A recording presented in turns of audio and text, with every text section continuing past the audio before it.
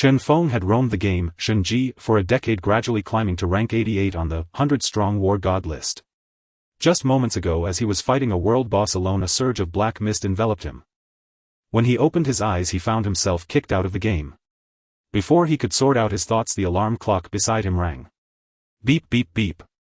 Chen Feng picked up his phone, feeling dazed. Why is this antique phone here? Didn't he replace it 9 years ago? Confused, he noticed a log reminder on the screen. Shenji opens its servers at 12 o'clock. What? Chen Feng rubbed his eyes. Shenji has been running for 10 years, why is it just opening now? Could it be? He quickly checked the phone calendar, October 1, 2049. I've been reborn. Back 10 years. Chen Feng rolled out of bed, not even bothering to put on shoes, and went to the wardrobe. Looking at the wardrobe door, he took a deep breath and opened it. What came into view was a paper box about 30 centimeters square. Chen Feng tremblingly picked up the box, gently placed it on the bed, and then slowly opened it. A blue helmet appeared before him. It was the Shenji login helmet he had bought with all his savings. He glanced at the time if the server was about to open. So he put on the helmet, lay down on the bed, and connected to the game. After a simple identity verification, a flash of lightning struck Chen Feng's mind and he found himself in a void. Welcome to the world of Shenji. Please name your character, Feng Chen. Name accepted. Please choose your class, Archer. Archer is a class focused on ranged physical attacks. Agility and strength are your main attributes. You have 5 attribute points to allocate. Would you like to allocate them now? No allocation. Okay, the system is assigning you to a beginner's village. You have been assigned to No. 9527 Beginner's Village. Teleporting. Then Chen Feng's vision blurred and he found himself inside the game scene. White light continued to flash around him as players logged in one after another. Everyone marveled at the scene. Wow, it's so realistic. Is this really a game? Shenji really didn't deceive me. Spending 150000 on this login capsule was totally worth it. Look, the NPCs all have fair skin, beautiful faces and long legs. I wonder if we can. ID say it's criminal. Let me check out what's under her skirt. Damn, the guards are attacking me. Ah. A fool really went to lift an NPC's skirt and was instantly killed by a passing guard's sword slash. Haha, so brave, he actually did it. I hereby dub you the lone brave. The others burst into laughter. Chen Feng shook his head. Such incidents were common at launch. The guards showed no mercy. He composed himself, looked around and spotted a thin old man not far away smoking a pipe. This person was the village chief. Above his head floated a green exclamation mark indicating a quest was available. However, Chen Feng ignored him and instead oriented himself. Finally, he fixed his gaze on the southern street and walked straight toward it. The system gave each new player a set of beginner gear. After equipping it, they could either take quests from NPCs or go to the east of the village to kill monsters and level up. But he didn't equip any gear at all, wearing only the system-provided underpants. He walked to the entrance of a tavern, stopped and sat down on the ground. There were no NPCs at the tavern entrance, only busy players passing by. When they saw Chen Feng sitting motionless on the ground, they all became curious. Some people started talking to him. Bro, what are you doing sitting here? Chen Feng smiled and didn't reply. Is this your first time playing? Go take a quest from the village chief. Hey. Are you an idiot? Some confused players also pointed and commented, why is that guy sitting there? Is he an NPC? Of course not, his name is White. Oh right. I saw he wasn't wearing any beginner gear, so I thought he was a beggar NPC. Wasting valuable launch time on zoning out. This guy must be sick. Most likely. Stay away from him, don't catch it. Chen Feng ignored those people and just sat quietly. He was patiently waiting for someone. More precisely, he was waiting for an NPC. 10 minutes. Half an hour. An hour. He paid no attention to the people coming and going, just stared intently at a spot to his left. Suddenly a voice came from in front. Hello, what are you doing sitting here? Chen Feng looked up and saw a player who, like him, wasn't wearing beginner gear. He glanced at the player's ID, Chen Feng Palang. Chen Feng was shocked inside. What a coincidence. He actually ended up in the same beginner village as this bully. In his past life, Chen Feng Palang was ranked first on the 100-strong war god list in Shenji. And he remained number 1 in the world for 10 consecutive years. He always possessed top-tier divine equipment and unique mythical beasts. His strength far surpassed everyone else. Everyone speculated that even if all the experts from rank 2 to 100 joined forces they still couldn't defeat Chen Feng. Although this hypothesis had never been tested, everyone agreed Chen Feng equaled invincible. He wasn't just strong, his personality was also eccentric and overbearing. Everyone on the top 100 list had been killed by him. That included Chen Feng. In his past life Chen Feng had killed Chen Feng no fewer than 10 times and snatched countless bosses from him. Chen Feng had tried various opportunities to assassinate him but was always killed in return. Everyone wanted to know the secret behind his incredible strength. It wasn't until the 9th year that Chen Feng's newlywed wife leaked the secret of his dominance, the SS-ranked hidden quest in the beginner's village. Seeing his past life nemesis before him, Chen Feng's heart suddenly tightened. This guy wasn't going to get that quest again, was he? Just as Chen Feng was wondering whether to reply, a beggar suddenly appeared in front of him. His heart quivered finally. Before Chen Feng could react, Chen Feng immediately started a conversation with the beggar. "Hello, do you need any help?" The beggar clutched a small bundle, looking Chen Feng up and down warily as if afraid he would snatch his belongings. Seeing Chen Feng's ragged appearance and no weapon in hand, the beggar relaxed. "I have no money to eat. Can you give me all the money you have?" Chen Feng rejoiced inwardly, knowing he had entered the quest sequence. Without hesitation he quickly replied, "Sure." As soon as he spoke, Chen Feng heard the system notification, "Ding, all your money has been taken by the beggar. Copper coins 100. After getting the money, the beggar put it into his pocket. He stared at Chen Feng's pack with a greedy look. "This world is full of bad people. I need some weapons for self-defense. Can you give me all your equipment?" Chen Feng nodded repeatedly, "Yes." The system sounded again, "Ding, the beginner bow, beginner hat, beginner necklace, beginner clothes and beginner shoes in your pack have been taken by the beggar." The beggar looked at the beginner gear in his hands with satisfaction. In a blink he put on all the equipment. Chen Feng watched him nervously, anticipating the final step. The beggar adjusted his clothes, nodded and said, "I still feel too weak. Can you give me all your attributes?" Hearing this request, Chen Feng was overjoyed. He hurriedly nodded, "Yes."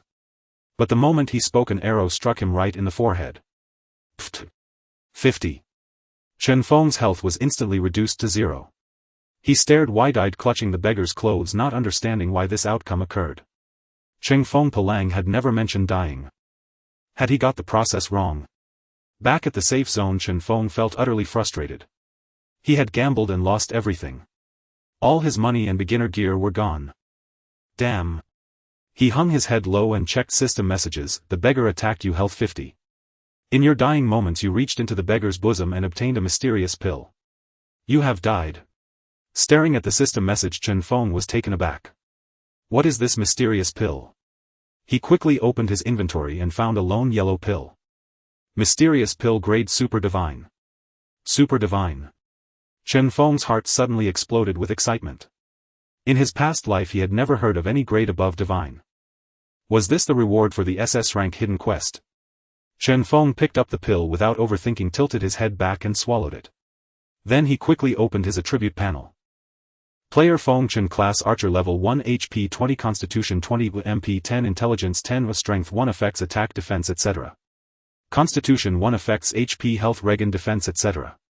Agility 1, effects attack speed movement speed etc. Intelligence 1, effects MP magic attack etc. Spirit 1, effects magic defense mana regen casting speed etc.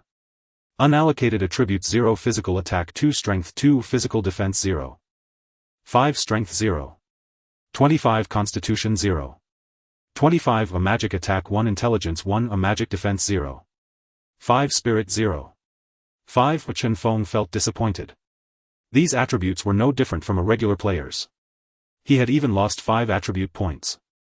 Just as he was about to close the panel, he noticed one attribute, luck 100 max value. Holy crap. Chen Feng jumped up. It's actually max luck.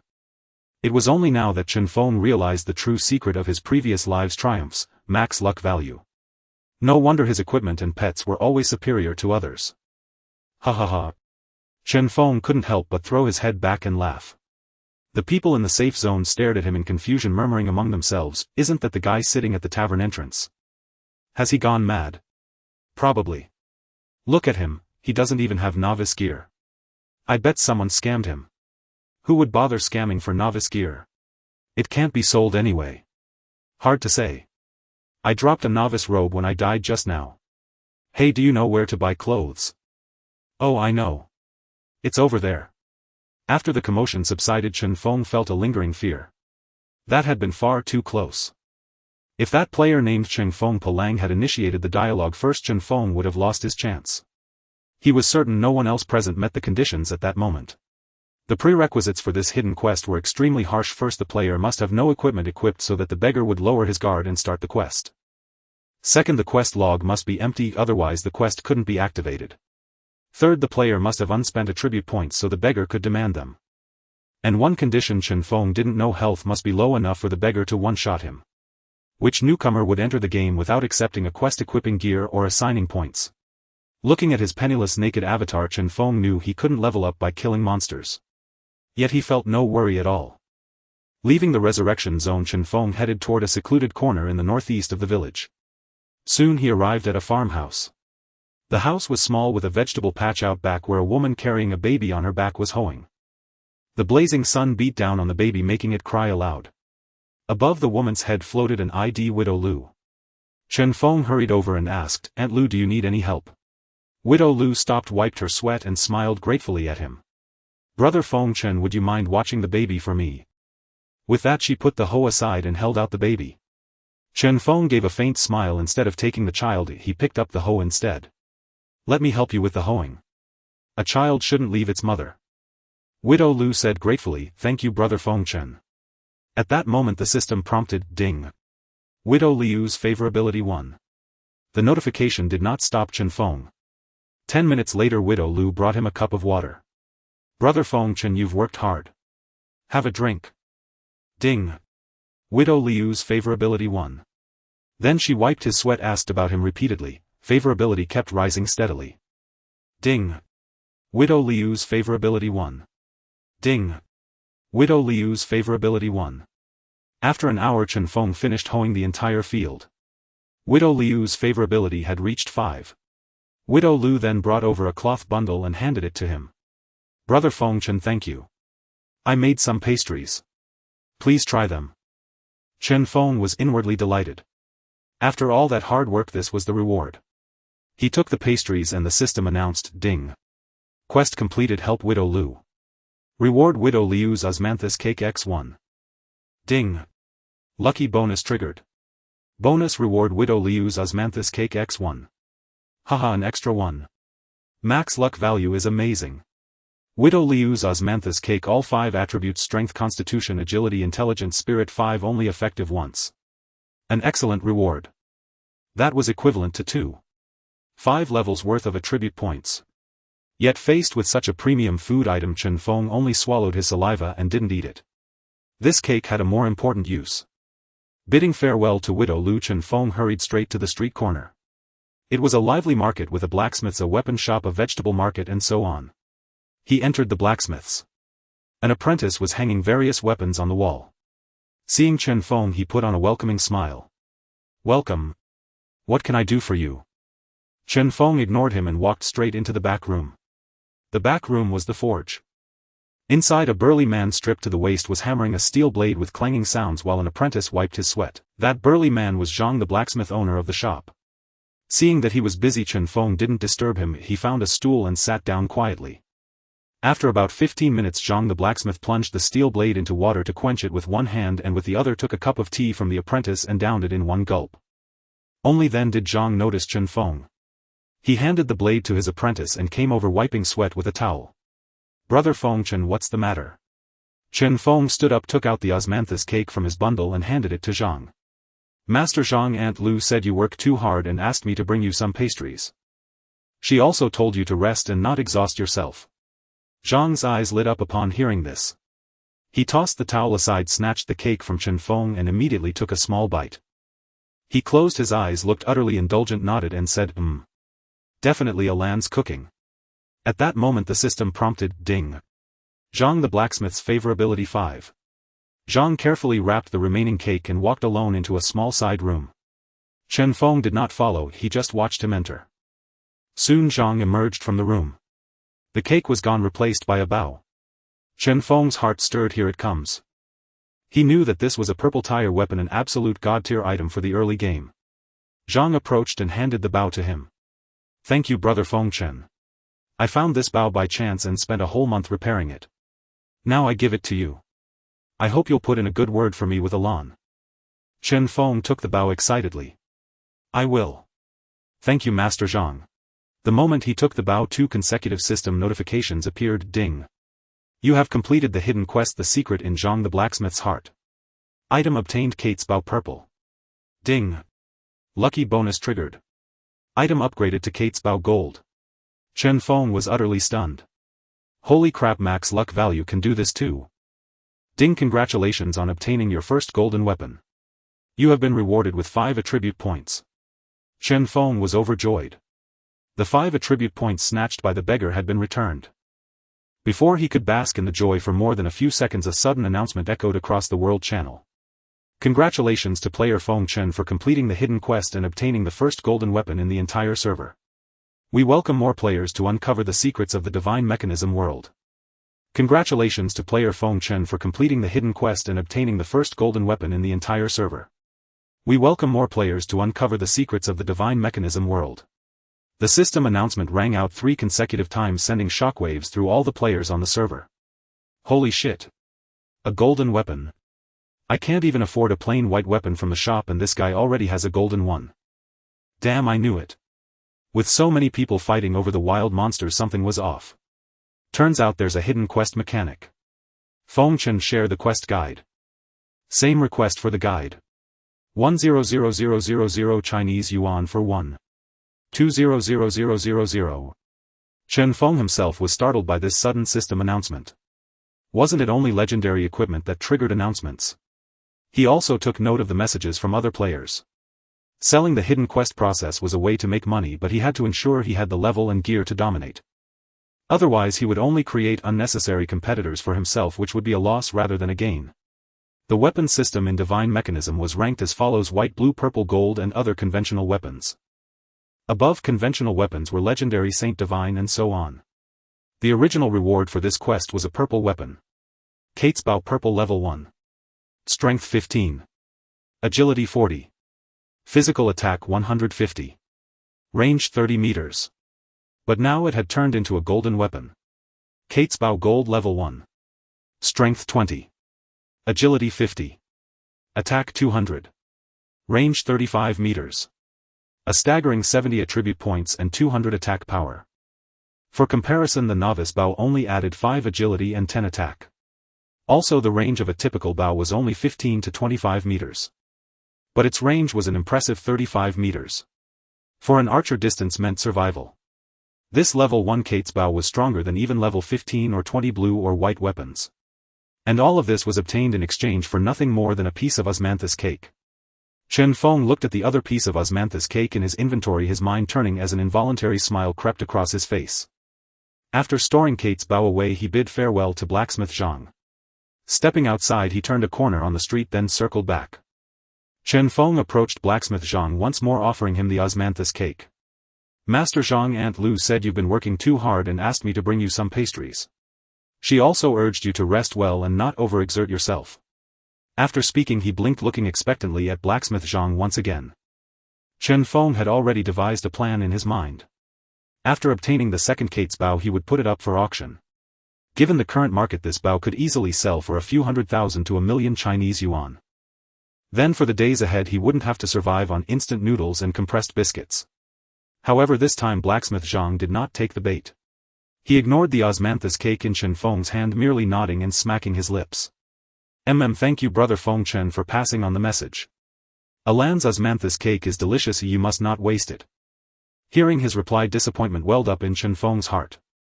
Holding the osmanthus cake, Chen Feng deliberately waved it in front of blacksmith Zhang, but still got no reaction. Ah. Chen Feng could only sigh inwardly. As expected, it didn't work. Hidden quests of this caliber could generally only be completed once by a single person. Dejected, Chen Feng put away the osmanthus cake and walked out of the blacksmith's shop. Staring at the cake in his hand, he couldn't think of any other use for it.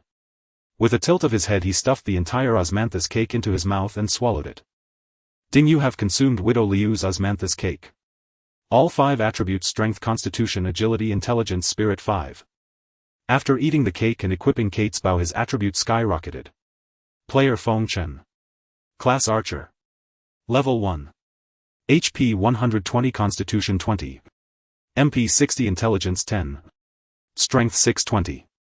Constitution 6. Agility 650. Intelligence 6. Spirit 6. Distributable attributes 5. Physical attack 52, 200, strength 2. Physical defense 8, strength 0. 25, constitution 0. 25. Magic attack 6, intelligence 1. Magic defense 3, spirit 0. 5. Range 35 meters. Luck value 100. Distributable skill points 1. Talent skill. Archer's talent inflicts additional damage equal to agility 0. 5 on attacks. A normal attack dealt over 280 damage, which was absolutely terrifying. For players at this stage, HP was generally around 100. Even for classes that primarily invested in constitution, their HP was only around 2 to 300. With his current damage output, he could essentially take down an enemy with a single arrow. However, he couldn't leave just yet. He was still missing an essential piece of archer equipment: arrows. He couldn't exactly charge into melee combat swinging his bow, could he? For warriors, consumables were health potions, for mages mana potions, but for an archer the biggest consumable was arrows. Despite completing 3 hidden quests, Chen Feng still hadn't earned a single coin. This was also a characteristic of hidden quests: their rewards were singular.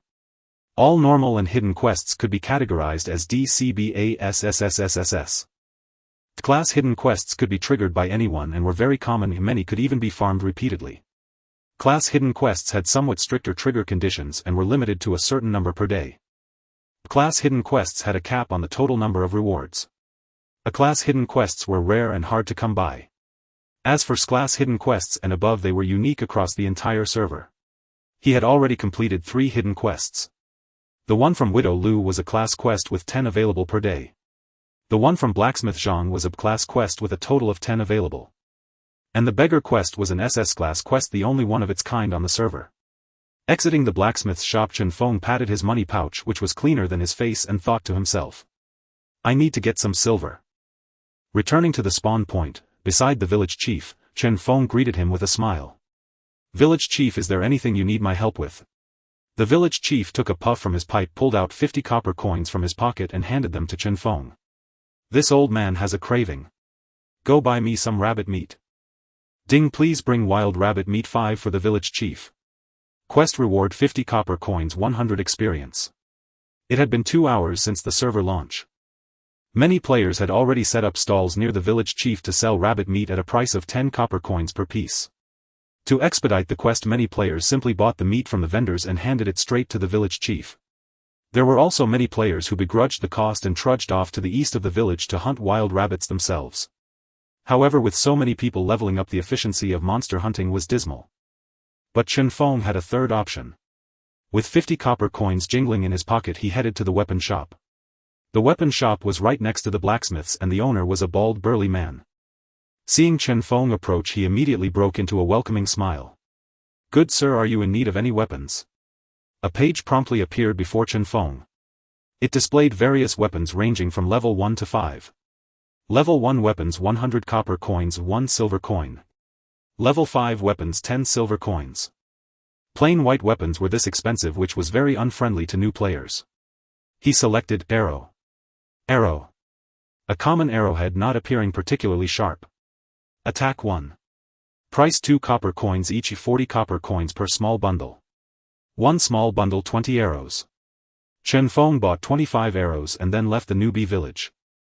Typically, players leveling up would exit the village from the east side. That was where various monsters could be hunted, including level 1 wild rabbits, level 2 wild dogs, and so on. But Chen Feng left from the west side of the village. There were grasslands, flower clusters, vegetable gardens, fields, and a river, a place more suited for players looking to cultivate life skills. Since the server had just launched, very few players were focusing on life skills. Those who came here were usually players exploring the map. Without shoes, Chen Feng's movement speed was considerably slower. He wasn't in a hurry, though, taking his time to enjoy the scenery of the western village as he walked. Just then a few female players approached from the opposite direction, chatting and laughing. Seeing that Chen Feng wasn't wearing the standard novice outfit, they looked a bit puzzled and whispered among themselves. Hee, look at that guy. His clothes are so funny. Yeah, he doesn't even have the novice gear. Pervert walking around in just his underwear. I've seen that guy before. He sat outside the inn for over an hour. Maybe he's an idiot. Chen Feng certainly didn't have the energy to get angry with them. As he passed by them, he noticed a little girl with twin ponytails who remained silent. Her eyes were fixed on Chen Feng the entire time. Mimi, what's wrong? The other girls asked her. The little girl seemed a bit dazed. His bow. Passing through the vegetable garden and farmland, Chen Feng arrived at the westernmost part of the village. This area was bordered by a steep mountain range. At the foot of the mountain flowed a river not wide, about 20 meters across, streaming from north to south. Very few players had ventured here. Chen Feng followed the river southward until its southernmost point, where the water entered a cave. The cave entrance was extremely low, with the water surface pressing against it as it flowed in. Without any hesitation, Chen Feng gazed at the swift current, plunged in with a splash, took a deep breath and submerged himself. In-game characters were naturally adept swimmers, but there was a time limit for holding one's breath. If submerged for too long, the character would lose health and eventually drown. Chen Feng knew well that certain sections of the cave where the river entered allowed for surfacing to catch a breath, so there was no need to worry about drowning. The only challenge was the pitch-black darkness inside the cave, making it difficult for those unfamiliar to find pockets of breathable air. Of course, this posed no issue for him. After about 10 minutes, Chen Feng noticed the water growing brighter and quickly surfaced, finding himself out of the water cave. Upon climbing ashore, he looked around and finally spotted a rabbit the size of a calf not far ahead. Mutated white rabbit, level 5. HP 450. Physical attack 40. Physical defense 15. Fierce gray rabbit, level 5. HP 500. Physical attack 50. Physical defense 21. With this health, Chen Feng could take down a wild rabbit in 2 arrows. He drew his bow, knocked an arrow carefully aimed at a lone gray rabbit and let go. A soft thud. 268. The gray rabbit immediately glared with ferocity, bared its teeth and charged toward him, closing the distance. 33 meters. 31 meters. Chen Feng raised his bow again and fired another arrow. 279. The gray rabbit kicked its legs and collapsed to the ground. Ding! You have slain a fierce gray rabbit. Due to level overcoming, kill experience increased by 20. Gained 120 experience. Ding! Lucky reward triggered. Dropped wild rabbit meat x2. Ding! You have reached level 2. Gained 5 assignable attribute points. Chen Feng walked to the rabbit's corpse, pulled out the 2 arrows embedded in it and picked up the 2 pieces of rabbit meat. Arrows shot could be retrieved within 15 seconds. Each arrow could be recovered twice. Chen Feng only had 25 arrows on him, so he had to ensure every arrow was used to its fullest. Inspecting the dropped wild rabbit meat, he found its quality higher than expected. Wild rabbit meat quality 5. Wild rabbit meat could be used to make food. The higher the quality, the better the effect. The quality of wild rabbit meat outside the village was 1. Here it was 3. Chen Feng had obtained quality 5, likely influenced by the lucky reward. As for the 5 attribute points from leveling up, he chose to allocate 2 to strength and 3 to agility. In the early stages, 1 point of strength added 2 attack points higher than agility, but after class advancement, agility's impact would increase. Moreover, good bows required high strength to draw, so investing in strength was inevitable. After tidying up the loot, Chen Feng turned his attention back to the wild rabbits. This time, however, he couldn't find a lone rabbit. About 30 meters away, 3 rabbits were playing. He drew his bow again and aimed at a white rabbit. 264. The 3 rabbits dashed toward him at 4 meters per second. When they were 31 meters away, he fired his second arrow. 271. 1 wild rabbit fell. Ding! You have slain a fierce gray rabbit. Due to level overcoming, kill experience increased by 20. Gained 120 experience. Ding! Lucky reward triggered. Dropped wild rabbit meat x2. The other 2 rabbits were 27 meters away. Chen Feng fired his third arrow. 261. The 2 rabbits advanced another 4 meters. By the time he fired his 6th arrow, all 3 rabbits were down, with the closest one only 15 meters away. 3 rabbits yielded 360 experience and Chen Feng leveled up again. In the early stages, the experience required was very low. From level 1 to 2 it was 100, from 2 to 3 200, from 3 to 4 400, from 4 to 5 800. After that each level required double the experience until level 21. After distributing the attribute points, Chen Feng immediately ran to the 2 rabbits he had killed, picking up the meat and arrows. But he dared not approach the 3rd rabbit. Over there was a nest with over a dozen rabbits together.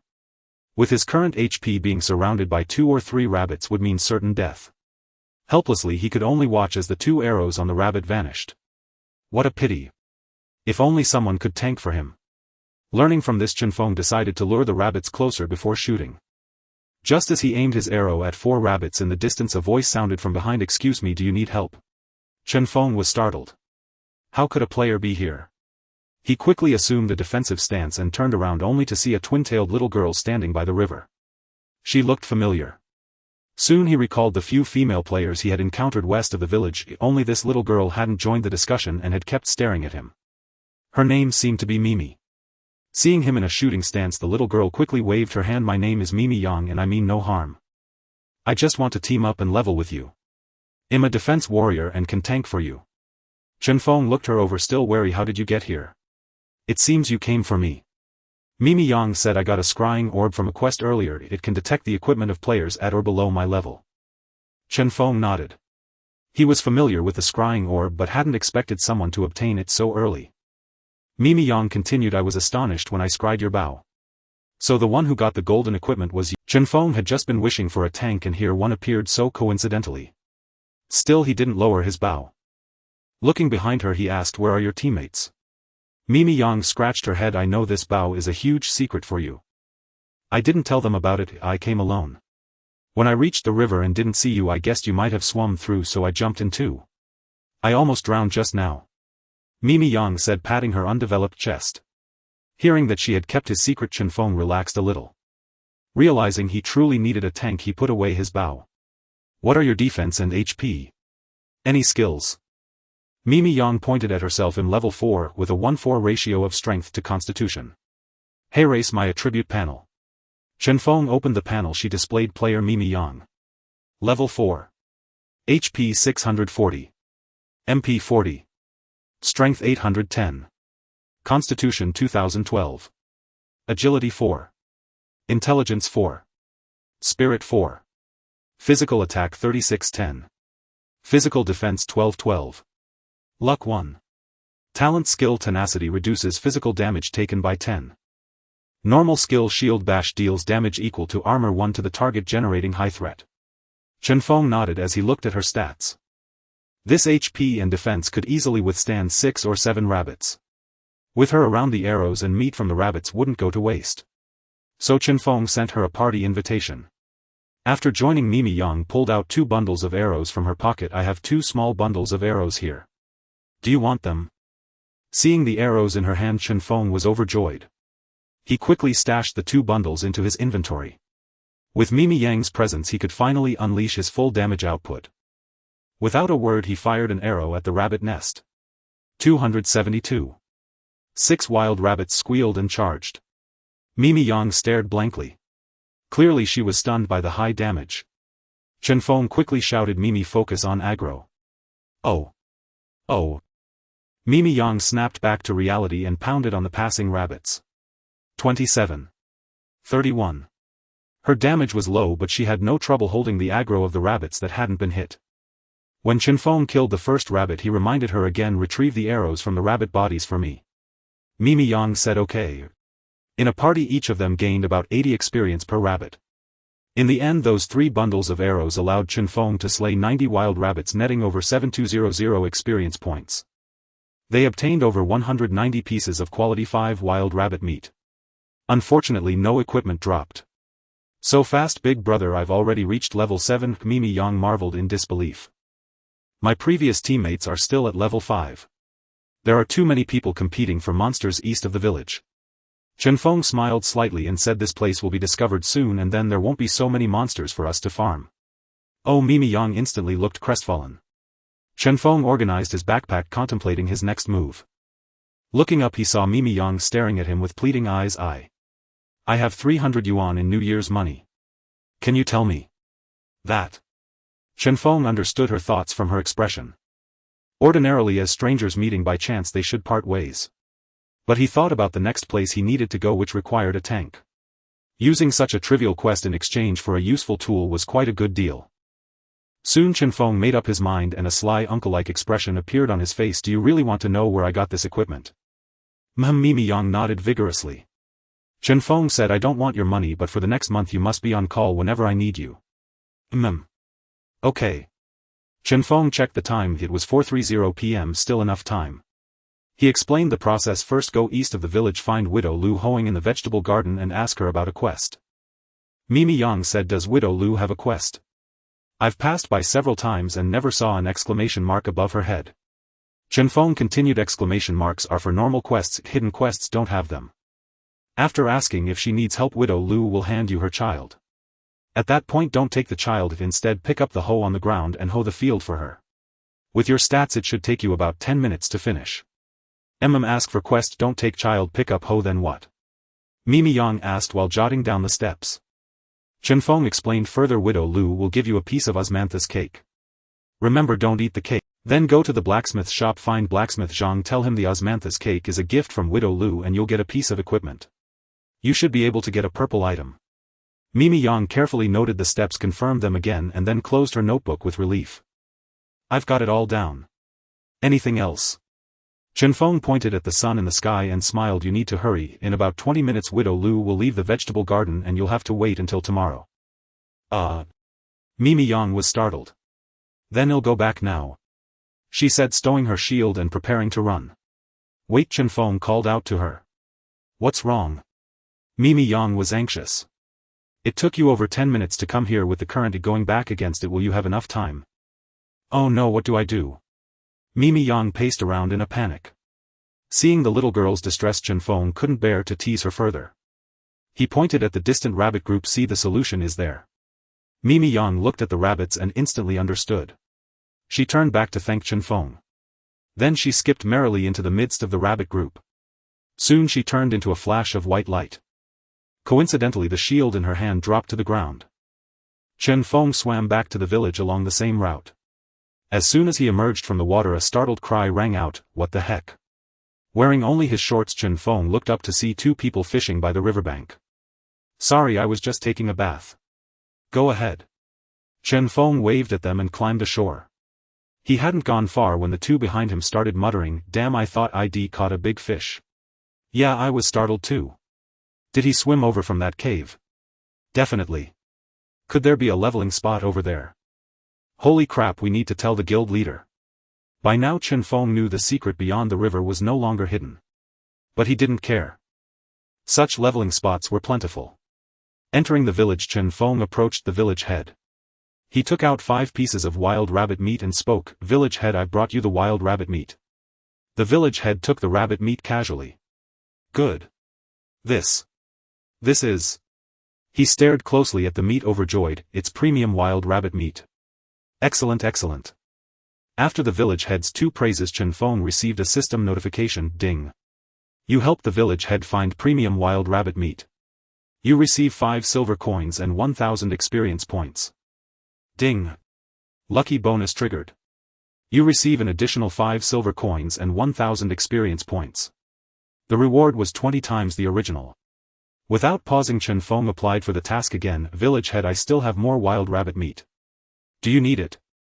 The village head nodded repeatedly. Of course, I haven't enjoyed such delicious rabbit meat in a long time. Thus he submitted the premium rabbit meat once more. Ding. You helped the village head find premium wild rabbit meat. You receive 5 silver coins and 1000 experience points. Ding. Lucky bonus triggered. You receive an additional 5 silver coins and 1000 experience points. This repeated 10 times before the village head stopped issuing tasks. This was the village head's grade hidden quest, available to each player 10 times daily.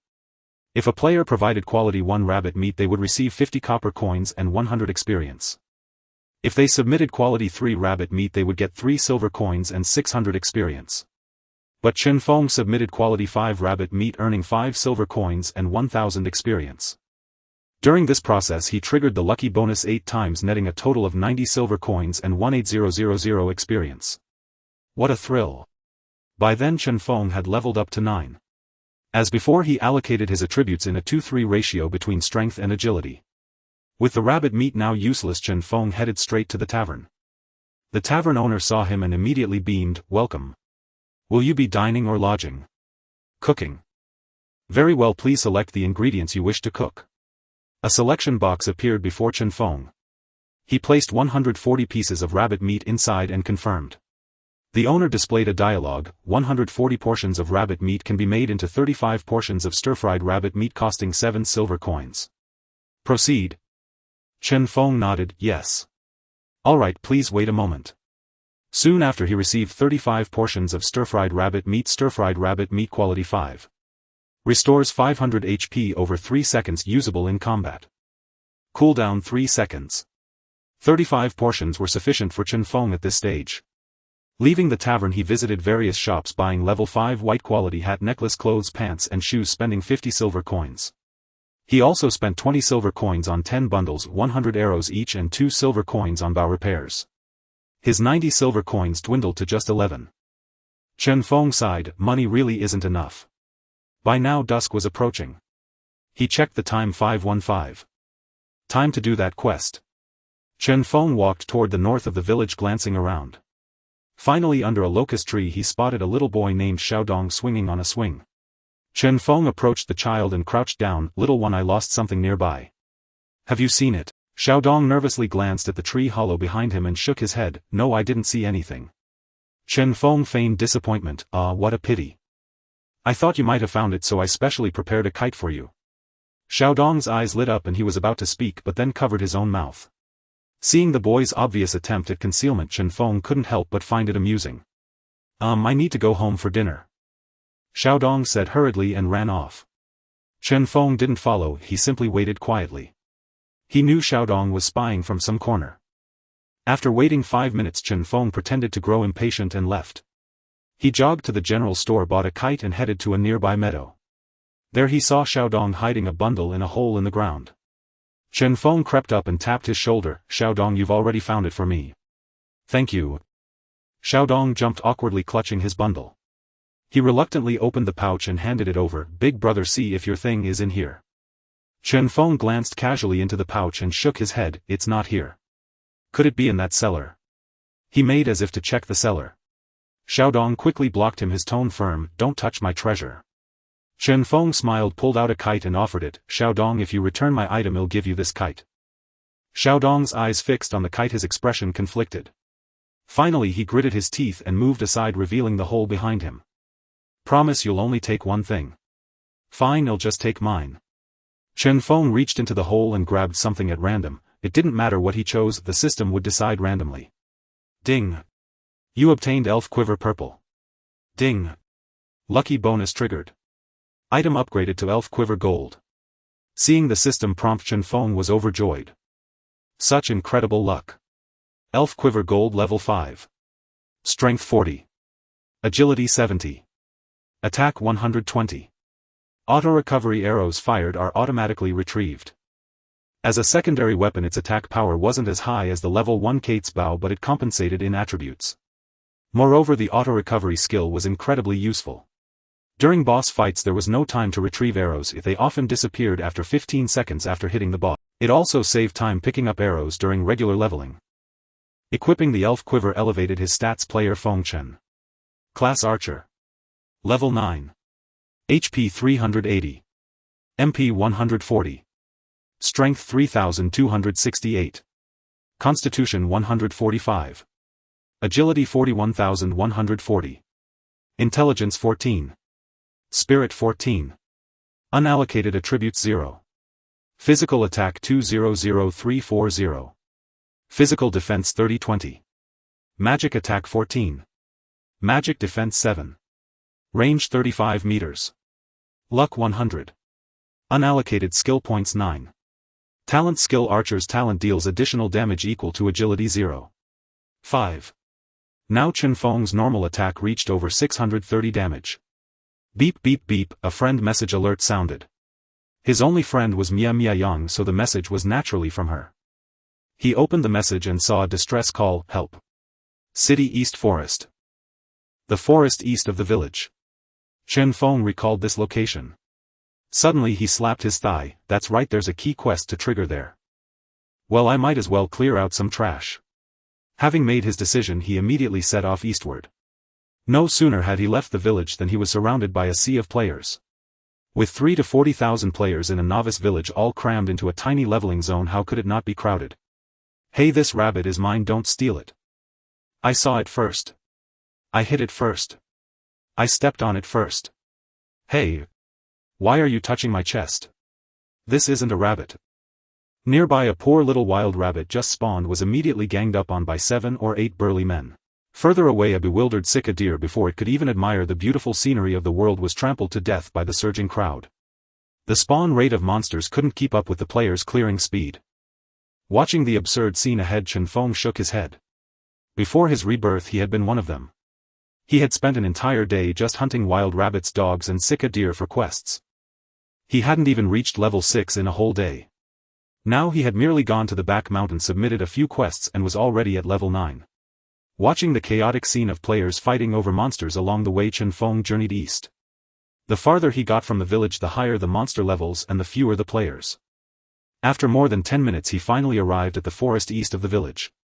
The forest was infested with high-level monsters like grey wolves, wild boars and pythons ranging from level 6 to 10. Only the elite could come here to hunt at this stage, so the number of people was much smaller than outside. About 100 meters into the forest, Chen Feng suddenly heard a burst of jeering laughter. Haha, this little lass is quite durable, we can't even break her defense. Bro, yeah, can I have that shield of hers when it drops? Why should I give it to you? I'm the guild's main tank. You already got a shield last time, it's my turn now. That was from killing a monster, this is from killing a player, it's different. The two argued back and forth. Both of you shut up. A man with a mohawk haircut barked. He glared at them and said, since when do you get to decide equipment distribution? Who do you think you are? The two lowered their heads. Chen Feng hid behind a tree, carefully observing the situation ahead. 10 people were surrounding one person. The one under attack was holding an incredibly exaggerated shield, a full 1.5 meters tall.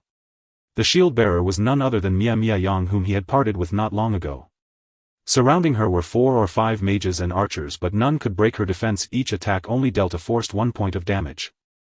At the same time, green numbers like 10 and 8 kept floating above her head, indicating she was poisoned. Although the damage was low, she was still losing over 10 HP per second. If this continued, Mia Yang would inevitably run out of health potions. When Chen Feng saw the Mohawk guy's ID, a faint smile curled on his lips. Hey, it's actually him. The leader was called Bro Jia, whose real name was Zhao Xiaojia, a wealthy playboy in Chen Feng's city. In his past life this guy had often opposed him. After surveying the surroundings, Chen Feng raised his bow, aimed at one of the mages and released the string. Pfft. 587. At the same time, a flash of white light instantly lit up within Zhao Xiaojia's team. One-shot kill. Ding, you have killed the player Black Rose. The target was a yellow name, no kill value incurred. Before Zhao Xiaojia could react, Chen Feng shot another arrow. This time the target was the enemy archer. 584. A flash of white light and another one died. Who's there?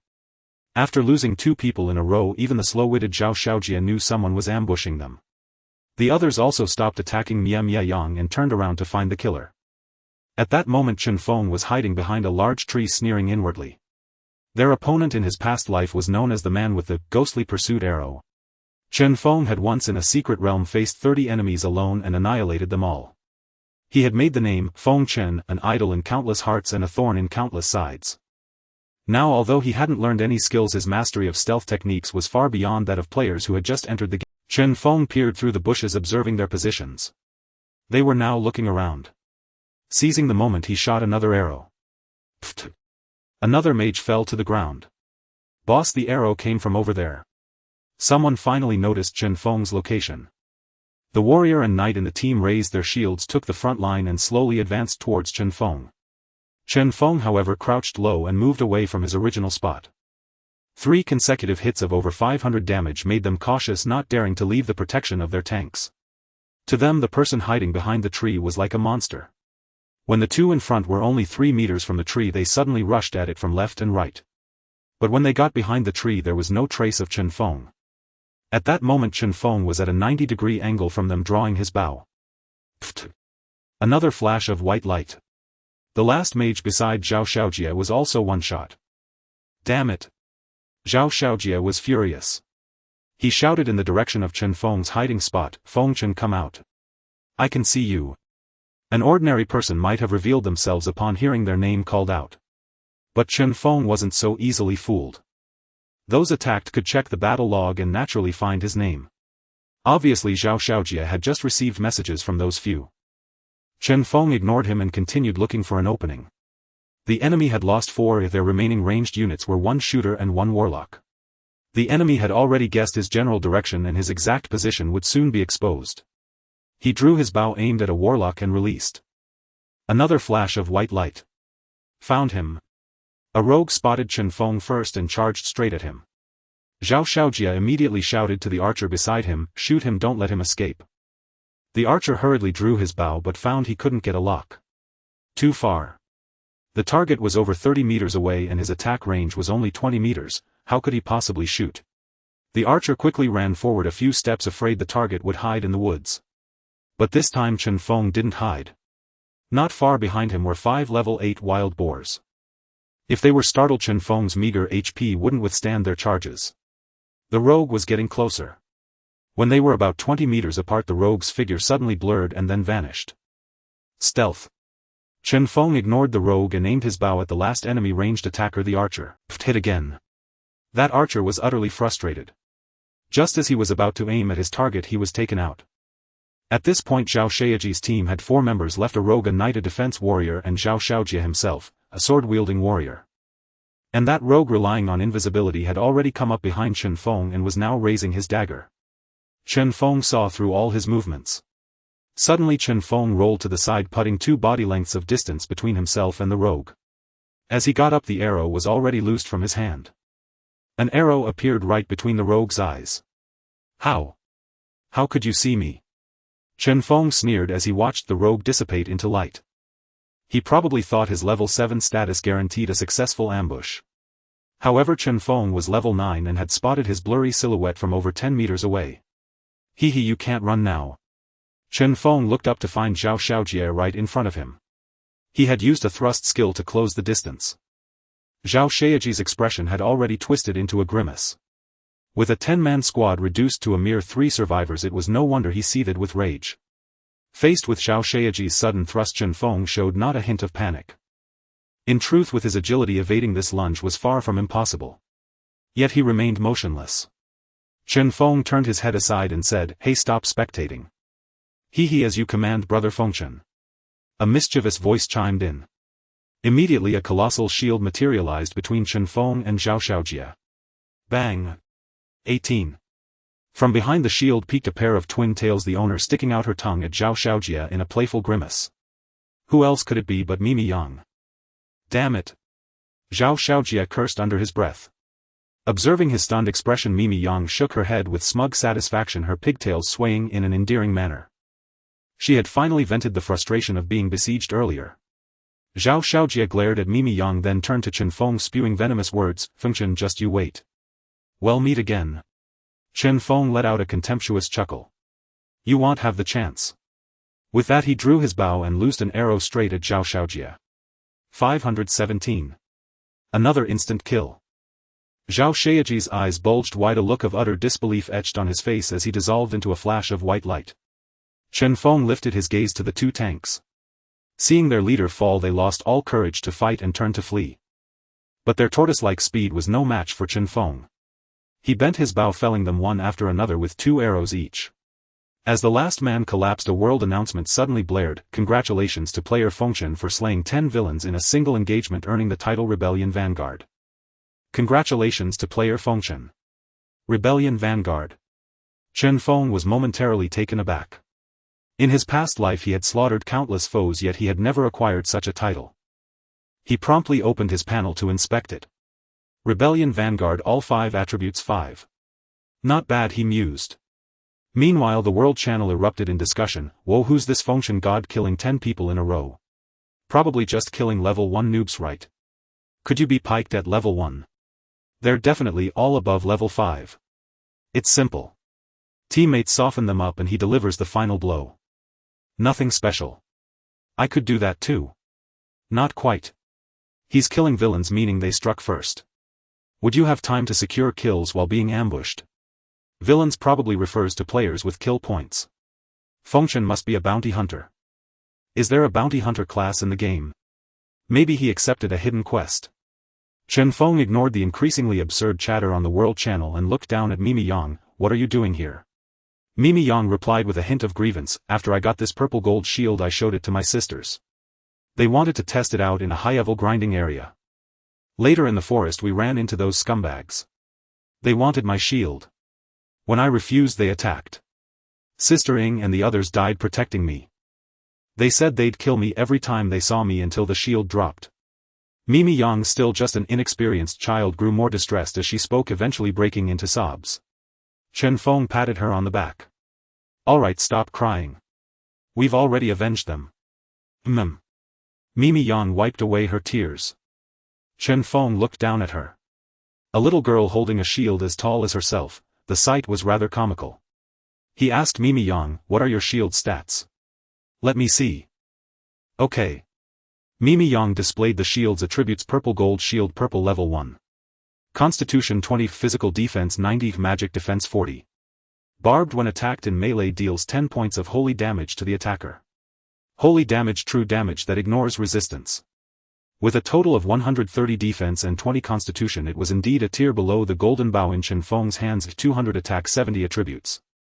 This shield's barbed skill made melee attackers at this stage think twice before engaging.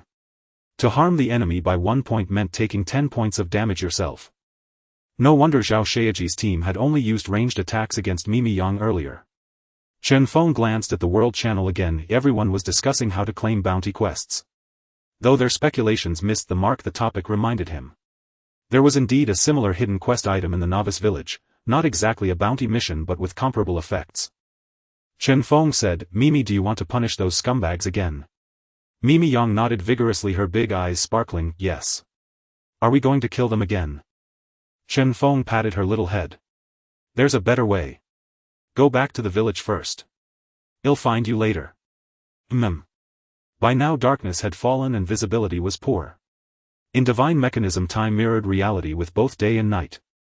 However, the game's outdoor scenes featured some lighting, street lamps, fireflies, glowing grass, so players wouldn't be completely in the dark. Yet while these lights sufficed for walking, they were far from adequate for leveling. Players needed to buy torches, candles and other illumination items from the general store to see monsters clearly. Candle illumination range 10 meters. Duration 1 hour.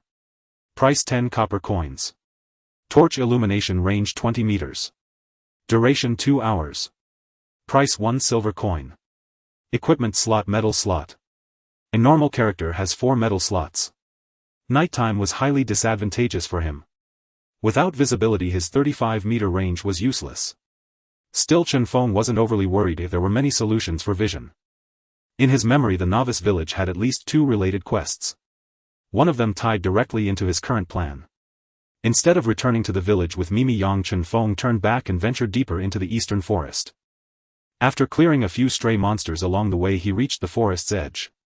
At the eastern end of the forest lay an abandoned mine shaft guarded by 2 sentries at its entrance. As Chen Feng approached, one guard raised his blade, pointing it at him. Who goes there? Chen Feng replied, I heard there's a mine here.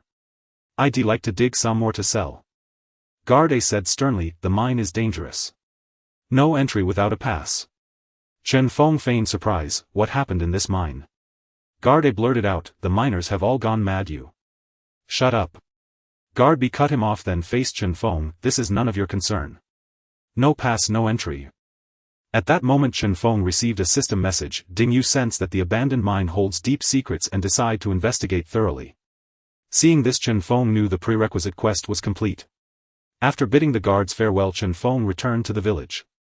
First he bought some candles, rope and other sundries from the general store, then headed to a house on the southern edge of the village. This was a fisherman's home.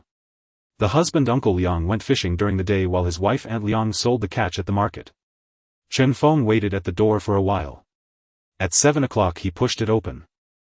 Entering the house, he saw the couple sighing inside and promptly asked, Uncle Liang, Aunt Liang, what's wrong?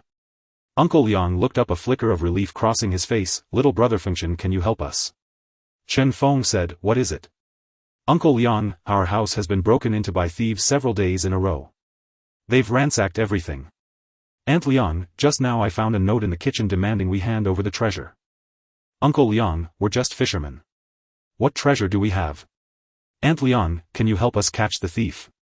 At this Chen Feng received a system message, ding quest help fisherman catch thief acquired. Accept. Accept. Chen Feng then said to them, Uncle Liang, Aunt Liang, rest assured. I will catch him. That's wonderful. We can finally sleep peacefully. Chen Feng offered a few more words of comfort then left and hid in a secluded corner. Watching him depart, Aunt Liang whispered to Uncle Liang, old man, maybe we should just hand that thing over. Uncle Liang shot her a glare, woman, what do you know? If someone's after it, it must be valuable. I'm counting on it to build us another room. But shouldn't we value our lives over money? Fortune favors the bold. Once that thief is caught, we'll be fine. Sigh. I hope Fengshen catches that little thief soon. The old couple chatted for half an hour, gradually growing weary. They entered the bedroom, turned off the lights and soon fell asleep. Outside, Chen Feng held his breath waiting for his target to appear. After about 10 minutes a dark figure emerged behind the house. With a creak the window was pushed open. Chen Feng's spirits lifted. He knew the show was about to begin. Chen Feng drew his bow, aimed at the black-clad figure's leg and released his grip. A 397 damage number flashed. With a thud the figure collapsed directly onto the windowsill. The man did not hesitate after being struck by the arrow, he immediately rolled on the ground then vaulted over and fled the scene. Chen Feng put away his bow, waited until the black-clad figure had run about 20 meters then rose to his feet and pursued.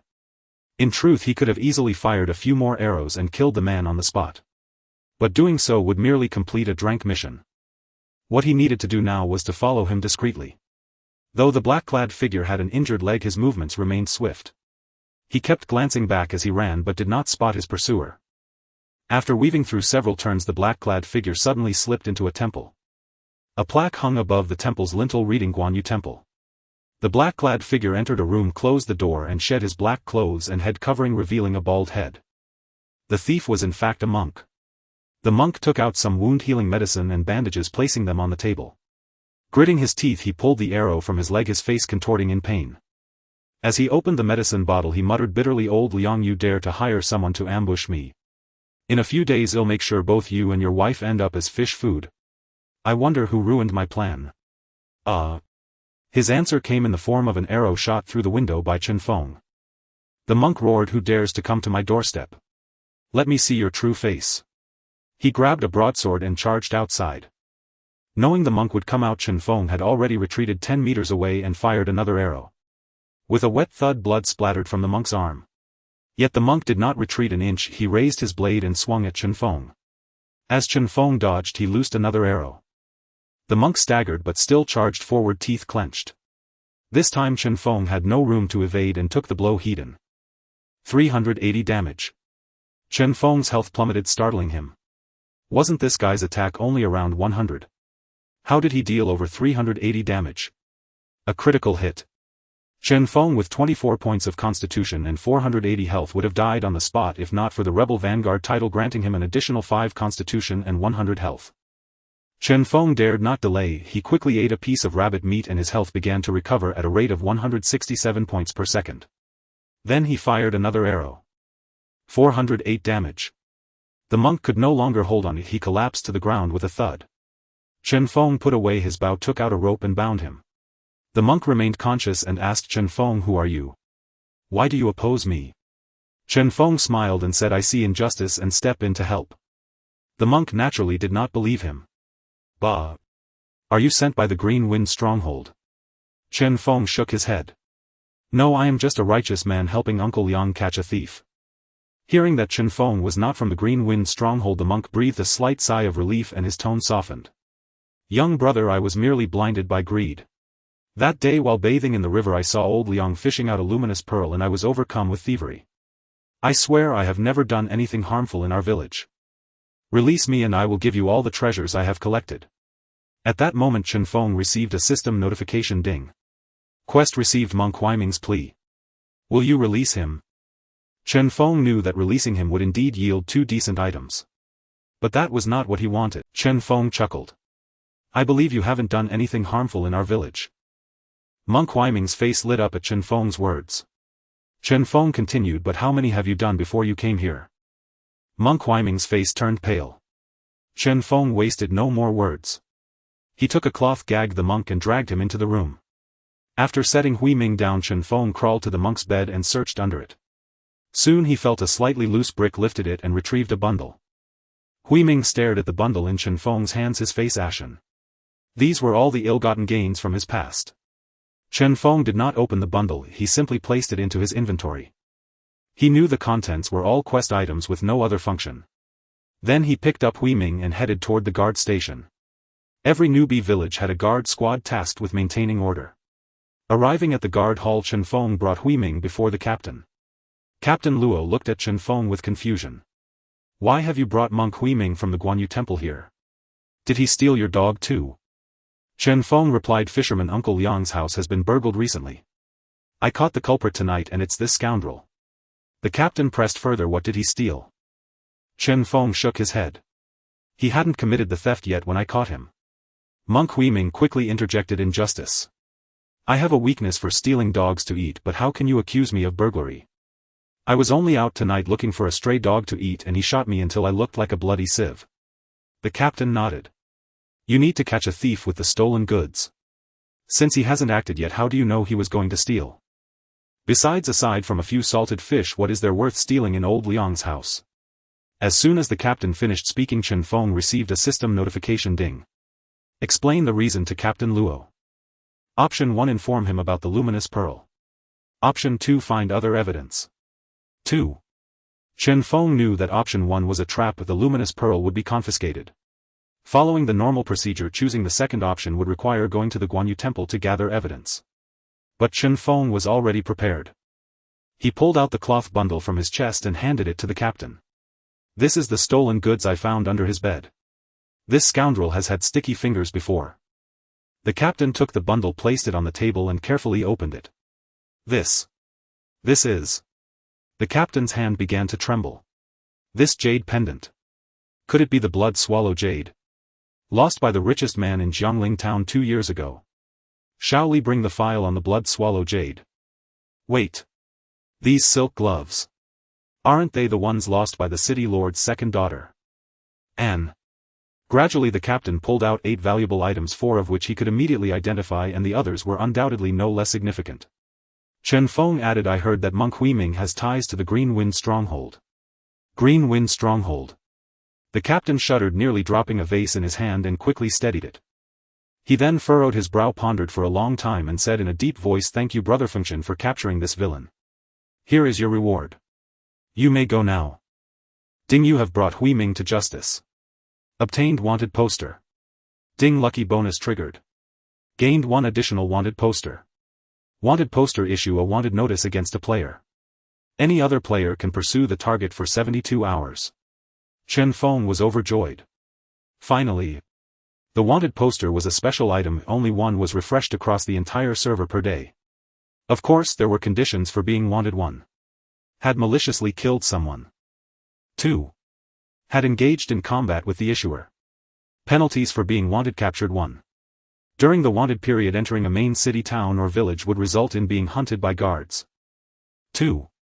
Item purchase prices in that area increased by 50. 3. Upon capture, level 1 and imprisoned for 24 hours. 4. Kill value reset after release. Capture rewards gain 1 level, high probability of obtaining a piece of their equipment, a large bounty, and titles such as bounty hunter. By the late game some players specialized in collecting wanted posters or becoming bounty hunters. It was well known that leveling up could take a month or 2 at that stage. Killing 1 person for a level up was far easier than grinding monsters. Moreover, wanted players inevitably had decent gear, losing even 1 piece would be valuable. Chen Feng looked at the wanted poster in his hand, regretting inwardly. A year later this would cost 5,000,000 Chinese yuan per sheet. After a moment's hesitation, Chen Feng wrote the name Young Master Jia on the wanted poster. Ding, you have used a wanted poster on Young Master Jia. Is this your target? An image of Young Master Jia appeared before Chen Feng and he confirmed. A message was immediately broadcast on the World Channel. Warriors, take note, Young Master Jia has been added to the wanted list. Whoever kills him will gain 1 level and have a 95 chance to randomly obtain 1 piece of his equipment. For other rewards, please claim them at the nearest guard station hall. Time remaining for the wanted notice 72 hours. Warriors, take note. 3 consecutive World Channel announcements sent shockwaves across the entire server. In the forest east of the village. Young Master Jia, look at the World Channel, said a priest to Zhao Xiaojie, who was venting his anger by hacking at monsters. What is there to look at? Focus on leveling up. Having 10 of his men wiped out by a single opponent had put Zhao Xiaojie in a foul mood. Young Master Jia, it seems you've been put on a server-wide wanted list, another person added. Zhao Xiaojie was startled and quickly checked the system announcements. Damn it, which son of a bitch did that? Observing the bustling World Channel, Chen Feng refrained from participating and did not place a bounty on Zhao Xiaojie.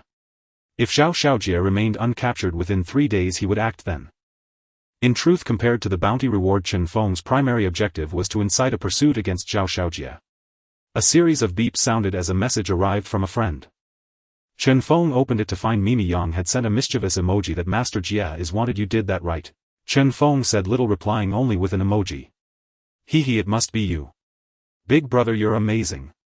Chen Feng did not respond further to the girl and closed the message. Under the dim streetlights, he once again arrived at Uncle Liang's home. Uncle Liang and Aunt Liang, unable to sleep due to the earlier commotion outside, were whispering inside. Chen Feng knocked and entered. They asked in unison, Brother Feng Chen, what happened to that thief? Chen Feng nodded with a smile, saying, I caught him and have sent him to the guard hall. Overjoyed, they exclaimed, really? That's wonderful. Who was the thief? Chen Feng informed them it was monk Hui Ming from the city god temple. Aunt Liang gasped, so it was him. That day when you were fishing, old man, he. Ahem. Uncle Liang quickly coughed to silence her. Chen Feng inwardly shook his head. Since these 2 old folks were so guarded against him, he would not hesitate to be ruthless. His expression suddenly turned stern as he lowered his voice. Monk Hui Ming said he knows you have a priceless luminous pearl in your home. He has informed the people of Clearwind Stronghold that if he cannot deliver it, they will send someone to take it. Uncle Liang and Aunt Liang cried out in shock. CL. Clearwind Stronghold. Chen Feng nodded, his face somber. The guard captain has confirmed that the culprit is indeed from Clearwind Stronghold. Hearing this, Aunt Liang fainted. Old woman, wake up, old woman. Uncle Liang quickly pinched her philtrum to revive her. It took a while for Aunt Liang to come to. The moment she awoke, she grabbed Chen Feng tightly. Then. What should we do? The bandits of Clearwind Stronghold kill without blinking. Even the previous guard captain died at their hands. Feng Chen, please save us. Chen Feng remained grave. I do have a plan, but am afraid you might not agree. The old couple quickly asked, what plan? Tell us quickly. Chen Feng presented his prepared proposal. Hand the luminous pearl over to me and I will wear it on my person. That way everyone will know the pearl is with me and the people from Clearwind Stronghold will no longer target you. They nodded repeatedly. Good idea. Uncle Liang hurried into the kitchen, reaching into the stove, and soon retrieved a small wooden box. Chen Feng silently admired his hiding spot. Who would have thought such a precious item would be hidden in filthy ashes?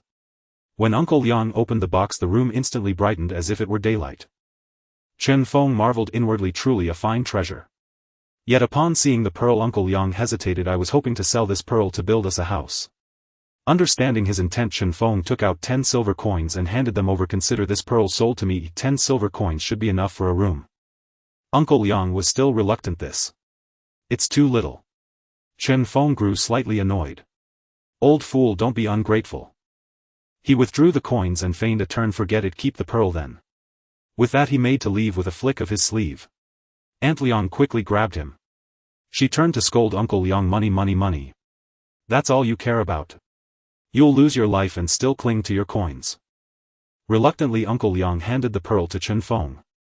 As soon as he took it, a system notification appeared. Ding, you have completed the catch the thief for the fisherman quest and obtained luminous pearl. Ding, you triggered a lucky reward if the prize has been upgraded to Sea Pearl. Luminous Pearl illumination range 30 meters. Sea Pearl illumination range 40 meters. Form switch Pearl form night vision form. Switch cooldown 1 hour. It was actually a Sea Pearl. Chen Feng was ecstatic.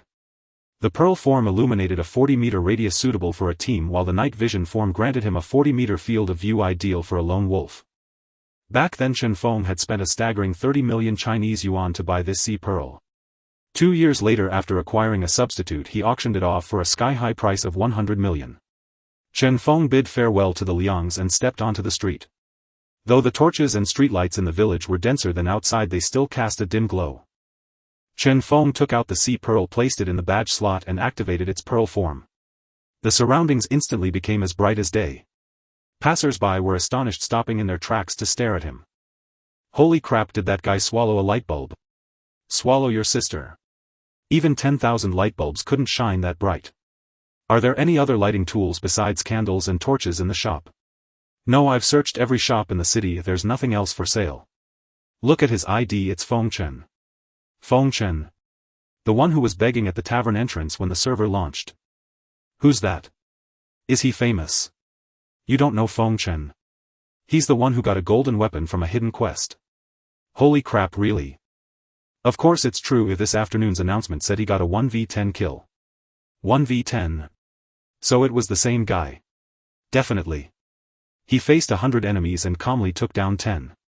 Then he walked away without a trace, hiding his name and fame. I was there, it's absolutely true. If the others hadn't fled fast, they'd have been wiped out completely.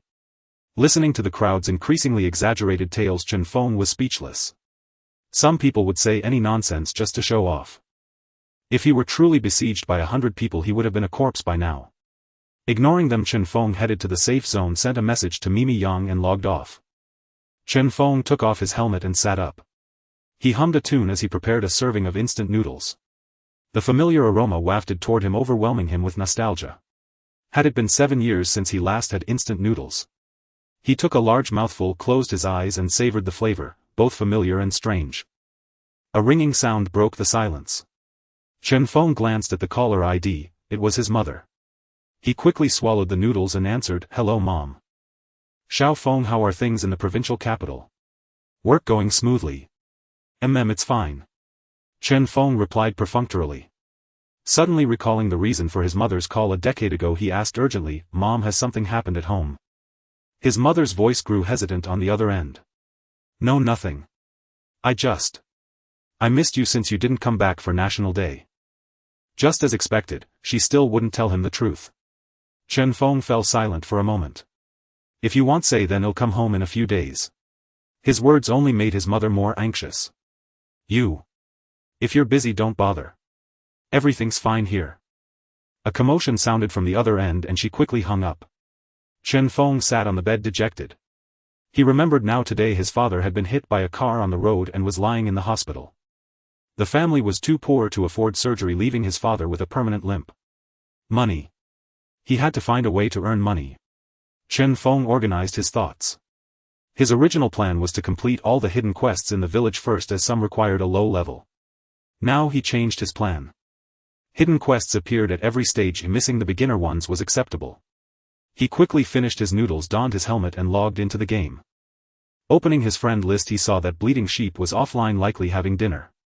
Taking advantage of her absence, Chen Feng began the prerequisite quest for the abandoned mine. His goal was clear: unlock the mine dungeon. Many players treated the abandoned mine beyond the eastern forest as a mere grinding and mining spot. In reality, a special process could turn it into a dungeon. To avoid drawing attention, Chen Feng switched the sea pearl to its night vision mode. In his eyes, everything within 40 meters was as clear as day. Chen Feng first visited various shops, purchasing a peculiar assortment of items: 2 bowls, a serving of cooked sticky rice, a portion of Meikai Ko Ro, a sheep's head, 3 boiled eggs, 3 incense sticks, a red cloth, a soul calming talisman and a bell. Then he went to a dilapidated temple south of the village. He took out 1 bowl, poured the Ko Ro into it and placed it on the ground.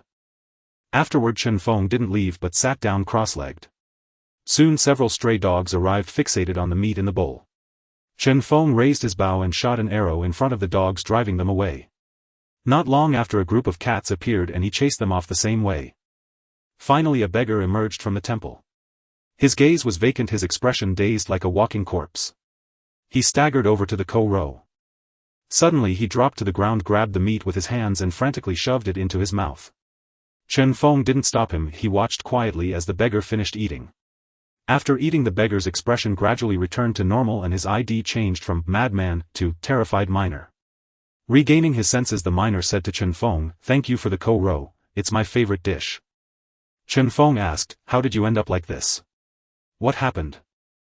The miner thought for a moment, a puzzled look on his face. That day I went to mine in the cave. The high quality ore near the entrance was scarce, so I ventured deeper. Later I accidentally triggered some mechanism and found myself in a completely unfamiliar place with all kinds of ghosts drifting around. There were long-tongued ghosts, headless ghosts and long-haired ghosts. They all lunged at me. Don't come near me. Stay away. As he spoke, the miner became hysterical again. Ding. You sense that the abandoned mine is no ordinary place. However, since the entrance is guarded by a patrol, you need to request permission from the guard captain. Chen Feng ignored the madman. He turned and headed to the guard hall. The guard captain was busy interrogating the monk Hou Yi. After waiting over 10 minutes, the guard captain emerged from the interrogation room. Chen Feng approached and said, "Captain, I've heard that demons and ghosts have appeared in the abandoned mine to the east. I'd like to investigate." Chen Feng waited for the captain to issue a quest. Normally he would have to gather evidence and bring it back. However, this time the captain said directly, "All right, Harasa, pass. Show it to the guards at the entrance." Ding. You have received mine pass. Explore the secrets of the mine. Chen Feng was taken aback. Just like that. No quest required. Could it be that because of the thief-catching incident earlier he had earned the guard captain's trust and favor? He didn't dwell on it. Pass in hand, he left the guard hall. A beeping sound signaled that Bleeding Sheep had come online. "I'm here." Chen Feng replied, "Come to the East Village exit." Got it. 3 minutes later, Bleeding Sheep approached, her twin ponytails swinging, carrying a massive shield with visible effort.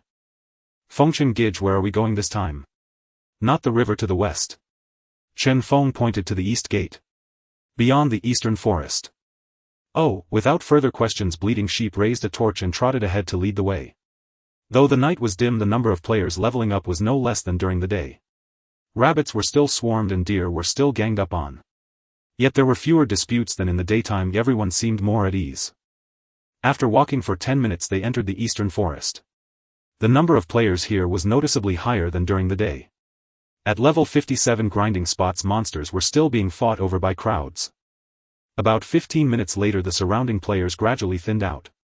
Suddenly Bleeding Sheep let out a shriek. "Ah, a snake!" With a whoosh she hid behind Chen Feng. Chen Feng looked up and saw a scaled python 10 meters away. Scaled python level 8. HP 1000. Physical attack 90. Physical defense 50. Chen Feng comforted Bleeding Sheep. "Don't be afraid, it can't break through your defense." Bleeding Sheep peeked out, still intimidated by the giant python ahead. Chen Feng knew that the realistic sensations of divine mechanism would trigger such reactions in many players. But it was only temporary. Fear stemmed from the unknown. A few more encounters and it would pass. Chen Feng had experience with this. He feigned concern. "Bleeding, I have low HP. If that python attacks me, it'll be done in a few hits. You need to protect me." Oh, Bleeding Sheep took a deep breath, raised her shield and returned to the front of the group. She moved forward cautiously, inch by inch. When she was just 5 meters from the python, it suddenly opened its massive jaws and lunged at her. Thud. 1 Bleeding Sheep 10 Scaled Python. The python's head slammed heavily into the purple-gold shield, making quite a commotion. Yet it dealt no real damage to Bleeding Sheep while suffering 10 points of recoil. Realizing the python couldn't harm her, she gradually lost her fear. By now Chen Feng had raised his bow, but he didn't shoot. 30 meters away, torchlight flickered and there was considerable commotion. Chen Feng withdrew his gaze and aimed his arrow at the python before him once more. For 89, the scaled serpent's health plummeted by a third. With the presence of the Bleeding Sheep, Chen Feng had no need to worry about positioning, allowing him to focus on dealing damage with peace of mind. 2 more arrows flew and the scaled serpent's health dropped to 0. Ding, you have slain the scaled serpent. Earned 190 experience. A level 8 scaled serpent, yet it couldn't survive 3 seconds. The Bleeding Sheep hopped over to inspect the serpent's drops. Serpent scale material for crafting armor. Tossing the scales into the backpack, it grumbled, "How annoying, no equipment dropped again. Just as stingy as the rabbits in the back hills." Chen Feng chuckled and patiently explained, "The drop rate for equipment from ordinary monsters is nearly 0. Only elites and above occasionally drop plain white gear. Blue-tier equipment and above can only be obtained from bosses." The Bleeding Sheep scratched its head and asked, "What are elite monsters? And what do bosses look like?" Chen Feng replied, you can tell by the color of their name. Ordinary monsters have white names, elites have green or blue names, and bosses have orange or red names. The bleeding sheep suddenly understood and said, oh. So the big snake we just killed had a white name, meaning it was just a level 8 ordinary monster. No wonder you took it down in 3 shots. Chen Feng shook his head without explaining.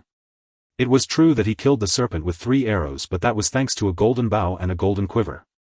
Ordinary players of the same level would only deal 40 or 50 damage to that serpent, requiring 20 or 30 attacks to kill it. By then the serpent would have inflicted over 1,000 points of damage. Thus even a white-named ordinary monster wasn't something just anyone could solo. Chen Feng glanced at the battle ahead and whispered to the bleeding sheep, put out the torch. Oh, without asking why, the bleeding sheep stowed the torch back in its backpack. The surroundings dimmed considerably, leaving only the faint glow of nearby crystal grass and fireflies. Hey! There's a crowd over there. The bleeding sheep also noticed the distant group. Shoo! Chen Feng gestured for silence, took its hand and slowly approached. Gradually the bleeding sheep could make out the scene. 16 people were besieging a massive wild boar. The boar stood upright, a full 2.5 meters tall, brandishing a 2-meter stone club that whistled through the air. Above its head shone a golden name: Wild Boar Chieftain, Quelb. Wild Boar Chieftain, Quelb level 9. Health 1100020000. Physical attack 250. Physical defense 120. Magic defense 60. On the battlefield, Quelb's health was steadily worn down 10-25 gate. Zhao Xiaojie hadn't made a move, he was commanding the battle. Archer no. 1. Watch your position, you're too close to the boss. Tank no. 1. Took consecutive critical hits, fall back immediately. Tank no. 2. Take over aggro. Priest, switch your healing targets. Watch out, the boss is about to use a skill. Rogue, come back. Hunter, don't move your pet. If it dies, it dies. Watching his commands, Chen Feng nodded approvingly. Zhao Xiaojie would soon found the Heroes and Valiants Guild. Though it wouldn't rank high in later guild rankings, it would still hold its own for the first year or two. In Chen Feng's past life, the first boss of Novice Village 9527 was taken down by Zhao Xiaojie's team. The bleeding sheep leaned close to Chen Feng's ear and whispered, Fengchen Gid, should we snatch their boss? No rush, let's watch first. Chen Feng shook his head, eyes fixed on the scene ahead. He knew the tide of battle was about to turn. Suddenly Quelb on the battlefield let out a furious roar, its skin shifting from white to brown. It leaped high into the air, reaching a height of 20 or 30 meters, then stomped heavily onto the ground. Boom! Everyone within a 10-meter radius was caught in the blast. 321, 335, 319. This single stomp hit 5 people directly. The 3 tankier players managed to survive, but the priest and rogue caught in the blast were instantly killed. With 8,000 health remaining, Quelb had triggered its second form. Its attack speed increased and its normal attacks now carried a small area effect sweep. This put immense pressure on Zhao Xiaojie and his team. Already struggling with insufficient damage output and healing strain, losing 2 members made things even worse. Just then a warlock approached Zhao Xiaojie and murmured, Jia Xiao, I feel something's off. There seems to be someone nearby. Zhao Xiaojie snorted, had the mantis stalks the cicada, unaware of the oriole behind. Trying to ambush me. Well, see who gets the last laugh. You mean? Zhao Xiaojie didn't explain, but instead issued various commands through the team channel. Quelb's health continued to drop 5,000, 4,000. The watching bleeding sheep suddenly sensed something amiss and whispered to Chen Feng, why are they fighting while retreating? Are they trying to run? Chen Feng smiled, they're not running, they're trying to redirect the disaster. The bleeding sheep looked puzzled, redirect the disaster. Chen Feng didn't answer but gestured for it to watch the battlefield. Just then Quelb leaped high again. This time Zhao Xiaojie's team was ready and everyone rolled into the bushes. Boom! Damn, the boss stepped on me. Shit, we've been discovered. Fuck it, let's fight. 5 or 6 people burst out of the bushes. 3 unlucky ones were instantly killed. Amidst the chaos, Zhao Xiaojie's voice rang out, attack. His team members all turned their weapons, focusing fire on the enemies in the bushes. Those people already weakened by the boss attack and caught off guard by the sudden barrage from over a dozen players were thrown into disarray. The battle lasted only 2 minutes. Zhao Xiaojie's side sacrificed 1 mage but annihilated all 6 opponents. Zhao Xiaojie sneered, with such meager skills you thought you could ambush me. A rabble. He shouted loudly, the riffraff are dealt with. Everyone focus on the boss. Tonight anyone who participates in the boss fight dead or alive will receive a 3,000 Chinese yuan bonus. The team immediately cheered, "Long live Jia Shao. Generous boss."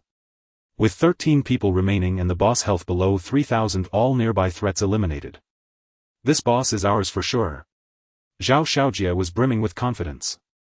But the bleeding sheep beside him grew anxious. "Fengchen Gij, with so many of them, don't we have a chance anymore?" Chen Feng remained calm. "Hard to say. Keep watching." The bleeding sheep looked confused. With the boss health so low, could they still mess up? However, just as Quelb's health dropped to 2,000, it suddenly roared at the sky. Its skin turned from brown to red. Zhao Xiaojie quickly issued orders, "Everyone except the tanks fall back." The team hastily retreated, putting 20 meters between themselves and the boss. Suddenly Quelb bent down, gripped the stone club tightly with its right hand and crouched sideways. Everyone was curious about what move Quelb would unleash next. Then Quelb violently swung its right arm forward, hurling the massive stone club from its grasp. "Not good." Zhao Xiaojie cried out in alarm. The stone club tore through the air, tracing a brilliant arc as it struck everyone in its path, their health plummeting. 650, 680, 720. This earth-shattering throw swept down 6 people. It instantly killed 1 priest, 2 mages and 1 archer. The 2 tanks in the front line were also critically wounded. Seeing this, the bleeding sheep perked up. "Wow, the boss is so strong. Too bad those 2 tanks didn't die." Chen Feng smiled faintly, "Not necessarily." On the battlefield, the 2 warriors, having lost most of their health, narrowly escaped death and hurriedly called for the last priest to heal them. Suddenly a familiar whistling sound approached from afar. Zhao Xiaojie looked up and was instantly terrified out of his wits. The stone club was flying back. A priest and 2 tanks fell on the spot. This is the boss trump card in the 3rd phase. Spiral Slash inflicts 2 segments of damage to enemies in a straight line up to 30 meters ahead. From a team of 16, only 6 remain: 1 knight, 1 swordsman, Zhao Xiaojie, 1 warlock, 1 hunter and 2 archers. Zhao Xiaojie looked at the boss remaining 2,000 health and thought it impossible to retreat. Everyone attacked together. The boss is low on health. After saying this, he charged forward, dealing damage 95. The damage that appeared above the boss head surprised Zhao Xiaojie. His mind raced and he quickly figured it out, shouting, "Everyone go for it. The boss defense has dropped focus fire." The others reacted and unleashed their full assault. Quilber raised his stone club and swung it down at Zhao Xiaojie's head. Bang! 492. The knight stood in front of him. However, the damage startled him. It seemed that not only had the boss defense dropped, but its attack had also increased, at least doubling. The knight hurriedly pulled out a potion and swallowed it. However, before his health could recover, Quilber's second strike came down. 452. As a secondary tank, he simply couldn't withstand the second blow. With a thud, he knelt down and died. Only 5 remained. Zhao Xiaojie was left to hold the front line alone. He gritted his teeth and continued to deal damage. The boss only had 1,200 health left. Even if there was only 1 person remaining, as long as the boss fell first, they would be the victors. To Zhao Xiaojie's shock, the boss completely ignored him, leaping high and landing next to an archer. 421. Another one was crushed. Then it raised its stone club and charged at another archer, taking him down as well. Damn it! Zhao Xiaojie cursed loudly. What kind of boss is this? It's cunning like a monkey. It prioritized killing agile classes to avoid being kite. 10 seconds later, the warlock and hunter were also smashed to death. Only Zhao Xiaojie was left. Bastard! Looking at the boss remaining 900 health, Zhao Xiaojie was filled with fury. If it weren't for Chen Feng having killed 10 of their team earlier, causing their main force to lose an hour of practice, their damage wouldn't be so lacking. He raised his double-handed sword and charged at the boss, hoping for a miracle. 87-411. Zhao Xiaojie's heart trembled. There was indeed a miracle. 1 more hit would do it. However, when he attacked again, the boss only dealt damage 97. Zhao Xiaojie's heart sank as he watched the stone club swing towards him. 462. Zhao Xiaojie turned into a beam of white light. Before dying, he saw 2 familiar faces approaching: Feng Chen and Mie Mie Yang. World Channel. Master Jia Feng Chen, damn it. You stole my boss. The Yingjia Guild will not stand by idly. What boss? Others had not yet realized what was happening. The system provided the answer. Congratulations to Feng Chen and Mia Yang for successfully defeating wild boar leader Quilber. Because this was the city's first kill of the boss, the two obtained the title Warrior of Crescent City, and this was announced accordingly. Warrior of Crescent City 10 to all attributes. Wow, the Crescent City has killed the boss. It's Feng Chen again. Is Feng Chen the deity who killed 10 people this afternoon? Yes. The one who received the title Vanguard of Resistance this afternoon was him. Could it be that Master Jia was also a victim this afternoon? Haha, you guessed right. Master Jia. Isn't he a wanted criminal? Yes. Is there a team coming to hunt him down? I saw him in the resurrection area. Which resurrection area? Newbie Village 9527. I'm in 9527. In the forest, Chen Feng was clearing the spoils and had no time to pay attention to the people in the world channel. Mia Yang asked beside him, Brother Feng Chen, why did you shoot the boss just now and not that bad guy? While rummaging through the equipment, Chen Feng explained, I need to establish enmity with the boss before their team is wiped out. Otherwise the boss will recover to full health. Oh. Mia Yang nodded, somewhat understanding. She then asked, then you could kill the boss first and then him? Chen Feng shook his head, no. Most of the contribution points for the boss are from them. Although the final blow gives a lot of contribution points, it will still be lower than theirs in the end. Mia Yang looked confused. What does that mean? Chen Feng looked at her and explained seriously, first we won't get the experience. Second, the equipment won't belong to us and we will have to wait 10 minutes to pick it up. Oh, I understand. Curious baby. Mia Yang stopped asking questions and watched Chen Feng select equipment with wide eyes. After 3 minutes, Chen Feng finally sorted out the spoils. As expected of a first kill, Quilber dropped 3 pieces of equipment at once. Quilber's club, purple, level 8, two-handed weapon, strength 30, constitution 10, attack 150, equipment requirement 40, strength, shatter armor, reduces the target's armor by 50 points.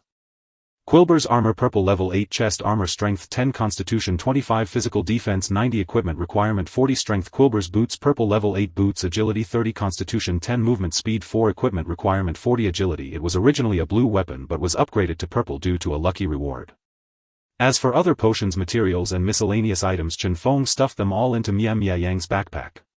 Here, this piece of clothing is for you. Chen Feng handed Quilber's armor to Mia Yang. Wow, purple armor. I just leveled up to 8, this is great. Mia Yang put on the chest armor and Chen Feng wore the boots, significantly increasing their attributes. Player Feng Chen, class archer, level 9, health 780, mana 140, strength 42, 68, constitution 24, 15, agility 51, 170, intelligence 24, spirit 24, distributable attributes 0, physical attack 2, 2340, physical defense 35, 20, magic attack 14, magic defense 7, range 35 meters, movement speed 6. 2 luck 100, distributable skill points 9, talent skill archer, talent adds agility 0. 5 damage on attack. Player Mia Yang, class warrior, level 9, health 2200, mana 180, strength 28, 15, constitution 55, 55, agility 19, intelligence 19, spirit 19, distributable attributes 0, physical attack 86, 25, physical defense 36, 210, magic attack 19, magic defense 940, talent skill fortress, reduces physical damage taken by 10 when holding a shield. Warrior of Crescent City 10 to all attributes. Looking at her 2200 health and physical defense reaching 240, Mia Yang was ecstatic. She tugged at Chen Feng's arm and asked, Brother Feng Chen, where shall we go next? Chen Feng looked at the Quilber's club in his backpack and said, plans have changed, let's head back to the village first. Soon after, the system issued a major announcement: an anonymous player is auctioning a purple equipment. Quilber's club trading currency Huaxia coin, deadline tomorrow at noon 1200. Welcome everyone to bid. At this moment someone started joking in the world channel, Feng Chen, don't hide, everyone knows it's you. Damn it, it's a purple weapon. The world channel was in an uproar. Author's note: to prevent excessive verbosity unless specified otherwise, from now on it will be assumed that the equipment dropped by the protagonist's team from monsters is 1 level higher than ordinary people. Brother Feng Chen, how much can that staff sell for? Faced with Mia Yang's question, Morning Wind couldn't answer. After all, it was only the second day since the server launched and most players hadn't even entered the game yet. According to his expectations, if this Quellball staff could fetch 300,000 Chinese yuan at auction, he'd be satisfied. That would give him enough money to cover his father's surgery at the hospital. If it sold for a bit more, he'd leave some money for his sister so she wouldn't have to work so hard at part-time jobs during university. He didn't dwell on it too much, he'd know the answer by noon tomorrow. Morning Wind led Mia Yang out of the auction house. Let's go, we're heading to the mine. Okay. At the resurrection point. Feng Chen, you sneaky bastard. Zhao Xiaojie was furious as he looked at the stats of Quelball's staff. 30 points of strength, 10 points of constitution, 150 attack. The higher its stats, the more pain Zhao Xiaojie felt. This Quelball's staff seemed tailor-made for him. 30 minutes later, in front of the abandoned mine. Morning Wind and Mia Yang approached the two guard soldiers at the mine entrance. Morning Wind pulled out a pass and handed it to them. We need to enter the mine. Hey, race the pass. The two guards inspected it and stepped aside. You may proceed. Many people have had accidents in the mine before, so stay safe. Morning Wind nodded. Upon entering the mine, the surroundings instantly became pitch black. Unlike the outside scene, there was no other light source inside the cave. The torch in Mia Yang's hand seemed so feeble in the dark cave. Gazing at the gloomy, eerie and sinister tunnel ahead, a chill ran down Mia Yang's spine. She pressed tightly against Morning Wind, clutching his arm. Brother Feng Chen, it's so dark. Can you light a torch too? Morning Wind patted her head, signaling her not to be nervous. Then he switched the sea pearl to its pearl form. Instantly the mine became as bright as day. Seeing this, Mia Yang exclaimed, wow, that's amazing. What kind of treasure is this? Morning Wind simply replied, just a lighting tool, nothing special. Mia Yang circled around him, marveling. Morning Wind was used to her reaction. Let's go, there's still a lot to do. Okay. Mia Yang swung her ponytail and walked ahead, carrying a shield as tall as herself. Morning Wind didn't follow too closely, keeping a 15-meter distance from her. The air inside the cave was stifling with a faint smell of decay. Suddenly a low moan echoed. Mia Yang quickly stopped and braced herself. A dozen zombies rose one after another around them, slowly approaching her. Zombie Miner level 9. Health 1800. Physical attack 160. Physical defense 70. Zombie Thrower level 9. Health 1400. Physical attack 190. Physical defense 35. Zombie Overseer Elite level 10. Health 4000. Physical attack 210. Physical defense 90. Magic defense 35. Lash reduces target's movement speed by 10 and lowers physical defense by 20 points. Mia Yang swallowed hard, forcing herself to hold the front line. Morning Wind drew his bow, targeting the zombie thrower first. 648. The zombie thrower ignored Mia Yang and shuffled toward Morning Wind, its attack range only 15 meters. Watching the zombie thrower's movement speed of just 2, Morning Wind didn't even bother to dodge. He stood still and fired 3 arrows. The zombie thrower fell to the ground while still 30 meters away from him. Ding killed zombie thrower, 200 experience. Easy. Mia Yang ahead also felt relieved. Those zombies could barely scratch her, and as long as they didn't bypass her shield's defense area, she feared no number of them. Morning Wind prioritized taking down the 3 zombie throwers, then began picking off the zombie miners one by one. Although the zombie miners had 400 more health than the throwers, they still fell to 3 of Morning Wind's arrows. The zombie overseer was a bit more troublesome. Each of Morning Wind's shots dealt around 590 damage to it. On the 4th arrow, the zombie overseer roared, shaking off Mia Yang, and charged at Morning Wind. Mia Yang quickly used Shield Slam to pull its aggro back. 8 seconds later, the zombie overseer let out a final screech and collapsed. Ding killed zombie overseer. Due to level difference bonus, 20 experience gained. Experience 1200. This wave netted over 4000 experience.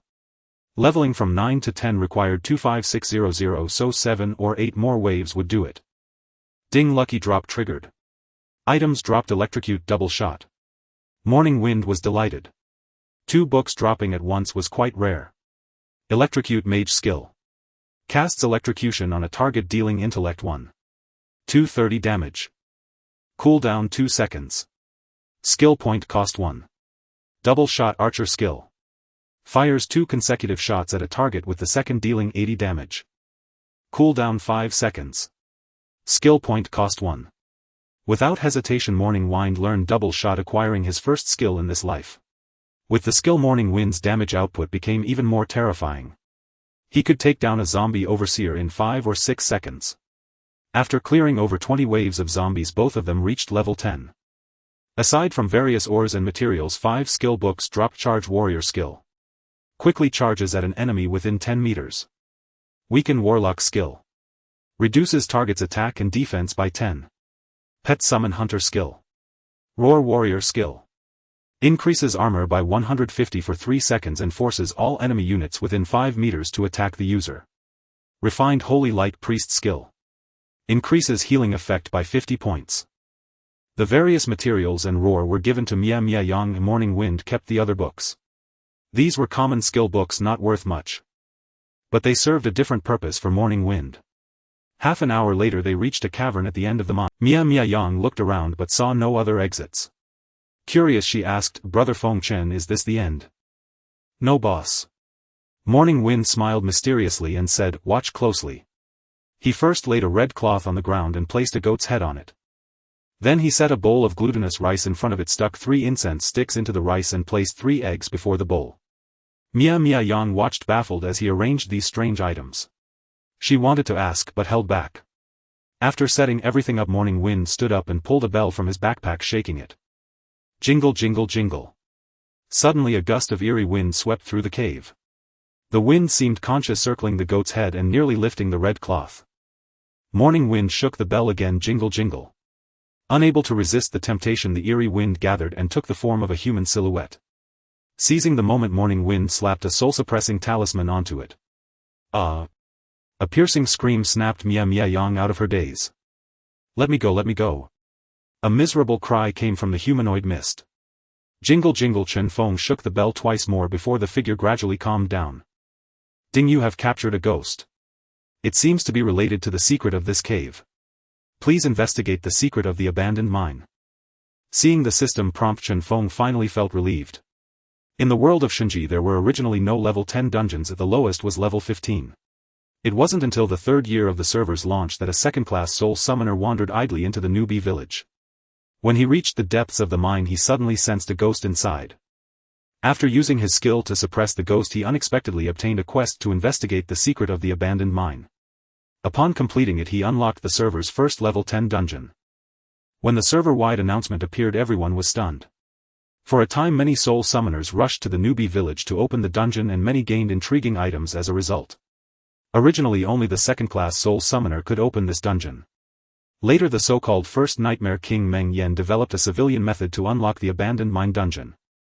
For a long time afterward the newbie village was overcrowded and new players complained bitterly. This method of unlocking the level 10 dungeon was later dubbed by players as the source of all evil. Moreover, players later discovered that dungeons of other levels could also be unlocked. For a time all server players rushed to develop new dungeons and many hidden quests were found during this period. Seeing the ghost stop struggling, Chen Feng asked, "Who are you? Why do you linger here as a restless spirit?" The ghost replied, "My name is Maka. I was once the captain of the village guard. I was framed by a villain and died here." Chen Feng continued, "Then why don't you go to the underworld for reincarnation?" Maka's spirit sighed, "It's not that I don't want to but I can't. One of my souls is imprisoned in the belly of a corpse king preventing me from leaving this place." Chen Feng asked, "Where is the corpse king? How do I find it?" Maka's spirit replied, "That's easy. Remove the soul-suppressing talisman from my body." Chen Feng casually tore off the talisman.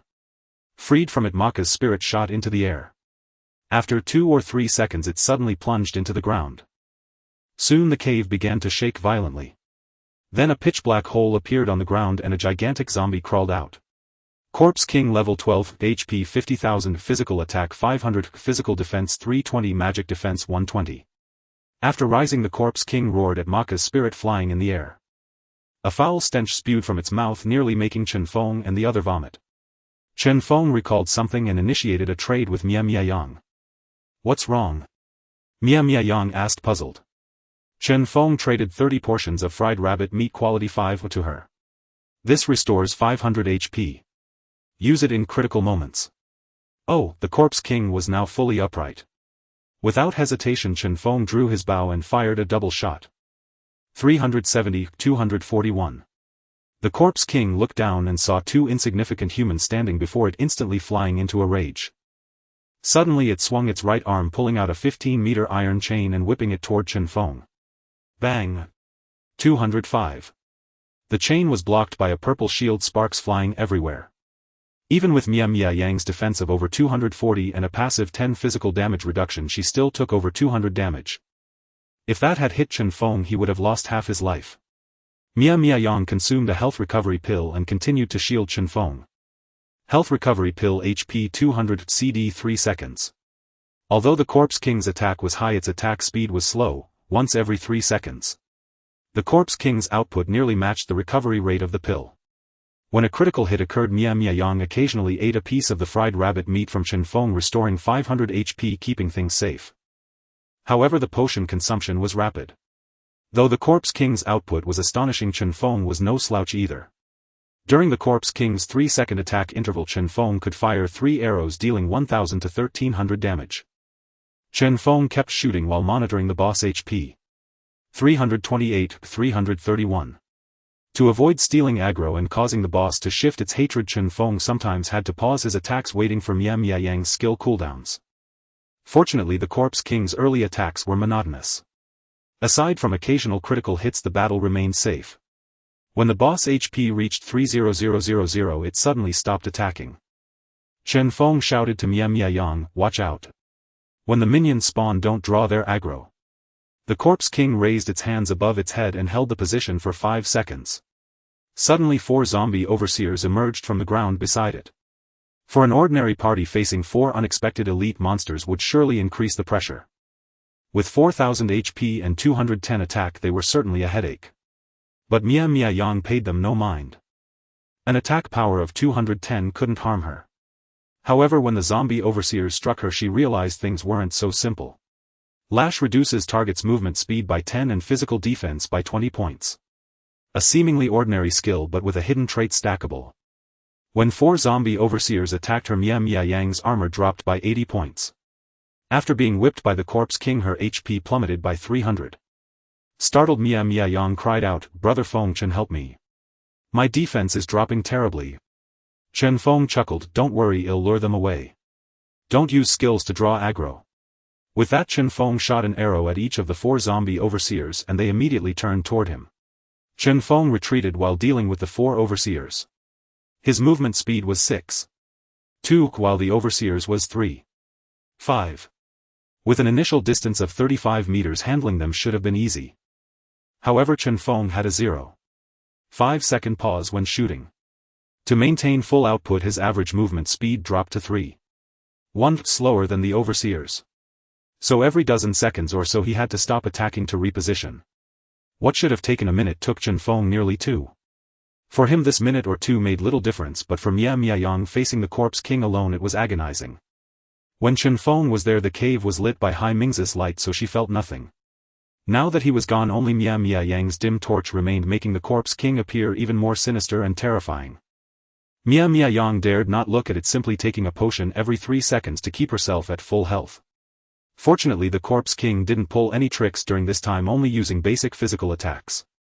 After Chen Feng finished off the zombie overseers and returned to the battlefield, the cave was bright again. As soon as he entered, the Corpse King let out a roar, gripped its iron chain tightly and spun it around itself. Corpse King's whip strike 1023. It hurts. Mia Yang's HP dropped by half instantly and she cried out in shock. This was the Corpse King's second phase skill, activated after the 4 zombie overseers died, dealing massive damage to all enemies within a 20-meter radius. A 20-meter range typically covered the positions of archers, mages and even healers in an ordinary party. Without advance warning, this strike could easily lead to a party wipe. Chen Feng was well aware of this skill but paid it no mind. It posed no real danger to him and Mia Yang. Chen Feng continued his assault and the Corpse King's HP dropped rapidly. 30000, 20000, 10000, 9000, 8000. When the Corpse King's HP neared 5000, Chen Feng stopped attacking and shouted to Mia Yang, "Fall back." Mia Yang didn't understand why they wouldn't finish the Corpse King off while it was nearly dead. But she didn't hesitate, raising her shield and retreating slowly. Just as Mia Yang entered the tunnel, Chen Feng fired an arrow. 366. The Corpse King's HP dropped below 5000. Suddenly the Corpse King stood still and let out a thunderous roar. The cave floor churned like loose soil. "Run! Turn around and run!" Chen Feng shouted. Mia Yang quickly stowed her shield and followed Chen Feng in a sprint. She dared not look back, asking as she ran, "Brother Feng Chen, what's happening?" Chen Feng glanced behind him. The boss is about to go berserk. When the Corpse King's health drops below 5,000, it activates 2 skills: Zombie Swarm, summoning 5 Zombie Overseers, 20 Zombie Miners and Zombie Throwers, and Zombie King. For each zombie that dies, recover 2 health. For each zombie present, increase attack by 2. These 2 skills complement each other, making them utterly despicable. For an ordinary team, there are only 2 strategies to handle this. First, ignore the zombie horde and focus fire on the Corpse King. This approach is the fastest but carries the highest risk. After all, the lesser zombies are no pushovers, and you must also watch out for the Corpse King's area effect attacks, which could easily wipe out the entire party. Second, cease attacking the boss and eliminate the smaller zombies. Let the healer focus on keeping the main tank alive against the Corpse King while the others rush to clear the small zombies. This will cause the boss health to return to half. The Corpse King's zombie swarm has a long cooldown, so you can take the opportunity to kill it. However, Chen Feng knew a third strategy: lure the Corpse King away. Since the small zombies summoned by the Corpse King hold no aggro against them, they remain rooted in place. The Corpse King, however, gives chase. Chen Feng ran about 300 meters before stopping and looking back. Sheep, unsure of what was happening, once again raised her shield and stood at the front. After about a minute, the Corpse King finally caught up. It came before Sheep and struck her with a whip. 660 damage. Ah, it hurt so much. Sheep was on the verge of tears. Chen Feng drew Kate's bow, firing arrows while encouraging her. The boss is nearly dead, hold on. Sheep gritted her teeth and persisted. She took out her remaining 6 portions of premium stir-fried rabbit meat, hoping to endure. However, the rate of recovering 500 health every 3 seconds was far too slow against the damage she was taking. 659 damage to Sheep plus 500 health recovered for Sheep, 377 damage from the Corpse King, 381 damage, 369 damage, 566 damage to Sheep plus 500 health recovered. Suddenly the whip in the Corpse King's hand lashed fiercely, unleashing its area effect skill once more. Crack. 1,233 damage. Sheep's health plummeted to the brink and her health potion went into cooldown. She watched helplessly as the Corpse King raised its whip again. This is it. Sheep closed her eyes and shouted, "Brother Feng Chen, you must avenge me." Yet the whip she anticipated never fell. Am I dead? Or is the Corpse King dead? Sheep opened her eyes to see Chen Feng smiling at her. What vengeance do I need to seek for you? Sheep felt embarrassed under his gaze and quickly used her shield to hide her blushing face. Chen Feng stopped teasing her and bent down to pick up the loot dropped by the Corpse King. Thanks to Chen Feng's maxed out luck stat, the Corpse King showered them with rewards: 3 sets of equipment and 8 skill books, 2 of which were advanced skill books. An advanced skill book is essentially an enhanced version of a normal book, not a high-tier one. For instance, Precision Shot, which Chen Feng could learn, has a basic skill called Aimed Shot. Aimed Shot: aim at the enemy's weak point with a 20 chance to deal double critical damage. Skill point cost 2. Precision Shot: precisely aim at the enemy's weak point with a 33 chance to deal triple critical damage. Skill point cost 3. Another advanced book was for a hunter's pet enhancement. Among the remaining books, one that Sheep could learn was Iron will reduce debuff effects by 20. All 3 equipment sets were purple grade. Agile Zombie Hat level 10, Constitution 20, Agility 20, Physical Defense 20, Magic Defense 20. Agile Zombie Necklace level 10, Strength 20, Agility 20, Physical Defense 10, Magic Defense 30. Agile Zombie Ring level 10, Agility 60. Agile Zombie Armor level 10, Agility 10, Physical Defense 30, Magic Defense 40. Agile Zombie Boots level 10, Agility 60, Movement Speed 6. Agile Zombie Set 35, Agility 80. Agile Zombie Set 55, Summon Zombie. The Summon Zombie has a taunt skill, can withstand 5 attacks and has a cooldown of 1 minute. Equipment requirement: Leather Armor class. Total bonuses: Strength 20, Constitution 20, Agility 250, Physical Defense 60, Magic Defense 90, Movement Speed 5.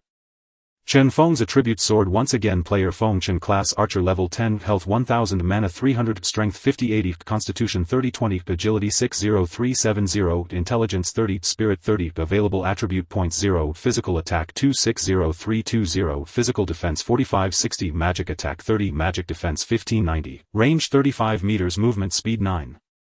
3. Luck 100, Talent Skill Archer's Gift adds Agility times 0. 5 damage to attacks. Double Shot. Fire 2 consecutive shots at the target with the second dealing 80 damage. Precision shot precisely aim at the enemy's weak point with a 33 chance to deal triple critical damage. Chen Feng's normal attack damage now reached over 790. Additionally, a set suitable for armor-class professions, the slow zombie set, was given to Memeship. The remaining set, the spirit zombie set, suited intelligence-based classes, and Chen Feng planned to auction it off in a few days. These 3 sets were the equipment from this dungeon. Typically one run yields 1 to 2 pieces, and with luck you might get one from a zombie overseer. Since there are 15 scattered pieces in total, collecting a full set is quite challenging for most. But as dungeon pioneers, Chen Feng and Memeship directly obtained all 3 full sets, which was incredibly satisfying. After sorting the loot and donning new gear, the two headed out of the abandoned mine. Just as they reached the entrance, they heard a roar from behind, faintly recognizable as the Corpse King's cry. Memeship's expression shifted, but before she could speak, Chen Feng pulled her out of the cave. Ignoring Memeship's puzzled look, Chen Feng walked straight to the 2 guards at the entrance. They asked, "Why is there a terrifying roar from inside the cave? What happened in there?" Chen Feng replied, "We encountered the Corpse King inside and just subdued it." Upon hearing this, the guards were terrified and stammered, "Really? The Corpse King?" As Chen Feng was about to respond, a gust of eerie wind swirled around them, and after it passed, a blurry figure appeared beside him.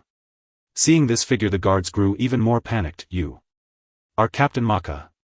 Maka nodded, "Yes.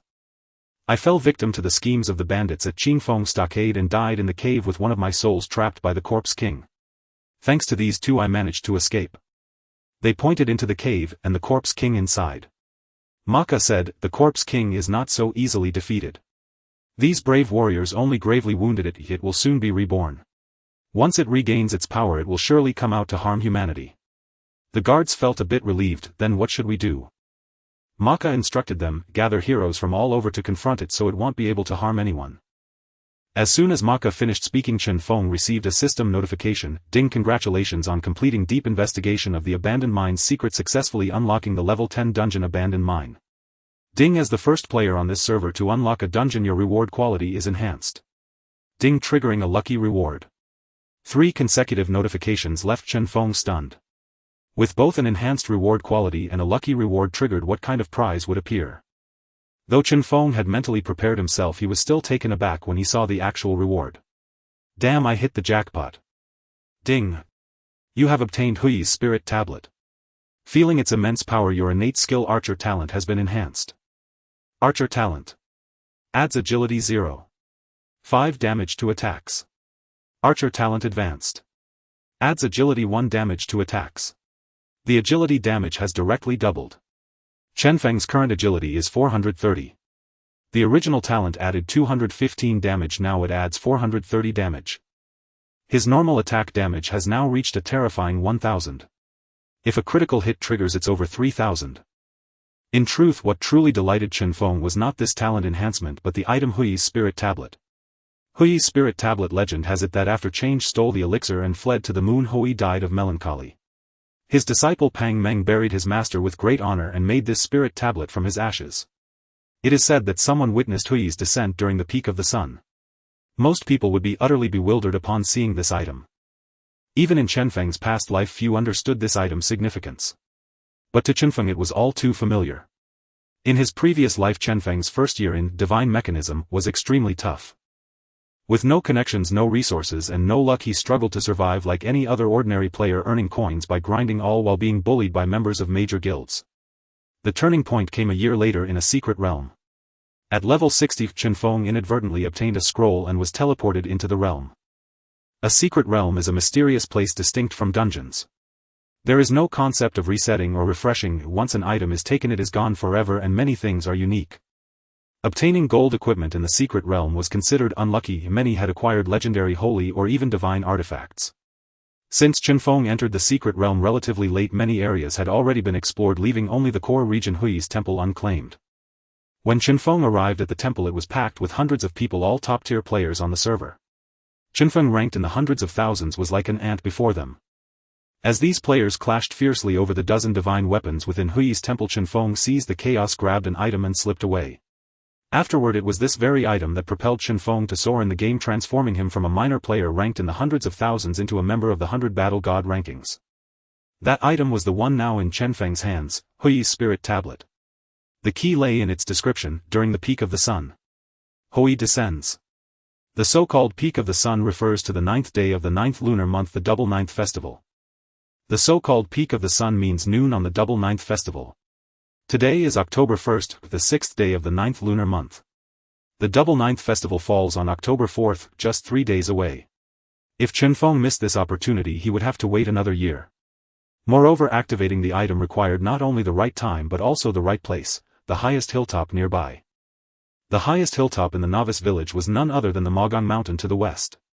The problem now was that Mogong Mountain was occupied by bandits of the Chen Feng stronghold, a level 20 dungeon. Chen Feng scratched his head and muttered, 3 days to go from level 10 to level 20. That's a bit tough. Just as he was pondering his task, he was jolted awake by a forceful shake. Fengchen brother. Fengchen brother. Chen Feng snapped back to reality and looked at the sheep named Mimi before him. What's wrong? Mimi said, Fengchen brother, I got a class change certificate. What's it for? Chen Feng was startled. What? Let me see. Mimi handed Chen Feng a scroll. Chen Feng saw it was a class change certificate for the first advancement. Class change certificate scrolls were typically obtained after players completed the class change quest at level 30. It wasn't particularly rare, but obtaining one at level 10 was an extraordinary feat. Chen Feng returned the scroll to Mimi and said, You're already level 10. Head to the village and talk to the village chief to open the teleport to New Moon Town. Once you're in New Moon Town, go straight to the government building. Find the class mentor in the hall and talk to them to complete the class change. Mimi jumped with excitement. Wow, I can change class now. I heard it requires a high level. How can I go now? Chen Feng patted her head and said, Originally you would need a high level too. But didn't we just clear a dungeon? This is the system's reward to you. Mimi nodded vigorously. Just then Chen Feng heard someone speaking. He looked up and noticed a few more people nearby. At some point Captain Luo of the guard had arrived and was speaking with the former fallen guard Captain Maka. Captain Luo was sobbing, clearly reluctant to part with Maka. Captain, I must avenge you and wipe out the Chen Feng stronghold. Maka with a solemn expression said sternly, Don't. You are the new guard captain, remember your duty, to protect the village. Captain Luo choked up and reached for Maka's hand only to find it dissolving into dust. Maka's figure was growing increasingly blurry. He turned to look gratefully at Chen Feng, and Mimi opened his mouth as if to say something. Just then a gust of wind swept through the sky, scattering his remaining phantom. Captain Luo knelt down and bowed 3 times to the heavens. Rising, he gave a slight bow to Chen Feng. Then he ordered someone to bring a stone and place it at the cave entrance with 4 large characters carved on it: abandoned mine. Simultaneously a system announcement echoed across the world: Congratulations to players Fengchen and Mimi for unlocking the level 10 dungeon abandoned mine. All are welcome to explore Novice Village No. 9527. The message jolted all players awake again. Why is it always Fengchen? Is he a GM? Don't be ridiculous. Which online game still has GMs? Did you time travel from 2022? Shouldn't we focus on the level 10 dungeon? Our village has a mine too, but I've never heard of a dungeon. Fengchen, share the guide for unlocking the dungeon. I want the guide too. 4 guides DM ID XXXX. I have everything: censored and censored beastmen battles. Hey, upstairs, a friend of mine wants to be friends with you. Accept the request. Imaginary friend. The world channel instantly filled with a cheerful atmosphere. Upon returning to the novice village, Chen Feng felt a wave of exhaustion wash over his body. Glancing at the time, he saw it was nearly midnight. He had barely rested for 12 hours straight from noon until now. The divine mechanism helmet Chen Feng had purchased was merely a login device. Prolonged gaming sessions would strain his physical body. After bidding farewell to bleeding sheep, Chen Feng logged off. Gurgle. No sooner had he returned to reality than his stomach began to protest. He glanced at the instant noodles beside him but felt no appetite. Instant noodles were like that: you craved them after a long absence, but eating them for every meal was unbearable. Moreover, Chen Feng had long grown accustomed to a life of delicacies before his rebirth. He picked up his phone and checked his WeChat balance: 182. 3 yuan. Thinking of tomorrow's noon auction, Chen Feng slapped his thigh. Time for a midnight snack. With his phone and keys, he left the apartment complex, crossed 2 streets and arrived at a night market alley. Boss, give me a pound of crawfish, a plate of stir-fried snails, 2 grilled squids, a plate of fried noodles, and 2 bottles of beer. Chen Feng ordered skillfully, then found a table outside and sat down. Jiangchuan City was located in central southern China. Though it was already October, the autumn tiger made the heat rival the intensity of summer. Many chose outdoor tables to drink and boast. At the table next to Chen Feng sat 5 shirtless young men. A pot-bellied youth said, "Your novice village 9527 is incredible, it spawned the server's only level 10 dungeon." The skinny youth beside him retorted, "But you need to reach level 10 to enter. The novice village is too crowded now, the eastern forest can barely hold everyone." A bald youth asked, "Aren't you following Zhao Xiaojia? Can't a big boss like him secure a leveling zone?" The skinny youth sighed, "Don't even mention it. Some bastard put Jia Xiao on the wanted list. Now we get ambushed every time we try to level up." The bespectacled man chimed in, "Oh, I heard about that. I even asked the guard captain about the penalty for being captured while wanted." Want to guess what he said? The others, curious, pressed him, "What?" The bespectacled man said solemnly, "You lose 1 level and get locked up for 24 hours. Holy crap. Everyone gasped. Losing a level was bearable, but being jailed for 24 hours would be devastating. With everyone racing against time, 24 hours in jail was unbearable. The skinny youth's expression was complicated. Worse still, the guards attacked Jia Xiao on sight. "Just now we tried to get info about the dungeon at the mine entrance and he almost got killed by a guard outside. Haha, such bad luck." Chen Feng listened to the gossip on the side, thoroughly enjoying himself. In his past life before obtaining the spirit tablet of Hou Yi, he was often bullied by Zhao Xiaoji's men. Now he had gotten his revenge early. As the saying goes, a gentleman's revenge is never too late, even a year early, right? "Datu, how did you level up so fast? You're already level 9. The pot-bellied man asked the one who had remained silent. The others also turned to look. The one called Datu pondered for a long time, then lowered his voice, "Don't tell anyone I told you this." Intrigued by his secrecy, the others quickly vowed, "What's the secret?" "We swear we won't tell." Datu asked, "Do you know the western part of the novice village?" The 4 nodded, "Yes, there are villagers' fields and gardens there, and at the far west a river and a mountain. But there are no monsters there." Datu explained, "It's the river. If you go downstream you can reach a leveling spot with monsters from level 5 to 10. "What?" the pot-bellied man exclaimed. Realizing his voice was too loud, he quickly covered his mouth. He lowered his voice, "Is there really such a place?" Data nodded, "How else do you think I leveled up?" "Whoa." The others drew a deep breath. None of them spoke afterward. Soon the pot-bellied man stood up, "I'm heading back." "Yeah, me too. Alright, let's catch up another day." Chen Feng sipped his beer, ate his crawfish and snails, and listened to the gossip, feeling quite content. After paying the bill he had only a little over 30 yuan left. By the time Chen Feng returned to his room it was already 1:30 a.m. He didn't log into the game but collapsed directly onto his bed, falling into a deep sleep. That day had been too fulfilling. That night he slept soundly. When Chen Feng opened his eyes it was already very bright. He sat up, abruptly grabbed his phone to check the time, 1130. He had slept for 10 hours. He quickly got up, washed up, wolfed down a bowl of instant noodles with pickled mustard and logged into the game. Beep beep beep, as soon as he entered the game messages kept flashing. He opened them to find inquiries from Bleeding Sheep about when he would come online. Chen Feng didn't reply to her but went straight to the auction house. He clicked on the item he had listed, the Staff of Quelber, and saw the current bid was 58000. The price hadn't moved for a long time. Though it was far from his expectations, Chen Feng wasn't worried. Having experienced countless auctions, he knew the final price couldn't be determined until the last second. When he had bid on the Sea Pearl back, then the price in the last 3 seconds was 8 million Chinese yuan. In the final second he submitted 30.01 million, securing the win. His decisive move proved wise, as someone had bid 30 million, narrowly losing to him. At 115900 the price began to move 100000. Chen Feng's heart remained calm. At 115910 it was 200000. Chen Feng knew the price wouldn't go below 300000. At 115931 it hit 300000, meeting his expectations. At 115948 it reached 500000. Chen Feng's heart skipped a beat. That would be enough to cover his sister's university expenses. At 115956 it was 100000. Chen Feng was startled. A sudden million was completely unexpected. At 115957 the price held.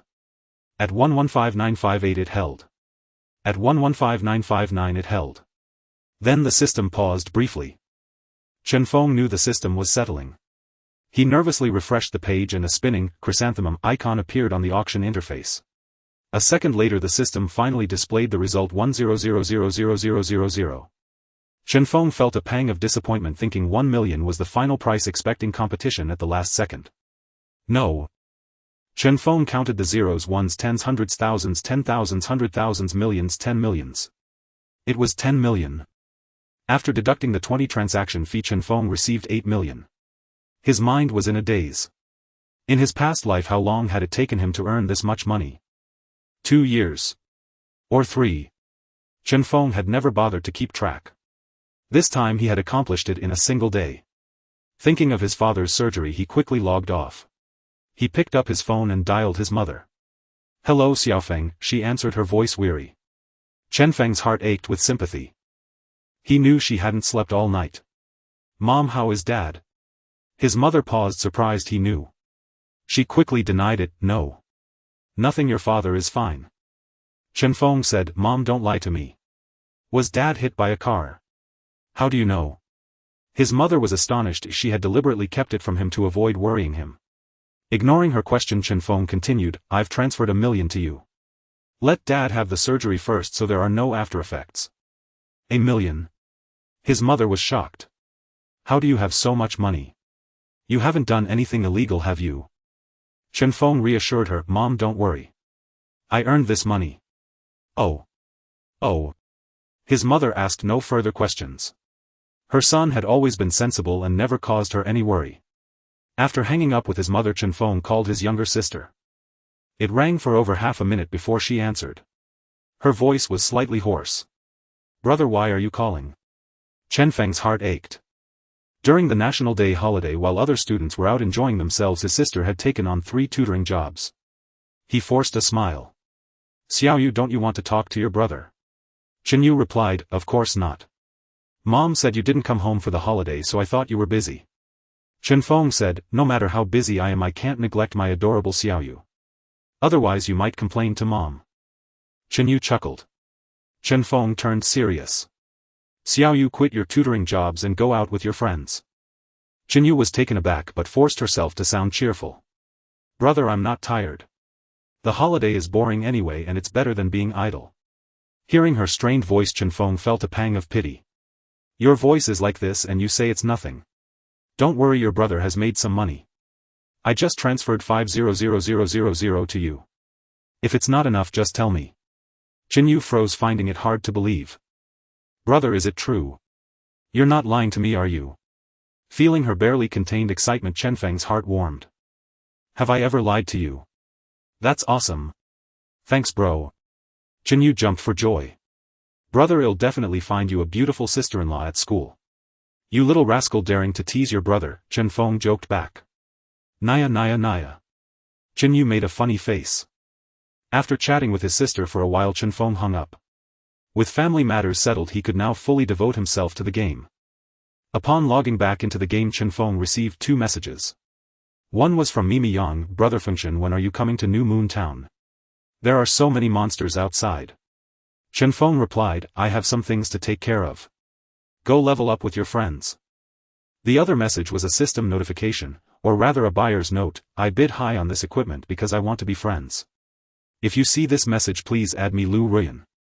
Lu Ruyan. A faint smile curled at the corner of Chen Feng's lips. It seemed their acquaintance would begin 2 years earlier. Lu Ruyan was the heiress of the Lu Group in Huaxia. Although the Lu Group couldn't compare to the 4 top-tier corporations that published Shenji, its influence in Huaxia was undeniable. Especially in Jiangxia province, a mere stomp of its foot could shake mountains and rivers. Even in Chen Feng's hometown, Wengang Town, the Lu family's businesses were everywhere. After a moment's thought, Chen Feng sent Lu Ruyan a friend request, but it wasn't approved. Putting the matter aside, Chen Feng strolled out of the auction center. Unlike the chaotic scene of yesterday, today's beginner village appeared more orderly, with players questing, setting up stalls and wandering about in a disciplined manner. Of course, there were still plenty exchanging curses or arranging duels at the village's east end, adding color to the tense, leveling atmosphere. Chen Feng approached the village chief. "Village chief, I wish to leave the beginner village." The village chief looked him up and down. "Fengchen, very impressive. I didn't expect you to have advanced so far in such a short time. It seems it's time for you to go out and see the wider world. Saying this, the chief waved his pipe in the air. The nearby altar lit up, revealing a blue teleportation portal. Chen Feng waved goodbye to the village chief and stepped onto the altar. Inside the abandoned mine dungeon, Liu Ruiyan led a team of 15 in a decisive battle against the Corpse King. All 15 were beautiful women, each with their own charm, a feast for the eyes. At that moment the Corpse King's health had dropped to less than 10,000. Sister Yen, this purple weapon of yours is amazing. Reducing the Corpse King's armor by 50 points has greatly boosted our damage output, said a beautiful archer named Duo. Yeah, it's incredible. It's even more armor reduction than my skill, added a warlock named Dalong Hiyao. Well, the guild leader spent 10 million huaxia coins on it. How could it be anything less, remarked a mage named Xiao Jiaoya. Liu Ruiyan didn't join their chatter, she was intently observing the boss movements. Watch out for the boss skills. Everyone except the tanks retreat 20 meters. Both tanks remember to take your potions. Duodua, keep attacking. Yaya, mind your distance. The others followed instructions and retreated beyond 20 meters. Before long the Corpse King swung its iron chain in a wide arc. A crisp crack echoed within a 15-meter radius around the boss. Apart from the two tanks, everyone else emerged unscathed. Seeing the skill used, the others rushed back in. The Corpse King's health steadily declined: 8,000, 7,000, 6,000, 5,800, 5,500. Liu Ruiyan quickly called out, stop attacking. The boss health is about to hit 5,000. Healers and tanks lure the boss to the corner. Everyone else mind your positions. This time we must clear the little zombies quickly. Don't let the boss use zombie swarm again. Understood. 3 healers and 2 tanks pulled the boss to a corner. Duo seized the moment and shot an arrow, bringing the boss health below 5,000. The Corpse King suddenly roared, summoning 25 zombies and zombie overseers into the cave. Liu Ruiyan quickly led the team to clear them. This was their third time dealing with these zombies and they were already adept. As they killed the last zombie overseer, a piece of equipment dropped from its corpse. A thief quickly picked it up. Sluggish zombie armor, blue, level 10. Strength 15, Constitution 10, Physical Defense 55, Magic Defense 10. Sister Yen, this overseer dropped equipment. A level 10 armor with 25 attribute points and 55 armor. Liu Ruiyan took the armor and a faint smile appeared on her stern face. She equipped it. Sisters, you've done well. Keep up the effort. Kill the Corpse King and everyone gets a bonus of 5,000. Yay! Long live Sister Yen. Alright, let's focus on killing the boss. This time we must not let it cast zombie swarm again. Liu Ruiyan finished speaking and charged forward with the team. If the novice village map was a standardized textbook, then the towns were a dazzling array of extracurricular books, vastly different from north to south, east to west. New Moon Town was the convergence point of 50 novice villages. Situated on a plain, it was surrounded by countless ferocious beasts and birds. Even the monsters near the town were above level 13. Due to the high intensity of the monsters outside the town, most players who arrived here would first go to the class hall to learn skills, then teleport to Novice Village 9527 to run dungeons. The skills and divine mechanism were numerous and the methods to learn them were varied. However, regardless of where a skill was learned, there was one strict requirement: the consumption of skill points. The primary way to obtain skill points was through character level, gaining 1 skill point per level. Therefore, choosing skills required great caution. Take Chen Feng for example. He currently had 2 skills: double shot, perform 2 consecutive shots at a target with the second dealing 80 damage. And precise shot, precisely aim at a target's weak point with a 33 chance to trigger a 3x critical. Double shot was a normal skill costing 1 skill point. Precise shot was an upgraded version of aimed shot costing 3 skill points. Upon arriving at New Moon Town, Chen Feng did not go to the class hall. Instead, he turned towards the southwest corner. His target was a divine skill that cost a whopping 4 skill points. After walking for over 10 minutes, he arrived at a house. It was not large, 2 rooms and a kitchen, but it had an extremely spacious backyard with a small shooting range. Chen Feng did not enter the house. He walked to the shooting range, drew his bow and began to shoot arrows. Although the scenes in divine mechanism were incredibly realistic, blurring the lines of reality, some things still followed game conventions. Archery, for instance. When players were leveling up or in PvP, the system did not require them to hit their targets with perfect precision. Players only needed to aim roughly at the target and the system would autocorrect the arrow's trajectory to hit the opponent. However, outside of combat scenarios the system did not provide this function. For someone who didn't know how to shoot, hitting the bullseye from 20 meters away as Chen Feng was doing now was no simple feat. Yet without the system's correction, Chen Feng hit the bullseye with every single arrow. Thump. Thump. Thump. He shot tirelessly. 10 arrows. 50 arrows. 100 arrows. After he hit 300 arrows in a row, applause sounded behind him. Clap, clap, clap, clap, clap, clap. Joy surged in Chen Feng's heart. After shooting for over 10 minutes, the person he was waiting for had finally arrived. He put away his bow and turned around, seeing an old man with graying hair and beard standing at the door nodding at him continuously. Chen Feng walked up to him and cupped his hands in greeting. I apologize for disturbing your rest. I saw the archery targets in your backyard and couldn't resist practicing. The old man stroked his beard and said with a smile, no harm done. Young friend, your archery skills are excellent. May I be so bold as to ask your distinguished name and who your master is? Chen Feng cupped his hands again and bowed slightly. My name is Feng Chen. I have no master, I just practice on my own. The old man beamed and called out loudly towards the house, Qinger, come out. Soon a graceful and refined young woman walked out of the door. She appeared to be no older than 18. Qinger walked over to the old man, supporting his arm, her tone carrying a hint of reproach. Grandfather, you've come out again. Didn't I tell you to rest inside? The old man patted Qinger's hand and pointed at Chen Feng. This lad has good archery skills. Go and have a contest with him. Qinger looked at Chen Feng, saw he was a handsome young man, and a trace of shyness appeared on her face. Producing a bow from somewhere, she walked up to Chen Feng. Turning to the old man, she asked, Grandfather, how do you want me to test him? The old man looked up at the sky where several small birds were flying. Chen Feng and Qinger understood immediately and knocked their arrows. Chen Feng aimed at a bird and unleashed a double shot. Whoosh! Whoosh! Though it was a system skill, Chen Feng still had to aim manually. Seeing Chen Feng fire 2 arrows in succession, Qinger's face showed slight displeasure. She took out only a single arrow and shot it with seemingly casual ease. Whoosh! As the 3 arrows fell to the ground, Qinger whistled and called out, Big Yellow. A large yellow dog suddenly darted out from the house, racing towards where the arrows had landed.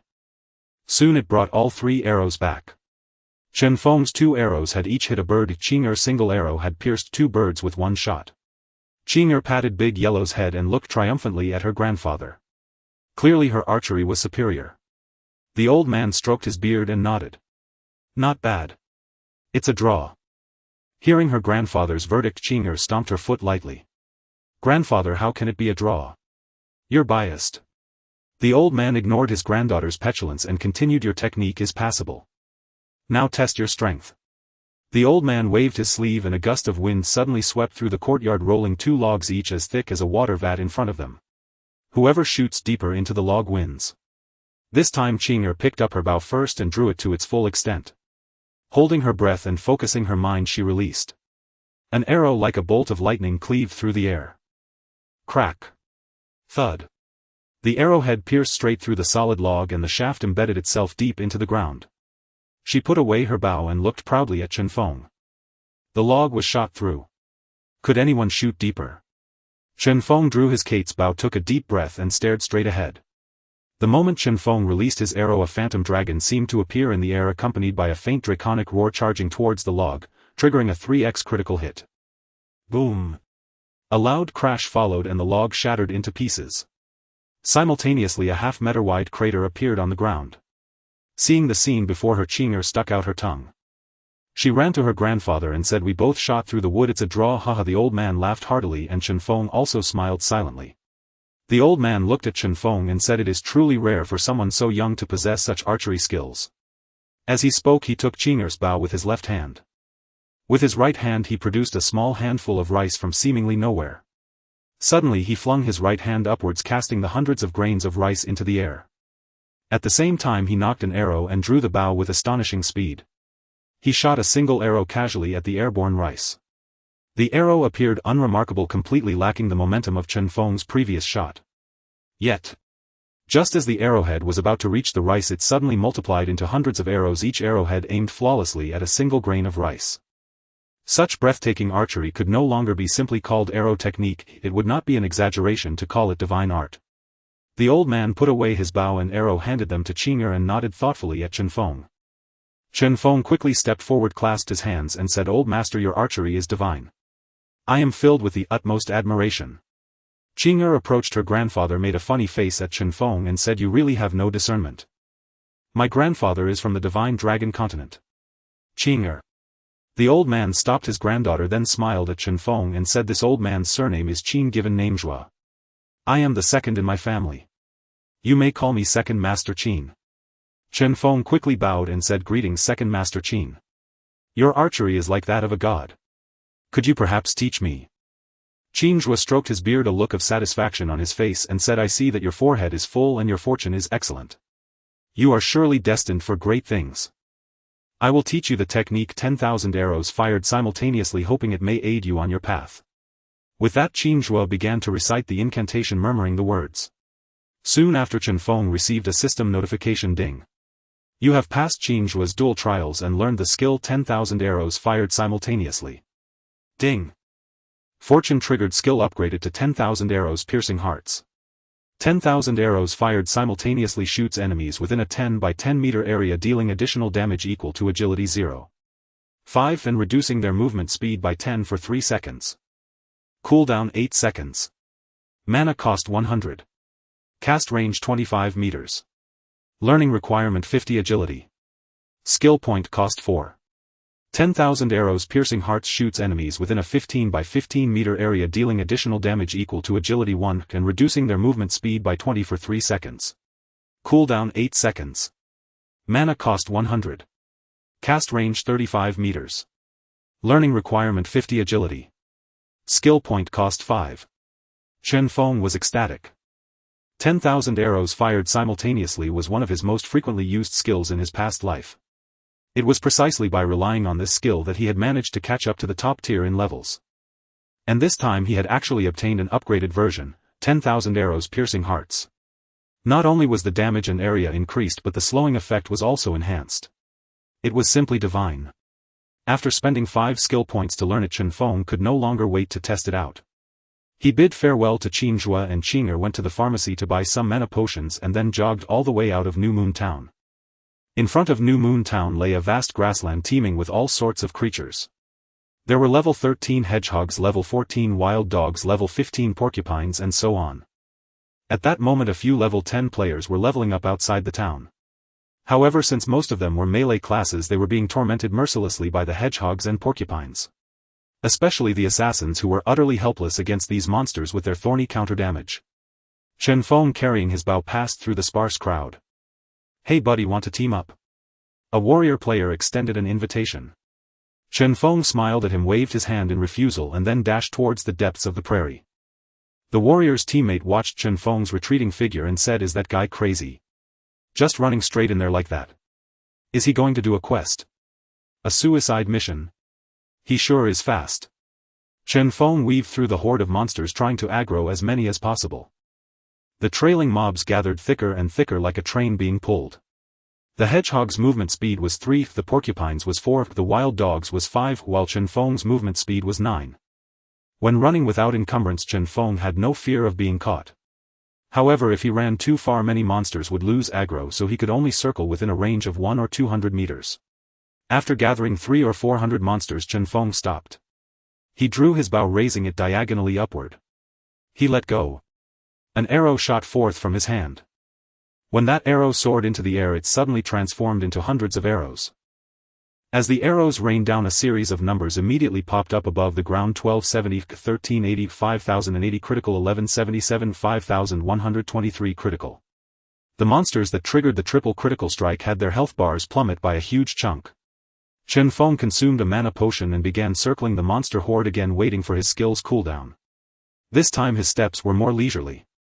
Facing monsters slowed by 20, he led them around with ease. After 8 seconds, Chen Feng used 10,000 arrows piercing hearts again. Many of the monsters that had been critically hit were now at the brink of death. After 5 rounds of shooting, he finally finished off the entire group of over 300 monsters. Experience 380, experience 350, experience 360. After one wave he gained over 120000 experience points. Truly satisfying. Ding. You have reached level 11 and gained 5 attribute points. The experience needed from level 10 to 11 was 51200, but from level 11 to 12 it required a whopping 102400. After allocating his attributes again with 2 points to strength and 3 to agility, Chen Feng went to collect the loot on the ground. Since they were all ordinary non-humanoid monsters, they didn't drop any equipment, only crafting materials like meat, hides, bones and fur. Just as Chen Feng finished cleaning up the site and was about to gather monsters again, a message arrived. Chen Feng opened it. It wasn't from Mia Yang but a message about a friend request being accepted. Lu Ruyan has accepted your friend request. At the same time Lu Ruyan sent a message, are you the Feng Chen who opened the dungeon? Was it also you who auctioned the purple qualb staff? A series of questions made Chen Feng sense Lu Ruyan's underlying excitement. He simply replied indifferently, it was me. Are you free? I'd like to meet you. Lu Ruyan was very curious about this person who had been on the world broadcast 3 or 4 times in a single day. However, the reply she received was still the same indifferent one, no time. Lu Ruyan was stunned. She, the heiress of the prestigious Lu Corporation using her real name, had been flatly rejected without a second thought. She was unwilling to accept it. I'll hire you to lead a dungeon run. 5000 yuan per run. She wasn't being impulsive by offering this price. She had just led 2 dungeon runs herself. The second time, even with the qualb staff in hand, she had only managed to scrape through. Although she had obtained 2 pieces of the zombie set, the improvement wasn't significant. If Feng Chen led the team, the efficiency would undoubtedly be massively improved. If she could collect the full level 10 zombie set in the first 2 days of the server launch, her guild strength would skyrocket. Even running the dungeon a dozen times a day would cost less than 100,000. For the boost it would give the guild, this investment was mere pocket change. Yet the reply she received was still that same sentence, no time. Lu Ruyan was on the verge of tearing her hair out. Who is this kid? Completely impervious to reason. If spending 10 million only got her this result, then it would be a loss. Just as she was racking her brains to find a way to hire Feng Chen, she received a message from him. Upon seeing this message, Lu Ruyan was instantly filled with ecstatic surprise. She quickly typed back a number, 10 million. What Lu Ruyan saw was the complete information of a purple set spirit zombie suit. She certainly knew that in just 2 or 3 days zombie suits would flood the market in bulk. But those would only be blue sets. Purple sets weren't impossible to acquire either, after all their drop rate was only 1/10 of the blue ones. By then spending 2 or 3 million should be enough to get a set. Her decision to spend another 10 million on equipment wasn't born of foolish wealth. On the contrary, it was a testament to her shrewdness. With this set equipped on the team's mage, their damage output would undoubtedly reach a new level. A dungeon that originally took an hour to clear might be shortened to 40 or 50 minutes. That way they could run the dungeon 2 or 3 more times a day than other teams, accelerating their team's formation faster than other guilds. Chen Feng was also quite satisfied with Lu Ruyan's offer. He knew this set wasn't worth that much. Just like with the Quel'Thala's staff, Lu Ruyan was paying a premium merely to leave a good impression on him. Seeing her sincerity, he decided not to make things difficult for her and replied, the teleportation array in New Moon Town. With that, Chen Feng put away his bow and jogged back into town. When he arrived at the teleportation array in New Moon Town, he saw Lu Ruyan already standing there. She was clad in the blue sluggish zombie armor, holding the purple Quel'Thala's staff, her long hair flowing as she appraised Chen Feng. The full zombie suit on Chen Feng was quite conspicuous. Anyone who had seen the zombie suit in the dungeon would recognize it at a glance. Chen Feng placed the spirit zombie suit into the trade window along with his replaced Quel'Thala's boots. Lu Ruyan was slightly taken aback, and then a faint subtle smile appeared on her usually cold face. Thank you. If you come across any good equipment in the future, please prioritize selling it to me. After the trade was complete, Lu Ruyan didn't bother him further. She gave him a slight bow and prepared to leave. Wait. Chen Feng called out to Lu Ruyan, then approached her ear and whispered a few sentences. After hearing him, Lu Ruyan's eyes lit up with an expression of disbelief.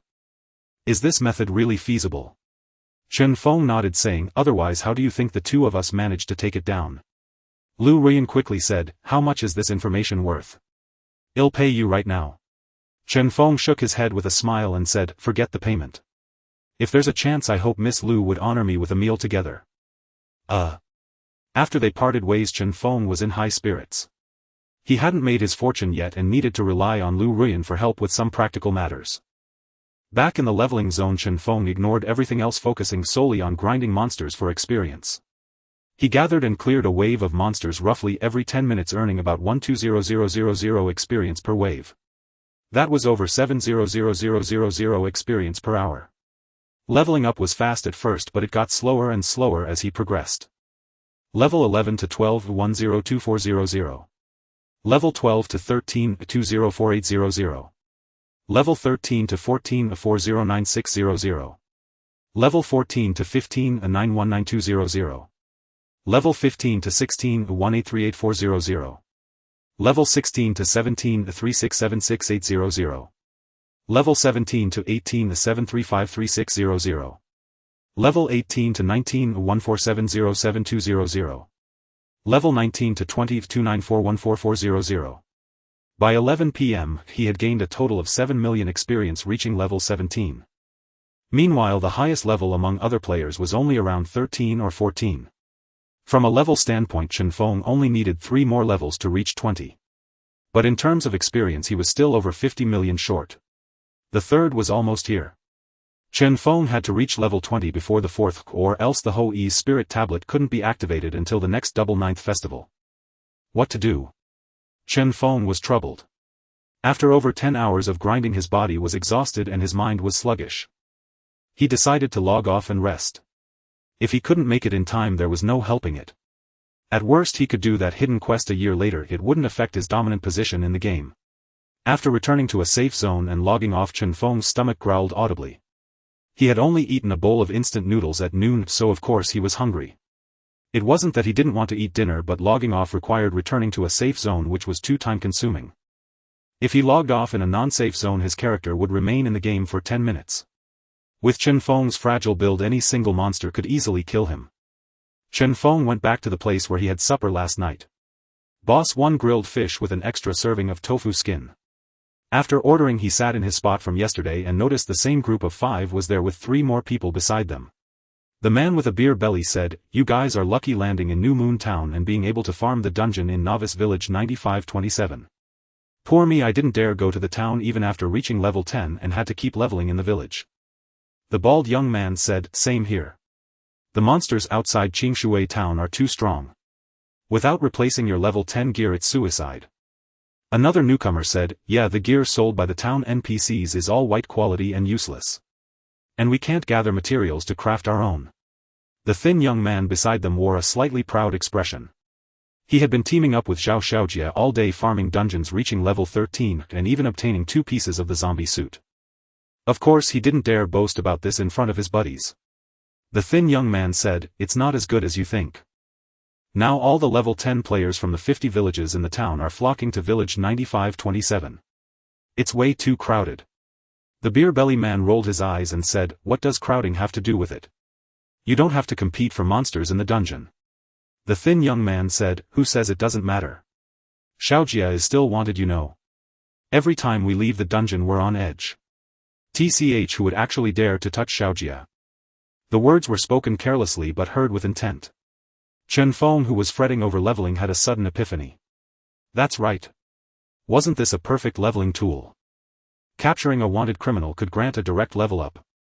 However, Chen Feng's excitement deflated within 2 minutes. Even if turning in Zhao Xiaojia could boost him from level 19 to 20, he still needed to get from level 17 to 19 first. Going from level 17 to 19 required a whopping 22 million experience.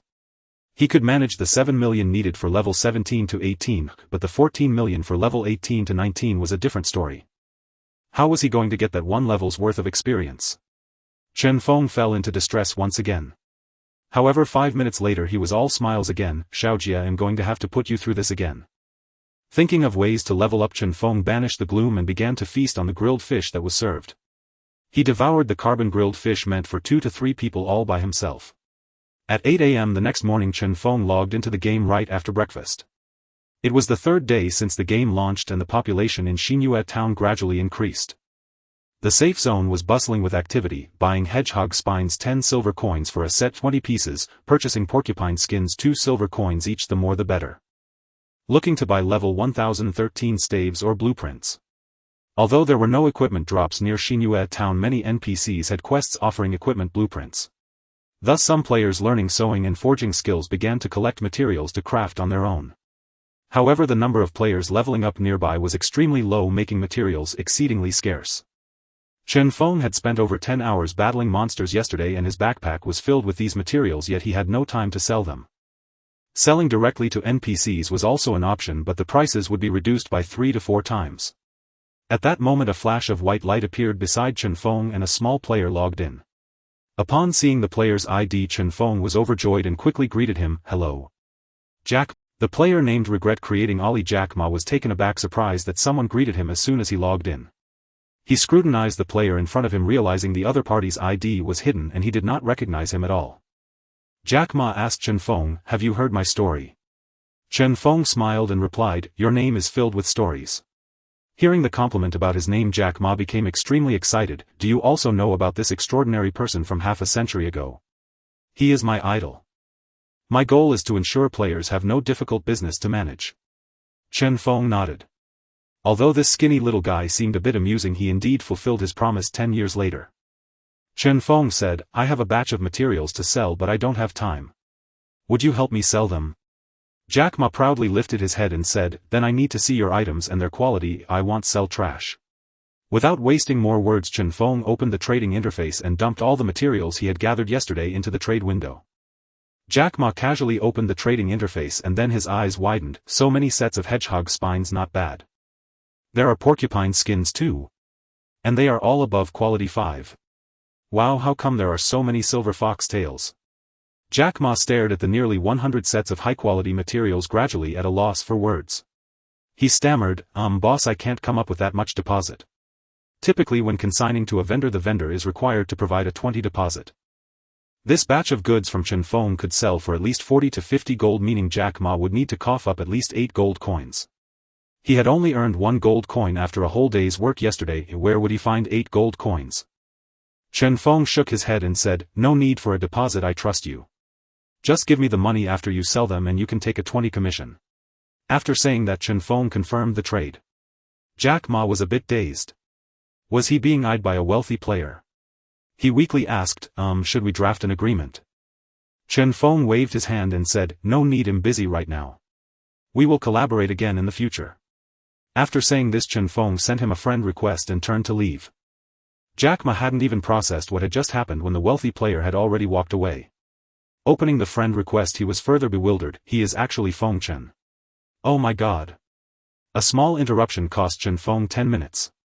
After purchasing some mana potions, he left the town once again. At this point his level had already reached level 17 and leveling up near the town was no longer meaningful. After running forward for over 10 minutes, he arrived at a sandy area filled with silver foxes, wild wolves, scorpions and more, all between level 16-20. The experience gained here was significantly higher, over 500. What annoyed Chen Feng was that the sandy area not only gave speed bonuses to silver foxes, wild wolves and scorpions, but players also had a 15 speed reduction effect.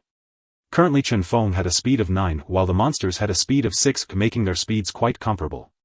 He had to be very cautious in aggroing monsters, otherwise he could easily be caught.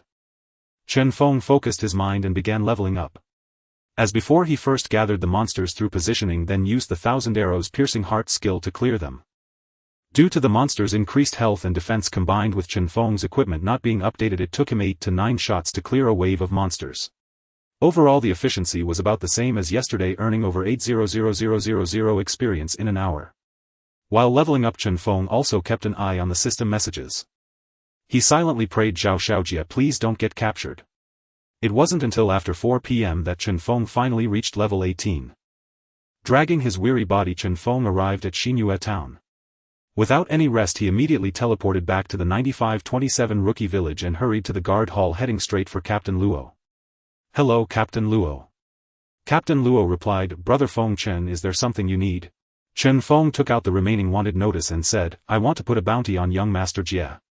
Captain Luo said, "Young Master Jia is already on the wanted list, do you want to place a bounty on him again?"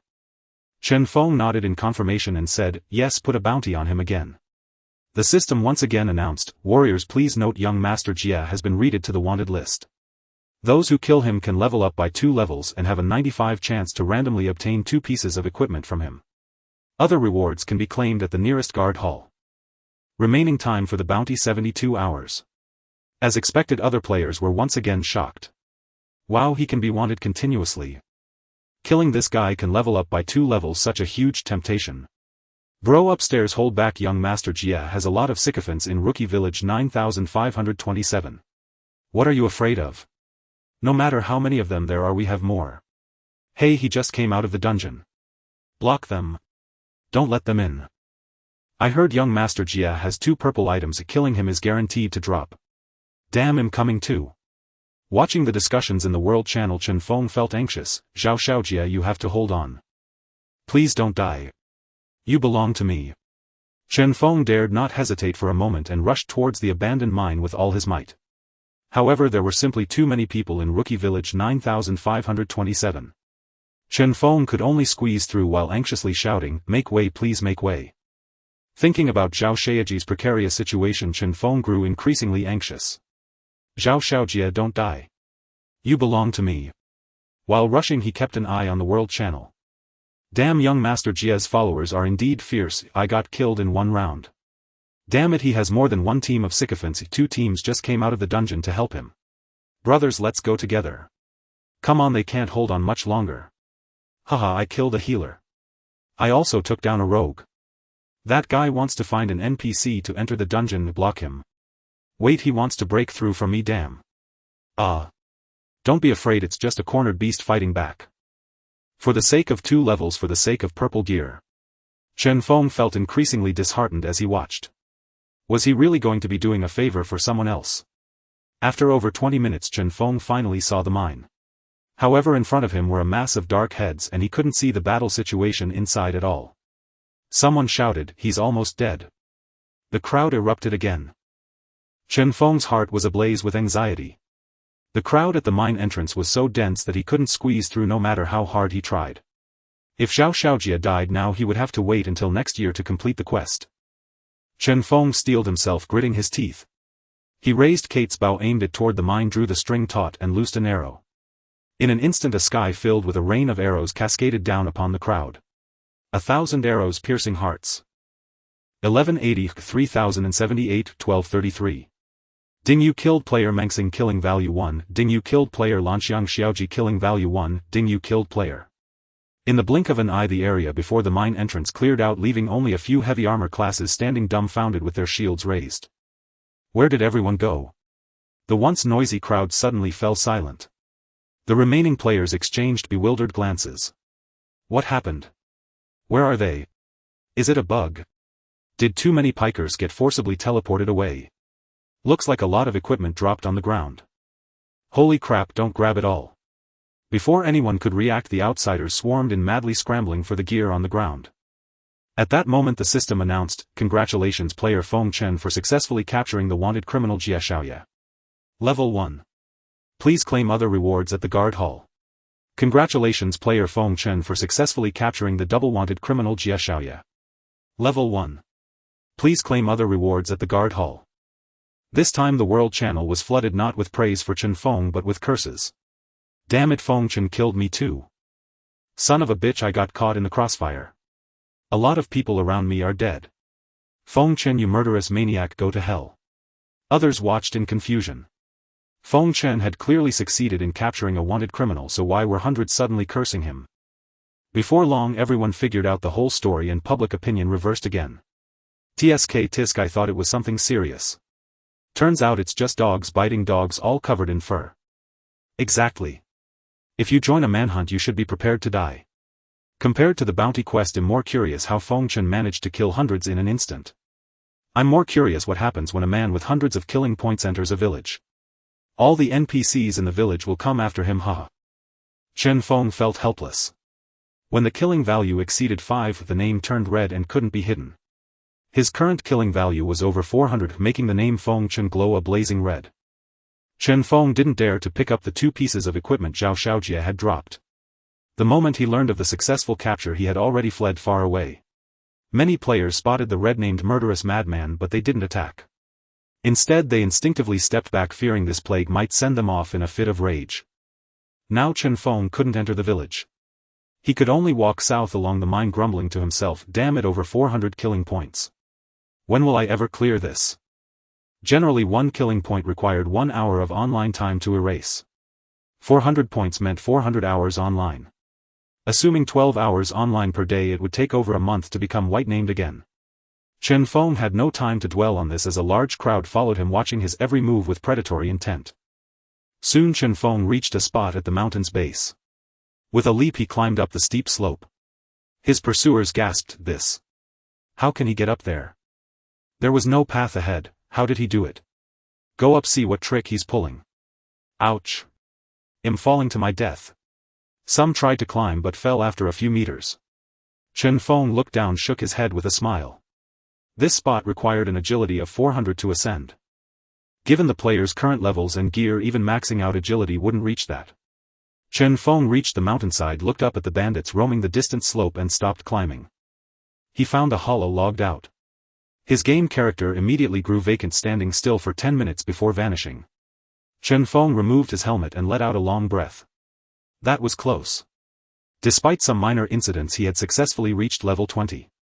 Chen Feng went to a northeastern cuisine restaurant near his neighborhood, ordered a serving of braised pork with vermicelli and 2 large sauce-marinated bones.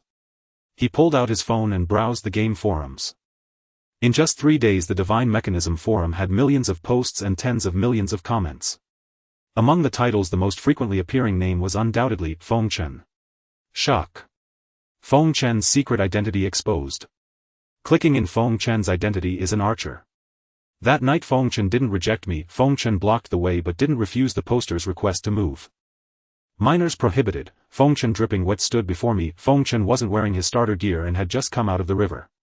These posts had incredibly high view counts and were also the most heavily criticized. However, one newly posted thread had immense popularity, 5 million Chinese yuan bounty on Feng Chen. The post was simple: 1 sentence, 1 image. Bounty: kill Feng Chen, 5 million per kill. The image was a screenshot of a bank card with a balance of 100 million. Publisher: Jia Xiaoya. Chen Feng chuckled and shrugged it off.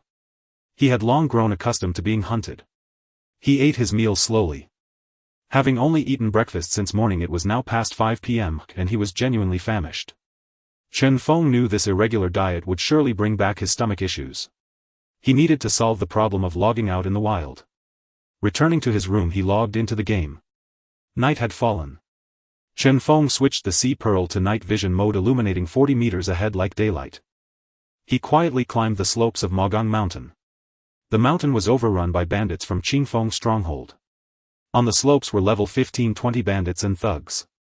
At the mountainside a large gate led to the level 20 dungeon Chen Feng's stronghold. Chen Feng raised his bow. Just as he was about to shoot at the bandit ahead, he noticed something astonishing. The monster's name colors were off. His heart stirred. He put away his bow and cautiously approached the gate guard's line of sight. Instead of attacking, the guard started chatting with Chen Feng. "Hey brother, are you here to join Chen Feng's stronghold?" Chen Feng: "Huh. Ding, would you like to join the Chen Feng stronghold?" The sudden invitation left Chen Feng utterly bewildered. He had originally planned to grind monsters nearby. Since there was a chance of weapon drops here, he wanted to upgrade the bow in his hands.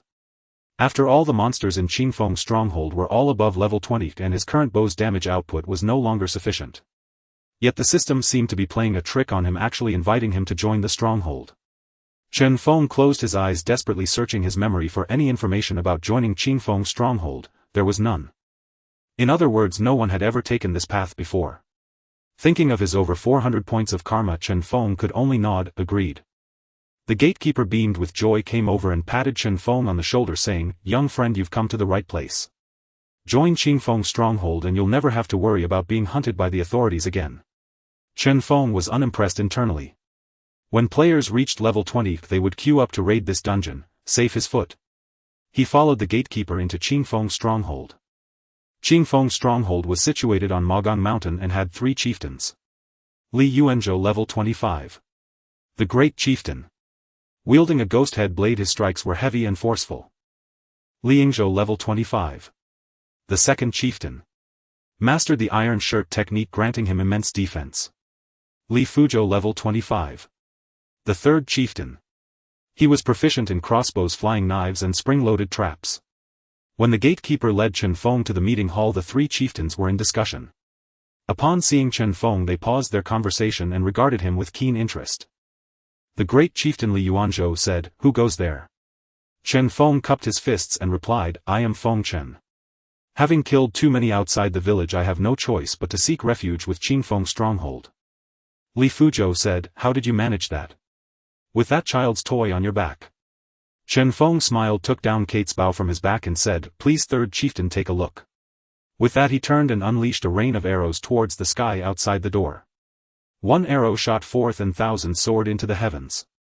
Excellent skill. The three chieftains applauded. Li Fuzhou said, that move of yours strongly resembles the signature technique of the former Guardian General Master Qin Zhua. Chen Feng replied, this rain of arrows technique was indeed taught by Master Qin. What? The three chieftains immediately stood, their bodies radiating killing intent. Chen Feng knew they had misunderstood, thinking he was sent by the authorities. He quickly said, please don't misunderstand, chieftains. I met Master Qin only once. He felt a connection with me and kindly imparted a few pointers. The second chieftain Li Yingzhou burst the clothes on his body, revealing rippling muscles, and said, brother, let's kill him. Second brother, don't be impulsive. The great chieftain Li Yuanzhou raised a hand to stop him, saying, I believe young Feng Chen means no harm. He then looked at Chen Feng and added, brother Feng, please don't mind, second brother is just stubborn. Still, your sudden appearance at Chen Feng's stronghold inevitably raises our suspicions unless. Chen Feng, sensing the implication, cut in, great chieftain, if you have something to say, just say it. No need to beat around the bush. Good. Li Yuanzhou was very pleased with Chen Feng's directness. Unless you search Maka's house and bring back our brother's secret manual, then we'll allow you to join Chen Feng's stronghold. Chen Feng said with difficulty, that wouldn't be hard normally, but I'm a red-name criminal registered with the authorities. I can't even enter the village. Immediately after, a system prompt sounded, ding, you have accepted the quest, find the Zhou brothers' secret manual. Li Yuanzhou smiled faintly, took something out from his bosom and said, that's simple. Wear this and no one will recognize your true face. Saying this, he tossed the object to Chen Feng. Upon catching it, Chen Feng was pleasantly surprised again. Human skin mask alters appearance undetectable by characters below level 40. Uses 10 times. Duration 24 hours. Ding, luck bonus triggered. Item upgraded. Transformation mask alters appearance undetectable by characters below level 60. Uses 100 times. Duration 48 hours. Chen Feng had encountered items that changed a character's appearance before, but they were always single-use and quite expensive. An item usable 100 times was unheard of. After putting on the transformation mask, a system notification arrived, please choose a new name and appearance. Chen Feng entered the name, Small Town Grinder. For the appearance he chose a tall, rugged look. Noticing his own name, it was indeed spotless white with no trace of red left. After donning the transformation mask, Chen Feng felt as though his very aura had changed. He spun around quite satisfied with himself and cupped his fists to the great chieftain, saying, thank you, great chieftain. I will surely complete the mission flawlessly. Li Yuanzhou nodded and said, from now on Feng Chen is Small Town Grinder and Small Town Grinder is Feng. Chen Feng chatted with them a bit more, but they only repeatedly reminded him to be careful. It seemed that until the task was completed he wasn't truly part of Chen Feng's stronghold yet. After bidding farewell to the three chieftains, Chen Feng swaggered down the mountain with the name Small Town Grinder displayed. At the foot of the mountain he noticed many people lurking in the nearby bushes. Those people were crouched in hidden spots, their eyes fixed intently on the mountain. Clearly they were there for the 500-mile reward offered by Zhao Xiaojia. Using the cover of night and his night vision, he stealthily circumvented their encirclement. Then he jogged all the way back to the noob village. The task of searching Maka's house didn't seem difficult to Chen Feng at all. Maka was a bachelor in life, and after his death his former house lay vacant. The house was small, it would just take some time to find whatever was there. However, just as Chen Feng was speculating about the quest rewards, he suddenly heard someone speaking, hey, why has Captain Luo been paying so much attention to Captain Maka's house lately? He even has a standing guard at night. Yesterday Captain Luo communicated with Captain Maka's soul. Maybe Captain Maka had something important hidden in his house. What could it be? Captain Luo has been searching for 2 days and found nothing. Who knows? Maybe it has something to do with Chen Feng's stronghold. Chen Feng listened to their conversation from the side, a bit surprised. Captain Luo had already searched and failed to find anything. It seemed this matter wasn't as simple as had imagined. Regardless, he had to get inside first. Chen Feng quietly took off his mask and let out a soft cough. The two guards saw his bright red name and immediately gave chase. Chen Feng quickly fled. During his escape he ran into 2 more patrol squads who also howled and joined the pursuit. Some of the guards drew their bows and shot arrows while running. Chen Feng wound through several streets and immediately put the mask back on.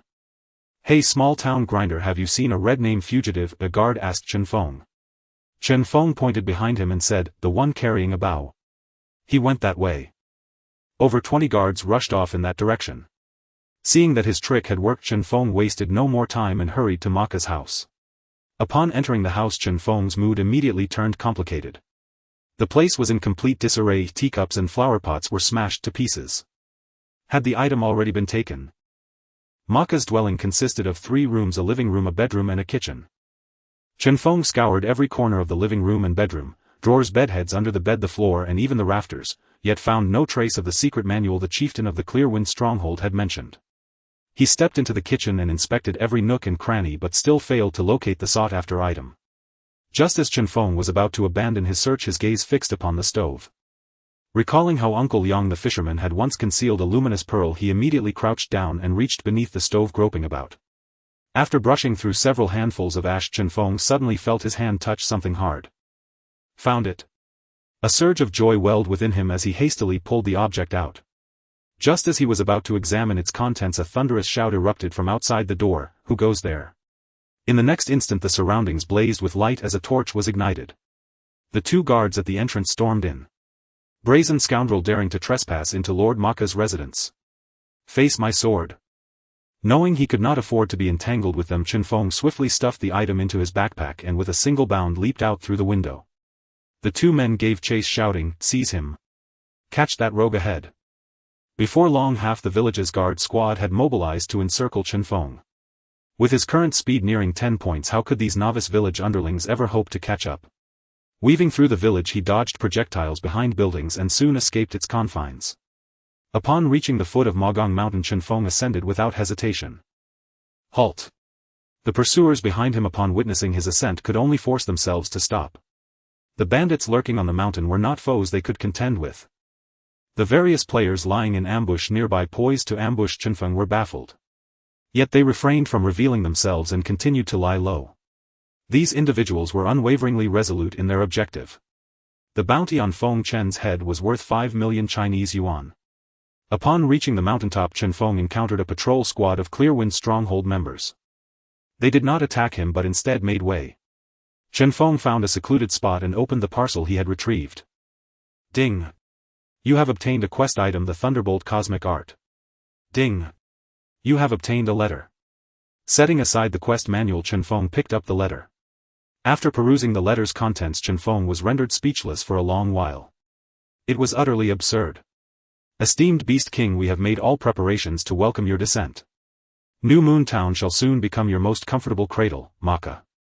This Maka had actually colluded with the Beast King in secret. A dignified captain of the guard, yet he had betrayed the revolution. It seemed that traitors lurked not only in the novice village but also in New Moon Town. No one in his past life had ever triggered this quest line, so Chen Feng was uncertain how the story would unfold. He would simply take things step by step. The meeting hall of the Clearwind stronghold. The 3 Li brothers pored over the Thunderbolt Cosmic Art, their expressions alight with excitement. "Brother Feng Chen, we are deeply grateful for this. From now on you shall be our squad leader of the Clearwind stronghold." What in the world? How had he become a bandit squad leader? Chen Feng wondered if he had misheard. Could this be a special perk of maxed out luck? Then the system revealed to him what the privilege of maxed out luck truly entailed. Ding! Triggered lucky reward. The chieftain of the Clearwind stronghold invites you to become the 4th chieftain. Do you accept? How had he become the 4th chieftain? Chen Feng was utterly bewildered. Initially he had held the Clearwind stronghold in contempt. It was merely a level 20 dungeon. Within half a month at most, players would form parties to storm it. Moreover, his sole purpose in coming here was to reach the mountain peak and complete that hidden quest, not to bind himself to a single stronghold. Exercising caution, Chen Feng did not reply immediately but instead questioned the great chieftain Li Yuanzhou. "Great chieftain, there is one thing I do not understand. Speak freely. I see that all 3 of you are heroes of valor. Why then do you hide in the mountains and become outlaws? Would it not be glorious to serve the empire and expand its territories?" Li Yuanzhou furrowed his brows, fell silent for a moment and said, "Have you heard of the Beast King Bester?" "Yes, I know of him. Chen Feng nodded and Li Yuanzhou continued, our enemy now is not the forces of other nations but the Beast King. Chen Feng said, even to resist the Beast King there is no need to become bandits. Li Yuanzhou replied, initially we joined the government hoping to fight alongside the righteous warriors of the court to repel the Beast King's invasion. However, we later discovered that every village and town had been infiltrated by the Beast King's minions.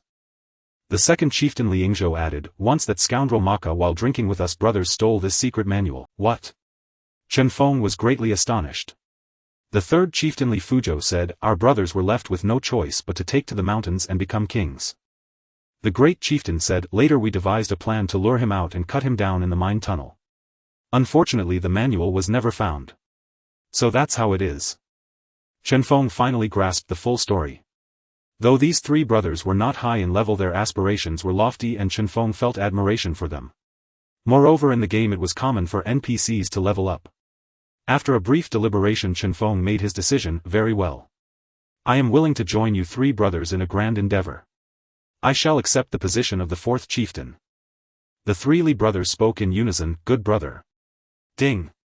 You have chosen to become the fourth chieftain of the Clearwind Stronghold. Please select your chieftain identity. A Feng Chen B Town's Grindstone. Chen Feng was overjoyed. So he could choose an identity. By appearing under a different name he could avoid any repercussions. B Town's Grindstone. Ding.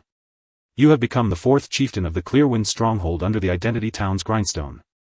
Simultaneously Chen Feng gained a new title, the fourth chieftain of the Clearwind Stronghold. All 5 attributes 50. Holy crap. A mere bandit leader was this formidable, granting a whopping 250 attribute points. This unexpected boon left Chen Feng in disbelief. That was a full 25 levels worth of attribute points. Adding Aunt Liu's Osmanthus Cake, which granted 5 to all attributes, Rebellion Vanguard granting another 5, and Warrior of Crescent City bestowing 10, Chen Feng now possessed 70 extra attribute points compared to ordinary players, totaling 350 points. Truly the effort had not been in vain. Chen Feng suddenly found himself looking forward to his future life as a bandit. After bidding farewell to the three chieftains, a lackey led him to a room. Upon entering the room, Chen Feng was once again pleasantly surprised.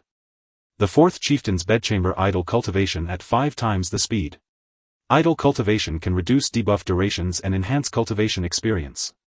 The world of Divine Mechanism featured an idle cultivation system, but it required a private space. For example, inns, private rooms, tents, and so on. Inn and inn rooms were categorized as standard, refined, and luxurious suites. Different room grades provided varying boosts to cultivation speed and debuff removal rates. A 5 times speed corresponded to a luxurious suite. Given Chen Feng's over 400 kill points, resting in this bedchamber would require only 80 to 90 hours to cleanse them all. For context, a luxurious suite cost 1 gold coin per night, yet Chen Feng could use this room for free. After logging his character into the bedchamber, he went offline. Gently placing the helmet on the table, he lay on the bed envisioning the morrow. By noon tomorrow he would transform into a hidden class. Just thinking about it stirred a hint of excitement within him. Outside Blazing Sun Town, over 100 players between levels 13 and 15 were ganging up on a level 15 humanoid rhino boss. Keep it up everyone, the boss health is almost gone. A mage spoke. Suddenly the rhino charged forward violently, knocking down 8 people in front of it. Around it now were only fragile classes like priests and archers. It raised its scythe and swung it fiercely, instantly killing 5 nearby players.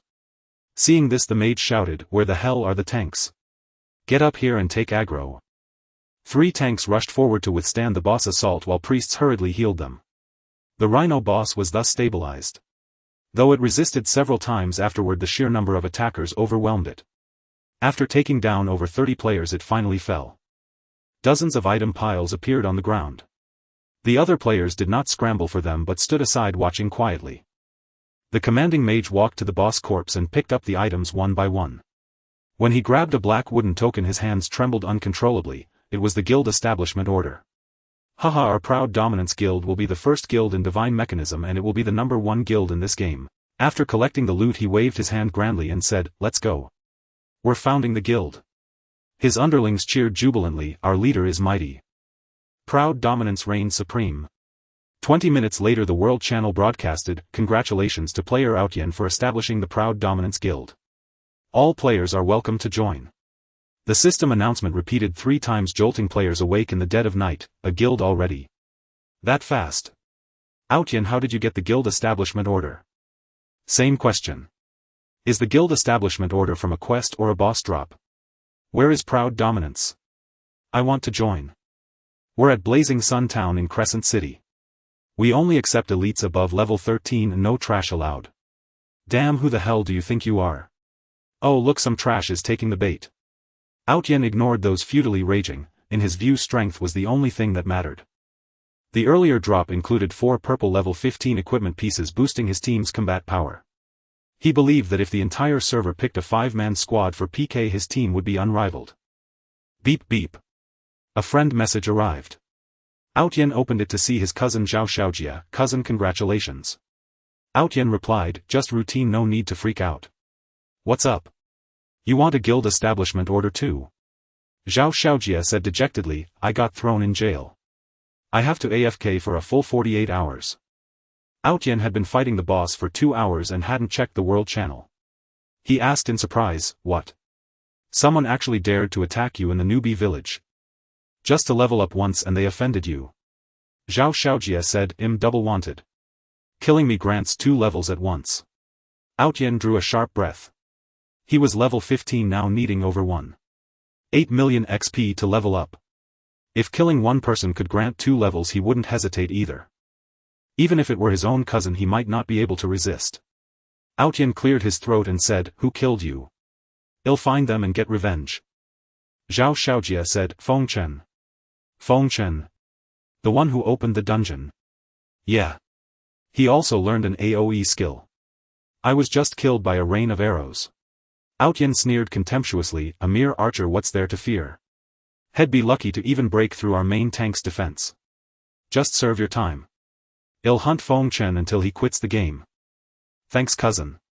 Next time I'll treat you to a massage. The shop got a new batch of masseuses including some foreign girls. Hee hee, you just get the girls ready. Morning Breeze, who had slept until 10 a.m. stretched languidly. These past few days he had been grinding monsters relentlessly for levels, utterly exhausted. Finally a solid night's sleep was a rare luxury. He unhurriedly washed up, then ate a bowl of stir-fried noodles at a Lanzhou Lamian restaurant near the complex. Around 11 Morning Breeze logged into the game. Upon entering he checked his kill value and found it had decreased by over 50 points. The 5-fold AFK speed was indeed satisfying. Leaving his room he encountered a steward. Steward Sun, level 25, elite. Good morning, 4th Chief. Morning Breeze nodded in acknowledgement. Morning, Steward Sun. Steward Sun said, the 1st, 2nd and 3rd chiefs have gone to the back mountain to cultivate. They instructed that the entire Clear Wind stronghold is under your command. Morning Breeze was taken aback. Yesterday he had just become a bandit squad leader and now he was the temporary head chief. He said to Steward Sun, all right, I understand. I'm going to the mountaintop. Inform me if anything comes up. Steward Sun bowed, as you command, 4th Chief. Morning Breeze ignored him and climbed toward the highest peak. At the summit was a flat area with an incense burner and an altar. Morning Breeze held the spirit tablet of Hou Yi in his hand, standing in the center waiting for time to pass. 1140. 1150. 1155. As noon approached, the spirit tablet in his hands kept vibrating. Suddenly the tablet slipped from his grasp and floated in the air. The spirit tablet of Hou Yi rose to a height of 4 or 5 meters, then began to tremble violently. Crack. The tablet crashed to the ground, shattering into pieces. Today is October 4th, the 9th day of the 9th lunar month. The Double Ninth Festival is the day of the year when the yang energy is at its peak. At noon, precisely 12 o'clock, is when the yang energy is most abundant. Morning Wind stood atop Mo Gang Mountain gazing at the sky. The sky was overcast, seemingly on the verge of rain. However, once Morning Wind took out the spiritual seed of Hou Yi, the dark clouds in the sky vanished without a trace. Under the blazing sun, the spiritual seat made from Hou Yi's ashes greedily absorbed the sunlight. Suddenly the spiritual seat detached from Morning Wind's palm and floated in the air. After absorbing the extreme yang energy for half an hour, it suddenly plummeted. With a loud crash it shattered into pieces on the ground. Subsequently a thick cloud of dust rose from the ground, gradually coalescing into a human shape. The person glanced at Morning Wind and said, I am Hou Yi. Young man, have you awakened me? Morning Wind cupped his hands and bowed, replying, indeed. I am Feng Chen and I have long admired you. I specially sought your spiritual seat to awaken you. Hou Yi's soul replied, spiritual seat humph. Do you know how this spiritual seat came to be? Morning Wind responded, I have heard that this spiritual seat was made from your ashes by your disciple Pang Meng to commemorate you. Commemorate me? Heh. My death was precisely due to Pang Meng. He crafted this spiritual seat from my ashes not to honor me but to bind me, utilizing my power for my lifetime for his own purposes. Such a thing. Truly a betrayal of master and ancestor. Morning Wind exclaimed angrily. Hou Yi, pleased with Morning Wind's response, said, my power is not so easily controlled by him. Even now he is not even a fraction of my strength. Morning Wind feigned surprise, asking, he is still alive? Of course. With my divine protection a mere span of 10,000 years is nothing. Feng Chen, I have a request to make. I wonder if you can comply. Morning Wind, filled with joy, knew they were finally getting to the crux of the matter. He quickly replied, please senior, speak. I shall not hesitate even if it costs me my life. After Pang Meng conspired against me, fearing I would regain my soul and resurrect, he specifically sought out 10 secret realms to suppress me. I entrust you with the task of releasing my soul from those 10 realms. Ding, you have received Hou Yi's commission, release soul. Do you accept? Morning Wind did not rush to accept the task but furrowed his brows and sighed, I am of poor talent and low ability. I fear I may disappoint your expectations. Hou Yi laughed heartily and said, this is simple. He waved his hand and Morning Wind received a system notification, Ding, you have received Hou Yi's legacy and have changed your class to Divine Archer. Do you accept? Morning Wind's heart raced. It had finally arrived. Accept. Ding, you have changed your class to Divine Archer, resetting your distributable attribute points. Morning Wind's original Archer talent upgraded. Divine Archer. Archer talent adds agility 2 to attacks. Moreover, he gained 2 additional talents. Divine Archer penetration deals 100 damage to 2 units behind the target within 10 meters. Divine Archer reversal of destiny body physique is also calculated as agility. At this point Morning Wind had undergone a tremendous transformation. Firstly, the upgrade of the Archer talent significantly boosted Morning Wind's damage output. The ordinary Archer talent adds agility 0.5 and even the post-level 30 class talent only adds agility 1, while the Divine Archer talent doubled it, reaching agility 2. Secondly, penetration saw a tremendous increase. The ordinary penetration talent only attacks one target behind, causing 50 to 80 damage. However, Divine Archer penetration targets 2 enemies both at 100 damage. Most importantly, the extremely rare talent Divine Archer reversal of destiny body. With this talent Morning Wind was no longer fragile. He allocated all his attribute points to physique. Now at level 20 he had 100 reset attribute points. Including titles that enhance his 5 dimensions: Aunt Liu's Osmanthus Cake 5 dimensions 5, Rebel Vanguard 5 dimensions 5, Crescent Moon City Warrior 5 dimensions 10, Chen Feng 4th Leader 5 dimensions 50. His base physique was 190, agility was 90 plus 20 physique from equipment totaling 370 agility. Morning Wind's physique was 210 points and agility was 460. His actual agility physique agility was 670. His normal attack damage now reached 1660. With all attribute points added to physique, Morning Wind's health soared to 4,200 points, comparable to a blood cow. It was precisely because of this talent that he had escaped countless ambushes and pursuits. Now transformed into a Divine Archer, Morning Wind expressed his contentment to Hou Yi, saying, I will strive to release your soul in the future. Hou Yi's soul nodded. Suddenly a strong wind swept through the sky and Hou Yi's soul became extraordinarily bright. Its radiance rivaled that of the sun in the sky, making it impossible to gaze upon. Then the dazzling soul gradually shrank, transforming into a speck of light the size of a grain of rice, shooting into Morning Wind's body. Ding, you have accepted Hou Yi's request. Release soul. Release soul 110. Ding, you have acquired the passive skill knowledge of Hou Yi's secret realm key. As Hou Yi's soul vanished, the dark clouds in the sky began to gather once more. Suddenly the sky erupted with thunder and soon after torrential rain began to pour down. Morning Wind was not in a hurry, instead walking leisurely towards his dwelling. After 3 busy days Morning Wind finally sighed in relief. Leveling up to 20 in just 3 days was nothing short of a miracle. Zhao Xiaojia truly was his lucky star. Next time he saw him he must express his gratitude properly. Achoo achoo! Zhao Xiaojia, sitting in his cell, suddenly sneezed repeatedly. Looking out at the pouring rain he muttered to himself, who is mentioning my name? Has my cousin already made a move on that guy? At this moment Lu Ruyan was anxious beyond measure. Last night she learned that the divine machine had already spawned its first guild. Having logged out, she got back into the game once again. Through her channels she discovered that Aotion had obtained the guild establishment order after defeating a level 15 wild boss. Thus she organized a team overnight to hunt for the boss. They found the boss, which was a giant python. However, perhaps due to the overwhelming number of players in New Moon Town, the boss here was significantly stronger than the one outside of Yenyang Town. The most critical issue was that whenever its health fell below 30, the massive AoE lifesteal would fully restore it. Countless players had died since last night, but they still couldn't defeat the boss. What should they do? Lu Ruyan opened her friends list and suddenly her eyes lit up. After returning to the house, Chen Feng contemplated his next plan. In his previous life he had only completed 5 out of 10 tasks for the Release Soul quest. The other 5 souls had been released by other players who had entered the secret realm. Thus he entered the next task phase with a completion rate of 50. Even so, Chen Feng later made it onto the top 100 list. He had fantasized countless times that if he had entered the subsequent tasks with a 100 completion rate, he might have been able to rank in the top 10 or even first. This time he must not have such regrets. Yet even the lowest difficulty monsters in the Hou Yi secret realm were now difficult for Chen Feng to handle. He looked at the level 1 golden bow in his hand and the level 10 zombie set, and he resolved, I must quickly replace all my equipment with purple quality or higher at level 20. As Chen Feng was thinking about his equipment, a message from a friend came in. Ding ding ding. Opening it, he saw it was from Lu Ruyan. Feng Chen, do you have time now? What's up? Can you help me kill a boss? I need to obtain the establishment order. Sure, where? Lu Ruyan replied, in Xinyue Town in the southeast direction by the bushes. Coordinates are 238. 389. 238. 389. Chen Feng recalled the coordinates.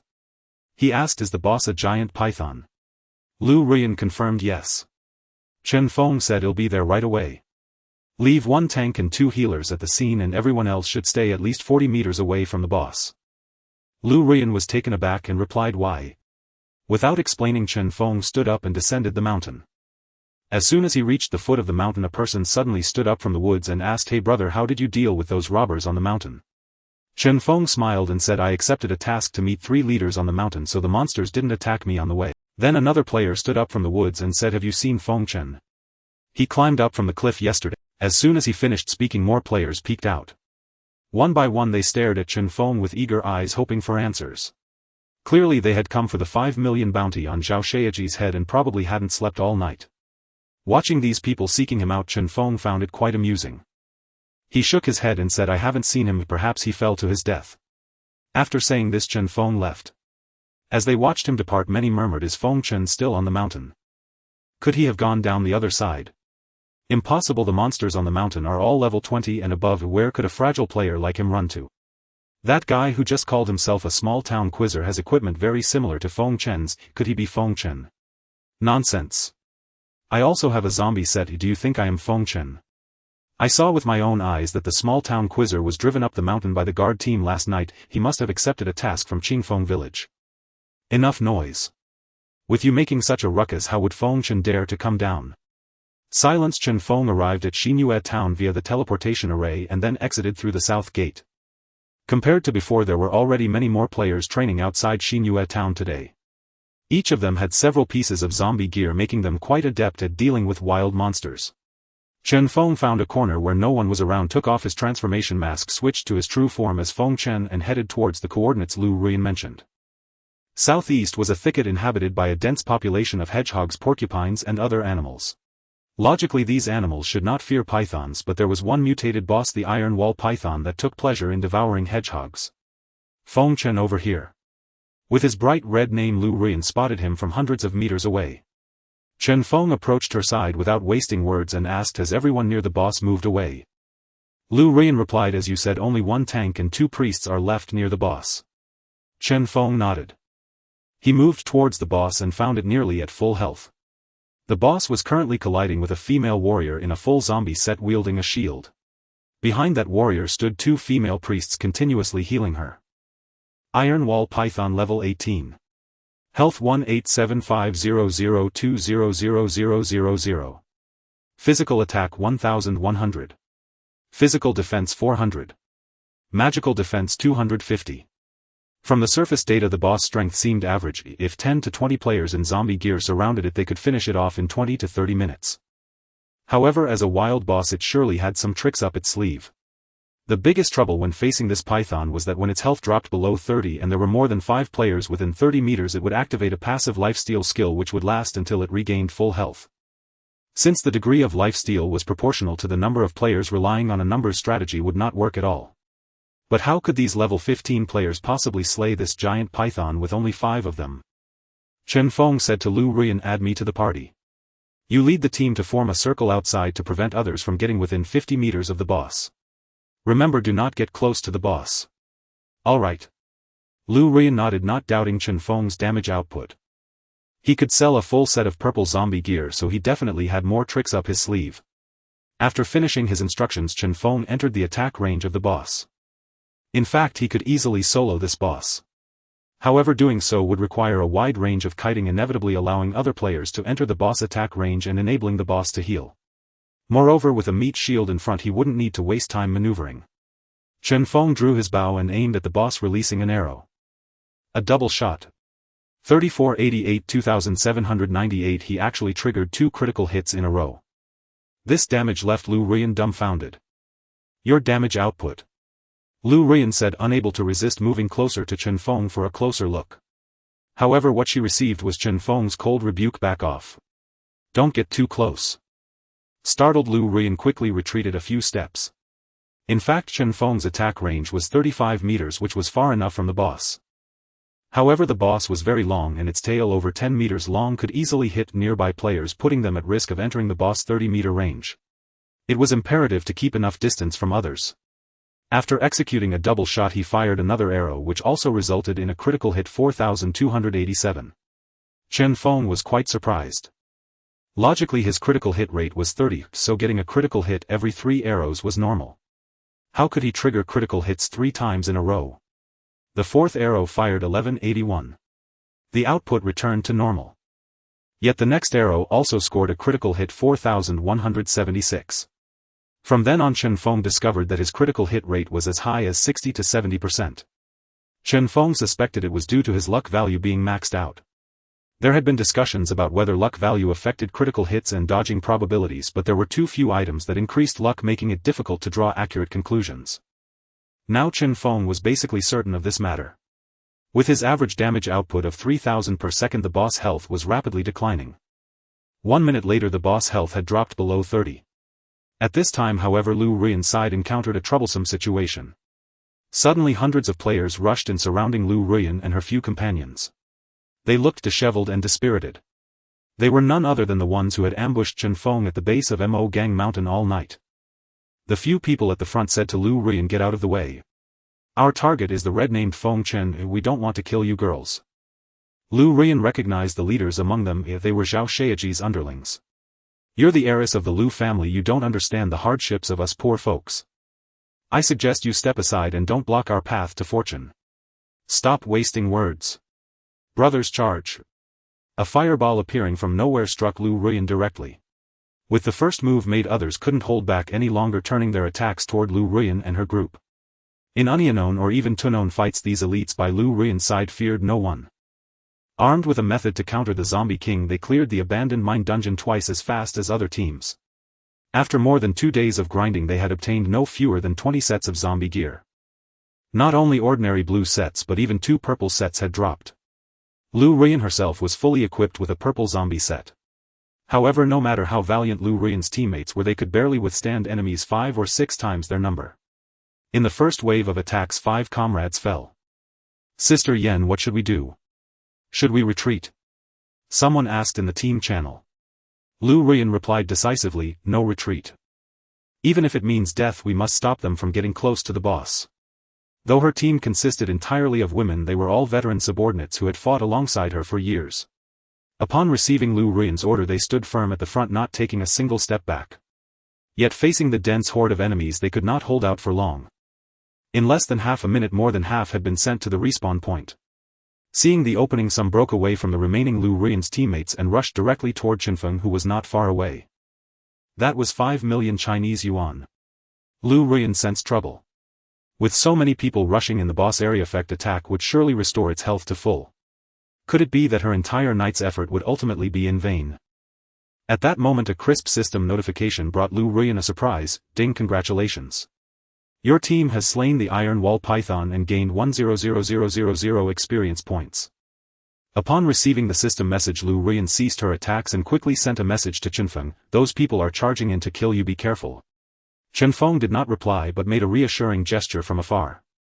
He ran to the boss side, spotted a wooden block on the ground and picked it up.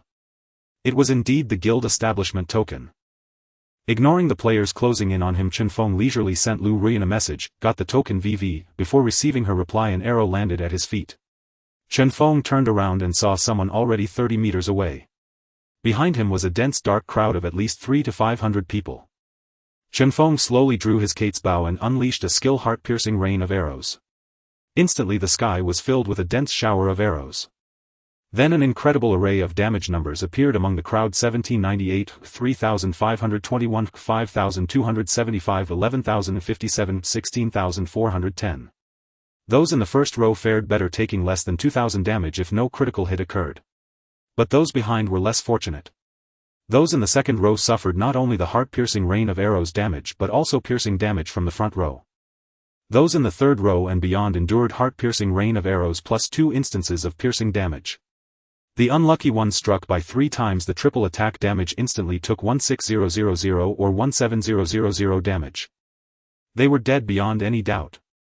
With a single strike, of 15 by 15 meter area in front of Chen Feng was cleared, sending over 200 players to the respawn point. The other players witnessing this horrifying scene froze in terror. It was too overwhelming. They exchanged glances, each seeing fear reflected in the other's eyes.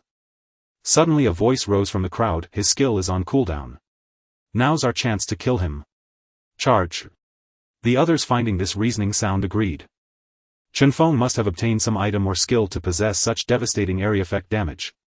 With such immense power and wide range, its cooldown would naturally be long. Thus the group charged at Chen Feng once more. Chen Feng was not foolish enough to stand still and let them approach. His movement speed was now 12, while the highest among those players was only 7, a vast difference. However, Chen Feng did not sprint at full speed but held back, making them believe they could catch up. Once the 8-second cooldown elapsed, he unleashed heart-piercing rain of arrows again. Crackling. Another 200 or so were turned to light. Now only 100 remained. At this point they could no longer retreat and had no choice but to grit their teeth and press on. In their eyes they were getting closer to Chen Feng. If just one person could close in and stick to him, Chen Feng would be doomed. To bolster their courage, many shouted loudly, "For 5 million charge. He has nowhere to run, the monsters are behind him.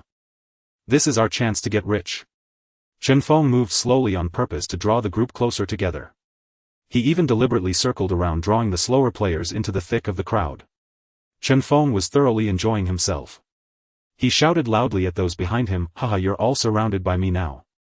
Surrender while you still can." Ignoring him, the group sought to close in. Seeing that the time was right, Chen Feng drew his bow fully again. The third heart-piercing rain of arrows descended, killing a vast number. Only a dozen pursuers remained. By now even the most reckless among them realized Chen Feng was toying with them. "Damn it, I'm not chasing anymore." A warrior wielding 2 swords sat down on the ground. Due to his slow movement speed, he had always been outside Chen Feng's attack range and thus survived by sheer luck. Seeing this, the other players also gave up the chase. "Fuck, this guy's a monster." Chen Feng, finding their surrender dull, lost interest. He lowered the bow he had already raised. Glancing at his kill count of over 600, Chen Feng shook his head silently. "Damn, in this life I probably can never show my true face again." Lu Ruyan's already cold and stern face turned even more chilling. Raising her sword, she said coldly, "Kill them." Then with the last dozen or so members of her team, she charged in a sudden assault toward the group of enemies. Whirlwind slash. 321-387. Those people did not sit idle either. If they could not catch up with Chen Feng, could they at least not defeat the wretched woman before them? They raised their weapons and attacked Lu Ruyan. 38-176. Equipped with a full set of purple zombie armor and bolstered by various buffs, Lu Ruyan was unafraid of the dozen or so opponents before her. Like a war goddess, she cut down these rabble without mercy. Her teammates wisely chose not to intervene. Aside from the priest maintaining Lu Ruiyan's high health, the others merely blocked the escape routes of those enemies. 5 minutes later, the remaining dozen or so hunters were all sent back to the resurrection point by Lu Ruiyan. Chen Feng silently admired her. No wonder she was the sole female guild leader of one of the top 20 guilds in his past life, decisive in slaughter, formidable in combat, and skilled in leadership. Chen Feng walked up to Lu Ruiyan, opened a trade request and placed the guild creation token into it. Lu Ruiyan looked at the guild creation token, which she had failed to obtain after organizing nearly 100 people and toiling for most of the day, yet Chen Feng had secured it in just a few minutes. Her heart was filled with mixed emotions. She took the guild creation token, paused for a moment and said thank you. How much? Chen Feng shook his head and replied, forget the money. Consider it after-sales service for your 20 million. Lu Ruiyan nodded. She remembered that she had previously agreed to have a meal with Chen Feng when the opportunity arose. At the time she thought Chen Feng had ulterior motives toward her. Now it seemed she had overthought it.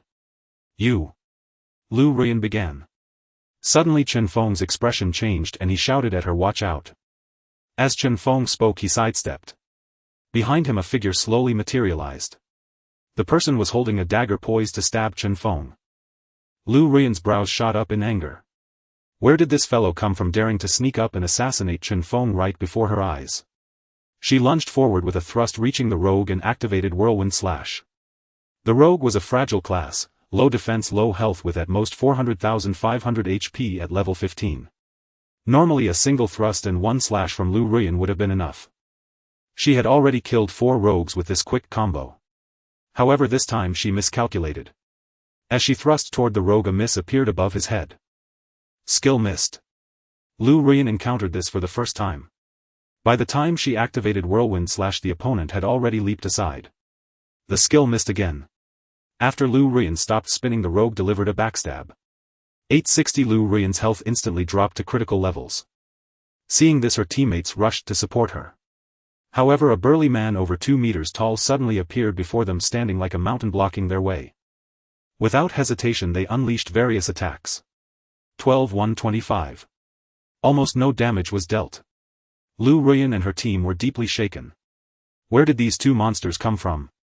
As the top team in Starlight Town, they were being crushed like children before these 2. Chen Feng was also puzzled. It was normal for a rogue to sneak up to him before being detected. But how did that warrior manage to approach while invisible? Could it be? No good. Chen Feng thought of a possibility and immediately tried to escape. 1183-1302. He was struck simultaneously by an arrow and a fireball. His health plummeted by over 2,400.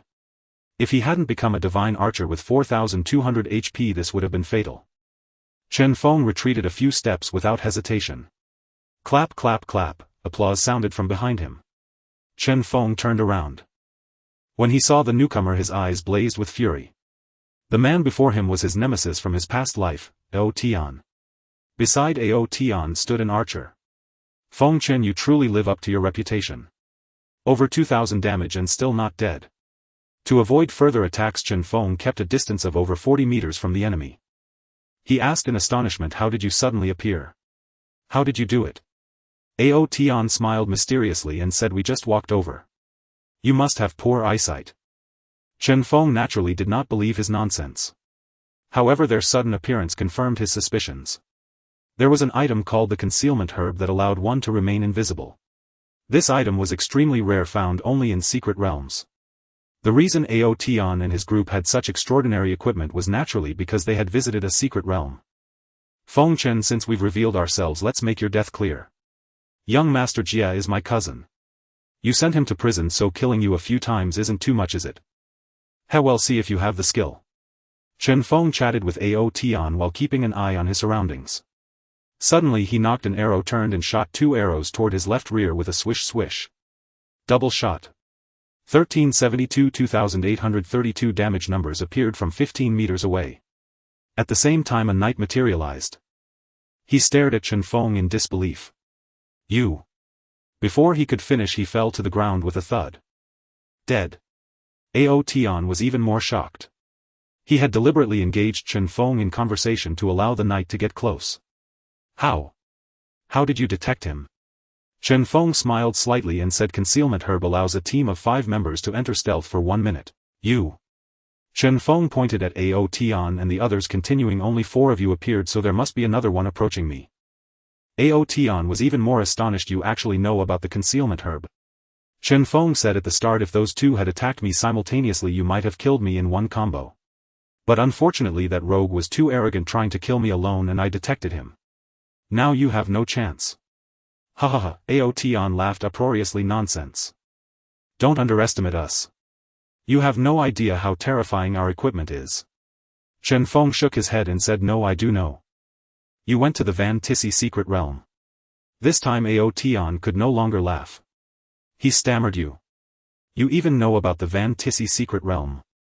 Morning Breeze wasted no more words. He drew his bow and unleashed the technique of 10,000 arrows piercing the heart. With a range of 35 meters plus a skill radius of 15 meters, Ao Tian and his companion over 40 meters away were instantly struck. 1850 4862. Even equipped with secret realm gear, mages and priests could not escape their fragile fate, slain by a single arrow from Morning Breeze. After dispatching those 2, Morning Breeze immediately aimed his arrow at the assassin before Lu Ruyan. Though the assassin's attacks were sharp, he could not kill Lu Ruyan in one blow. Lu Ruyan's health would soon be restored by the priest beside her.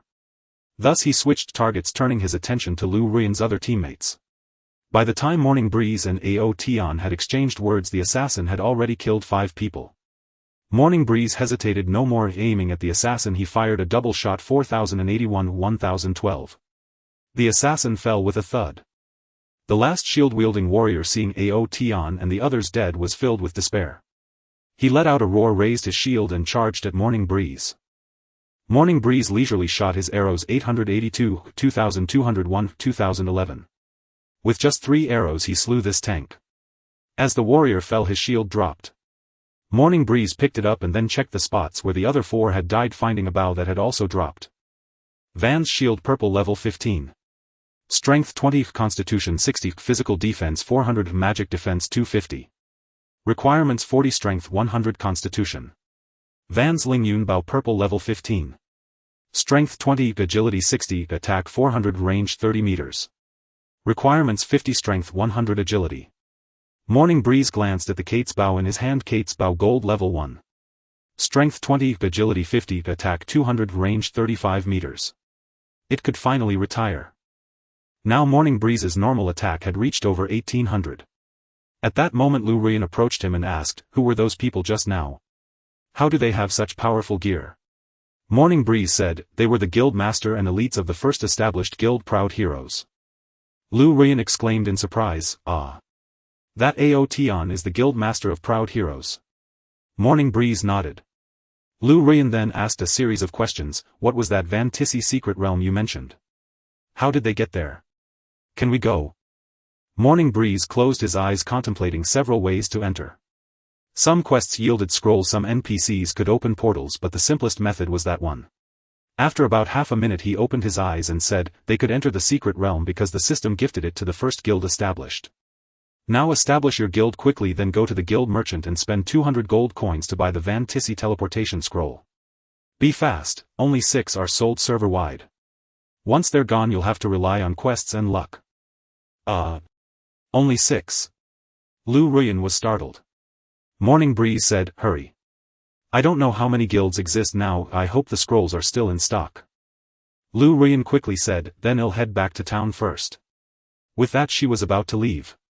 Suddenly she stopped, turned to look at Morning Breeze and said, but your red name. Morning Breeze felt a warmth in his heart. Lu Ruyan was indeed thoughtful, still concerned about his red name even now. He waved his hand and said, go on, don't worry about me. Lu Ruyan nodded firmly and said, then don't wander off. Once I get the teleportation scroll it'll take you to the secret realm. After speaking she led her remaining 8 teammates back. Morning Breeze opened his friend list. Jack Ma and Ba Sheep's messages were nearly overflowing. Jack Ma, boss, the items are sold out. Total of 50 gold coins. Boss, can you come back to town? I'll give you the money. Silly me, I forgot you can't enter the city. Where are you? I'll deliver it. Morning Breeze replied to him, 200 meters south of New Moon Town's south gate. He closed Jack Ma's message and opened Ba Sheep's. Function, are you there? Fighting zombies is so boring. Can you chat with me? Morning Breeze smiled. This little one had teamed up with him before, and teaming with others would indeed feel dull. He replied, come 200 meters south of New Moon Town's south gate. I have something good for you. A second later Morning Breeze received a reply, great. I'll be right there, Function, wait for me. Morning Breeze closed the message window and slowly strolled to New Moon Town's south gate. Shortly after arriving, Morning Breeze saw the announcement of Rainy Alliance's establishment. Congratulations to player Liu Ruyan for establishing the Rainy Alliance Guild. Other players are welcome to join. Immediately after he saw Liu Ruyan speaking on the World Channel, Rainy Alliance accepts female players only. To apply, please contact Vice Guild Master Yan Xiaolin. As soon as Liu Ruyan finished speaking, the male players immediately became excited. Wow, an all-female guild. Haha, a harem guild. Hee, isn't this made for me? Upstairs, are you daring to flirt with Miss Liu? Do you want to die? So what if she's Miss Liu? Can't a young lady have a harem? Liu Ruyan, are you building a harem? I'm good in bed, I can work. I'm durable. I have many tricks. Morning Breeze watched the beast's comments, each one more absurd than the last. At that moment a shout came from afar, boss. Morning Breeze looked up and saw Jack Ma running over. When Jack Ma reached him, his face was overflowing with joy. Boss, I sold all those materials in 3 hours. Hey, race the transaction record. Jack Ma said, showing the record to Morning Breeze. Morning Breeze looked over the transaction details for a moment, then nodded and said, very good, efficient. As agreed, Jack Ma kept his 20 commission and handed over the remaining 40 gold coins to Morning Breeze. Boss, you know gold coins are really valuable now. Someone in town is buying them for 100,000 RMB each. Do you want to exchange for Chinese currency too? Morning Breeze shook his head, he wasn't short on money now. Suddenly he thought of something and quickly asked, is it someone from Rainy Alliance buying gold coins? Jack Ma nodded and said, yeah. Morning Breeze quickly opened Liu Ruyan's friend chat and asked, how many gold coins do you lack? Liu Ruyan replied, still need 30.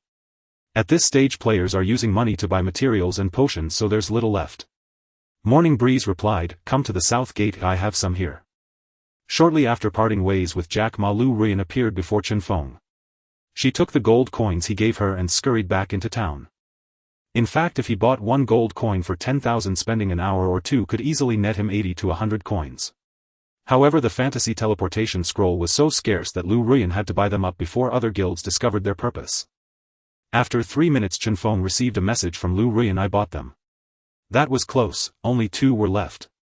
Each guild could only purchase 1 fantasy teleportation scroll, and once the 6 scrolls were sold out there would be no more. Chen Feng replied, this scroll can teleport 5 people into the secret realm. Go find a warlock and a priest.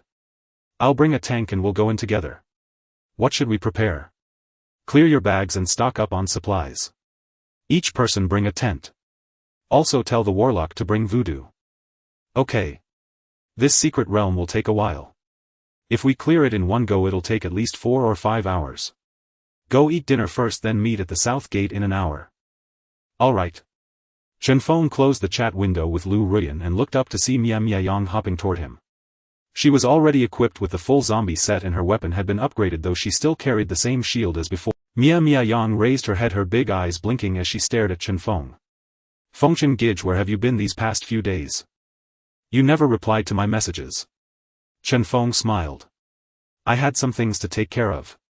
Did you succeed in your class change? Mia Yang nodded excitedly. I've become a true shield warrior. Even the Corpse King can barely damage me now. Chen Feng understood exactly what she meant by true shield warrior. Before the class change, both sword warriors and shield warriors were simply warriors, differing only in equipment choice with minimal talent impact. After the class change, the warrior profession branched into distinct paths. Some chose the offensive route, whose talents included weapon mastery and damage amplification. Others chose the defensive route, whose talents increased armor, magic resistance and aggro.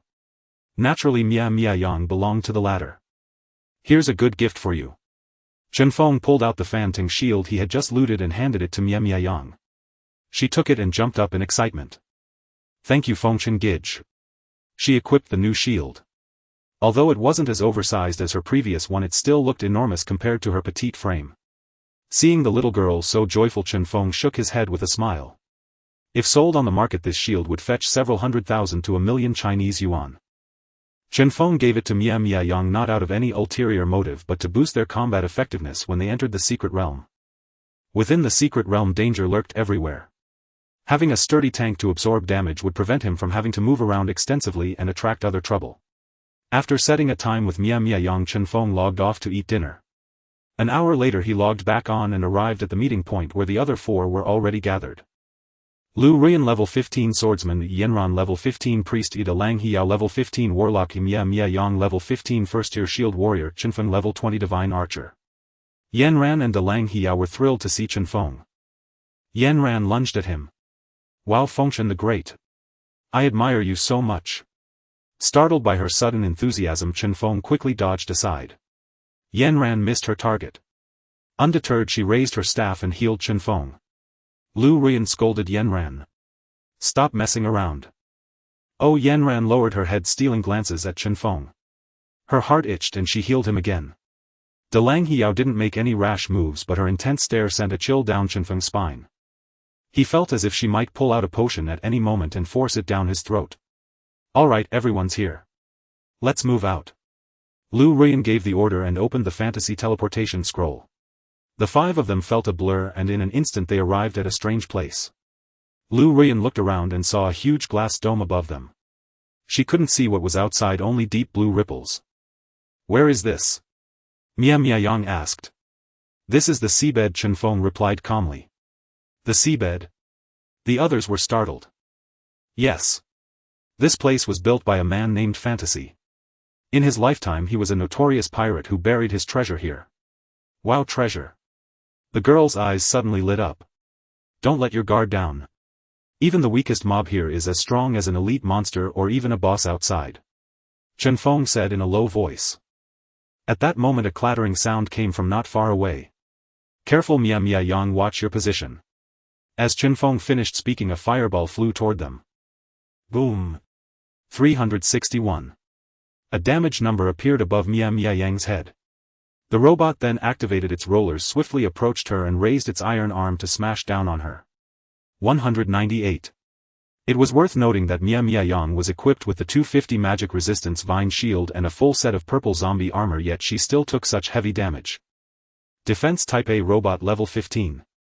HP 80000. MP 30000. Physical attack 850. Magic attack 700. Physical defense 380.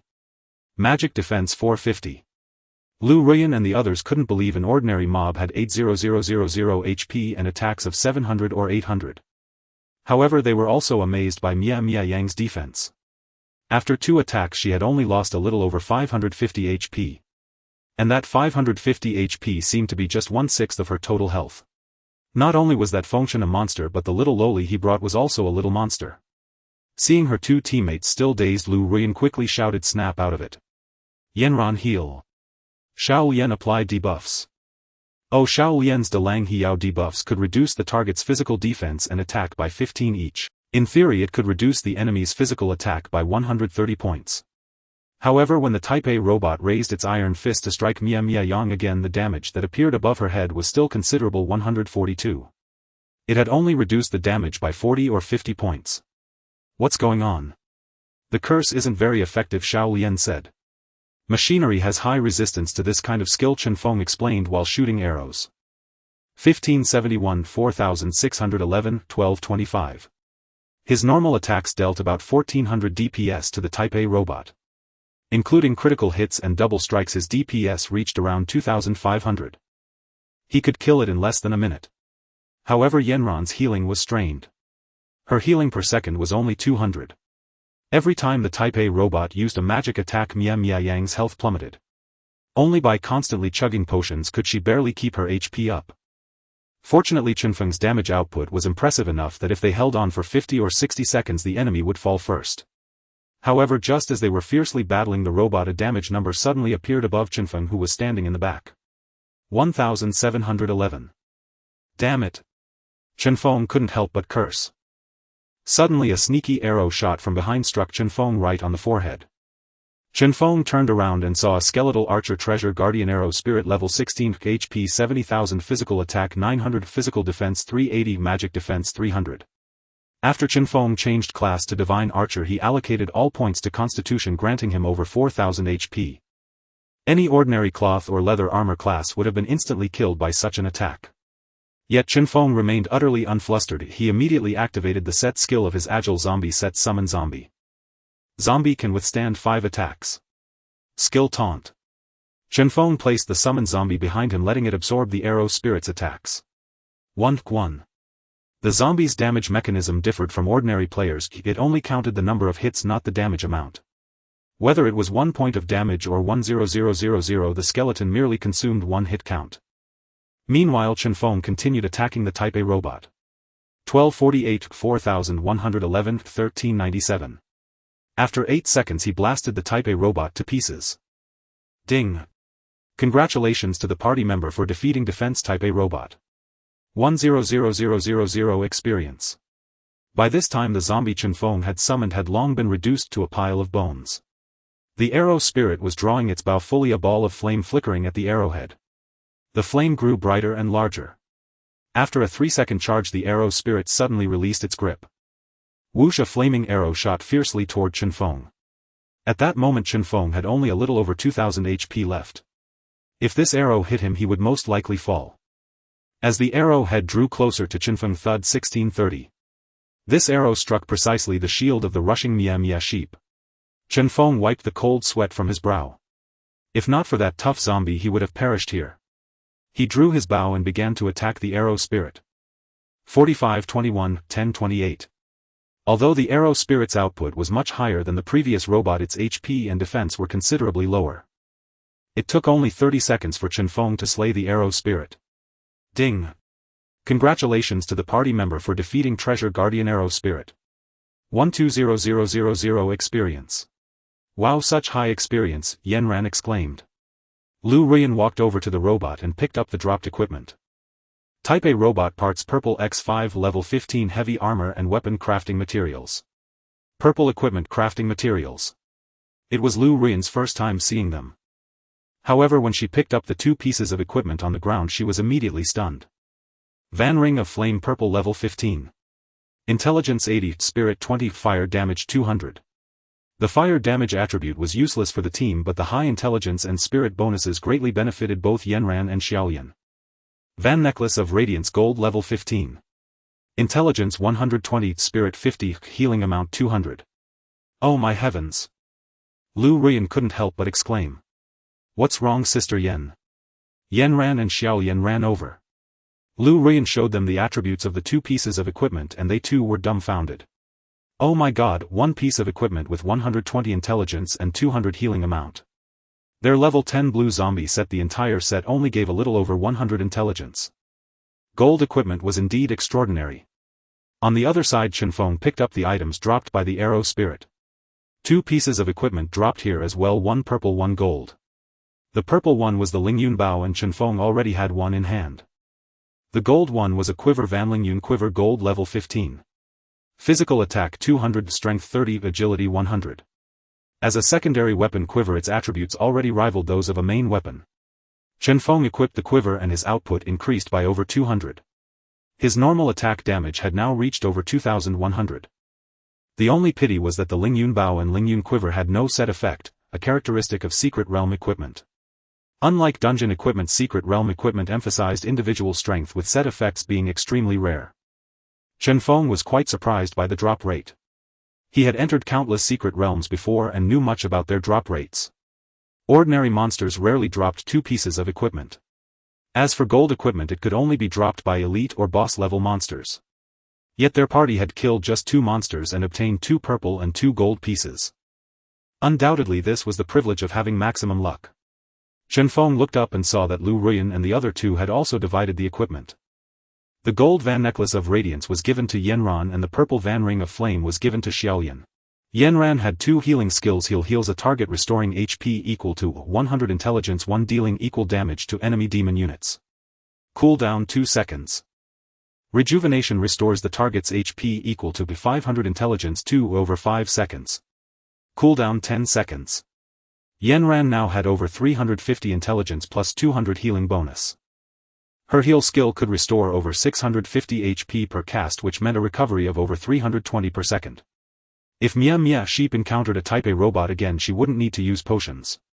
Equipped with new gear, Yanran and the others felt more confident. Lu Ruyan, recalling their recent encounter, felt a lingering fear.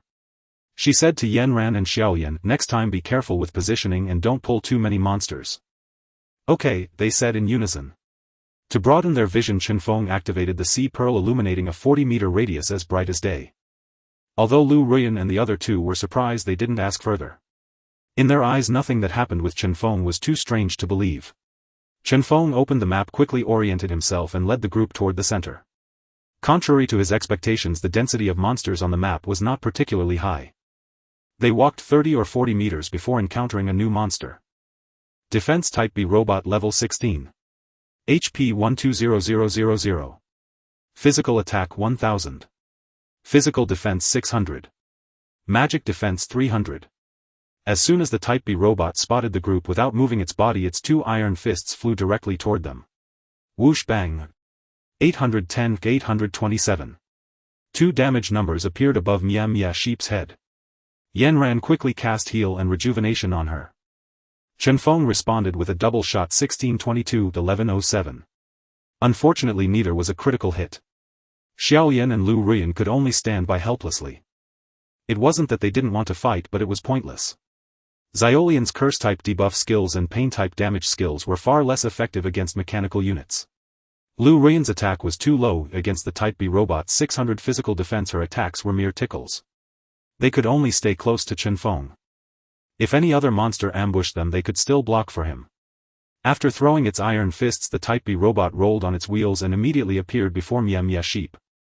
From then on, its attacks were simple and brutal, only raising its fists to pound on Mia Sheep. 257 303. Without any skill bonuses, this damage was negligible against Yanran's healing output. 2 minutes later, the Type B robot fell. Dropping to the ground with it were its two gleaming golden iron fists. Fan's mechanical left arm, gold level 15. Strength 100. Constitution 50. Attack 350. Equipment requirement level 15, 300 strength. Fan's mechanical right arm, gold level 15. Strength 100. Constitution 50. Attack 350. Equipment requirement level 15, 300 strength. Upon seeing these two pieces of equipment, Lu Ruyan's eyes widened in astonishment. An increase of 200 strength, 100 constitution and 700 attack. This meant a boost of 2000 health and 1100 attack power. Her current health was just over 2000 and her attack was only around 500. This pair of mechanical arms surpassed all her existing equipment in terms of attack and constitution boost. As for the 300 strength requirement, Lu Ruyan met it exactly. She was wearing a set of purple zombie armor which gave 250 strength. Combined with her base 75 strength, it was just enough to meet the requirement. Lu Ruyan replaced the Kierbo's staff and equipped the mechanical arms. Her health now exceeded 4000 and her attack power was over 1600. With the 10 damage bonus from her talent skill, Lu Ruyan's normal attack neared 1800, almost catching up to Chen Feng. Chen Feng sighed with emotion. Despite having a talent 2 tiers higher than hers, she had closed the gap with a pair of golden weapons. Emboldened by her new equipment, Lu Ruyan straightened her back and cleared her throat. Ahem, everyone stay alert and watch out for the monsters around us. Despite her words, Lu Ruyan couldn't help but step forward as she walked. A hint of eagerness flickered across her usually aloof face. Afterward, they encountered stray Type A and Type B robots and arrow spirits. The quality of the dropped equipment declined noticeably. Either nothing dropped or only a single purple item appeared. Chen Feng was well aware that the first kill of each monster type in the secret realm had a particularly high drop rate. After slaying 10 monsters, Lu Ruyan and the others leveled up to 16. Their next level required over 3.6 million experience points. Just then Mia Yang, who was leading the way, pointed into the distance. There seems to be a structure over there. They all looked in the direction she indicated and spotted a faint silhouette. Is the treasure there? Yanran asked. As she spoke, they all turned their gazes toward Chen Feng. Chen Feng nodded. Yes, but we need a key to enter. A key? They exchanged confused glances. Chen Feng explained, yes. The key is held by an elite monster. Keep an eye out. Mia Yang asked, where is the elite monster? Chen Feng fell silent. In truth, this was his first time entering this secret realm as well. In his past life he would still be toiling away in the novice village's mine shaft at this point. Yen Ran pointed to the side. Hey, what's that over there? Is it an elite monster? They approached and saw two monsters gathered together. Defense Type B Robot level 16. Treasure Guardian Rattan Armor Guard level 16. Health 150000. Physical Attack 700. Physical Defense 1000. Magic Defense 200. The Rattan Armor Guard's attack was average, but its health and physical defense were exceptionally high. Chen Feng aimed at the Defense Type B robot and fired a double shot. The two monsters immediately charged toward him. Lu Rian seized the moment and targeted the Type B robot. Thrust. This was a warrior's medium-range skill. It allowed her to swiftly dash to an enemy within 10 meters, dealing 150 damage. 2401. She followed up with a heavy slash, inflicting 200 damage and reducing the target's movement speed by 20. 2986. At the same time Chen Feng fired an arrow. 5819. It was a triple critical hit from Chen Feng. In less than 2 seconds the robot had lost over 10000 health. The damage output was astonishing. Under their combined assault the Type B robot was taken down in under 20 seconds. They then turned their attention to the Rattan Armor Guard. Although its physical defense was 1000 after being debuffed by Xiao Yan's curses and other skills, it dropped to just over 800. 1403 Chen Feng 1012 Lu Rian 5009 Chen Feng 987 Lu Rian. As for its 700 physical attack, it was nothing more than a tickle to Mia Yang.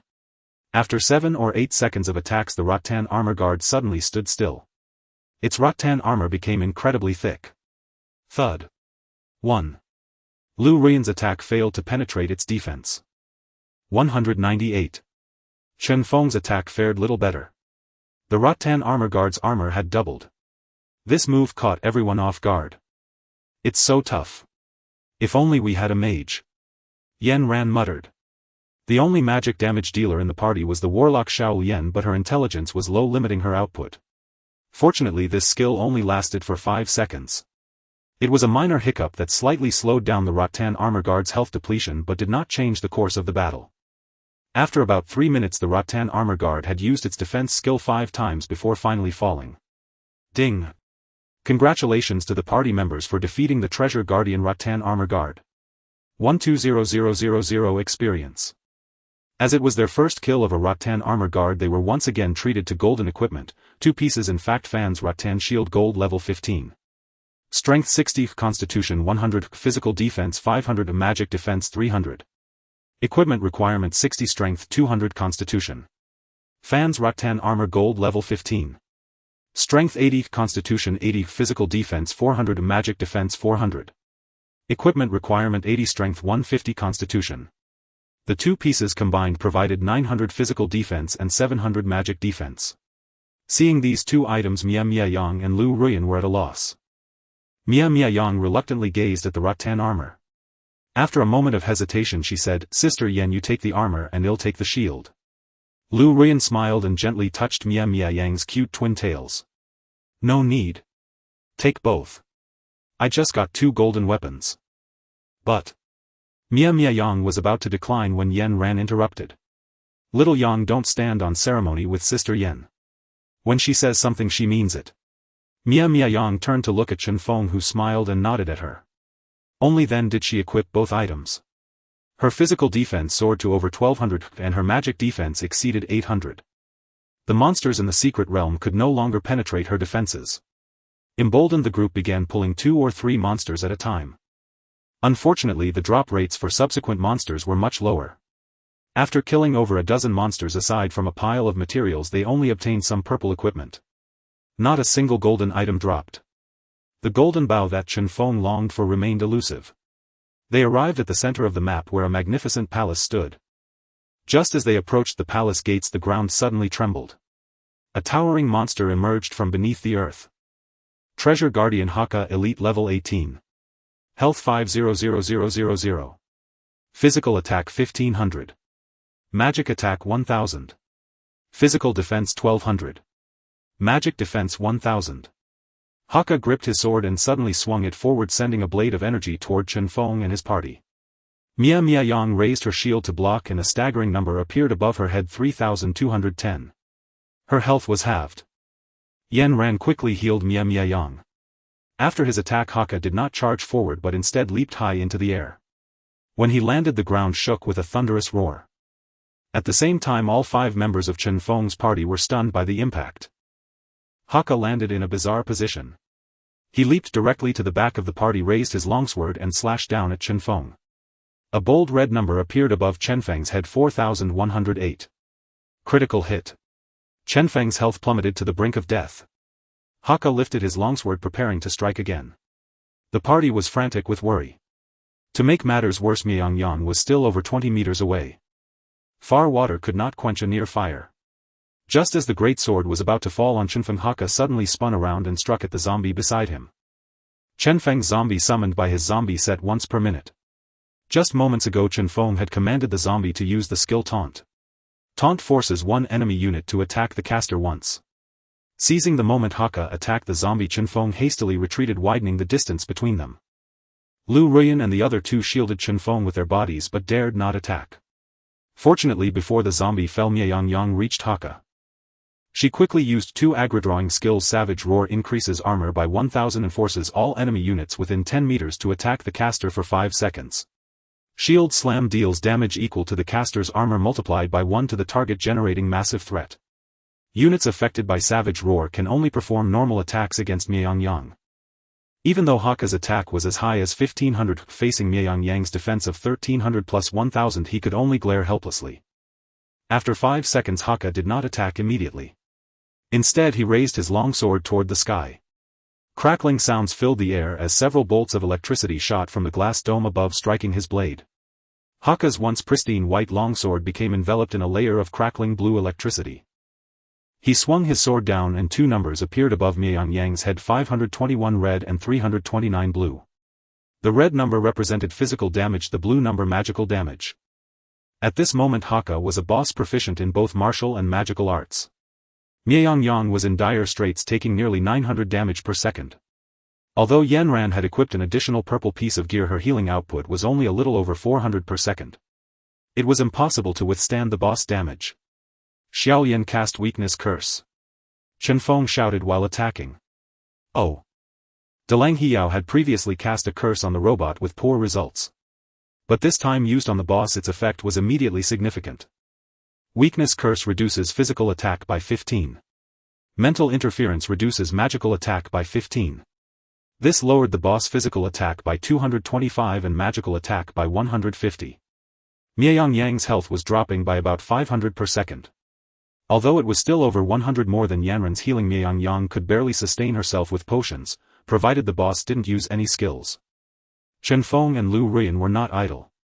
Chen Feng's normal attacks dealt over 900 damage to the boss, with critical hits exceeding 4,800, averaging over 2,000 damage per second. Lu Ruyan's damage output, however, was less impressive. Each of her attacks inflicted only 500 to 600 damage. Even with Whirlwind Slash and Heavy Strike, her damage per second barely reached 800 or 900. Against Haka's 500,000 health, such damage would take at least 10 minutes to finish him. And this was assuming the boss would only use normal attacks. But how could that be? When the boss' health dropped to 10, the electric light on his longsword suddenly vanished. Haka immediately leaped backward, landing 10 meters away from the party. Then he jumped high again, soaring over the heads of the party members. Chen Feng's heart tightened. Here it comes again. Sure enough, Haka landed behind the party once more. Bang! He stunned all 5 again. But this time Chen Feng was not caught off guard. While Haka was still in midair, Chen Feng ran toward the center of the party, leaving the zombie at the back. When Haka landed, only a lone little zombie faced him. Haka raised his greatsword high and brought it down with force. 1. The tiny zombie possessed immense resilience. It was weak, its attacks negligible. But its damage-receiving mechanism was unique. No matter how much damage was dealt, it only lost 1 health point. Learning from the previous experience, the others quickly repositioned themselves and focused their fire again. Subsequently, Haka would perform his back row assault when his health reached 80 and 70. These tactics were easily countered. As the boss' health steadily declined, Yanran suddenly cried out in panic, "Oh no, I'm almost out of mana. I can't drink potions fast enough." Chen Feng quickly shouted, "Xiao Yan, life transfer." Delang Hiyao replied, Got it." The warlock had two unique skills, life drain and life transfer. Life drain absorbs health from an enemy. Life transfer consumes the caster's own health to convert into mana. Life transfer could restore mana to the caster or to a teammate. Before entering the secret realm, Chen Feng insisted on having a warlock instead of a mage precisely for this reason. With Delang Hiyao's mana restoration skill, Yanran's magic gradually recovered. After 20 minutes the boss' health had dropped to 10. Suddenly Haka let out a mighty roar and leaped high into the sky. Chen Feng quickly left the zombie behind and ran forward. However, this time the boss did not jump backward. He hovered in midair. At that moment a fierce wind howled across the sky accompanied by thunder and lightning. Bolts of electricity coursed through Haka as he chanted, "Lord Fan, grant me your power." Haka transform. At the same time a particularly dynamic BGM began to play in the air. Chen Feng found it somewhat familiar. Suddenly he recognized the source of the BGM. Damn, it's Sailor Moon. Haka, who looked so burly and rough, apparently had the heart of a maiden. At that moment a blinding light erupted from Haka in midair, making it impossible to look directly. When the light faded, a colossal mecha appeared in the sky. Haka, now in the sky, raised his right arm and fired a missile toward Chen Feng. "Damn it, targeting me again, damn it." Chen Feng cursed under his breath. The missile wasn't particularly fast, but it was quite large. Chen Feng hastily retreated, attempting to distance himself from the impact site. To his surprise, the missile turned out to be a homing projectile. It adjusted its trajectory to follow Chen Feng's movements. Left with no choice, Chen Feng drew his bow and loosed an arrow at the missile. A thunderous explosion echoed as the missile detonated in midair. A damage number immediately appeared above Chen Feng's head, 2201. The others standing farther away were also caught in the blast, 1081-879. Staring at the damage figures, everyone was utterly stunned. If it possessed such devastating power while exploding in the air, detonating it within a crowd would surely leave no survivors. The damage was simply too immense. And it was area effect. After launching the missile, Hacker descended from the sky as well. It was then that everyone noticed Hacker's attributes had been bolstered. Treasure Guardian Mecha Hacker level 18, HP 50000500000, Physical Attack 2000, Magic Attack 1500, Physical Defense 1600, Magic Defense 1200.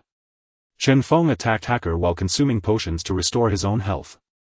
471 42-second hit of a double strike, 4219 critical hit.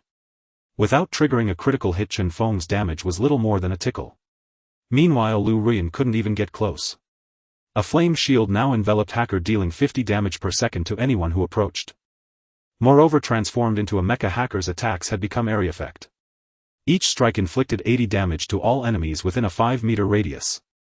At this moment none suffered more than Mia Mia Sheep. 841 red text, 539 blue text, 50 flame shield. An average of 1400 HP lost per second. Even with Yanran's healing, Mia Mia Sheep's health plummeted uncontrollably. "Brother Function, I can't hold on much longer," Mia Mia Sheep cried out in panic.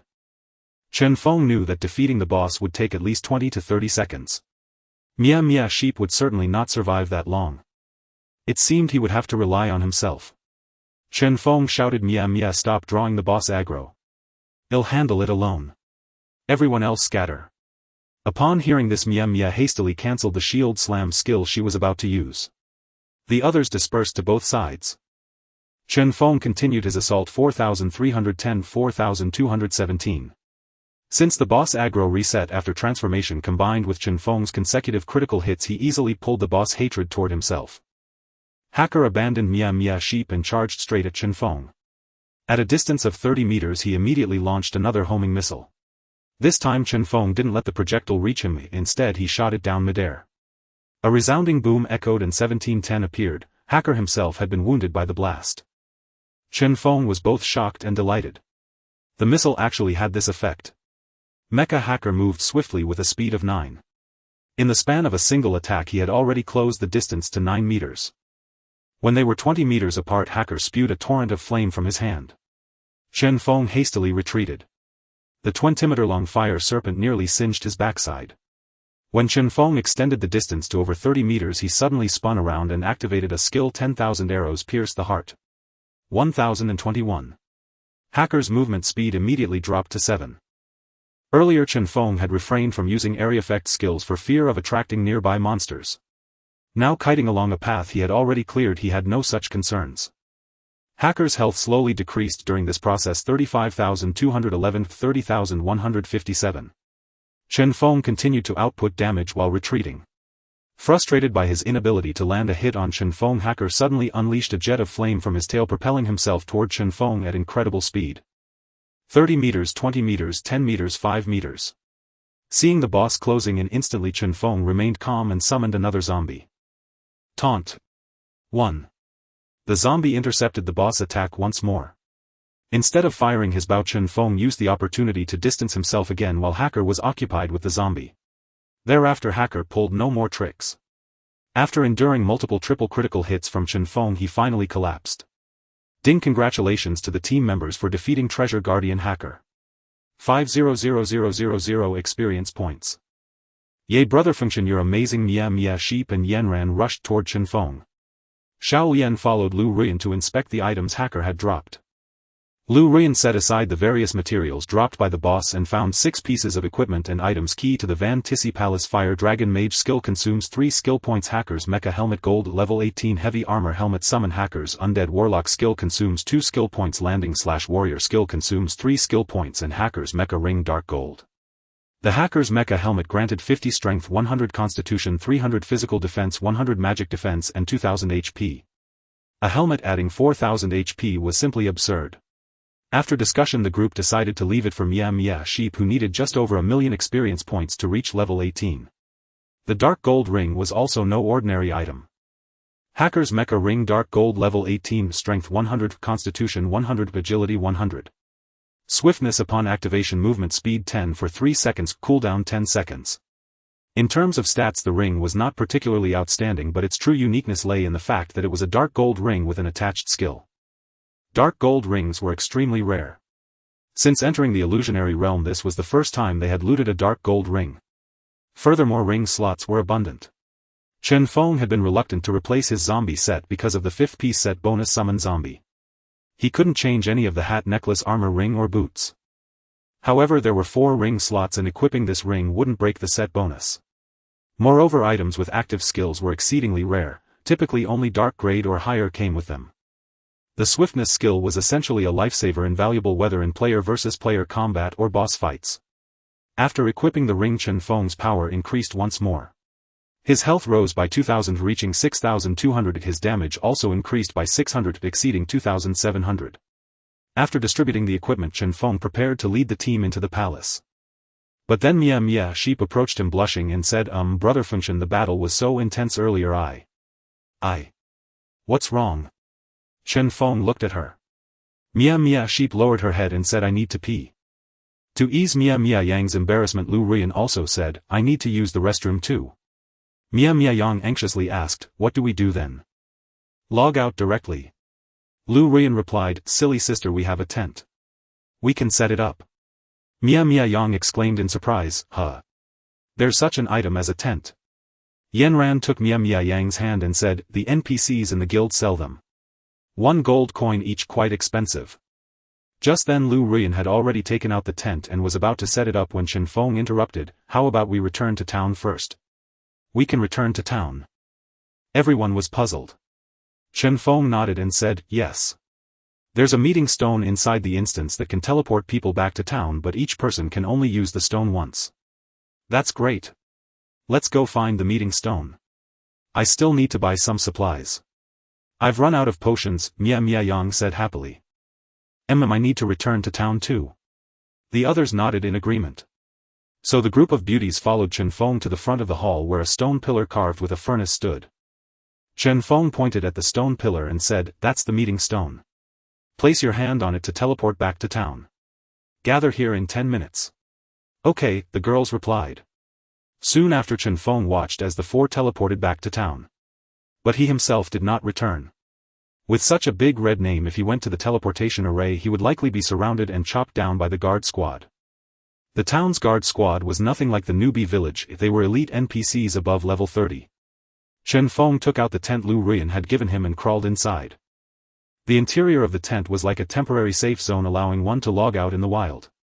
After logging out, Chen Feng went to take a cold shower.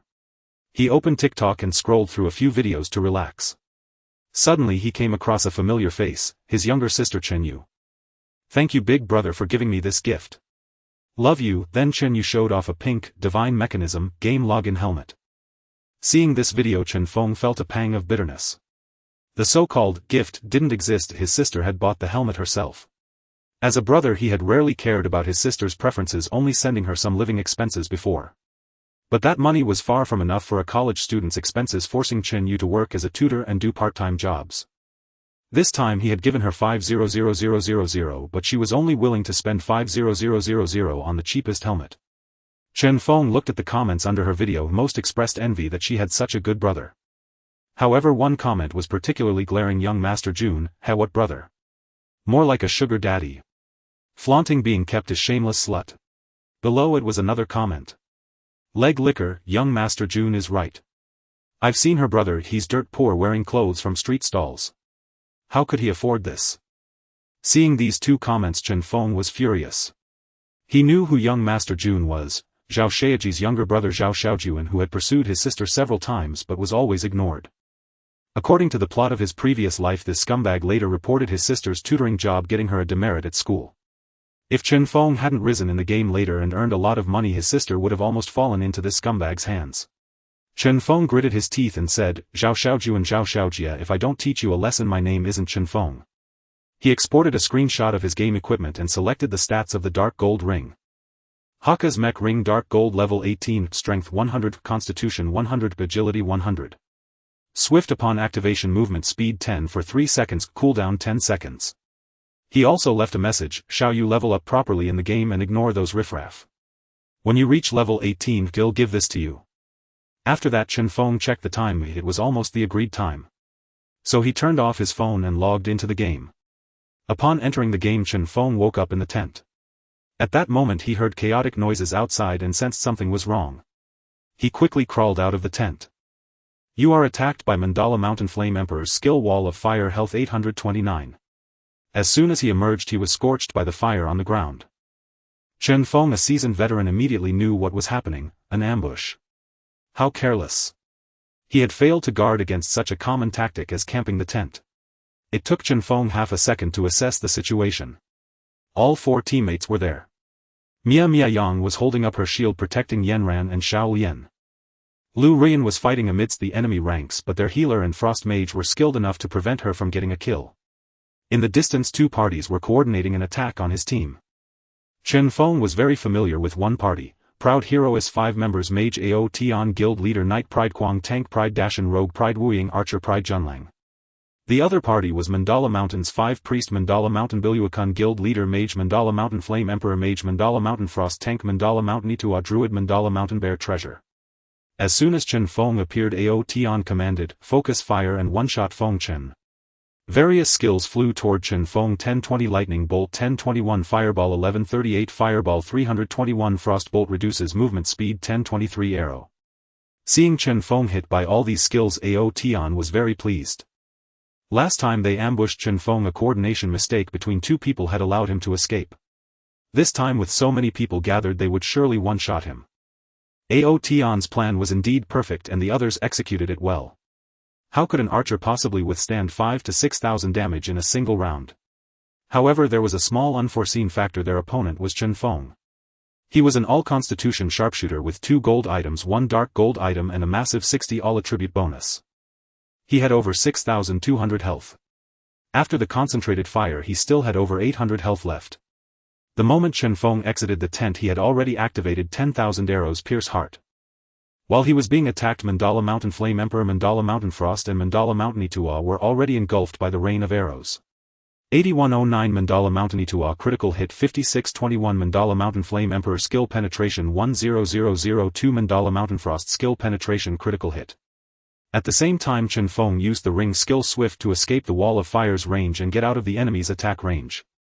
Chen Feng took out some fried rabbit meat and 2 flashes of light appeared on his body. Yanran's heal and rejuvenation were both applied. 3 seconds later, Chen Feng's health had recovered to over 3,000.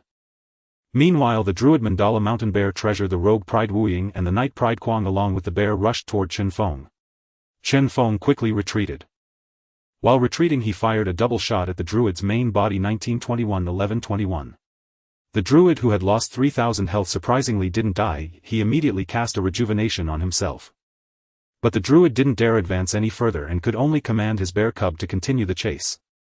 However, before he could catch his breath a ghost suddenly appeared before him and slashed at him twice. 821-773. The druid fell to the ground. The one who killed him was Xiao Lian's new skill summon Hakka's ghost. Meanwhile Pride Quang and Hou Yi had already closed in on Chen Feng. Feng Chen, let's see you escape this time. Flash strike. Charge. Chen Feng faced the two men so close to him without any change in expression. If two opponents closed in on him simultaneously, Chen Feng with only 3,000 health as a leather-armored class would not survive for more than 2 seconds. The skill charge of Aoshi Quang was already lit, and just as he was about to launch it at Chen Feng, a person appeared between the two. To be precise, a zombie had emerged. He raised his hammer and struck the feeble zombie, attempting to kill it in one blow. However, a number that defied his comprehension floated above the zombie's head. 1. The zombie slapped him in return. 1. Damn it! Aoshi Quang quickly realized this was Chen Feng's tactic to buy time. Ignoring the minor zombie, he circled around it to charge at Chen Feng again. Yet that single second of delay cost him. His comrade Aoshi Hou Yi had already been shot dead by Chen Feng. Seeing Chen Feng so close, Aoshi Quang resolved not to give him another chance. Charge.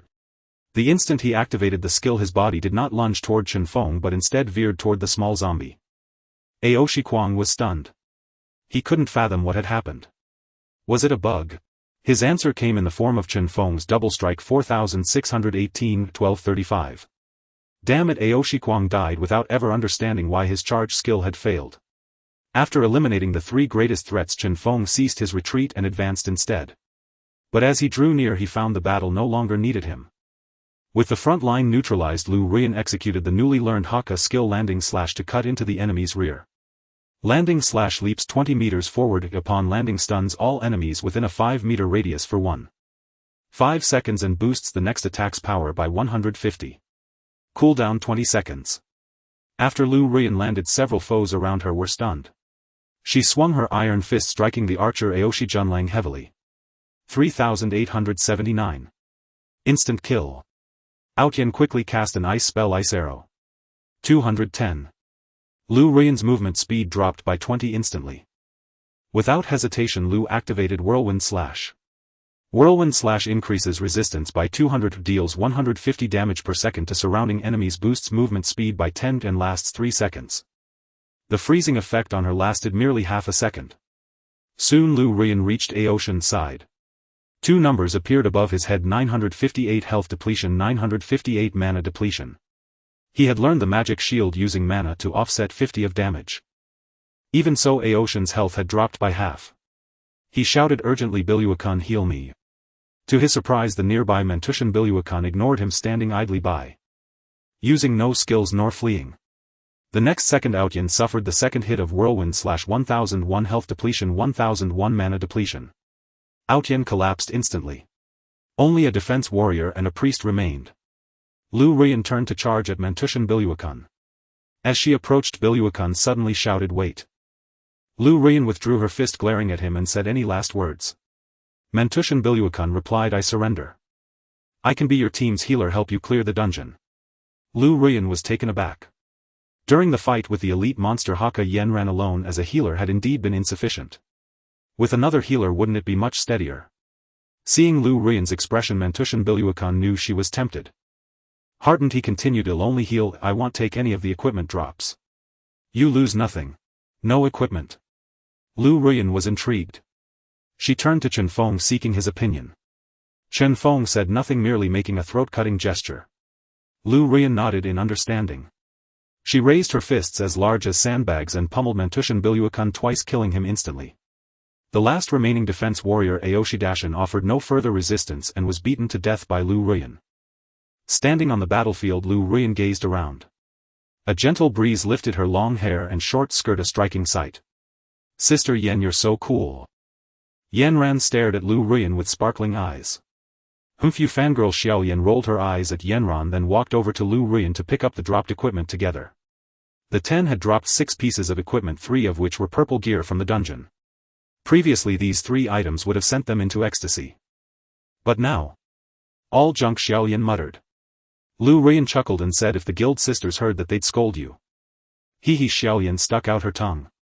Just then Chen Feng, Mimi Yang and Yanran also approached. Mimi Yang asked, why did those bad guys attack us? How did they know we'd be here? Lu Ruyan didn't answer but looked at Chen Feng. Embarrassed by her gaze, he scratched his head. Then Lu Ruyan patted Mimi Yang's head and said, they're all bad guys and bad guys don't reason. Oh, the naive Mimi Yang had no idea that the giveaway was her brother Fengchen's tent. Afterward the 5 sat down to recover their status. Chen Feng said, Mimi, how much experience do you need to reach level 17? Mimi Yang checked her experience bar and replied, another one. 2 million. Chen Feng nodded. From level 17 to 18 required 35 million experience, just killing 70 or 80 monsters would suffice. At level 18 she could equip Haka's helmet, which was necessary before entering the palace. Lu Ruyan recalled something and frowned. Fengchen, should we hurry into the palace? I'm worried about other teams. Chen Feng shook his head, no need. Why? The girls were puzzled. Chen Feng didn't explain but fell into recollection. In his past life 6 guilds had to join forces to kill the elite monster outside the palace to obtain the key. Later during the fight with Van Tessie they schemed against each other, leading to a total wipeout. Dying in the dungeon meant being expelled. Afterward a few scattered individuals were teleported in but couldn't overcome the boss. It wasn't until half a month later that guilds like Aoshi Chuanxiong assembled 3 teams and finally killed Van Tessie. This time he had wiped out 2 teams himself, and whether the remaining 4 teams could even handle the elite monster was uncertain. He was in no hurry at all. Chen Feng stood up and said, all right, everyone clear the nearby monsters. It's best if we all equip a full set of level 15 purple gear. Yes. The girls chimed in. Chen Feng also planned to replace his zombie set. The skill summon zombie was buggy but utterly useless against Van Tessie. It was better to boost his own attributes and defense instead. The Van Tessie secret realm was roughly the size of over 10 football fields with sparse monster density totaling around 200 to 300 creatures. For Chen Feng and his team, dealing with the ordinary monsters of the secret realm was now a matter of ease. The monsters could barely inflict damage on Mimi Yang. Even the Haka undead summoned by Xiao Lian could single-handedly take on 1 or 2 minor beasts. The 5 of them advanced along the temple, clearing monsters layer by layer from the outside inward. Ding, congratulations to the team member for defeating Treasure Guardian Arrow Spirit 120000 experience. Ding, congratulations to the team member for defeating Defense Type A Robot 100000 experience. After slaying over 100 monsters and obtaining more than 30 pieces of equipment, Chen Feng finally refreshed his gear for every slot. Van Feather Cap Purple level 15, HP 1000, Constitution 50, Physical Defense 50, Magic Defense 120. Van Platinum Necklace Purple level 15, Agility 80, Magic Defense 150. Van Feather Robe Purple level 15, Strength 50, Constitution 50, Physical Defense 80, Magic Defense 100. Van Silk Boots Purple level 15, Agility 100, Movement Speed 6. Total stats 100, Constitution 50, Strength 180, Agility 130, Physical Defense 370, Magic Defense 1000 HP. Adding Van Lingyun Bow Purple level 15, Strength 20, Agility 80, Attack 400. Van Lingyun Quiver Gold level 15, Physical Attack 200, Strength 30, Agility 100. Haka's Mech Ring Dark Gold level 18, Strength 100, Constitution 100, Agility 100. And Agile Zombie Ring level 10, Agility 60. Total Gear Boost Strength 200, Constitution 200, Agility 650, Attack 600, Physical Defense 130, Magic Defense 370, HP 1000. Now at level 20, Chen Feng's base stats were as follows: Player Feng Chen. Class Divine Archer. Level 20. HP 8800. MP 900. Strength 9200. Constitution 19200. Agility 9650. Intelligence 90. Spirit 90. Physical Attack 38600. Magic Attack 90. Physical Defense 170-130. Magic Defense 45-370. Including the talents Divine Archer Reversal of Heaven and Earth Body and Divine Archer Archer's Talent, which added Agility 2 to damage. Chen Feng's normal attack damage reached 3,200. Mimi Yang factoring in gear and skills had over 1,800 defense and even higher HP than Chen Feng approaching 100,000. Yanran's healing also recovered over 900 per second. Lu Ruiyan's attack had not increased much, hovering around 2,000, however her defense had risen significantly, reaching over 900. At that moment all four beauties had reached level 18. They had swept a large area of the map, but oddly they encountered no other teams. Chen Feng frowned. That's not right. Logically there should be 4 more teams. Could they have all been wiped out by another elite monster treasure guardian harden? With this question in mind, Chen Feng remained vigilant. Earlier they encountered a monster every 10 to 20 meters, but now they had walked hundreds of meters without seeing a single one. Strange, where are the monsters? Muttered Mimi Yang, then she exclaimed loudly, hey, what's that? The group followed her pointing finger and saw a monster corpse lying on the ground. A corpse that did not respawn in the secret realm could only belong to an elite or higher level monster. Chen Feng hurried forward and found it was indeed an elite monster treasure guardian harden. Ah, I was careless. Chen Feng was slightly surprised. He had underestimated the strength of those 4 teams. In his previous life it had indeed taken 6 teams working together to defeat the elite monster. But that didn't mean it was impossible with fewer teams. Lu Ruiyan also seemed to grasp the implication. She quickly asked, what do we do? Should we go in too? Chen Feng was not in a hurry. He knew Van Tussa's strength well. The 4 teams likely wouldn't succeed.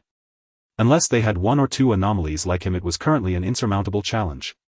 He preferred to clear all the monsters outside before entering. Such a good opportunity for leveling was rare. However, seeing the anxious look in Lu Ruiyan's eyes, he knew words alone wouldn't convince her. He nodded and said, all right, let's go in too. With that he led the 4 to the temple's side. The temple's main gate was tightly shut. This meant the other team had entered over 10 minutes ago. Lu Ruiyan pulled out the key to unlock it, but Chen Feng stopped her. Wait, let's find another entrance. Then they circled the temple for a short distance. Chen Feng pointed to a small door about the height of a person and said, let's go through here.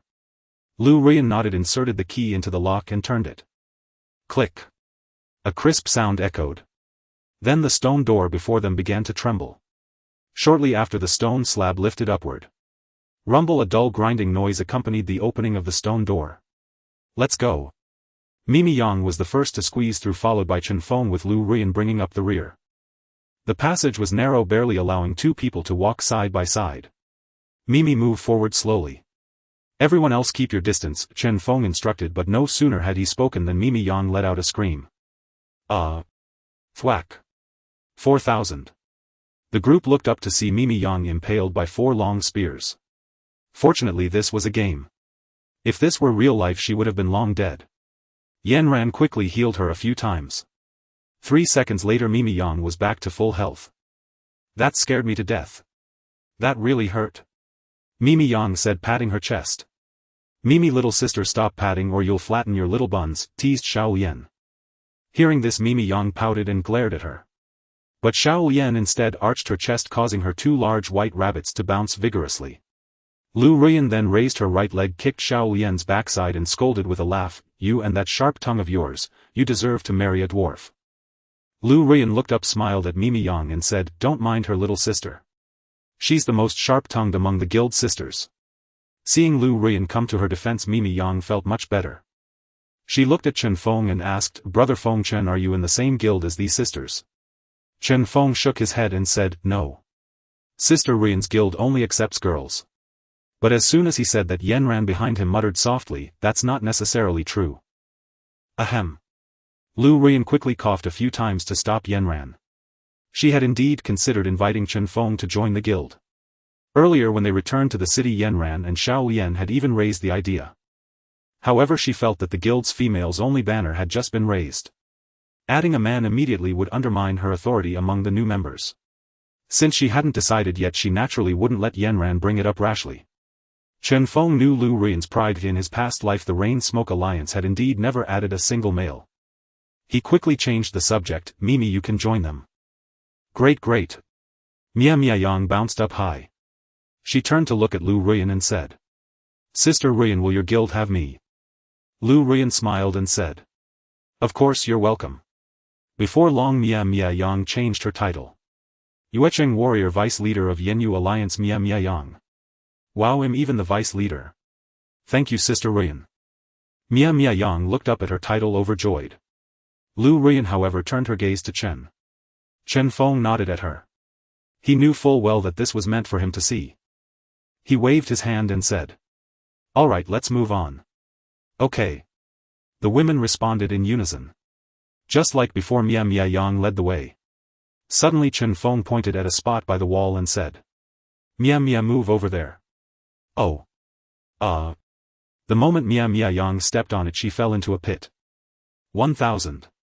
1,000. She quickly cried out for help. Pull me up quick. There are sharp blades down here. 1,000.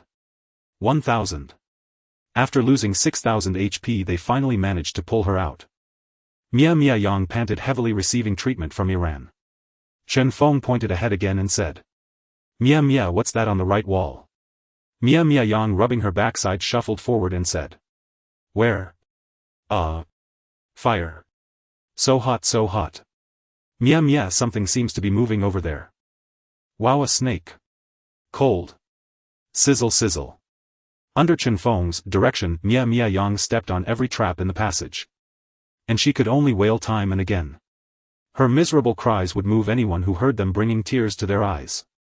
Lu Ruyan and the others were deeply distressed. The culprit, Chen Feng, however, remained expressionless, like a heartless boss exploiting his employees. After walking for over 10 minutes, they finally reached the exit. Mia Yang let out a sigh of relief. Brother Fengchen is so mean, boo-hoo. Chen Feng walked ahead and gestured to her. Shh, quiet. Mia Yang quickly covered her mouth. Then they followed Chen Feng as he poked his head out of the cave. They were in a hole on the wall with several winding staircases extending down to a grand hall. The hall was lavishly decorated, as resplendent as a palace. In the center of the hall, over a dozen people were fighting a boss. The battle area was shrouded in a faint purple light barrier roughly 50 meters by 50 meters in size.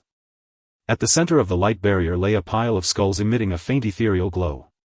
How does he already have this skill? Chen Feng muttered to himself. The purple light barrier in the middle was a warlock skill. To be precise, it was the exclusive skill of the hidden class Pain Warlock named Abyss Netherworld. Abyss Netherworld. Applies Abyss Blessing to friendly units and Abyss Curse to enemy units within a 50m x 50m area.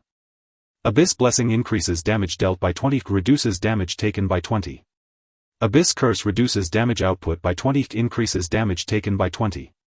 This was an extremely overpowered area skill requiring 5 skill points to learn, on par with Chen Feng's 10,000 arrows pierce heart. What's that purple glow? Lu Ruyan, clearly noticing the anomaly, asked Chen Feng. Chen Feng explained the effects of the Abyss Netherworld to her in detail. Hiss. Lu Ruyan took a deep breath. That's like reducing the boss damage output by 40 and increasing damage dealt to it by 40. Chen Feng nodded. This skill was indeed that domineering. Lu Ruyan said. Then wouldn't their team battles be invincible? Chen Feng was taken aback. He then grew even more impressed with Lu Ruyan. At this moment she was actually thinking about PvP. Truly a top-tier guild leader. Chen Feng pointed at the pile of skulls on the ground and said. See that pile of skulls? Lu Ruyan followed his gaze and nodded. There's a warlock next to the skulls. Chen Feng said. That's the warlock. Lu Ruyan, being incredibly sharp, immediately grasped his meaning. You mean killing that warlock will break this Abyss Netherworld? Chen Feng nodded and said. That warlock can't leave the 5-meter range of those skulls. Lu Ruyan nodded and said no more. As a guild leader, her first thought was of guild conflicts. Since she knew the weakness of this skill, she naturally had a way to counter it. Chen Feng shook his head and didn't elaborate further. That warlock was a member of a Sakura Country guild. In Chen Feng's past life, the Sakura Country's Autumn Chrysanthemum Guild was ranked among the top 10 in the world. The greatest credit for the guild's growth belonged to that warlock. He had a plethora of annoying skills and countless survival abilities. Kill him to break the formation. It wasn't that easy. Chen Feng was merely curious why they hadn't used this skill in his past life. Perhaps they held back to snatch the boss and were taken out by a surprise attack first. Before Chen Feng could figure it out, Mia Yang exclaimed. The boss killed 2 people. Chen Feng quickly looked over and saw Van Tessie waving his dagger, instantly killing an archer and a mage. Van Tessie level 20. HP 5264811000000. Physical attack 2000. Physical defense 1600. Magic defense 1800. Attack speed 0. 6 seconds. Movement speed 11. Dodge 30. Van Tessie was a thief. On the surface his attack power wasn't that high, on par with Mech Haka. However, thief skills relied on combo points to deal devastating burst damage. For instance, if Van Tessie accumulated 5 combo points attacking the same target 5 times consecutively, he could unleash the skill Cold Blood, increasing the next attack's damage by 200. With 3 combo points he could trigger Bleed, losing 1000 HP per second for 3 seconds. Van Tessie even had a 15 combo point trigger skill, Death. Literally once triggered, instant death. No matter your HP or defense, if triggered you die. Absolutely undeniable, overwhelmingly domineering. Therefore, when fighting Van Tessie, one had to be very careful about aggro transfer. If Van Tessie accumulated 10 combo points without releasing a skill, another tank had to immediately grab his aggro. This created a troublesome scenario. The tank dared not fully hold aggro, causing DPS to pull threat exceeding the tank's aggro. Just now the mage and archer in the party had higher aggro than the tank and were instantly killed by Van Tessie in 2 or 3 strikes after he teleported over. You Chinese are so careless. The guild leader of the Sakura country's Autumn Chrysanthemum Guild, the swordsman Autumn Chrysanthemum Hanzo, said loudly. Can't even control such simple aggro and you got my men killed. The dead mage was from the Autumn Chrysanthemum Guild. Humph. Jiangnan Water Town Guild leader the priest Chen Feng said. You little Japanese are just talking nonsense. It was your mage who pulled aggro and got my Xiaohe killed, yet you blame us. Autumn Chrysanthemum Hanzo said. You Chinese are cowards, afraid to admit your mistakes. If the tank up front had held aggro properly, how could there have been an aggro pull? Bullshit. A bare-chested bearded warrior wielding a large cleaver said. Didn't you see our tank had 10 combo points on him? Shouldn't your second tank have pulled the aggro? The speaker was the leader of Rash Association Lu Zish. Autumn Chrysanthemum Hanzo said. It's because that archer pulled the aggro away. Damn it. Even the refined Chen Feng cursed. Alright, enough.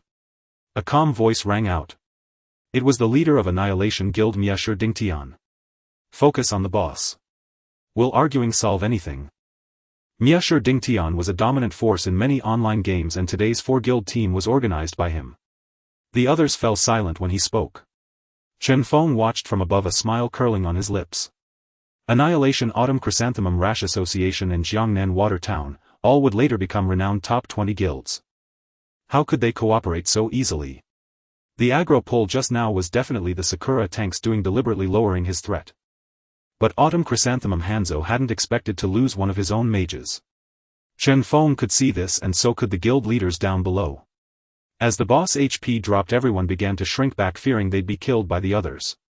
Hey Chen Feng, where's your heal? My tank is almost dead.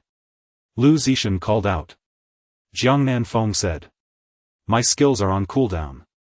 Miesher Dingtian, how long has your healer not used a skill? Miesher Dingtian said. He needs to regen mana. Hey you little Japanese, is your sword afraid of breaking? Why are you so stingy with your attacks? Autumn Chrysanthemum Hanzo said. My arm is sore, I need a rest.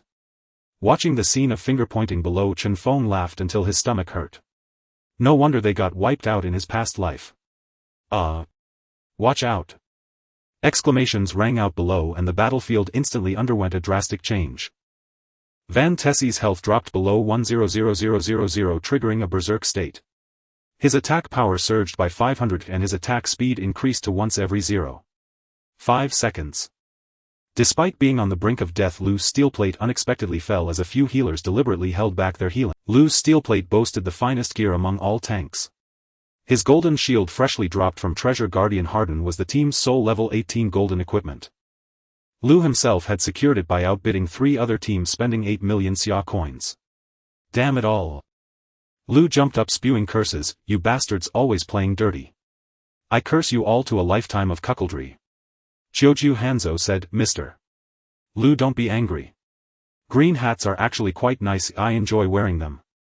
Jiang Nanfeng added, no one expected the boss to suddenly go berserk. Don't take it to heart, old Lu. Lu swore, you hypocrite, you did this on purpose, refusing to use your healing skills. I'm out. With that he leaped back gripping his large blade. Seeing their leader quit, his three teammates also stopped. Old Lu. Don't be childish. Mia Ding Tian said. Giving up now means forfeiting the prize. Ahead lie golden and even legendary gear. Humph. Lu didn't reply, but his blade faithfully struck the boss. Reckless he might be, but he wasn't foolish. Legendary equipment. Seeing their leader resume, the Rush Association members rejoined the fray. Though Berserk Van Tessie was still led by the nose by the four top guilds. 80000, 70000, 60000. Lu Ruyan clenched her hands, watching the battlefield anxiously. She nudged Chen Feng and said, still not making a move. It'll be too late. Chen Feng didn't answer her. Instead he stared below and posed a question, if you were Choju Hanzo, what would you do next? Lu Ruyan was taken aback. Her focus had been solely on the boss, leaving no room to consider the guild stances. Now she calmed herself to ponder Chen Feng's question. What would she do if she were Choju Hanzo? Suddenly inspiration struck, cancel the Abyss Domains buff for the other teams. Correct. Look. Chen Feng pointed at the battlefield. The Abyss Ghost Realm was shrinking. The three Choju guild members stealthily withdrew and even their tanks stopped holding aggro. Simultaneously the members of other guilds lost their purple aura and even Van Tessie's debuffs were dispelled. Damn it, the Japs cancelled the buff. Lu was the first to react. But it was already too late. Reverting to base attack and defense while Berserk Van Tessie was terrifying. 1972, 2081, 2 strikes per second instantly felling Lu. Not good. Everyone retreat. Jiang Nanfeng and Mia Ding Tian shouted. As long as their own people survived, there was always a way to deal with the boss. Death meant expulsion from the secret realm. The guild merchants had sold out of teleportation scrolls, and who knew where to find more. Yet escaping a berserk assassin boss was no easy feat. Van Tessie, unbound by aggro, moved like a spectre reaping lives. Anyone he caught fell within 1 to 2 seconds.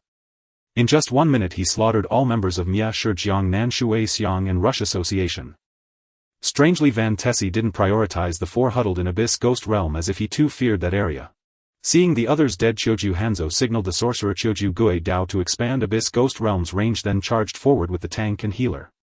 Sensing the moment was ripe, Chen Feng waved his hand, go execute the plan. He and Lu Ruyan led the charge. Their target was the sorcerer Choju Gui Dao. Shaolian summoned Hakka's ghost to engage the opposing healer. Mia Yang with Yen Ran dashed toward the boss. Abyss Ghost Realm had a radius of 50 meters, too vast even for Chen Feng's 30-meter attack range plus 15-meter skill range to cover. They had no choice but to force their way in. Yet the moment they entered the Ghost Realm, Choju Gui Dao detected them. Who dares trespass into my Ghost Realm? Your grandpa. Chen Feng knocked an arrow and fired. Double shot. 1201-210, a mere fraction of his 3,200 damage output here. Baka. Choju Gui Dao glared at Chen Feng, quickly gulping a health potion. Meanwhile Lu Ruyan leaped high and landed heavily beside him. Landing slash. Choju Gui Dao instantly fell unconscious. Lu Ruyan raised her fist to finish him, but his form grew hazy. Shadow Veil body turns ethereal, untargetable. This Jap is so annoying. Clutching 250 attack power, Lu Ruyan fumed, unable to find a target. Use Whirlwind Slash, AoE can hit him. Chen Feng's voice rang from afar. Lu Ruyan spun on the spot. Whirlwind Slash. At the same time Chen Feng's rain of arrows descended. 601 Whirlwind Slash, 1621 Rain of Arrows, 721 Whirlwind Slash. A fading shadow slowly solidified and fell unwilling. Bakayaro. Who are you? Choju Gui Dao's eyes bulged in death. I told you, your grandpa. Chen Feng spat on him. With the caster dead, the Abyss Ghost Realm dissipated. Baka, what happened to Gui Dao? Choju Hanzo, bewildered by the sudden lowly, was about to teach her a lesson when the Abyss Ghost Realm vanished. He turned to look, only to be struck in the forehead by an arrow. 8715. Who are you? Before he could see Chen Feng clearly, he was already at the respawn point. The nearby tank stripped of both the Abyss Ghost Realm and the healer support lasted less than 2 seconds before Van Tessie skewered him. Falling alongside him was the Choju healer, slain by Shaolian and Hakka's ghost. At that moment Mia Yang shouted, Brother Feng Chen, attack the boss. My combo points are building fast. Losing 1000 health per second was trivial for Mia Yang with Yen Ran healing her. But she remembered Chen Feng's warning at 15 combo points even full health meant death. Chen Feng dared not hesitate coordinating with Lu Ruyan to slay the boss who had only 10000 health left. Ding! Congratulations to the team for defeating Van Tessie. 3000000 experience. Van Tessie let out a final scream and collapsed. Items scattered like a celestial shower. At a glance there were over a dozen purple and golden pieces of equipment. You guys pick up the loot, you'll be right back. Chen Feng strode toward Van Tessie's throne. After Van Tessie's death the chest beside the throne lost its protection, revealing 3 items. These 3 items weren't bound to the killing team like the dropped loot. They were unclaimed, open to anyone. Moreover, these items had a high chance of being legendary or even higher quality. Chen Feng opened the chest. Inside were 3 boxes. Chen Feng knew each held a piece of equipment. He hadn't summoned the others, intending to use his maxed luck to open them, hoping for legendary items. And then Chen Feng encountered the first infuriating event since his rebirth, a lesson he would remember forever. As he opened the chest, a shadowy figure emerged behind him. The phantom swiftly snatched a box and fled. Damn it! Chen Feng never expected that there would be other players present. He had counted the number of combatants earlier and was certain everyone else had been killed. Who was this person? Chen Feng turned around after placing the other 2 treasure chests into his backpack. The moment he saw the player's ID, he instantly understood. Stealthy Scent of Jade. In Chen Feng's past life, this was the notorious rogue thief whom all guilds and players across the world loathed. At the start of the game he had obtained the inheritance of Xinxing Taibao Hei Zhan Tang, learning a high-level skill, Divine Concealment. This skill had no time limit and even granted a movement speed bonus. Most importantly, the chance of this skill being detected was extremely low. Chen Feng was level 20 while Stealthy Scent of Jade was level 16, even he only sensed the other's presence when the latter closed in. Essentially, as long as Stealthy Scent of Jade didn't actively attack or pick up items, he wouldn't be revealed. He had thought himself the Oriole behind the mantis, only to find a fisherman waiting for the clam and the crane to quarrel behind him. Damn! Despite his frustration, Chen Feng didn't pause his actions. He immediately drew his bow double shot. But to his surprise, Stealthy Scent of Jade's figure blurred once more. Miss! Miss! The target vanished. Chen Feng pulled his bowstring again. Rain of arrows. A 15 meter by 15 meter area of attack. Let's see you dodge this. 2711. Stealthy Scent of Jade was forced to reveal himself. Fortunately, the treasure box he had stolen fell to the ground. Chen Feng wasted no time and rushed over to pick it up. He opened it only to find it completely empty. Chen Feng was stunned. Was this originally an empty box? Or had it already been opened by the other player? There was no way to know. But there was no system announcement. That meant it wasn't a legendary item. At most it was a dark gold grade item. Thinking this, Chen Feng felt a slight relief. Level 15 or level 20 dark gold equipment will become obsolete soon enough. At that moment Lu Ruyan and the others were gathered together, marveling at the attributes of the gold and dark gold equipment that had dropped when they suddenly heard a commotion from Chen Feng's direction. They all turned their heads. Seeing Chen Feng had just shot down a player. What happened? Brother Feng Chen. Mei Yang, thinking an enemy had approached, quickly ran to Chen Feng's side to shield him. Nothing, just a petty thief. Chen Feng shook his head with a wry smile. Who could have anticipated what just happened? He had thought there were only 7 teams, but Stealthy Scent of Jade had somehow obtained a secret realm scroll from somewhere. Though the loss was minor, the insult was immense. Chen Feng gritted his teeth silently. Stealthy Scent of Jade, just you wait. Lu Ruyan asked. Feng Chen, take a look at what's in the treasure chests. Chen Feng nodded. He took out the first treasure box. Opened it. Ding! You have opened Van Sis' secret treasure and obtained the dark gold item Van Metal. A metal, quite rare equipment. Too bad it was only dark gold grade. Chen Feng picked up the second treasure box. Opened it. Before him appeared a long-missed rainbow halo. Ding! You have opened Van Sis' secret treasure, triggering a lucky reward and obtained a legendary item. Before Chen Feng could even check its attributes, Yen Ran suddenly shouted. Ah, Feng Chen got a system announcement. It's a legendary weapon. Everyone looked, and indeed. World Channel announcement.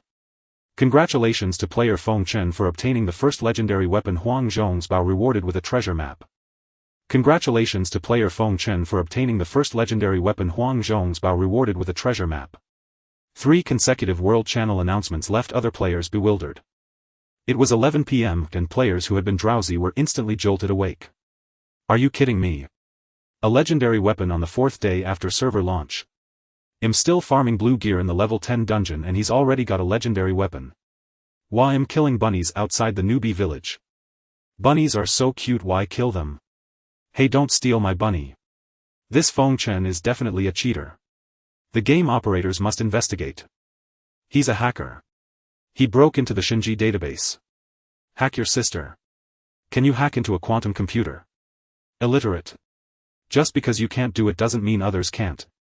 Like a frog at the bottom of a well. Brother Feng Chen, I'm your long-lost sister. Add me as a friend. Father Feng Chen, I am the fruit of your mistake from that year. My mother and I have been searching for you for years. Husband Feng Chen, have you forgotten your first love? Forgotten that night of thunder and lightning? The World Channel was turning into a melodramatic soap opera. Huh.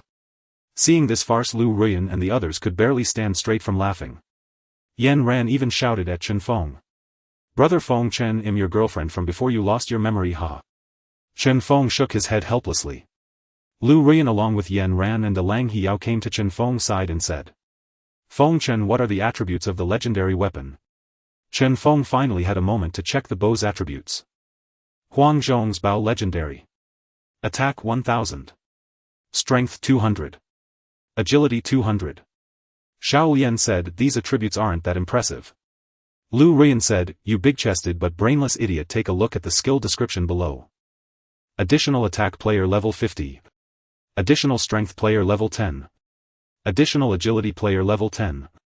Range 40 meters. Skills. Splitting arrow. Normal attacks will split into 2 additional arrows randomly attacking nearby enemies. Silken entanglement. On attack there is a 20 chance to bind the target's feet, rendering them immobile for 2 seconds. Equipment requirement 200 strength 500 agility. Why does Shinji distinguish legendary and above equipment from white, blue, purple and gold equipment? Besides their uniqueness, there are several features. 1. No level requirement. For example, with Huang Zhong's Bao, a level 1 player could equip it if they had 200 strength and 500 agility. 2. Growth potential. Ordinary weapons lack internal growth, they can only be enhanced through external factors like gemstones. Legendary and above equipment can grow in various ways, such as through player level number of kills or breaking seals. After equipping Huang Zhong's Bao and removing the stats from Fan Lingyun Bao, 20 strength 80 agility 400 attack, Chen Feng gained an additional 380 strength 320 agility and 1600 attack. His normal attack damage was now over 6400. Unless an opponent had 2 or more pieces of gold grade or higher defensive gear, they couldn't withstand a single arrow from Chen Feng. Let's divide the equipment. Lu Ruyan said. The boss dropped 7 purple items, 4 gold items and 2 dark gold items. We 4 will take half and you Feng Chen take the other half.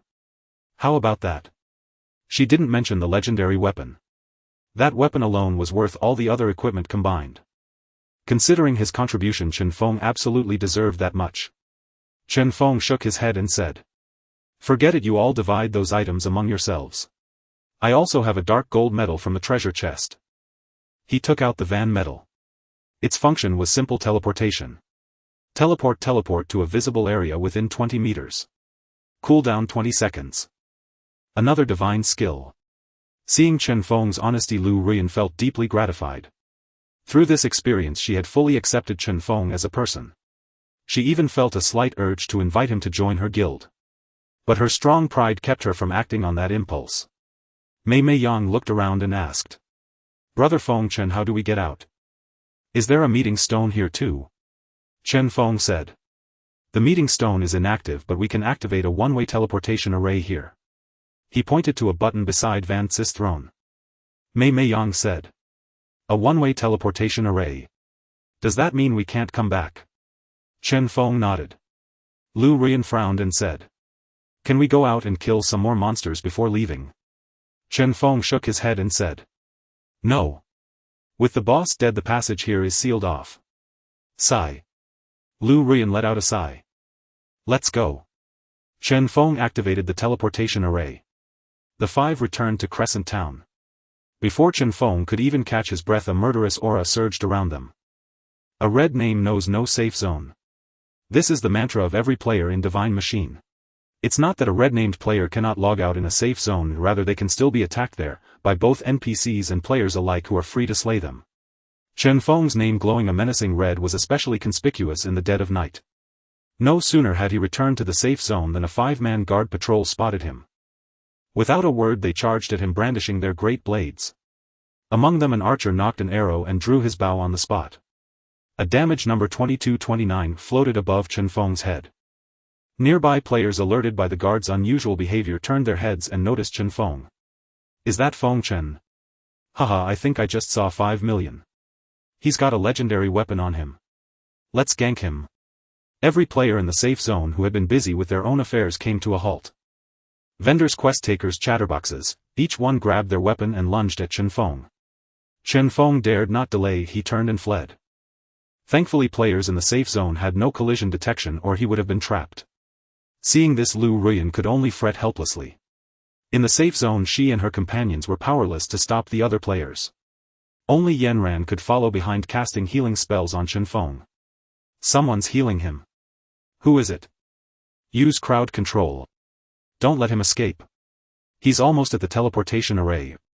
The array was close to the safe zone and Chen Feng reached it in just 3 seconds. Fortunately, being red-named didn't hinder teleportation, it only cost a bit more. After taking 3 hits from the guards and over a dozen player attacks, Chen Feng finally made it back to the beginner village. The other players, naturally aware of his destination, followed in droves. Soon many were shouting in the world channel, Feng Chen's back in the beginner village. Come on everyone, let's gank him for his legendary weapon. Master Jie's bounty is still active. 5 million folks. Chen Feng didn't linger. After returning to the village he dashed out the east gate and sprinted toward Mogong Mountain. Outside the beginner village new players were locked in battle with wild hares and dogs. Suddenly they heard a commotion. Turning around they saw hundreds of people furiously chasing a red-named player. Someone in the rear shouted, "The red name is Feng Chen. Block him you guys up front." Faced with this spectacle the novices dared not move, if they could only gape as Chen Feng sped past them. A surging tide of humanity instantly clogged the road. Chen Feng glanced back at his pursuers, a wave of irritation washing over him. He was already fuming over a stolen treasure chest in the secret realm, and now he had to deal with this swarm of flies.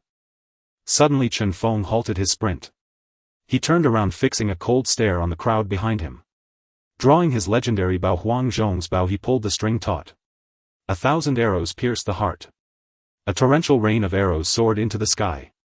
Damage numbers cascaded: 8,031, 7,928, 24,815, 16,993. In an instant the once crowded path was cleared, leaving a void of 225 square meters. Everyone within a 15-meter by 15-meter area was slain, not a single survivor. Only a scattering of dropped equipment and items glimmered faintly on the ground. Confronted with such a horrific sight the pursuers in the rear came to an abrupt halt. The scene before them was too eerie, too terrifying. It was as if while doing calisthenics on a school playground or crammed into a subway car everyone around you suddenly vanished. The sight sent chills down everyone's spine.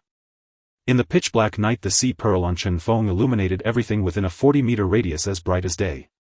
Every move he made was clearly visible to all. Chen Feng stood there, bow in hand, motionless and straight. The other players remained frozen in the darkness, too afraid to advance. Suddenly Chen Feng took a few steps toward the crowd. They scrambled backward in unison. No one dared to come within 45 meters of him anymore. Chen Feng gazed at them coldly without a word. He turned and headed toward Mogong Mountain. To deal with those afflicted by envy one must use force to make them face reality. Some people are not to be trifled with.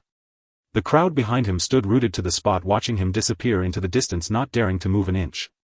In the World Channel onlookers elsewhere were still awaiting news. What happened to Feng Chen? Did you guys kill him? Hey! Why's everyone gone silent? What about the promised live text commentary? Don't tell me you all got wiped out. Chen Feng switched his Sea Pearl back to night vision mode and changed his identity back to Shaozhen Tiyujia. At the Qingfeng stronghold Chen Feng sat in the main hall while Steward Sun brewed tea for him. Sipping his tea Chen Feng asked, "Steward Sun, haven't the 3 chieftains returned yet?" Steward Sun bowed and replied, "Fourth chieftain, the three chieftains are still in seclusion. Anything unusual today?" "Nothing out of the ordinary. However, someone tried to sneak into the stronghold this afternoon and we caught them." "Oh." Chen Feng was surprised. "Where is that person?" Steward Sun said, "They managed to escape." Chen Feng nodded. At this stage the mainstream player level was around 15, strong enough to take on the level 20 minions on Mogong Mountain, but attacking the Qingfeng stronghold was still out of the question. The bandits in the stronghold were between levels 20 and 25, far beyond the reach of ordinary players at present. Chen Feng returned to his quarters. Staring at his kill count of over 900, he let out a sigh. Ah. When will this ever end? Logging off, Chen Feng woke up in his bed. His stomach growled with hunger. He picked up his phone and the first thing he saw was a bank message: "Your account XXXX has received a transfer of 1100000 RMB. Balance 17000032. 1.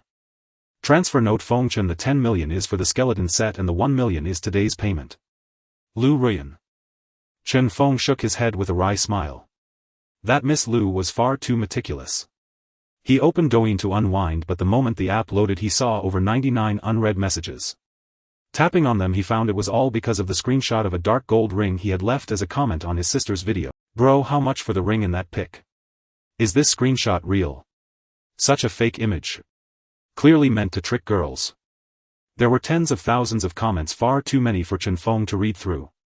He dismissed the notifications, paying them no mind.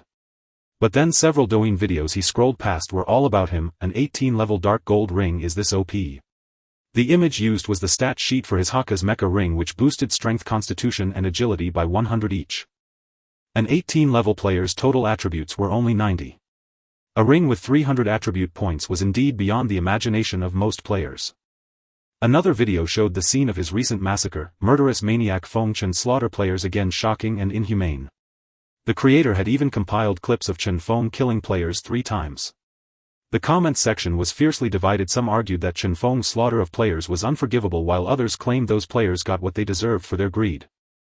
The two sides ended up hurling insults at each other. Chen Feng supporters called the opposition sanctimonious hypocrites, his detractors accused them of being devoid of humanity. Each side stuck to its argument, creating quite a spectacle. Some even arranged in-game fights over it. Chen Feng naturally stayed out of it. He had hoped to relax but ended up even more agitated. Time to sleep. That night Chen Feng slept particularly soundly. He had transformed into a sharpshooter, cleared a secret realm and obtained the legendary martial arts within a single day. It was truly fulfilling. The next day Chen Feng woke up past 10 o'clock.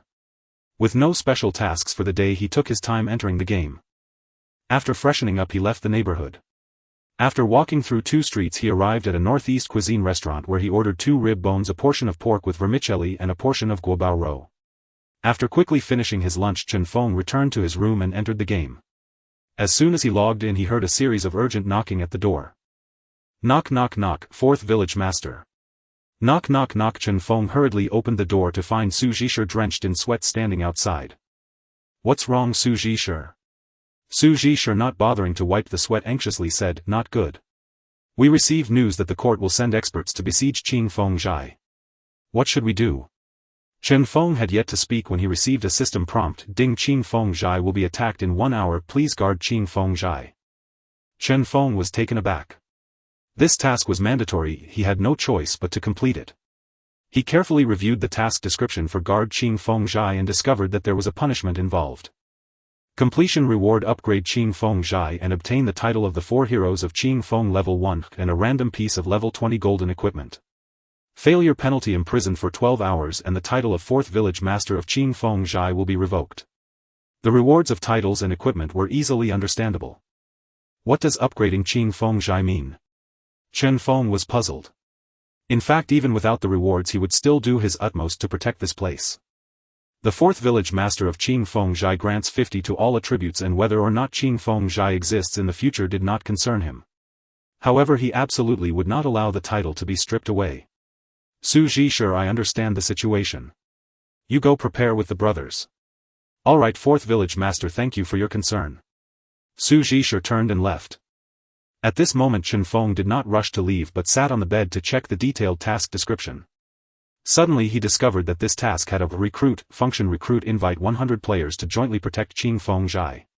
If the protection is successful, each member can receive a piece of level 15 purple or golden equipment and level up by 1. For ordinary players this reward was quite enticing. Level 15 has dungeons available all over the world map, and this would be the first encounter with dungeons for the vast majority of players excluding the 9527 novice village. This is a 10-person team dungeon. Clearing it once normally yields only 1 piece of purple gear. One would need to run the dungeon 10 times to ensure everyone gets a piece. If the protection is successful, at least they could obtain purple gear, and with good luck even golden gear.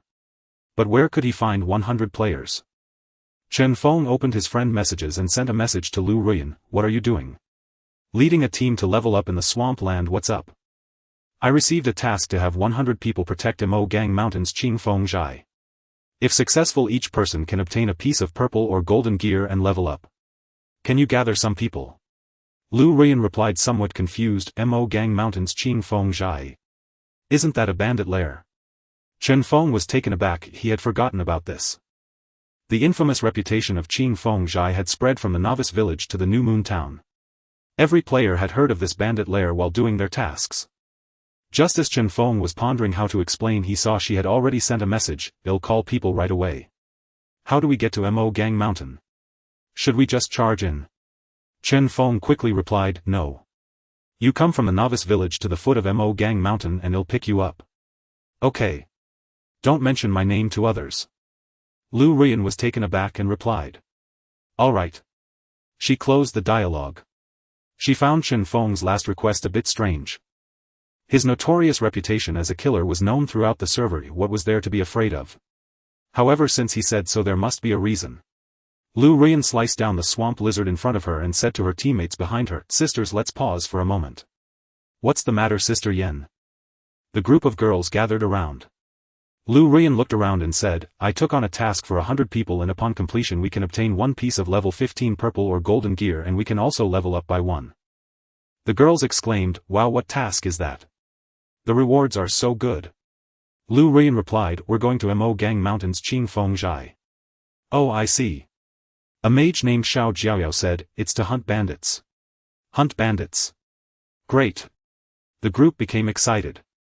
Bounce, ouch, Xiao Jiaoyao held her head. Lu Ruyan gave her a light smack. She raised her head and told everyone, it's not to hunt bandits, it's to protect Chen Feng. Oh, I understand now, Xiao Yan suddenly realized and said, we are going to become bandits. Wow. That's even more thrilling. We're going to be female bandits, haha. Hey girl, how about keeping me company tonight? The group of girls giggled and played around. If any male players saw this scene, they would probably be left dumbfounded. These girls, who seemed delicate in front of outsiders, were surprisingly so uninhibited in private. Alright, tone it down. What are you all acting like? Each one of you looks like a street thug. Lu Ruyan scolded with a smile. We are street thugs and you are the leader of the street thugs, hee, Xiao Yan laughed. Haha, the girls laughed until they bent over. Alright, let's confirm the number of participants. Meme Xiao Yen ran Xiao Jiaoyao duo. Lu Ruyan formed a large team of 100 people, kicking others out. Sister Yen, I want to go too. President, I want to go too. Many members were dissatisfied. With the current number of members in the Smoke and Rain Alliance exceeding 5,100 people were simply too few. Just as Lu Ruyan was about to calm them down, the system issued an announcement, Warriors of Crescent Moon City, heed my call. By the order of the City Lord, we will eradicate Chen Feng of Novice Village 9527. We are now recruiting 10000 warriors to set out together. Participants, please report to the Government Hall. Warriors of Crescent Moon City, heed my call. By the order of the City Lord, we will eradicate Chen Feng of Novice Village 9527. We are now recruiting 10000 warriors to set out together. Participants, please report to the Government Hall. 3 consecutive announcements were posted in the World Channel, instantly igniting the enthusiasm of the players. It's Crescent Moon City again, your benefits are truly abundant. Is there anything special about Novice Village 9527? Our village also has a bandit lair, why not come and eradicate it? Does your village have the killer Feng Chen? It seems the system is not pleased with him using the excuse of exterminating Chen Feng to actually capture him. I heard he has accumulated 1,000 points of homicide value. If that's enough to anger both gods and men, young Master Jia, is 5 million still valid? Same question. What the heck are you asking? We don't even know if Feng Chen is online or not. The majority of the speakers in the World Channel were players from other cities. Players from various parts of Crescent Moon City flocked to their respective town's government hall. Haha, I registered. Why is there a 1 gold registration fee? That's so expensive. Why can only 50 people register per guild? Do you think our guild is out of money? Brother, please help me out with 1 gold for registration. At Chen Feng, Chen Feng stood atop the main building watching the bandits and robbers around him busily repairing defensive structures, and he sighed, it seems I cannot shake off this bandit title.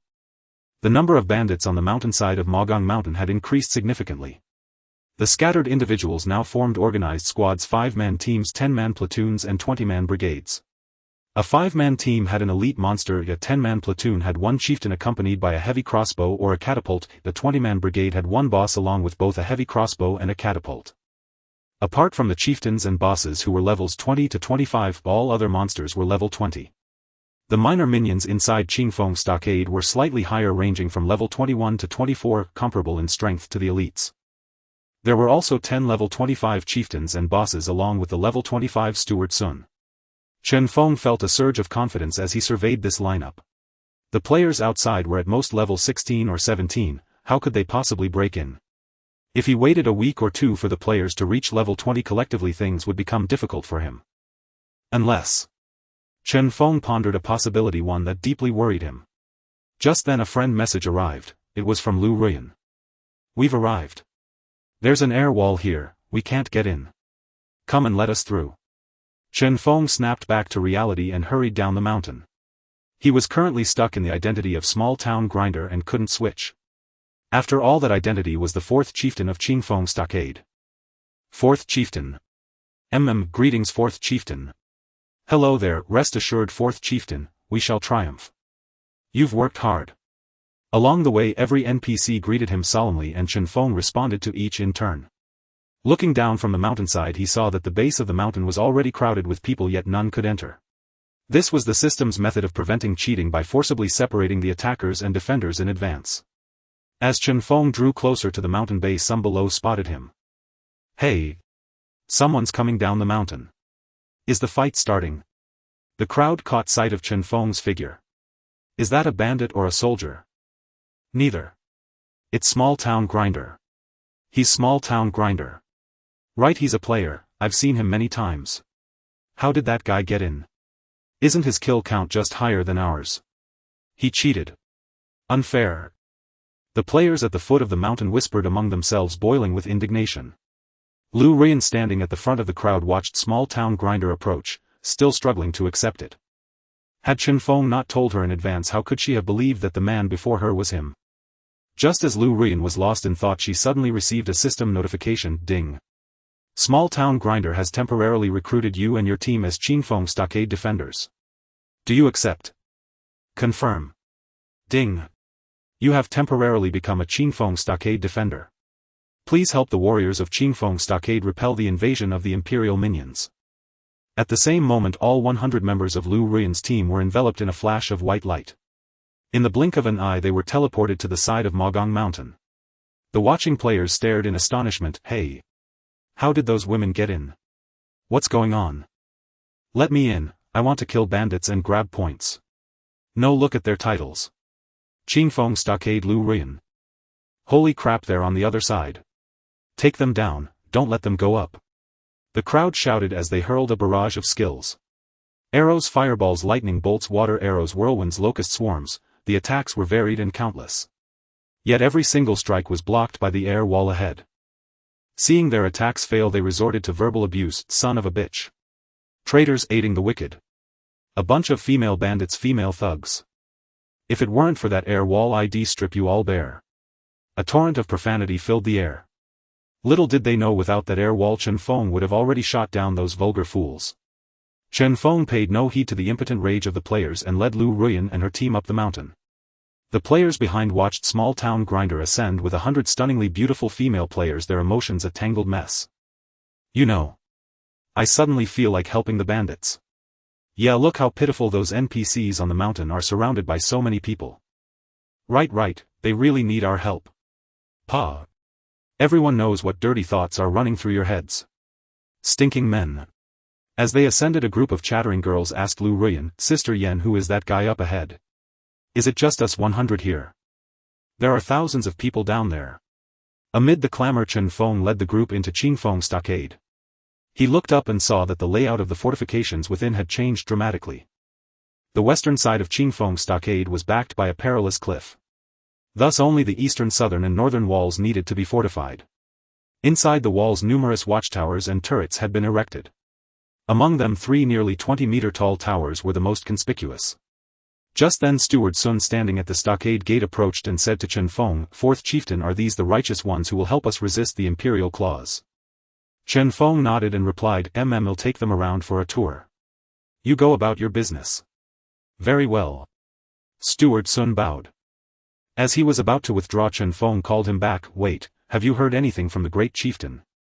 Steward Sun turned and answered, "No. But I've already relayed the news from here. You may go." Chen Feng waved his hand. Once Steward Sun was out of earshot, Lu Ruyan leaned in and whispered, "What's going on?" "You're the fourth chieftain here." Chen Feng chuckled and said, "Killed too many people, forced to join the outlaws, no choice." Lu Ruyan covered her mouth with a giggle. But recalling the situation at the foot of the mountain, her expression gradually darkened. "You know there are 100,000 attacking players. Shouldn't we call in more people?" Chen Feng shook his head. "No, can do. The system only allows 100 slots." However, Chen Feng pointed at the people on the mountainside and inside the stockade. There are quite a few minions and their levels are higher than the players. Defending the stockade shouldn't be too difficult. Lu Ruyan's face remained grim. "When I came over I saw many NPCs arriving one after another. Their levels were around 25 and there were even a few at level 30. "What?" Chen Feng was startled. His worst fear had come true. This time it wasn't just players participating. New Moon Town and even Crescent City had sent NPCs to join the fray. Before Chen Feng could recover, Lu Ruyan dropped another bombshell, and there were over a dozen level 25 NPCs carrying a large bell. It didn't look like an ordinary item. A large bell? Chen Feng's heart trembled. He suddenly grabbed Lu Ruyan's shoulders. "What color was it? Did you see the patterns on it?" Lu Ruyan thought for a moment. The bell seemed to be purple gold. As for the patterns, I'm not sure. There was something like a 3-clawed dragon and other things. Purple gold. 3-clawed dragon. Chen Feng gazed into the distance, frantically searching his memory. He muttered under his breath, "Cloud Sky Bell." No, the Cloud Sky Bell has a 4-clawed dragon. The Cotton Bell. No, that one is deep red. Could it be the Eastern Sovereign Bell? Yes, the Eastern Sovereign Bell. Eastern Sovereign Bell. Lu Ruyan was utterly confused. What does the Eastern Sovereign Bell do? Is that equipment very powerful? Chen Feng steadied himself. The Eastern Sovereign Bell isn't equipment, but it's far more terrifying than equipment. He organized his thoughts. The Eastern Sovereign Bell is a relic left behind from an ancient battlefield, a saint's heirloom. Simply put, its function is to enhance the combat power of one's own side. Lu Ruyan said, "So it's like adding a buff to us?" Chen Feng replied, "It's an undispellable buff." "And exactly how much does it increase?" Lu Ruyan asked. Chen Feng turned and looked into her eyes. His expression was grave as he spoke slowly, "It's equivalent to giving each person an extra piece of golden equipment." That single sentence doubled the pressure Lu Ruyan felt. That meant 100,000 enemies each with an extra piece of golden gear. Ding! The Chen Feng village siege battle is about to begin. The rules for the attackers and defenders are as follows. Attacker rules. Victory conditions. 1. Breach the Chen Feng village's main hall and occupy it. 2. Annihilate all defending NPCs and players, reducing their resurrection count to 0.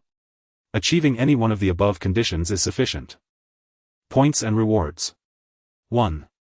Points. Killing an ordinary NPC grants 1 point. Killing an elite NPC grants 2 points.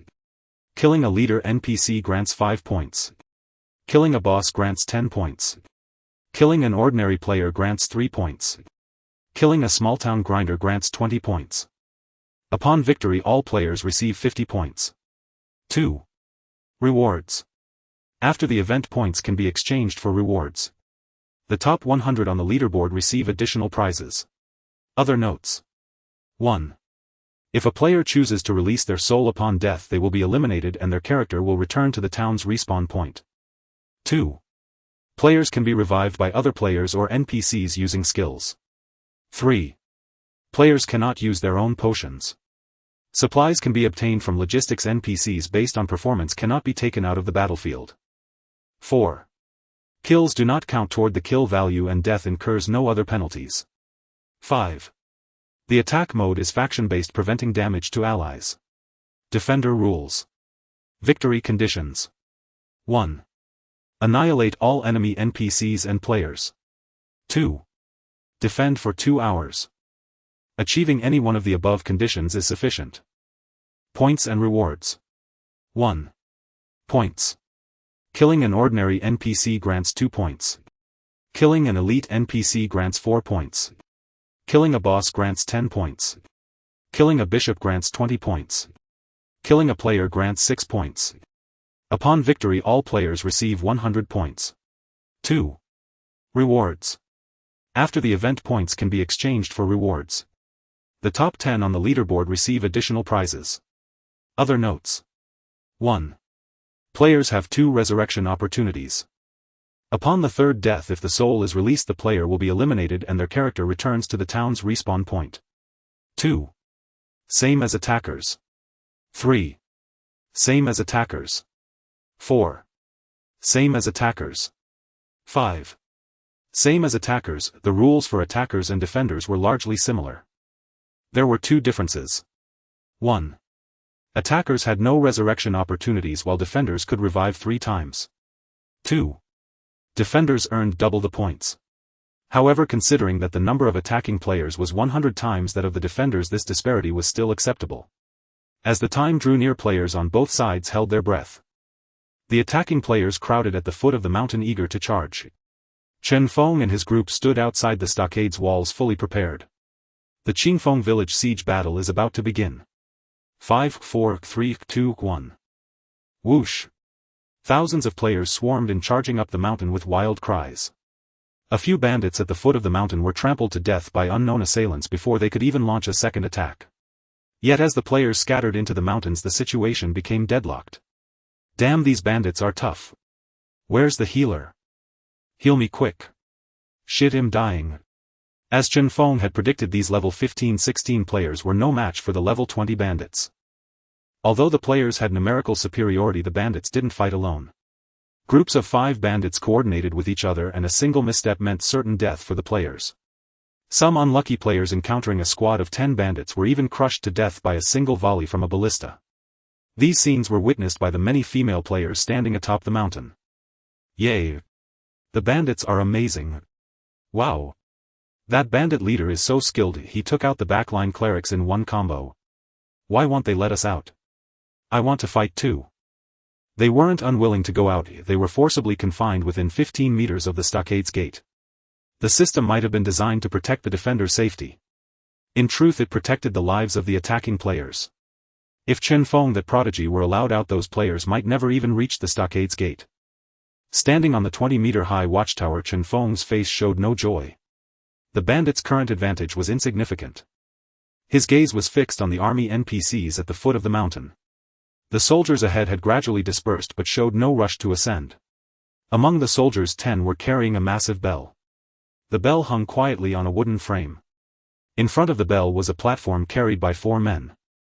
Seated on the platform was a lavishly dressed man, his ID standing out prominently. Silk-robed bishop. Beside the bishop stood 20 female players. If any nearby player had noticed, they would have realized these women were all together. A level 16 player named Lingling, clad in a full blue zombie outfit, said impatiently. The guild leader told us to wait for a buff. It's been over 30 minutes, why isn't it here yet? The girl beside her, Anna, comforted her. Lingling, don't rush. Just do as Sister Yen said. Lingling replied. Look, so many players have already gone up, why aren't we allowed to go? Humph. A girl named Julie beside her said. Many go up but many also die. Do you think with our gear and levels we can beat those bandits? If you want to go alone, we won't help you. Lingling pouted and muttered. I was just saying, I didn't really mean to go. As they waited in boredom, the massive bell beside them suddenly rang. Dong! A deep resonant bell toll echoed. A mysterious power surged through their bodies. Though the bell was right beside them, it wasn't jarring to the ears. Even though the bell was only at the foot of the mountain, its sound reached everyone on the peak. "We've got the buff," Julie announced loudly. "Wow, amazing." Lingling couldn't help but exclaim. Eastern Emperor bell chime. Health 1000. Physical attack 500. Magic attack 400. Physical defense 300. Magic defense 300. Skill effect enhanced by 5. For an average player, this almost doubled their attributes. "Julie, can we go now?" Lingling was already itching to move. Julie said. "I'm reporting to the guild leader, wait a moment." After 30 seconds, Julie stood up and said to her Rainy Mist Alliance teammates. "Let's go move out." Advancing with them were the nearby NPCs. Julie led the sisters up the mountain. On the slopes many bodies lay scattered, some were players, some were bandits. Strangely, none of these corpses had disappeared. Perhaps they would only vanish after the event ended. After walking a short distance, they encountered a squad of 10 bandits. Julie quickly shouted. "Everyone be careful. Don't get hit by the ballista. Tanks, stand with me in front. We're almost in their range." 2816. The ballista bolt struck Julie directly in the head. 275. 381. 397. 346. 4 consecutive heals couldn't fill her health bar. Charge. Without waiting for her health to fully recover, Julie led the sisters forward. The 20 of them split into 5 teams. 4 against 2 seemed advantageous, but the reality was grim. Julie bore the greatest pressure. She was facing a level 22 leader. The leader leaped down from a rock, executing a mountain-splitting strike.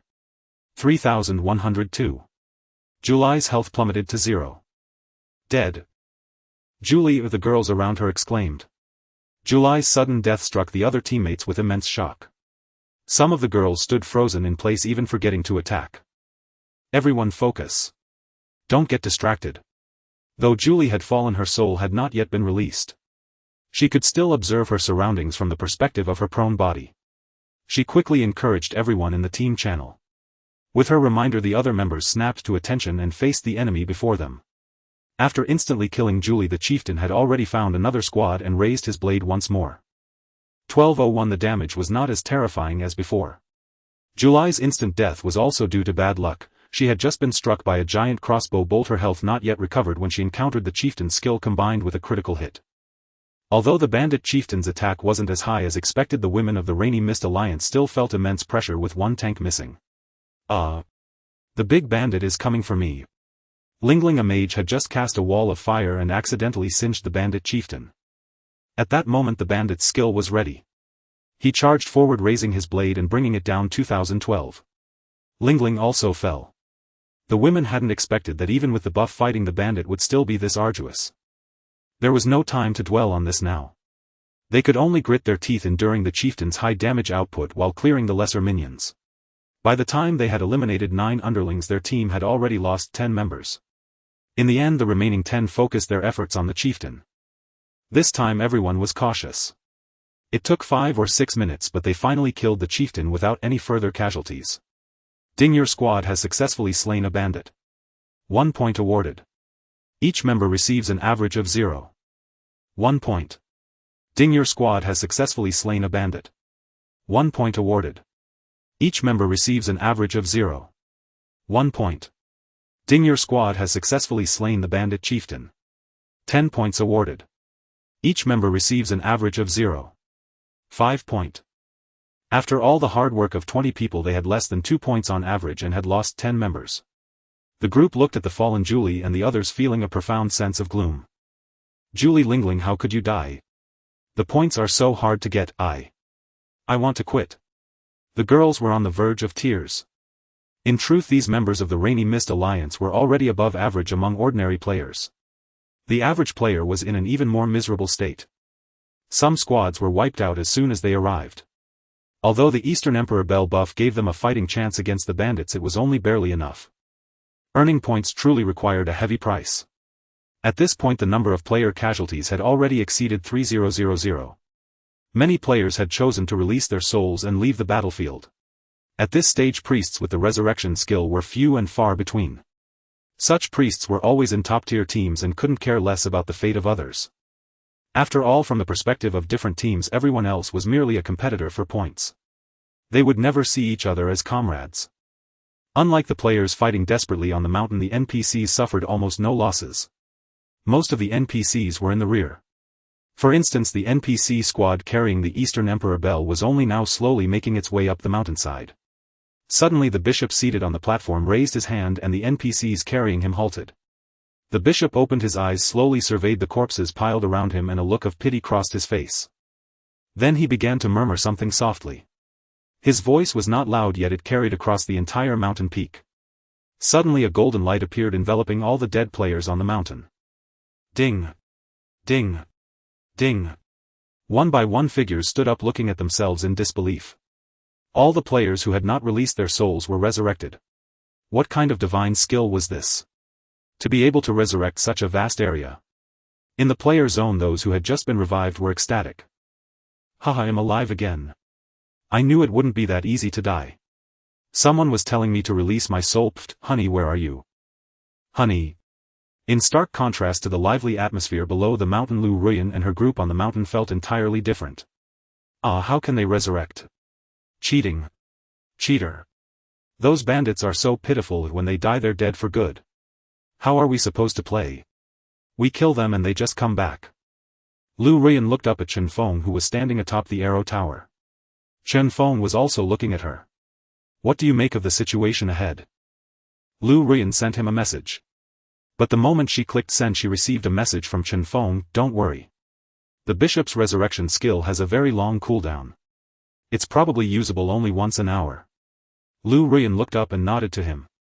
Then she explained to her sisters nearby, the bishop can only use mass resurrection twice. Using it now means one less chance. The others suddenly understood, so that's how it is. Look. Someone just got revived and was instantly killed. Yanran pointed to a corner of the mountainside. The others looked over and saw 4 players who had been revived appearing right in the middle of a group of 10 bandits. Before they could even gather their bearings, they were hacked to death. Haha, serves them right. Chen Feng stood motionless on the arrow tower. More than half an hour had passed since the start of the event. He knew the tide was about to turn for the players. And sure enough, a second bell tolled from the foot of the mountain. Clang. Eastern Emperor Bell Chime Layer 2. HP 1500. Physical attack 750. Magical attack 600. Physical defense 450. Magical defense 450. Skill effect enhancement 10. This boost completely closed the level gap between the players and the bandits. The players on the mountainside immediately felt the power of the buff and eagerly sought out the bandits. Now they were confident they could take on a single bandit alone. With the increase in HP and defense, it was now difficult for the chieftains to one-shot tank players. Only a few squads that failed to manage aggro properly would lose a backliner or two. Before long, the groups of 10 bandits were being slaughtered by the players. The women of the Rainy Mist Alliance at the mountain peak complained once more, is there no end to this? Why does that damn bell keep ringing? Exactly. I feel like every one of them is almost as strong as us now. How are we supposed to fight? Look at the guild channel. Julie has screenshotted the buff. Wow, that's so broken. Hou Yi and Chen Feng exchanged glances. Chen Feng knew what she wanted to ask and replied with a single message, one more chime. Hou Yi replied with a single word, her emotions in turmoil. Had she been tricked by Chen Feng? The hope of victory seemed to be dwindling. As the second chime of the Eastern Emperor Bell resonated across the battlefield, the players were instantly revitalized. Not only the players but even the NPCs accelerated their movements. Apart from the group carrying the bishop and the Eastern Emperor Bell, all other NPCs merged into the player ranks. With the NPCs' integration, many teams of 15 or even 10 players eagerly ventured to assault the 10-man bandit squads. Meanwhile, the true experts were already preparing to challenge the 20-man brigand groups. Ao Tion's team, leading the arrogant heroes, was undoubtedly among them. Ao Tion's 5-man squad was the first to enter the fantasy secret realm, arriving 2 to 3 hours earlier than Chen Feng and his group. Although Chen Feng had killed them twice, causing them to lose several purple equipment pieces, each of them still possessed 3 or 4 purple gear pieces from the secret realm. Throughout Moonfang City, only 2 teams could rival them, One was the Mandala Mountain which was currently allied with them. The other was the Misty Rain Alliance observing from the mountaintop. Ao Tian, are you still angry? Mandala Mountain Biluakan approached smiling as he bestowed a Heartfire buff armor 10 strength 10. Ao Tian showed no gratitude and cursed, damn you, why didn't you heal me back in the secret realm? Mandala Mountain Biluakan, unperturbed by the scolding, said calmly, in that situation what difference would an extra second have made? How is it useless? Ao Tian glared at him and said, I could have blasted that bastard Feng Chen with a fireball. Mandala Mountain Biluakan replied, use your brain. You might one-shot an ordinary archer, but against a freak like Feng Chen do you think an extra fireball would matter? Ao Tian knew he was right, but he couldn't swallow his pride. He glared at Mandala Mountain Biluakan and said, you think you're smart. You begged him on your knees, and did he spare you? You even said he'll only be a healer, I don't want any equipment. Pah. Disgusting. Mandala Mountain Biluakan, stung by the accusation, flushed red and retorted, I just said that. If they had taken me along, I'd have had a chance to snatch the boss loot. Didn't you see Feng Chen got a legendary weapon? That was the Huang Zhong's bow. The name alone sounds extraordinary. Biluakan paused for breath and added, actually that woman Lu Ruyan was about to agree, but that bastard Feng Chen ruined it. Damn it. Hearing him mention Feng Chen's name, Ao Tian gritted his teeth and said bitterly, Feng Chen, one day I'll make him pay with blood. By the way, have you seen him? Is he hiding somewhere farming points? Mandala Mountain Biluakan shook his head, he's not on the leaderboard. It's likely because he's a red name and can't enter the city to take quests. Ao Tian said, lucky for him. Next time I cross paths with him, I'll make him regret it. Just as the two were venting, Aoshikwang came to report, boss, everyone's here. The 20-man team is reorganized and ready for deployment. Ao Tian nodded. As he waved his hand to advance toward the 20-man brigand group ahead, he noticed two NPCs approaching. A priest and a knight, both level 25. Without a word they bestowed several buffs on Aoshikwang. Vitality Surge, Constitution 50. Sacred Shield absorbs 3000 damage. Holy Word adds 100 holy damage on attacks. Ao Tian rejoiced, haha, two powerhouses. Heaven helps me. Near the mountaintop there were about 100 brigand groups, and they were the first to arrive. Ao Tian's 5-man squad and Mandala Mountain Biluakan's 5-man squad currently occupied the top 10 of the leaderboard, each with 40 to 50 points. However, they weren't far ahead of those behind them. If they could take down a few more brigand groups, the top spot would be secure. Let's go. Ao Tian shouted to his 4 companions. Aoshikwang and the others replied, yes, guild leader. Mandala Mountain Biluakan turned and said to those behind him, Atua, follow up. Roger. 2 elite 5-man squads from the secret realm plus 20 guild elites and 2 powerful level 25 NPC supporters. In Ao Tian and Biluakan's view, dealing with the 20-man brigand group should be a breeze, it was just one extra boss. However, when they actually engaged, they found the situation far from simple. After Aoshikwang and Mandala Mountain Itua withstood the first barrage of ballistae and catapults, they led the charge into the brigand ranks. Brother Itua, same as always, I take the big one, you take the small. Brother Kwang, we agreed to take turns. The boss is mine, the chieftain is yours. Ouch, why are the minions hitting so hard? 271, 1531. The bandit minions, which previously couldn't even scratch Aoshikwang and Mandala Mountain Ichuo's defenses, were now dealing 200 to 300 damage. The chieftain's damage was even more alarming.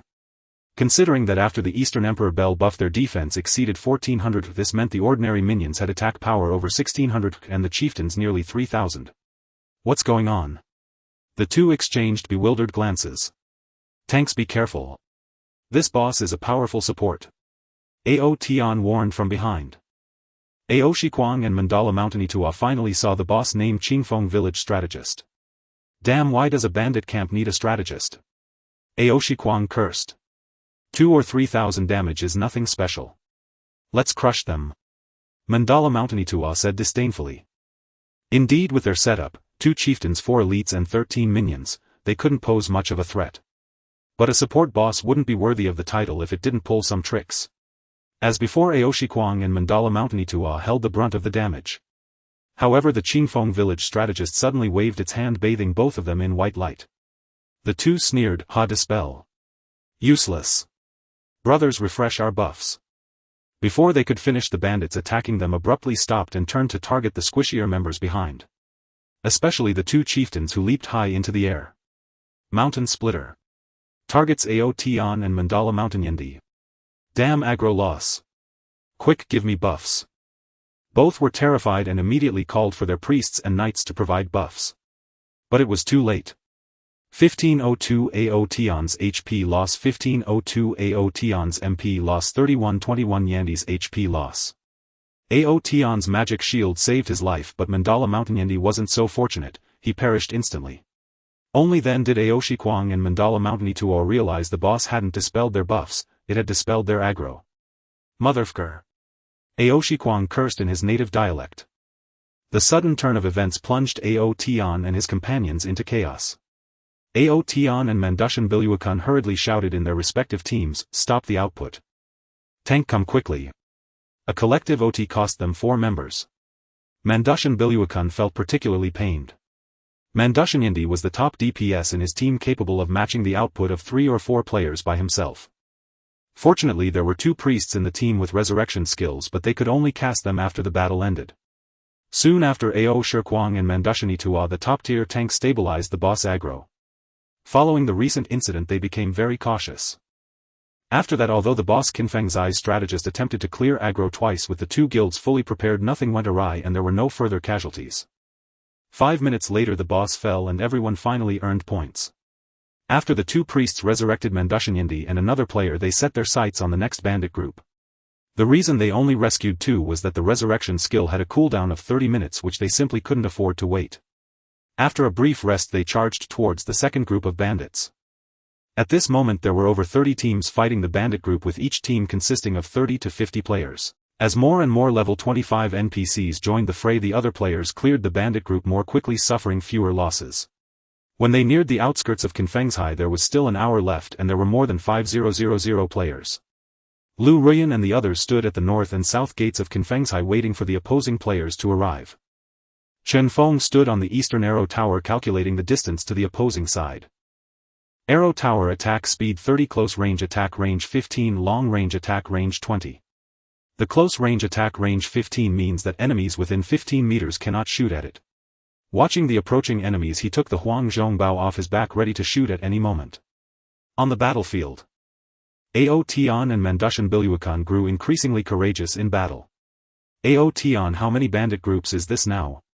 Ao Tian said while casting spells. Mandushan Biluakan replied, who remembers? All I know is that we're in the top 30 for points. Yeah, it feels great. This is the last wave, after this we will have to face that group Heathen. As the last bandit group was defeated, all the bandits in front were finally cleared. They gradually gathered together, approaching Confengshai. On the other side, Lu Ruyan and the others could not help but swallow hard as they looked at the dense crowd that far outnumbered them. Can we even win this? The response came from the sound of drums from within the stronghold. Dong dong dong dong dong dong. The 100 female generals of the Yenyu alliance felt a warm surge within them. Thunder drum 5-dimensional 200, equivalent to an increase of 4000 health, 400 attack and 100 defense. Simple and brutal. Indeed, it matched the bandit style. Seeing their own significant boost, the women suddenly felt hopeful. Lu Ruyan took the opportunity to encourage everyone, sisters, hold on. There are still over 40 minutes left. Perseverance is victory. The attacking players had fought for over an hour and finally encountered real players. Their bodies, which had been somewhat fatigued, felt a surge of excitement once again. A loud voice shouted, "Kill! Drag those women over there to become our captives! Kill! Capture the captives!" The shouts were deafening, echoing through the skies. "Kill!" The attacking players shouted loudly as they charged forward. Look, it seems there's a person standing on that arrow tower. Ao Tian noticed that there were no players guarding the east gate and intentionally observed the situation there. Mandushan Biluakan squinted and looked carefully, saying, I didn't notice until you mentioned it. If that's a player, not an NPC. Ao Tian pointed at the arrow tower and said, oh, that person is starting to draw their bow. What are they planning to do? Use a single bow against over 5000 people. Mandushan Biluakan chuckled mockingly, who do they think they are? The Invincible East. Ha, the two laughed together. On that eastern arrow tower someone shot a lone arrow which players with poor vision couldn't see clearly. The arrow flew higher and farther. Suddenly that inconspicuous little arrow transformed into thousands of arrows shooting towards the players like a locust. 8631. 25,419. 15,630. A group of players who had enjoyed the sound of the Eastern Emperor bell twice and received multiple buffs from assisting NPCs instantly fell. Meanwhile, players on the other two sides were still charging forward, kill. Suddenly they felt the noise beside them had diminished significantly. Curiously peering towards the center, they widened their eyes. A 35m x 35m area had turned into emptiness. The place that was once crowded with players was suddenly filled with corpses. What happened? Is there a trap on the ground? The players immediately stopped, fearing they would end up like those people. Unlike the confused players, Ao Tian and Mandushan Biluakan found the scene before them very familiar. They exchanged a glance and saw panic in each other's eyes. The same name involuntarily slipped from their lips, Feng Chen. Not just them, many players also noticed something was off. It's Feng Chen. They were either the victims from chasing Chen Feng or witnesses of those famous moments. Feng Chen's ultimate move, 10,000 arrows piercing the heart, once seen, was impossible to forget. Previously they had been so relieved that Chen Feng was not on the attack list, otherwise they would have lost a significant number of points. Now they wished that Chen Feng was indeed on the attack list, even if it meant splitting half of their points with him. Chen Feng stood on the arrow tower dazedly looking down. He didn't expect the arrow tower to increase the range of his skills. Originally 15m x 15m, it had now become 35m x 35m. This single arrow killed over 600 players and NPCs, earning him over 3,600 points. 8 seconds later his skills cooldown was over, but the group of players remained stagnant. Why aren't they moving? Chen Feng was solely focused on points and had no mood to guess their thoughts. Since there was no one to shoot at the east, the other two sides were still within range. He hurriedly jumped down from the 20-meter high arrow tower. 1,500. The landing damage didn't matter, time was of the essence. He arrived under the southern arrow tower and looked up. Climbing up 20 meters would take half a minute, which he couldn't afford to waste. He activated the skill pattern metal teleport. With a whoosh he appeared on the southern arrow tower. Drawing the bow again, he was ready to shoot. At that moment Ao Tian and Biluakan were discussing strategies in front of the south gate. Suddenly they looked up and saw a dense rain of arrows flying towards them. Damn it! How is there another Feng Chen here? Ding, you killed a player and earned 6 points. Ding, you killed a player and earned 6 points. Ding, you killed an ordinary NPC and earned 2 points. In an instant Chen Feng received over 500 kill records and more than 3,000 points. By now the players before the east and south gates had been cleared out in large swaths. Chen Feng intended to repeat the tactic at the north gate's arrow tower, but found that the enemy seemed to move faster than him. Retreat. Fall back. Damn it, don't step on me. Those behind, move back. Too crowded. Then come to the front. Within 10 seconds the players at the north gate retreated dozens of meters. They weren't foolish. Having witnessed the fate of the other two flanks, they hastily withdrew, fearing the same outcome. If not for the inability to harm allies, many would have been trampled.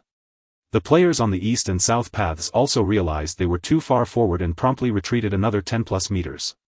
Suddenly the 3 narrow roads before the stronghold lay empty. Lu Ruyan and her companions had been poised for battle, ready to clash with the foes before them, yet they beheld this scene. They exchanged glances, momentarily uncertain of what to do. Sister Yen, why did so many of them die? Asked Little Feet beside Lu Ruyan. What's going on, Sister Yen? Other girls also inquired in the faction channel. Lu Ruyan was unsure whether to answer truthfully. She glanced back at the arrow tower, hoping Chen Feng would explain in the faction channel. But only NPC archers were on the tower with no sign of Chen Feng. Lu Ruyan muttered, where did that guy go? Meanwhile Chen Feng stood before the point exchange NPC, scratching his head. Isn't this system ridiculous? His eyes were fixed on the top items available for exchange. King Zhou's Horn Relic of the Sage, when blown, grants a buff to allies within a 5-kilometer radius. Exchange cost 1,000,000 points. King Zhou's War Drum Relic of the Sage, when struck, applies a debuff to enemies within a 5-kilometer radius. Exchange cost 1,000,000 points. Hou Yi's Apprentice Thumb Ring Legendary, the thumb ring used by young Hou Yi while learning from his master Hu Fu. Exchange cost 5,000 points. Green Dragon Crescent Blade Legendary, the treasured blade of Guan Yunchang. Exchange cost 5,000 points. These items made Chen Feng's mouth water. But when he saw his points he quickly sobered up. With 5,000 remaining players, each worth 6 points, that totaled only 3,000 points. Even if the bishop fully revived a wave of players, it would only amount to 6,000 points, barely enough for one legendary item. Yet how could he take all the points for himself? If such a scenario occurred, the girls of Rainy Mist Alliance would surely be furious. The subsequent items on the exchange list were far more realistic. Level 20 Dark Gold Equipment 10000 points, Level 20 Gold Equipment 3000 points, Level 15 Dark Gold Equipment 1000 points, Level 15 Gold Equipment 300 points, Level 15 Purple Equipment 100 points. Chen Feng now had 6700 points. Unable to afford a level 20 dark gold item, he decided to exchange for 2 level 20 gold pieces to tide him over. After some thought, he chose 2 bracers, silk bracers, gold, level 20 strength 100, constitution 100, physical defense 100, magic defense 150. These were for empty slots offering more pronounced stat boosts. With both bracers equipped, Chen Feng's basic attack damage reached 7200 and his health exceeded 12000. Factoring in the war drum buff, his damage broke 8000 and health surpassed 16000. With 700 points remaining, what should he exchange? Chen Feng browsed the consumables, discovering a wealth of useful items, including a series to enhance thunder war drum effects, strength buff 200, strength exchange cost 100 points, constitution buff 200, constitution exchange cost 100 points. Skill enhancement buff boosts skill effects by 20, exchange cost 100 points, physical defense buff increases physical defense by 400 points, exchange cost 100 points. Delighted, Chen Feng spent 700 points to select 7 enhancements. A notice appeared in the defending faction channel: Ding player Small Town Grinder has upgraded the war drum. This boosts our players' strength, constitution, intelligence and agility by 200 points each, physical defense and magic defense by 400 points each, and enhances spell effects by 20. At that moment, the female players of Rainy Mist Alliance were confronting the enemy players at the front. They were overjoyed by this unexpected news. Wow, Small Town Grinder is amazing. The war drum YYDS, suddenly their broken bell doesn't seem so impressive. Huh. As the girls rejoiced, the attacking players at the east gate parted to make way. Look, what's that? Mia Yang pointed toward the east gate. Everyone saw a group of NPCs carrying a sedan chair upon which sat an elaborately dressed NPC. Behind him, another group of NPCs carried a large bell. It was Genie Bishop and Eastern Emperor Bell. The NPCs gently set down the bishop and the bell before standing aside. The Genie Bishop approached the Eastern Emperor Bell, clasped his hands and began to chant. At his words, the other NPCs knelt on the ground and bowed 3 times to the bell. Then the Eastern Emperor Bell trembled, radiating golden light. Clang! A deep resonant chime rang out, deafening all. The full power of the Eastern Emperor Bell was unleashed. Eastern Emperor Bell chime, level 3 health 2000, physical attack 1000, magic attack 800, physical defense 600, magic defense 600, skill effect enhancement 15. Undoubtedly, the Eastern Emperor Bell was far stronger than the Thunder War Drum in its initial state. According to the plot, the defenders were supposed to rely on points to upgrade the war drum, stabilize the situation and buy time. But the system never anticipated that Chen Feng would spend 700 points to upgrade the war drum before the battle even began. After all, Ao Tian and his team had struggled for over an hour to earn just over 100 points. The members of Qing Feng's stronghold, who were supposed to be on the defensive, faced enemies dozens of times their number yet felt no tension. With the bishop's arrival, a group of level 30 NPCs stepped forward. Over a dozen level 30 paladins took the front, raising their shields in unison and shouting, "Rise!" Whoosh! All players were enveloped in a thick golden barrier. With this powerful shield and the third layer of the Eastern Emperor Bell, the attacking players finally dared to launch a frontal assault. Charge! With a roar, the players from the east, south and north rushed forward. Lu Ruyan shouted loudly. "Sisters, let those men witness our might." Charge! Ba Sheep took the lead, charging ahead. Facing the overwhelming barrage of spells, arrows and traps, Ba Sheep showed no fear. 1 arrow.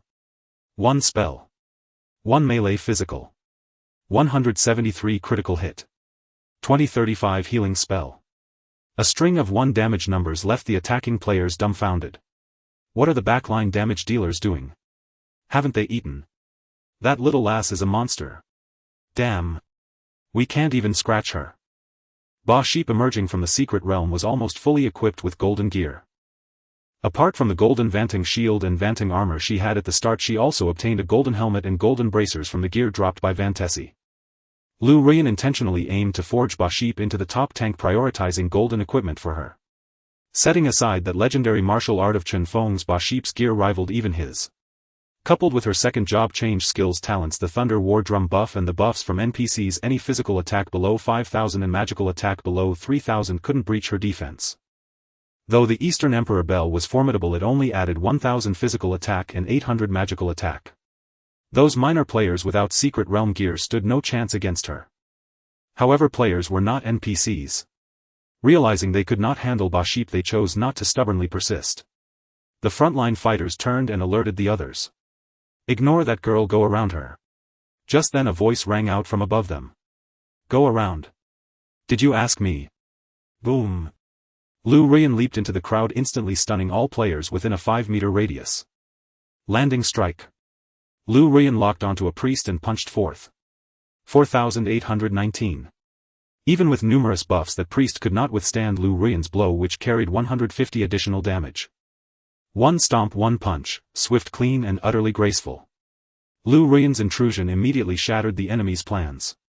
If left unchecked, she would crush all their fragile units. Someone recognized Lu Rian and quickly shouted. "She's the guild leader of Rain Smoke Alliance. Kill her." In an instant over a dozen attacks rained down on Lu Rian. 58. 71. 32. A string of pitifully low numbers floated above her head. "Damn, that's impossible. This woman is a DPS, how is her defense this high? It's a bug." A chorus of players cried out in disbelief. At this moment Lu Rian's physical defense hovered around 2,500, while the enemy's damage output mostly ranged from 3,000 to 3,500. Logically, each attack should have cost her several hundred to 1,000 health points. But the damage numbers shown were far too abnormal. A slight smile curled at the corners of Lu Rian's mouth. This was all thanks to Xiao Lian. In the Secret Realm, Xiao Lian had obtained a skill book costing 3 skill points. Soul Link. Soul Link transfers 90 of the damage taken by one target to another allied character. At this moment Lu Rian endured only 10 of the damage, while 90 was redirected to Baship. To Baship, that damage was nothing more than a tickle. The opposing players seemed to realize this and urgently shouted to their priests. "She must have some kind of buff. Dispel. Dispel it now." But before the priests could even raise their hands, Lu Rian had already begun executing Whirlwind Slash. Whirlwind Slash increases resistance by 200, deals 150 damage per second to surrounding enemies, boosts movement speed by 10, lasting 3 seconds. Dispel skills were probability-based, heavily influenced by the level difference and resistance between both sides. For a level 16 priest to dispel a level 18 warrior was already a low-probability endeavor. With Lu Rian now sporting an extra 200 resistance, the chance of a successful dispel was akin to winning the lottery. 3 seconds, neither long nor short. As the surrounding priests awaited the end of her skill, a rain of fire suddenly descended from the sky. This was a new skill acquired by Littlefoot, a mage from Rain Smoke Alliance. Combined with Lu Rian's damage, it instantly obliterated 5 players. Sensing her Whirlwind Slash was about to expire, Lu Rian quickly used a charge skill to retreat, aiming to escape the priest's casting range. Seeing Lu Rian pulling back, Baship hurried forward to meet her. A sword-wielding warrior noticed Baship's movement and immediately guessed her intent, blocking her path with his body. "Don't think you can pass. Take this." The swordsman charged at Baship, unleashing a flurry of slashes in an attempt to obstruct her. Baship was utterly exasperated. Did he truly believe a shield-bearing tank was just a punching bag? She raised her one-handed hammer and struck down. 1873. With various buffs stacked on her, her attack power neared 3,000, making her damage output astonishing. However, the enemy also had a thick health pool, still boasting nearly 3,000 HP. Baship raised her shield and slammed it into his face. 3,310. Shield slam deals damage equal to armor 1 to the enemy, generating massive aggro. This was her only offensive skill. The sword-wielding warrior could endure no more and collapsed to the ground. "Who says I can't kill anyone?" Baship kicked his corpse aside and rushed over to retrieve Lu Rian. The enemy players tried to pursue but were forced back by Littlefoot's Fire Dragon skill. Lu Rian rested behind Baship for over 10 seconds, waiting for her skills to cool down before leaping back and instantly killing several players and then retreating again. This repeated cycle left the enemy deeply vexed. In stark contrast to the scene at the South Gate, the Rain Smoke Alliance players at the North Gate were having a much harder time. Due to their overwhelming numerical disadvantage despite possessing superior stats, the lack of a fortress-like figure such as Baship meant they could not withstand the enemy's tidal wave of attacks. Their lines were quickly breached. Were it not for the cover fire provided by the archers of Breeze Village, they would have been annihilated. Fall back. Let the NPCs take the front. Vice Guild leader Yan Xiaolin shouted. The number and functions of NPCs on the attacking and defending sides differed. The attackers boasted higher levels with over a dozen level 30 boss-level NPCs and dozens of level 25 NPCs. However, most of the high-level NPCs were support type. The defending NPCs ranged from level 20 to 25, predominantly combat-oriented with very few functional ones. Yet they were more numerous, nearly 2,000 strong. Under the influence of the upgraded Thunder War Drum, these NPCs still outperformed the players. Thus the North Gate would hold for a while longer. As for the players on the eastern path, they mostly gave it a wide berth. Chen Feng stood idly atop the arrow tower. Having fired 2 volleys and killed over 700, the other players no longer dared to approach.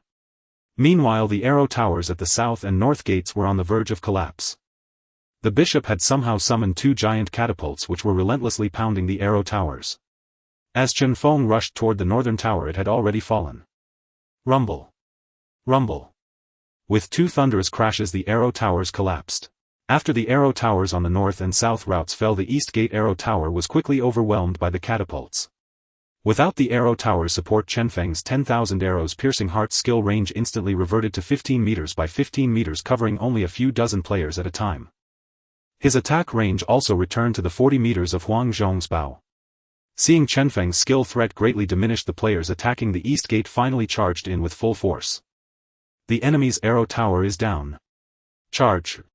Kill. Kill the small-town overachiever. This is our chance to vent.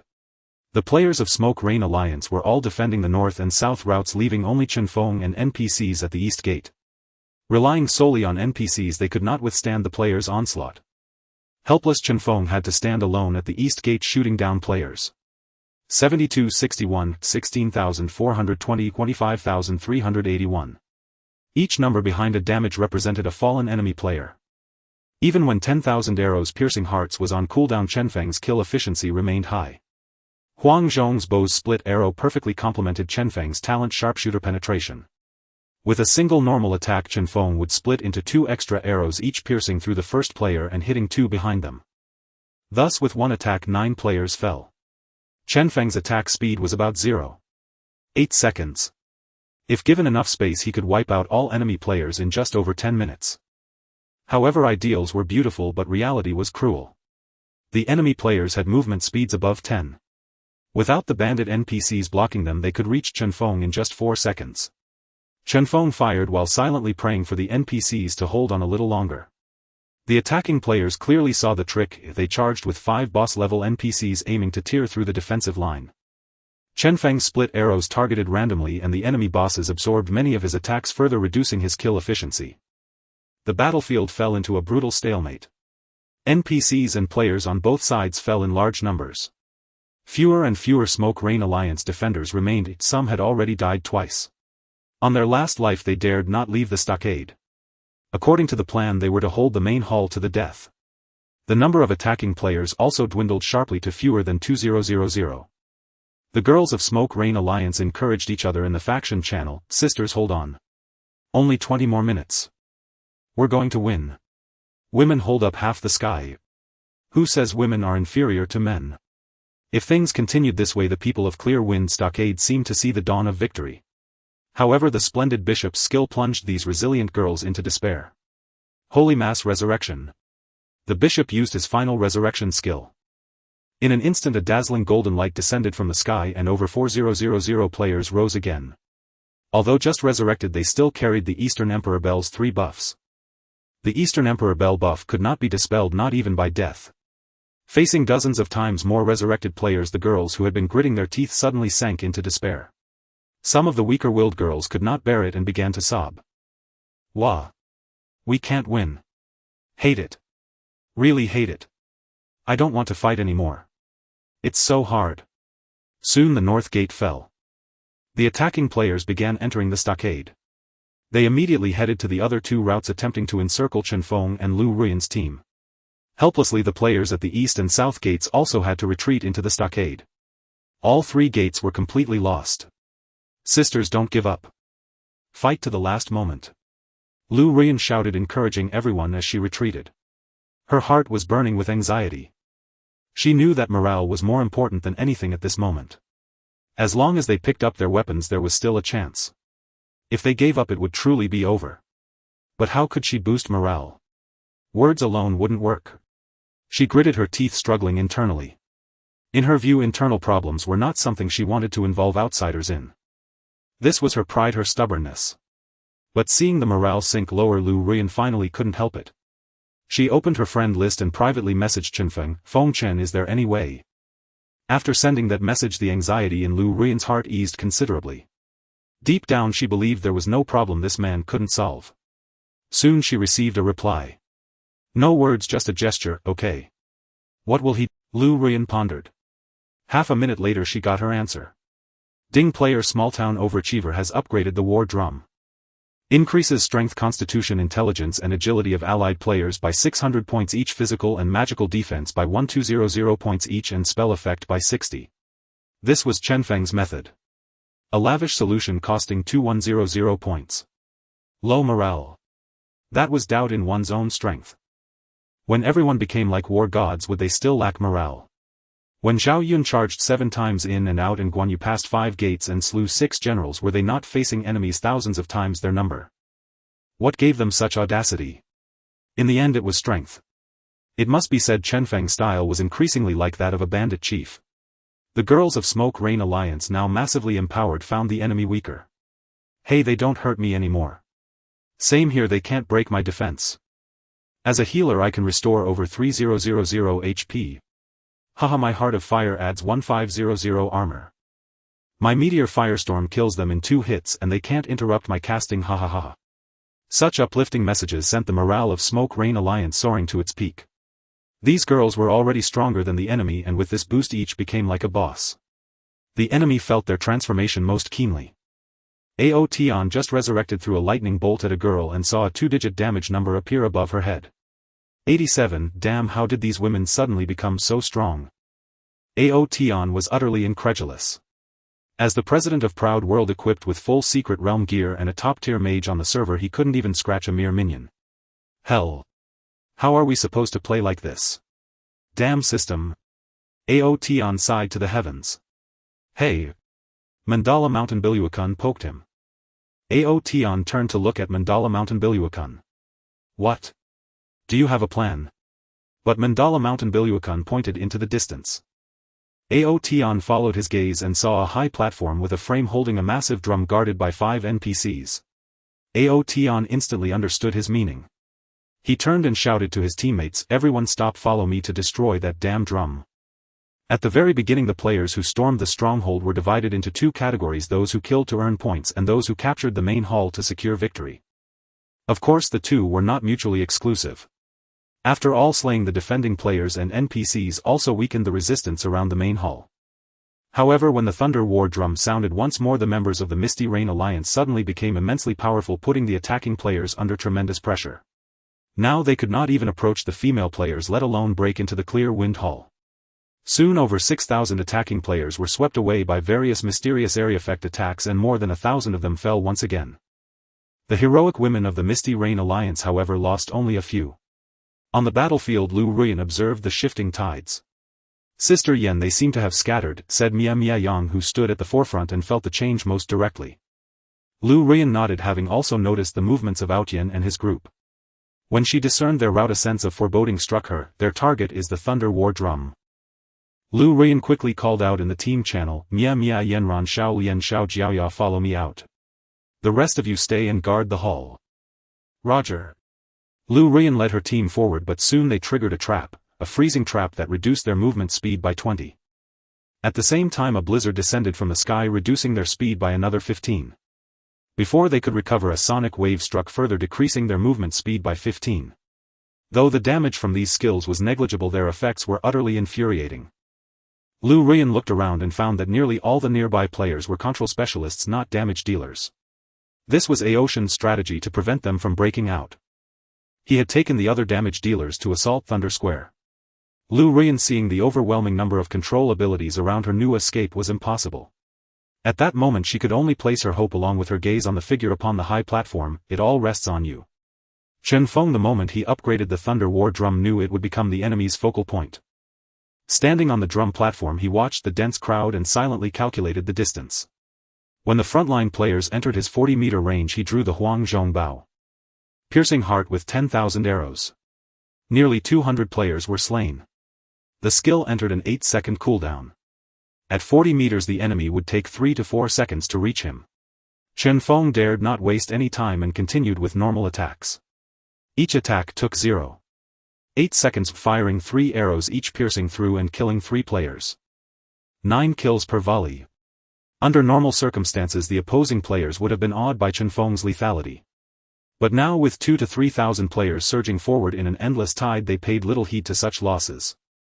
At this moment Chen Feng was nothing short of a living taunt machine. Being killed by him was just bad luck, killing him would bring true catharsis. By the time they reached the Thunder War drum, only a mere 30 or 40 had fallen. The 5 NPC guards beside the drum were formidable, charging fearlessly against thousands of enemies. Chen Feng naturally wasn't so reckless, he chose to shoot while retreating.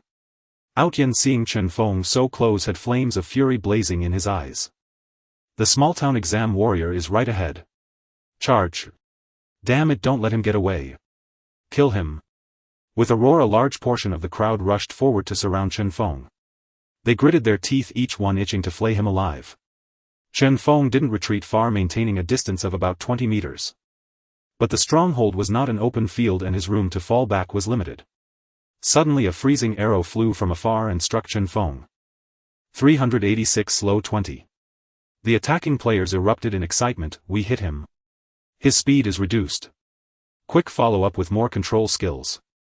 Let's gang up on that bastard. I'm gonna shove it up his ass. As the crowd closed and the damage numbers above Chen Feng's head multiplied.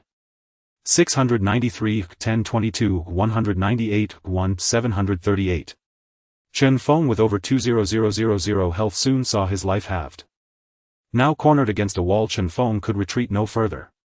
He watched the approaching enemies, their gnashing teeth revealing their deep-seated hatred for him.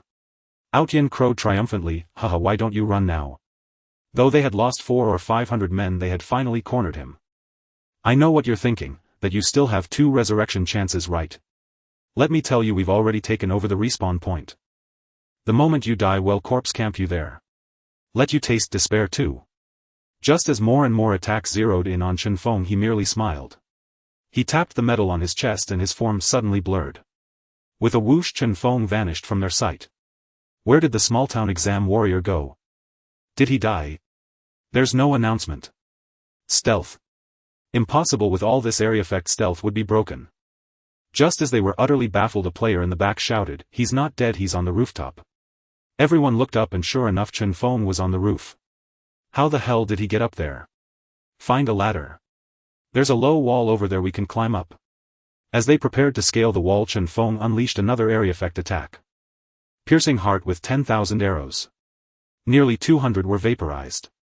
A torrent of colorful curses erupted from the players, hailing from all corners of the land, showcasing their rich regional cultures. Standing on the rooftop, Chen Feng munched on health-restoring pills bought from the faction NPC merchant while reaping the heads of the players below. He had deliberately put himself in danger to enrage them. If they had focused their attacks on destroying the Thunder War drum, the girls of the Misty Rain Alliance would have long since crumbled. He glanced stealthily toward Thunder Square in the distance and saw that the 5 NPC guards had fallen. Mandala Mountain Biluakun was leading nearly 1,000 players in an assault on the Thunder War drum. At that moment Mandala Mountain Biluakun was cursing in the faction channel, Outlaws, you idiot, bring your people to Thunder Square now. Outlaws replied, I have to kill that bastard first. Mandala Mountain Biluakun, destroy the Thunder War drum first, then kill him. Outlaws, no. We finally cornered him, we might not get another chance.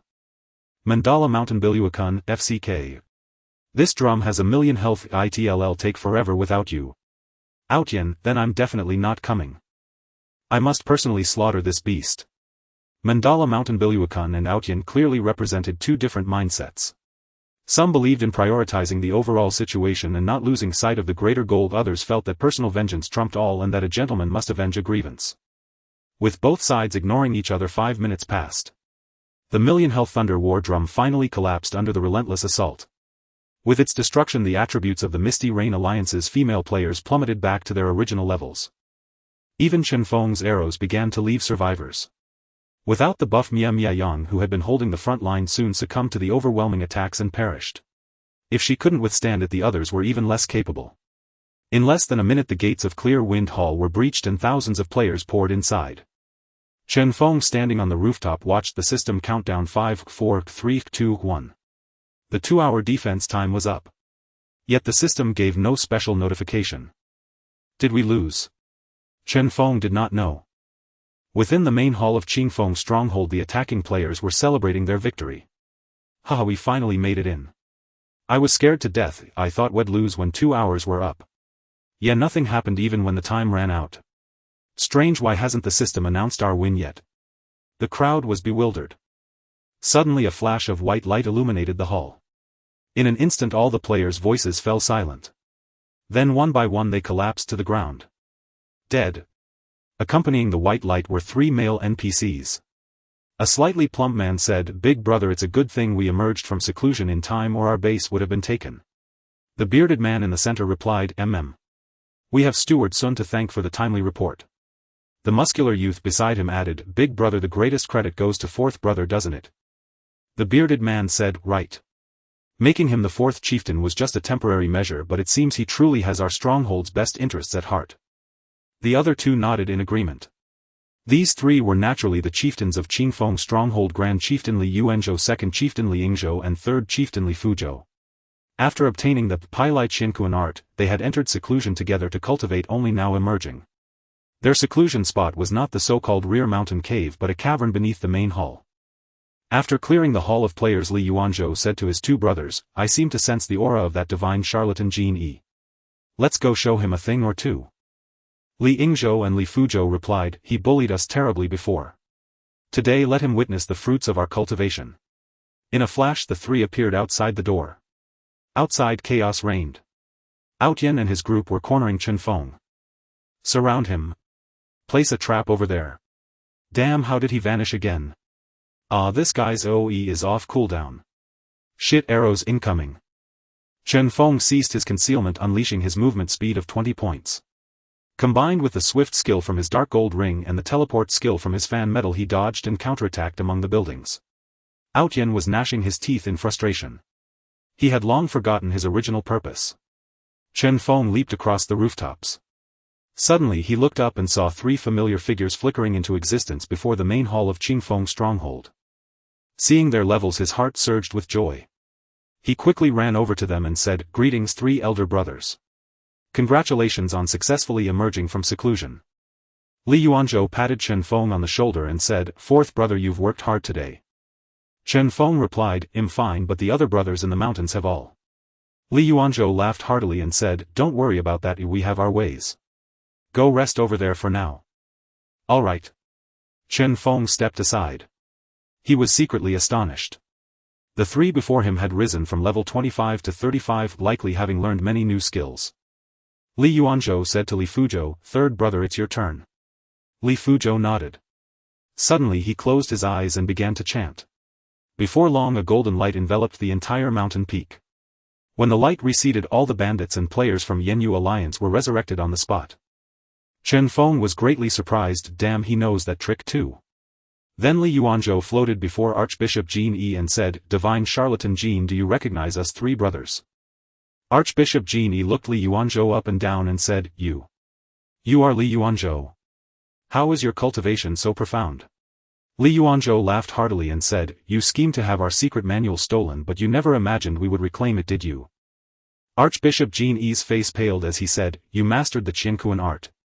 Li Yuanzhou replied, "Go ask the king of hell about that in the underworld." With that he produced a large blade from somewhere and struck down at Archbishop Jin Yi.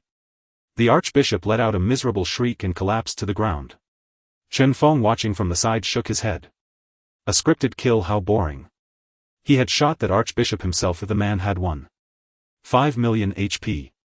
No matter how powerful Li Yuanzhou was, he couldn't possibly have an attack power of 1.5 million. With the archbishop's death, the attacking NPCs and players were swiftly slain by the surrounding bandits. Seeing this scene, Chen Feng's heart bled. My points.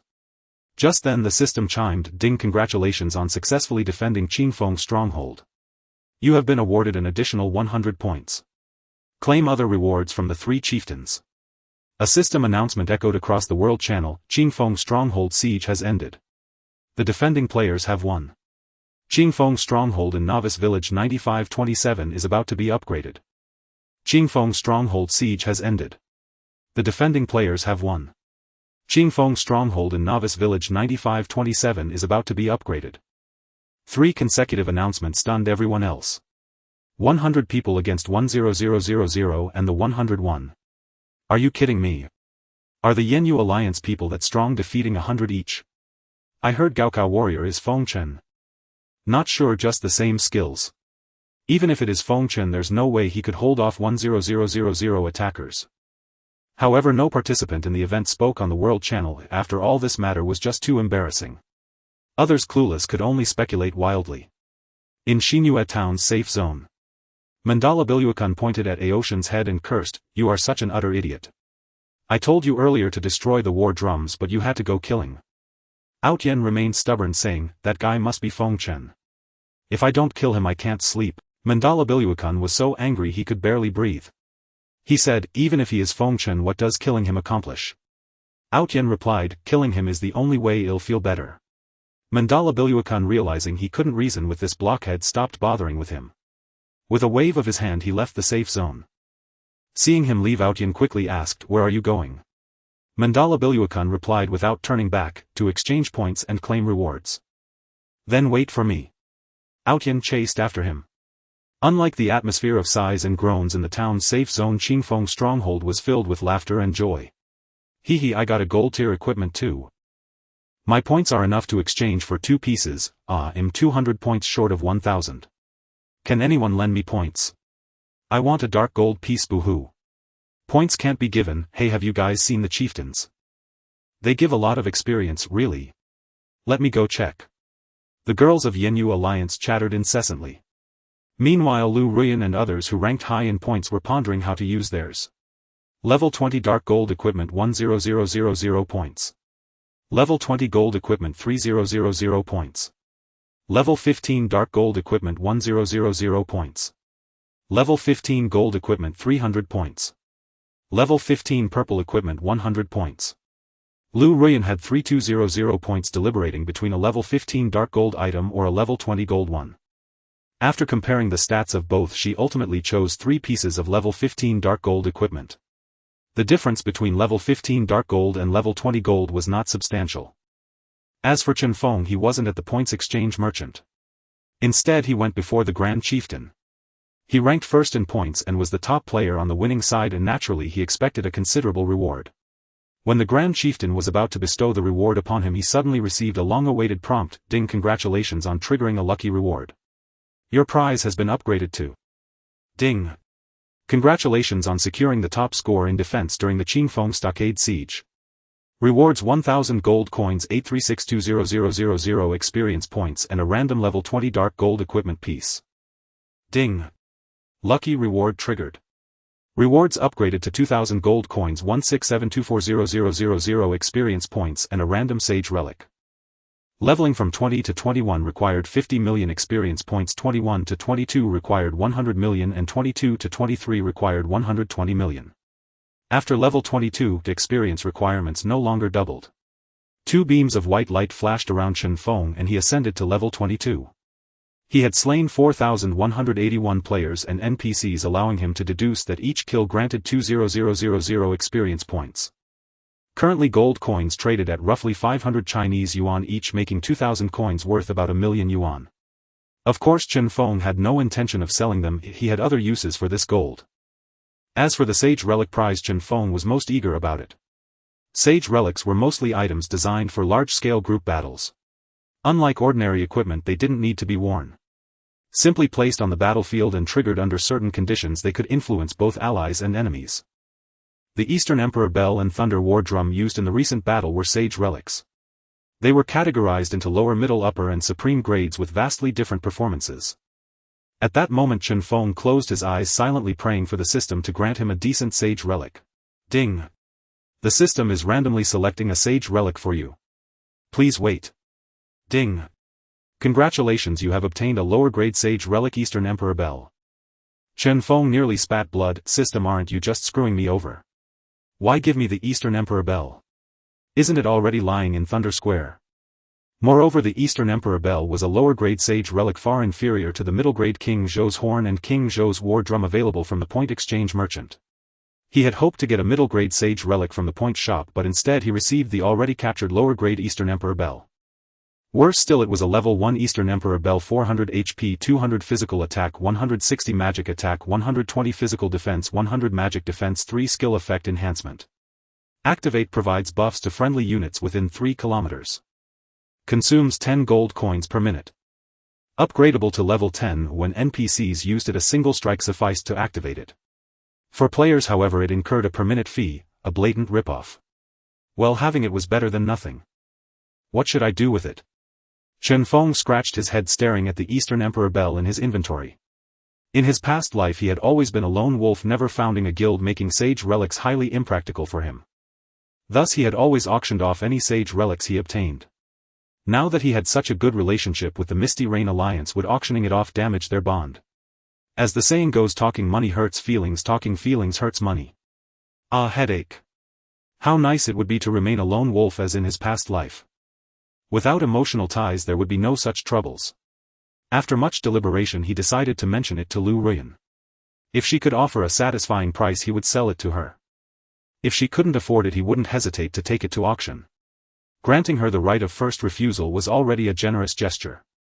Having made up his mind, Chen Feng found Lu Ruyan, who was still browsing the Point Merchant's wares. Ruyan, I've got something good. Chen Feng displayed the Eastern Emperor Bell to her. What is it? Lu Ruyan set aside what she was doing and gasped in astonishment at the bell in Chen Feng's hand, the Eastern Emperor Bell. She held the miniature bell in her palm, examining it from all angles. She was well aware of the devastating power it had unleashed on the battlefield. If not for Chen Feng paying to play the Thunder War Drum, they would have been wiped out. After studying it for over 10 minutes, Lu Ruyan's expression shifted from initial excitement to somber contemplation. Being astute, she naturally understood Chen Feng's intent. She didn't expect him to give it away for free. Finally, gritting her teeth, she handed the bell back to Chen Feng and said, "Thank you for thinking of me first. But I can't afford too much right now and I can't make a decision on the spot. Could you hold off on putting it on the market? Give me a day to consult my family." Chen Feng nodded and took back the Eastern Emperor Bell. He understood Lu Ruyan's predicament. Though she was the heiress of the Lu family, she was still just a young woman, not the successor of the conglomerate. Handling a few million in small expenses was no problem for her. But once the amount exceeded 100 million, she needed family approval. Lu Ruyan clenched her teeth and said, "Forget it, I'll go ask right now." With that she greeted her sisters in the Misty Rain Alliance and logged off. Watching her log off, Chen Feng shook his head. Even great families have their troubles. He walked over to the Point Merchant and opened the interface. Chen Feng had earned over 24000 points in total. After deducting the 3000 points spent on drumming and purchasing potions mid-battle, he had about 21000 points remaining. Soon he made his decision: spend over 1000 points on potions. Black Chicken White Phoenix Pill restores 10000 HP over 2 seconds, cooldown 10 seconds. Exchange cost 10 points. Available quantity 20. Strong Antidote Serum grants immunity to most toxins for 1 hour. Exchange cost 10 points. Available quantity 20. Potent Resistance Potion provides a 200 resistance boost for 1 hour. Exchange cost 10 points. Available quantity 20. Underwater Breathing Elixir allows breathing underwater for 1 hour. Exchange cost 5 points. Available quantity 20. Chen Feng purchased a total of 10 items. The effects of these goods far surpassed those available in New Moon Town or even Moonfang City's shops. He used the remaining 20000 points to buy 1 level 20 dark gold equipment piece and a metal spirit monkey ring dark gold level 20. 150 strength, 200 agility. Leap increases jump height by 10 meters. Scope metal. 10 range. Chen Feng currently wore 3 rings with 1 slot remaining. He had 3 medals equipped: Sea Pearl Paradigm Medal and Scope with 1 slot left. His current basic attack damage was 8000 and his HP was over 12000. After finishing the point exchange, Chen Feng went to see the 3 chieftains again. "Congratulations brothers on your promotion. Li Yuanzhou said, "Fourth brother, the greatest credit belongs to you. After this battle we should change 3 heroes of Chen Feng to 4 heroes of Chen Feng." As his words fell, Chen Feng received a system notification, ding. "Your fame has spread. You have obtained the title 4 heroes of Chen Feng. Ding. You have completed the Defend Chen Feng Stockade quest. Level 1. Chen Feng rejoiced. Compared to equipment upgrades, title enhancements were the most substantial. For heroes of Chen Feng, all 5 stats 130. With this title, Chen Feng's attack power reached 8400 and his HP exceeded 14000. At this point he had collected all the rewards from this quest. In Jiangchuan City, within the Poyang Villa inside Villa No. 1, a young man and a young woman stood before a middle-aged man engaged in a heated argument. "Sister Yan, don't let that guy fool you," the young man said with a tone of earnest persuasion. "Ouyang Kunpeng. I'm talking to my father, what business is it of yours?" The young woman shot him a glare and said with irritation, "Also, we're not that familiar. Please call me by my full name, Lu Ruyan." Lu Ruyan's disdain did not deter Ouyang Kunpeng. Instead he grinned and said, "Sister Yan, why are you so shy? Sooner or later we'll be family." Lu Ruyan's brows furrowed sharply as she retorted, "Whose family with you? Get out of my house. You're not welcome here." Ouyang Kunpeng remained unmoved, grinning at her. Lu Ruyan approached Lu Cheng and said, "Dad." She looked at her father, hoping he would drive the annoying man away. To her surprise, Lu Cheng did not respond. He stood up, walked to the floor-to-ceiling window and gazed out at the Poyang Lake view, lost in thought. After 3 minutes he finally spoke slowly, "Kunpeng does have a point. You need to be cautious of that man." "Humph." Seeing that even her father didn't support her, Lu Ruyan turned away in anger. Ouyang Kunpeng approached her and said, "Sister Yan, think about it. You've only known him for a few days and he's already swindled 20 million from you." Lu Ruyan retorted, "Who says he swindled me? I see him as an expert and deliberately spent money to befriend him." Ouyang Kunpeng said, Fine, so the 20 million was your deliberate gesture. But think about it, you've done 2 missions together, why do all the good things end up with him?" "That's because..." Before she could finish, Ouyang Kunpeng interrupted, "That's because that guy is using you." Lu Ruyan's face flushed with anger. You're talking." She couldn't bring herself to curse, stifled with frustration. Ouyang Kunpeng said, "I'm not just making this up. Think about it, in the secret realm you bought the scroll from the guild, so why did he get the legendary weapon? How do you explain that?" Lu Ruyan was about to speak, but Ouyang Kunpeng cut her off again, "And this time defending Chen Feng village with 100 of you and just him alone, he ended up with the saint's relic. Do you still think he's innocent?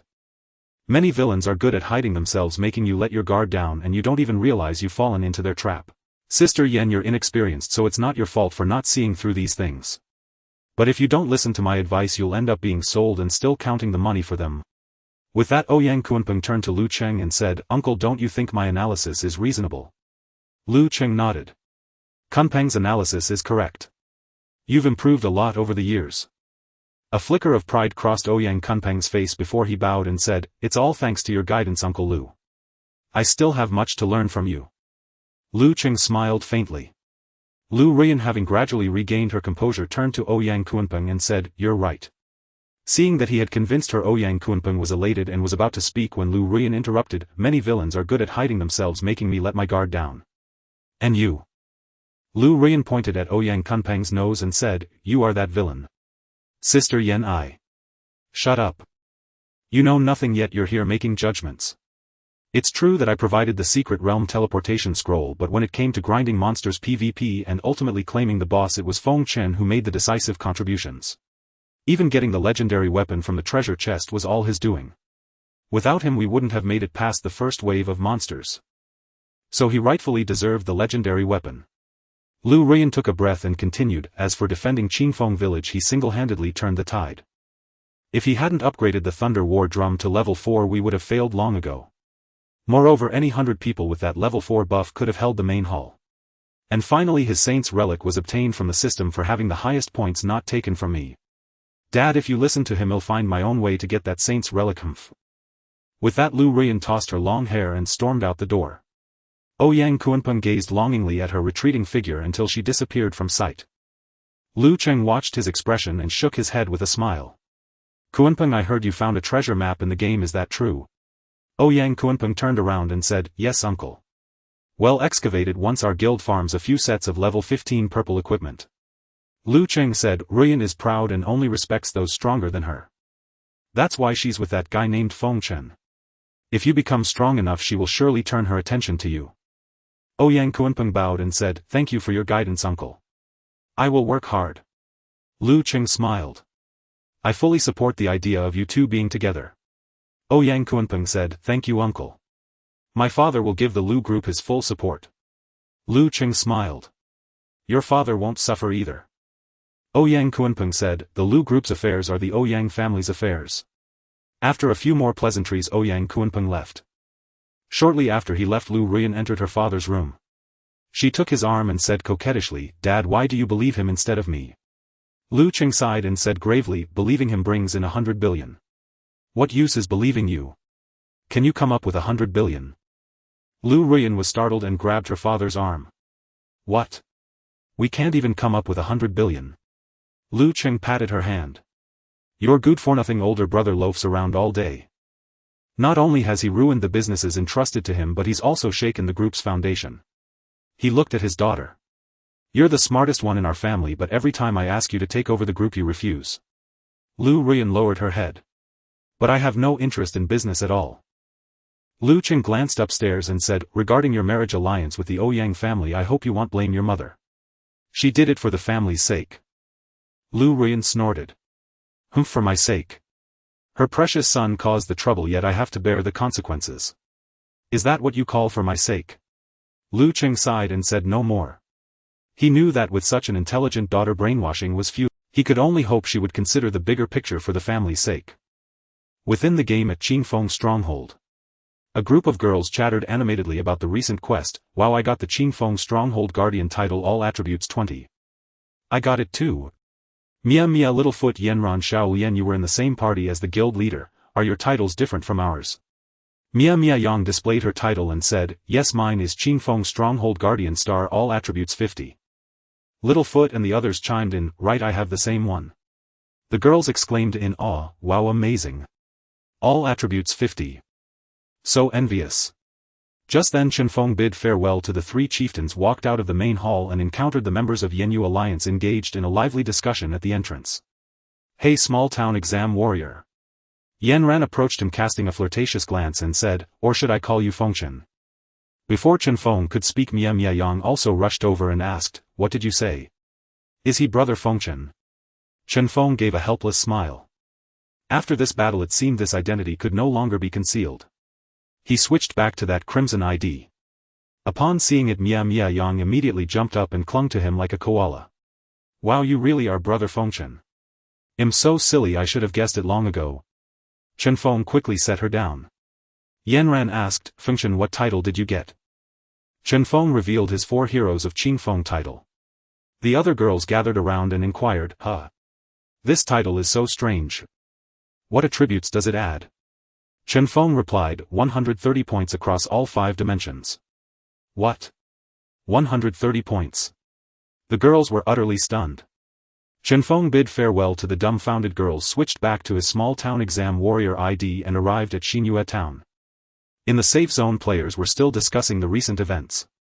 A mage sighed regretfully, such a pity, just that close. The archer beside the mage said indignantly, you still have the nerve to bring that up. If you hadn't followed Outyan to hunt down small town exam warrior, we would have taken the Chen Feng main hall by now.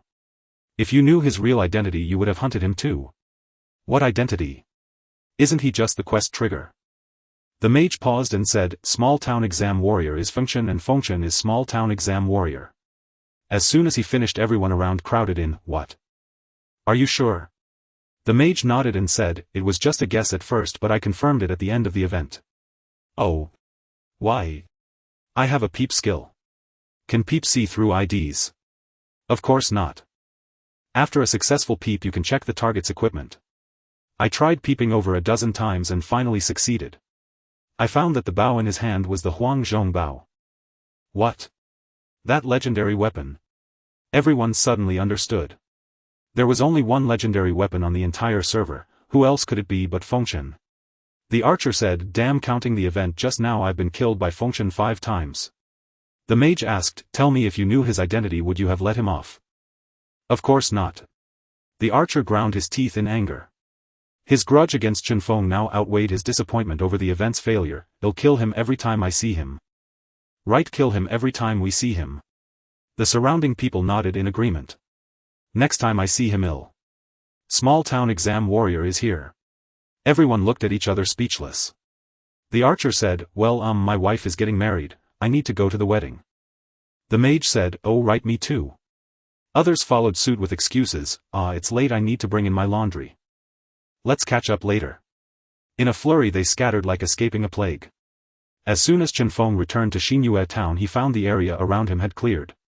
Others watched him from a distance, their expressions complex. Having clashed weapons moments ago and now sharing a safe zone was indeed awkward.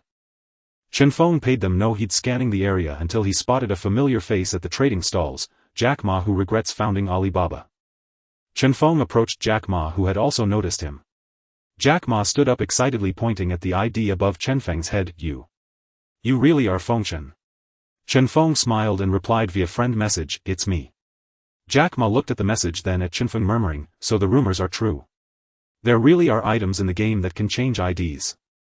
Then, growing excited, he grabbed Chen Feng and said, boss, do you have any more of these items? I think they'd be a hit on the market. Chen Feng smiled and said, I'm afraid it's hard to replicate.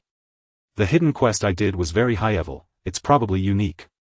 Chen Feng had a vague feeling that this Chen Feng stronghold quest would influence the main storyline, steering the game in a direction completely different from his past life. Hearing this, Jack Ma's expression immediately dimmed. Without further ado, Chen Feng initiated a trade dialogue and placed a series of items into the window. A level 1 golden bow, a level 5 golden quiver, a level 10 purple zombie set, and various level 15 purple pieces from the secret realm. Jack Ma drooled over the items. The level 1 golden bow and level 5 golden quiver, despite their low levels, boasted attributes comparable to level 15 purple gear. The zombie set was now common, but most on the market were blue quality. A full purple set was still relatively scarce. As for the level 15 purple gear, it went without saying, it was the mainstream equipment for players with demand far outstripping supply. Jack Ma wiped his drool and accepted the dozen or so pieces of equipment. Boss, I guarantee I'll sell them all within half a day. Chen Feng nodded. He could have sold this equipment to the Yenyu Alliance members, but for the long term he needed to find professional channels. He was essentially Jack Ma's angel investor, supporting him in building that future commercial empire. Afterwards, Chen Feng didn't linger. He went to the teleportation array, spent 1 gold coin, and arrived at the main city, Yueya City. Yueya City was enormous, encompassing hundreds of towns like Xinyue Town and Linshui Town. In theory it should have been bustling with activity. However, what greeted Chen Feng's eyes were empty streets and sparse players. The reason for this silence was a condition for teleporting here from outside level 20. It was the 5th day since the server launch. Normal grinding could never reach level 20 unless one completed special quests like Chen Feng had. The players inside Yueya City hadn't teleported in, they had run all the way on foot. A village had about 100,000 to 200,000 people, and a town governed 40 to 50 villages, totaling roughly 500,000 to 1 million. The player base encompassed by Yueya City was around 60 to 70 million. Across all of Huaxia there were 20 main cities similar to Yueya City. Compared to the real world, each main city was the size of a metropolis like Shanghai. If players had to rely on walking to traverse the map, it would undoubtedly exhaust them. Thus 4 main teleportation arrays were designed within the city for travel between the main city and the outside world, each main array connected to hundreds of regional arrays for movement within the city and to its gates. At this moment Chen Feng was at the western main teleportation array. He looked around and finally spotted his target. In the morning breeze, Chen Feng held a treasure map, a reward from the system for obtaining Huang Zhong's bow in the Van Tazi secret realm. Unlike the secret realm, this treasure was not located on a special map but was connected to the world map. Theoretically, even if players didn't have the treasure map, they might stumble upon the treasure by sheer luck. However, treasure sites were often fraught with mazes, traps and puzzles, making it impossible for players without the proper means to claim the prize. Thus, during the treasure hunt, players had to explore repeatedly, and countless cases required 4 or 5 attempts to succeed. The map in Chen Feng's possession was called the Chuangwang treasure map, marking the hoard of treasures amassed by King Chuang during his rebellion. Because he died unexpectedly during his retreat after defeat, the secret treasure was left undiscovered. In truth, the difficulty of searching for the Chuangwang treasure was not high, but it required one thing: a lock-picking skill at the proficient level or above. Lockpicking and many other technical skills had different levels: clueless, beginner, slightly skilled, proficient, well-known, and beyond master. There were even higher levels which could only be learned through special opportunities. At that moment Chen Feng was staring at a dirty little boy. The boy stood in front of a steamed bun shop, his eyes fixed on the tightly closed steamer, swallowing saliva incessantly. Just then an NPC passerby came to buy buns. The shop assistant opened the steamer to take out buns for the customer, but a shadow flashed by. It was the little boy, who swiftly grabbed 2 buns and tried to escape. Suddenly a thick hand reached out from behind, grabbed the boy's back and lifted him up. The one who caught him was none other than the bun shop owner, Boss Bao. Boss Bao said angrily, "You little brat, you come to steal my buns every day. I don't earn enough money to cover your theft." With that he reached out to take back the buns, but the little boy quickly hugged them tightly to his chest. Boss Bao tugged a few times but couldn't pry his hands open, so he raised his right hand and slapped the boy across the face. The boy felt the sting and instinctively loosened his grip, causing the buns to fall to the ground. He immediately crouched down to pick them up, but a large foot appeared from the side and stepped on the 2 buns. At the same time the foot twisted, crushing the buns, mingling their skin and filling with the dirt on the ground. Yet the boy, undeterred by the filth, still reached out to grab them. Boss Bao then kicked the buns away to the roadside. The boy tried to retrieve them, but a stray dog pounced and devoured them in a few bites. The little boy watched the meat buns being eaten by the dog, his fists clenched tightly and his eyes wide open. Boss Bao, still unsatisfied, raised his fist to hit the boy, but it was caught by a hand. That hand belonged to Chen Feng. Chen Feng said with a smile, "Boss Bao, harmony brings wealth. Why get so worked up over a child?" Boss Bao looked Chen Feng up and down, snorted and said, "This kid steals my buns every day. If I don't teach him a lesson, he'll never learn." Chen Feng said, "How many buns has he stolen? Let me pay for them." Upon hearing that Chen Feng was willing to pay, the boss face immediately broke into a smile. He said, "He's been stealing from me every day, so it's quite a lot. You'll need to give at least 5 gold coins. Chen Feng remarked, "Damn. Are your bun skins made of gold, or is the filling made of gold?" Boss Bao's expression changed, afraid Chen Feng might utter something about "Are these buns ripe?" and quickly explained, "Because of this kid many customers are afraid of being robbed and choose to take another route. Do you know how much business he's cost me?" Chen Feng nodded, didn't argue further, took out 5 gold coins and handed them over. "It's not too much to ask for 10 more buns, is it?" Boss Bao beamed at the money, nodded eagerly and said, "Of course, of course. Shall we get 10 meat buns for our guest?" Then Boss Bao handed the buns to Chen Feng. Chen Feng took them and turned to give them to the little boy. But the boy snatched the buns, said nothing, turned around and ran off. At that moment 2 players passed by, saw the scene and snickered. One of them, a priest player, said, "Haha, another fool got tricked." The other, a warrior player, said, "Yeah. I tried to warn you, but you didn't listen. You gave all your savings to the bun shop owner and it was all for nothing. Haha, you've got some nerve mocking me. Where did you get that precious experience? Don't think I don't know. Who can resist the chance to trigger a hidden quest? Too bad it's a trap." Chen Feng glanced at them and smiled faintly. Then he turned and chased after the little boy. The priest player said, "Haha, that guy won't give up. He's chasing after him." The warrior player said, "That little boy's speed is astonishing. There's no way he can catch up. Look at his speed." Suddenly the warrior's voice trailed off. The priest player was also stunned. They watched Chen Feng's speed and realized it was on par with the little boy's. They exchanged glances, both reading the same thought in each other's eyes: maybe he can actually catch up. Chen Feng could naturally catch up. As long as his movement speed was above 20, he wouldn't be shaken off. Chen Feng's speed was 22, which was enough. However, he wasn't chasing at full speed, instead he was letting the distance between them grow. The little boy turned a few corners in the alley, looked back at Chen Feng and saw that he wasn't following. He breathed a sigh of relief, took 3 more turns and arrived at a dilapidated house. He checked his surroundings several more times, making sure no one was nearby, then slipped inside. "Uncle Jing, I'm back. Look what I brought you." Inside the house a middle-aged man lay on a broken bed, his hands and feet wrapped in bandages, looking like a mummy. He turned his head, looked at the boy entering and said with a smile, "Xiaoqing, you went to the bun shop again, didn't you?" Xiaoqing placed the buns on the table and helped the man sit up. "But I met a strange man today. He gave Fatty Bao 5 gold coins and gave me 10 buns." A glint flashed in the man's eyes and he said urgently, "That man. Did he follow you here?" Xiaoqing chuckled and said, "Not at all. I remembered what you said, not to bring anyone to see you." The man breathed a sigh of relief.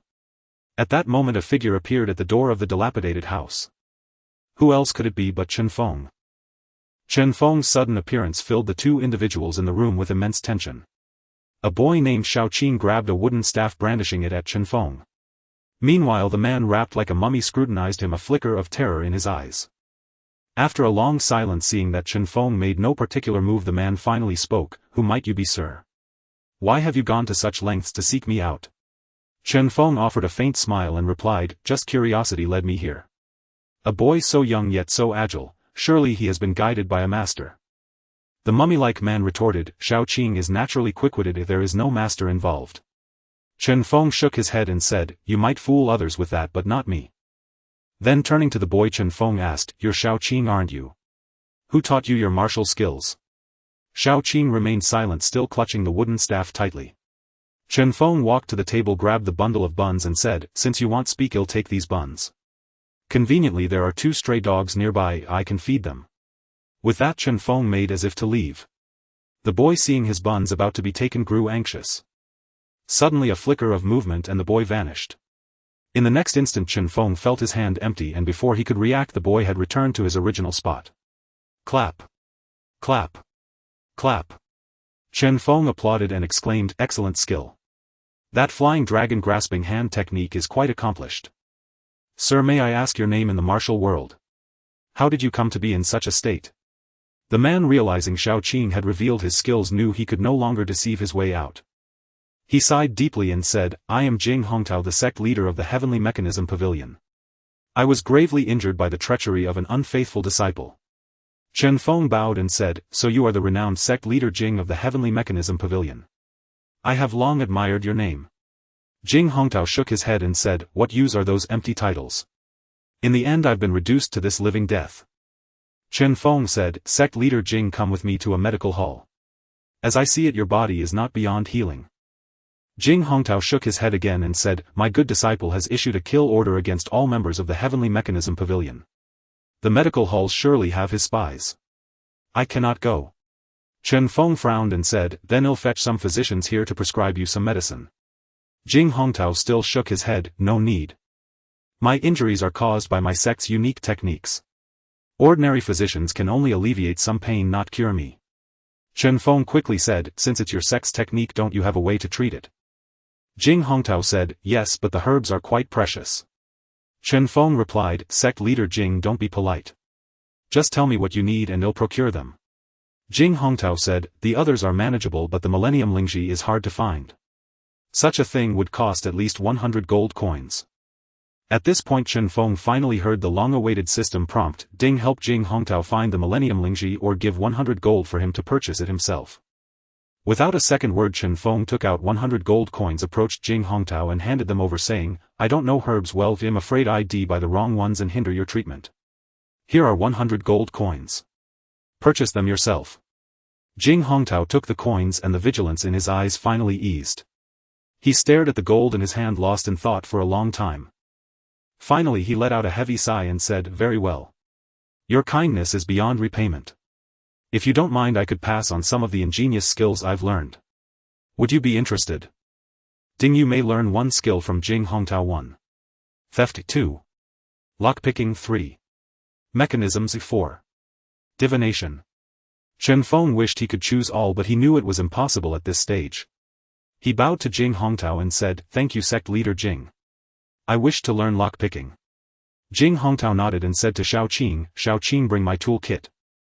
Xiaoqing quickly tossed aside his wooden staff and pulled out a small wooden box from under the bed. The box appeared unremarkable, no larger than a pencil case. Yet when Xiaoqing opened the tool kit, it began to unfold outward. As he carefully released each internal mechanism, the tool kit eventually occupied half the room. Witnessing this, Chen Feng marveled inwardly. Truly a masterpiece from the Heavenly Mechanism Pavilion, nothing short of divine craftsmanship. Following Jing Hongtao's instructions, Xiaoqing retrieved several items and placed them nearby. If other players saw these items, they would likely be astonished. They were all too familiar, mundane objects from the real world. First, Xiaoqing picked up 5 thin strings of equal length each with a small iron ball tied at the end. Then he took a wooden stick and tied the other ends of the strings to it. Thus a Newton's cradle appeared before Chen Feng. Jing Hongtao said, "An exceptional lockpick master must possess keen hearing." Count the number of collisions between the iron balls. After Jing Hongtao spoke, Xiaoqing set the Newton's cradle in motion, causing the 5 iron balls to collide with one another in the air. Chen Feng closed his eyes, silently counting the collisions in his mind. After over a minute the Newton's cradle came to a stop. Chen Feng opened his eyes and said, 192 times. Jing Hongtao offered no comment, only saying calmly, steadiness of the hands is also crucial for lockpicking. Extend your hands palms up with all 5 fingers spread apart. The needles must not fall, you must not move. Chen Feng complied. Then Xiaoqing took out 10 thin needles and carefully balanced them upright on Chen Feng's fingers. He barely dared to breathe, afraid of toppling them. Chen Feng held his hands steady, keeping every needle upright on each finger for 5 minutes. Jing Hongtao nodded and said, not bad. Chen Feng did not move, maintaining his position. A satisfied expression appeared on Jing Hongtao's face. His earlier words had been a distraction. If Chen Feng had moved, it would have affected his score. Then he nodded to Xiaoqing. Xiaoqing pulled another needle from the box and held it in his hand. Suddenly Xiaoqing thrust the needle toward Chen Feng's eyeball. Chen Feng remained utterly still, not even blinking, keeping his previous posture without any movement. Not a single needle on his fingertips fell. Excellent! Jing Hongtao shouted, and a surge of energy erupted from him, blowing the needles off Chen Feng's hands. Only then did Chen Feng withdraw his hands. He rubbed his sore arms and fingers and asked, Sect Leader Jing, did I perform adequately? Jing Hongtao said with satisfaction, a small town grind, with your aptitude learning lockpicking will surely reach the pinnacle level. Chen Feng was overjoyed. Jing Hongtao had given him the highest praise.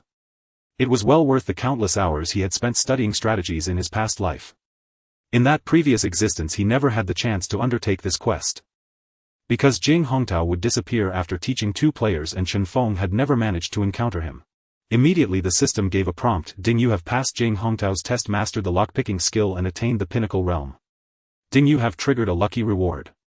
Your lockpicking skill realm has been elevated to the no lock under heaven realm. Chen Feng was both astonished and delighted, so there was a no lock under heaven realm after all. Chen Feng had little knowledge of lockpicking skills and was utterly unaware of the so-called unparalleled lock opening realm. Generally speaking, lockpicking was an essential skill for thieves. Some thieves would use advanced stealth techniques to evade the boss sight and quietly open treasure chests. As a result, other players would often spend a long time fighting a boss only to find an empty chest. For instance, Stealing Fragrance and Jade had once ambushed Chen Feng in a secret realm and often engaged in such acts. At the thought of Stealing Fragrance and Jade, Chen Feng's expression turned fierce. Stealing Fragrance and Jade, don't let me cross paths with you. After bidding farewell to Jing Hongtao and Xiaoqing, Chen Feng headed for the door only to unexpectedly run into someone. That person holding a 1,000-year-old Ganoderma lucidum entered the room excitedly. Chen Feng exchanged a glance with him and was momentarily stunned. Stealing Fragrance and Jade. The other party was evidently surprised to see Chen Feng's ID. After all, the name Small Town Grinder had resounded throughout the server today, especially among the players of Crescent Moon City. The two nodded at each other and then brushed past. Chen Feng, who had originally planned to proceed with the treasure map quest, immediately changed his mind. Unless he killed that guy 10 or 8 times, how could he swallow the bitter resentment from the secret realm? After stepping out, Chen Feng did not leave. Instead, he observed his surroundings, jumped onto the roof and lay down. Through a hole in the roof he could monitor the activity inside. At that moment Jing Hongtao and Xiaoqing were testing Stealing Fragrance and Jade. The latter's eyes were blindfolded and his hands were reaching toward a scarecrow. Chen Feng realized this was about learning the steal skill. A thought struck him. He picked up a pebble from the roof and waited patiently. The instant Stealing Fragrance and Jade touched the scarecrow, he threw the stone at it. A clatter was heard as the scarecrow fell to the ground. Damn it! Stealing Fragrance and Jade hadn't expected his own movement to be so clumsy. Jing Hongtao frowned, clearly dissatisfied with Stealing Fragrance and Jade's performance. Xiaoqing next. Xiaoqing nodded and removed the blindfold from Stealing Fragrance and Jade.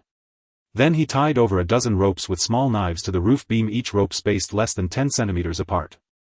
Xiaoqing lifted the ropes at different heights and then let go. All the knives swung back and forth in the air, staggered and uneven. Before Stealing Fragrance and Jade they formed a simple blade array. Jing Hongtao said, Stealing Fragrance and Jade, if you can pass through this blade array within 1 minute without being cut by the knives, you'll pass. Stealing Fragrance and Jade nodded, took a deep breath and started from one end of the array, stepping into it. Given his talent and agility, dodging these blades wasn't too difficult. He concentrated and silently prayed I mustn't make the same mistake again. As he cautiously moved forward he quickly passed through the area of 3 daggers. There were 12 swinging knives in total, passing 9 more would mean success. On the roof Chen Feng picked up another stone and repeated his trick, tossing it down. With a clatter the stone struck the tip of the 4th dagger, precisely causing it to reverse direction and thrust towards Stealing Fragrance and Jade's head. A piercing sound followed by 392. Another failure midway. Damn it. Stealing Fragrance and Jade was furious. At that moment he seemed to sense something odd above and abruptly looked up. What he saw were the old broken tiles of the roof. It was normal for a few bits of rubble to fall from this dilapidated building. Damn, what terrible luck. Stealing Fragrance and Jade felt helpless. Just then Jing Hongtao said to him, all right, the test ends here. I will now teach you the steal skill. With your aptitude you can reach a slight mastery. Hearing this result Chen Feng was quite pleased. Advancing the steal skill was no easy feat. It seemed Stealing Fragrance and Jade would find it much harder to become the legendary grand thief of his past life. In the secret realm he had stolen a treasure chest from Chen Feng, and now Chen Feng had sabotaged his skill quest. An eye for an eye. Well, he figured he had come out ahead. Chen Feng was now in high spirits. Though he had initially planned to ambush and kill him a few times, the urge had subsided. He carefully left the dilapidated house and returned to the teleportation array. He was about to teleport to the horse market to officially begin the treasure map quest when a message arrived from a friend. Chen Feng opened it and saw it was from Yanran. Feng Chen, are you free? Chen Feng replied, what's up? The guild leader is in a bad mood. She's listless when we talk to her. We all think it would be better if you came to keep her company. What happened? I don't know. Sister Yen has been down since she logged in and she won't tell us why. Oh, I'll give it a try. Chen Feng closed the message and carefully searched his memories of his past life regarding Lu Ruyan. Unfortunately his formal dealings with her had only started a year or 2 after the game's launch.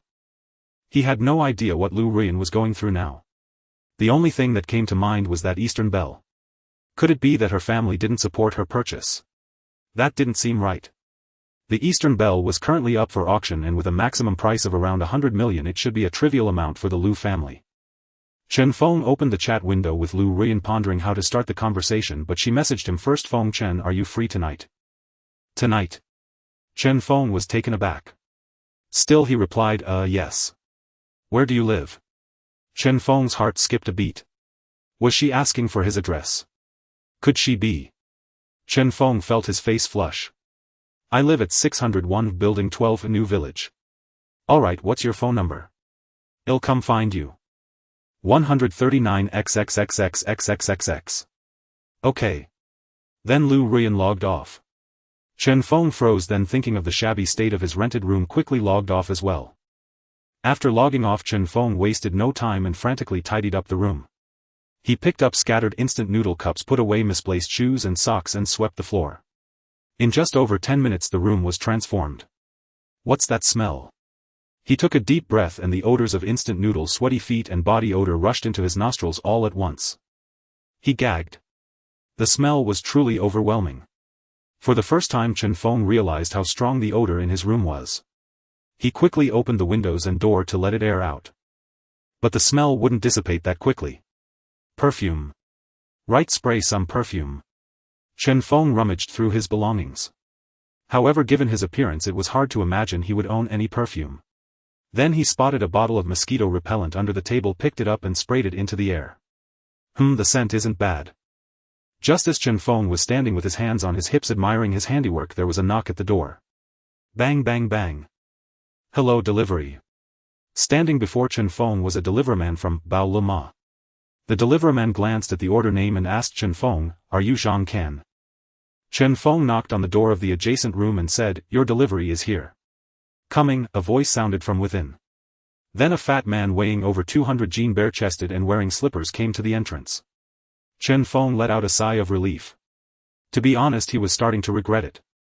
He shouldn't have told Lu Ruyan the room number of this shabby shared apartment, he should have arranged to meet somewhere outside. But it wasn't too late to leave now. With that thought Chen Feng walked into his room to grab his keys and phone. When he came out he saw Zhang Can's bulky figure still blocking the doorway. It seemed someone else was standing outside the door. You are Feng Chen. A sweet voice filled with disbelief sounded from outside. Zhang Can drooling stared at the woman outside and nodded subconsciously. The woman remained silent for a long time. You should put on some clothes first. Oh. Zhang Can quickly turned around and ran back to his room. It was then that Chen Feng got a clear look at the woman outside. She had long hair, phoenix eyes, vermilion lips, fair skin, and was wearing a skirt that revealed her slender calves. When their eyes met, they both saw a peculiar glint in each other's gaze. Feng Chen. Lu Ruyan. They said in unison. Pfft. Huh. They couldn't help but laugh. You scared me just now. I thought you were.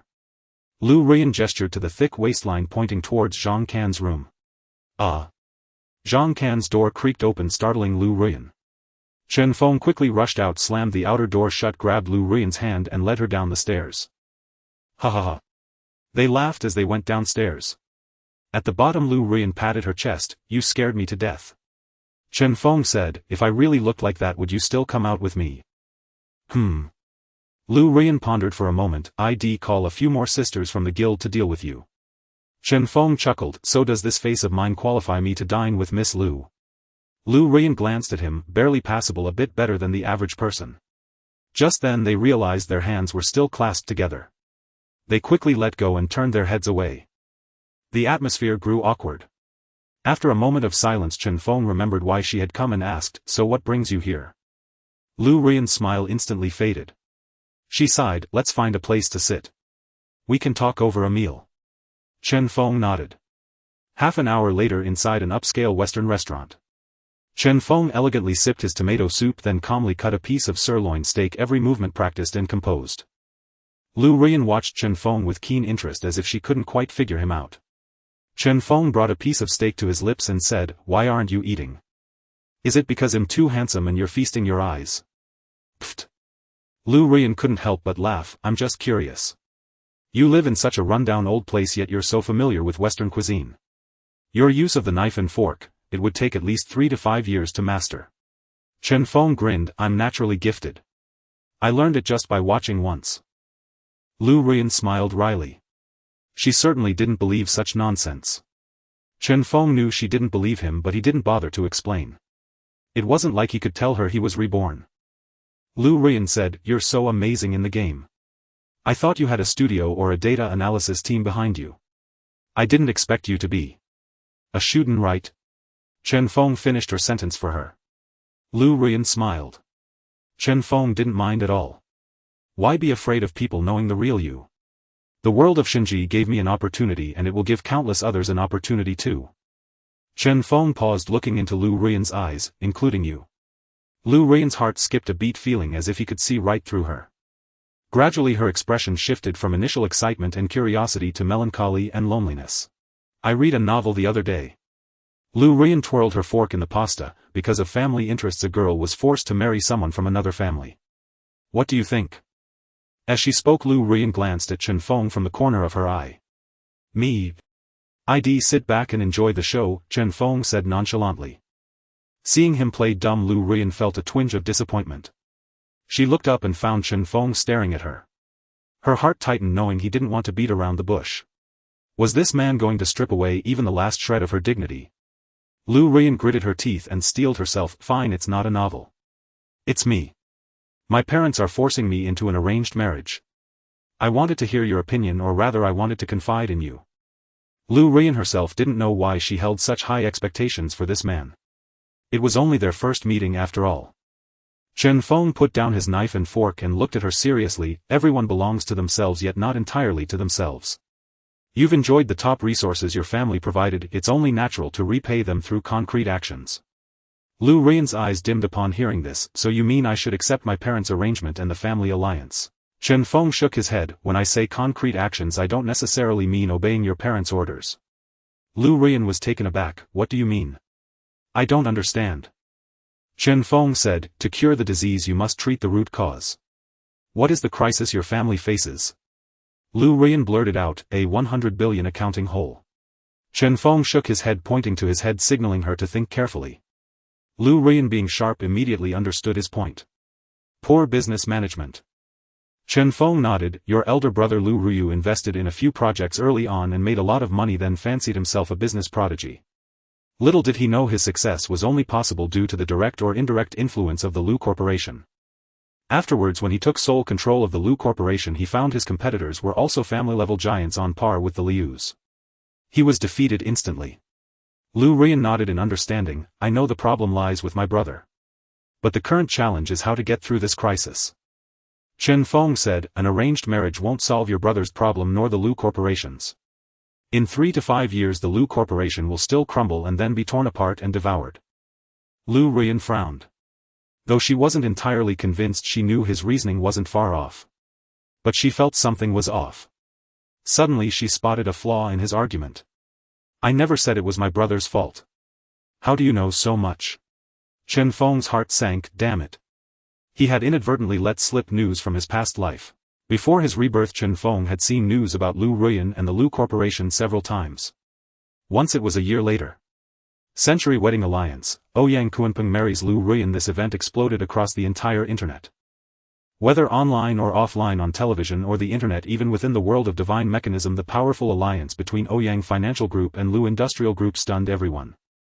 In Jiangchuan City, the capital of Jiangxia Province, a grand 3-day feast for 10,000 people was held, and Chen Feng even managed to snag a meal back then.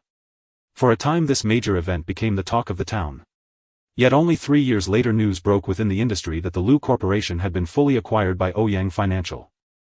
It turned out that the so-called marriage alliance was merely a ploy by the Ouyang family aimed at infiltrating their capital into the Lu Corporation and ultimately seizing control of the entire enterprise. But you still haven't said how we can get out of this predicament. Lu Ruyan didn't delve into the loopholes in Chen Feng's words, as the group's crisis was the stone weighing on her heart. Chen Feng, 100 billion, the bank can surely resolve it. Lu Ruyan, the problem is all banks have refused to lend to us. Someone must be pulling strings behind the scenes. Chen Feng, what if the publisher of Divine Mechanism backed you? Lu Ruyan was taken aback. How did Divine Mechanism come into this? She thought it over carefully but ultimately shook her head. The publisher of Divine Mechanism has no dealings with our Lu family. This plan won't work. Chen Feng smiled faintly and said, perhaps one day they will. With that he said no more. Lu Ruyan found him enigmatic, unsure of what he was hinting at. Nevertheless, though she hadn't received a definite answer, she felt much more at ease. Afterward they dropped the topic of the Lu family and chatted about amusing anecdotes from the game.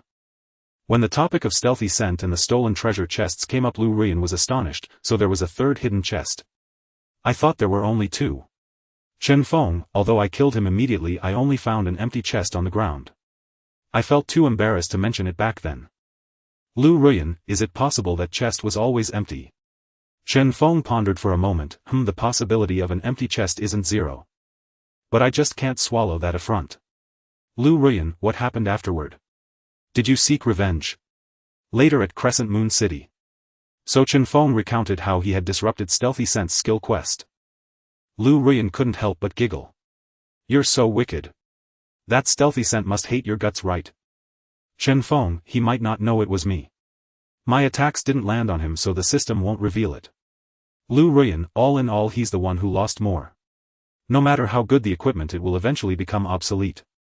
But a skill level like his isn't so easily improved. Chen Feng nodded. In the future, Stealthy Scent would become a public enemy because of his 2 skills, advanced invisibility and advanced theft. In the early stages he stole chests in the mid-game items from bosses and later from players, utterly infuriating.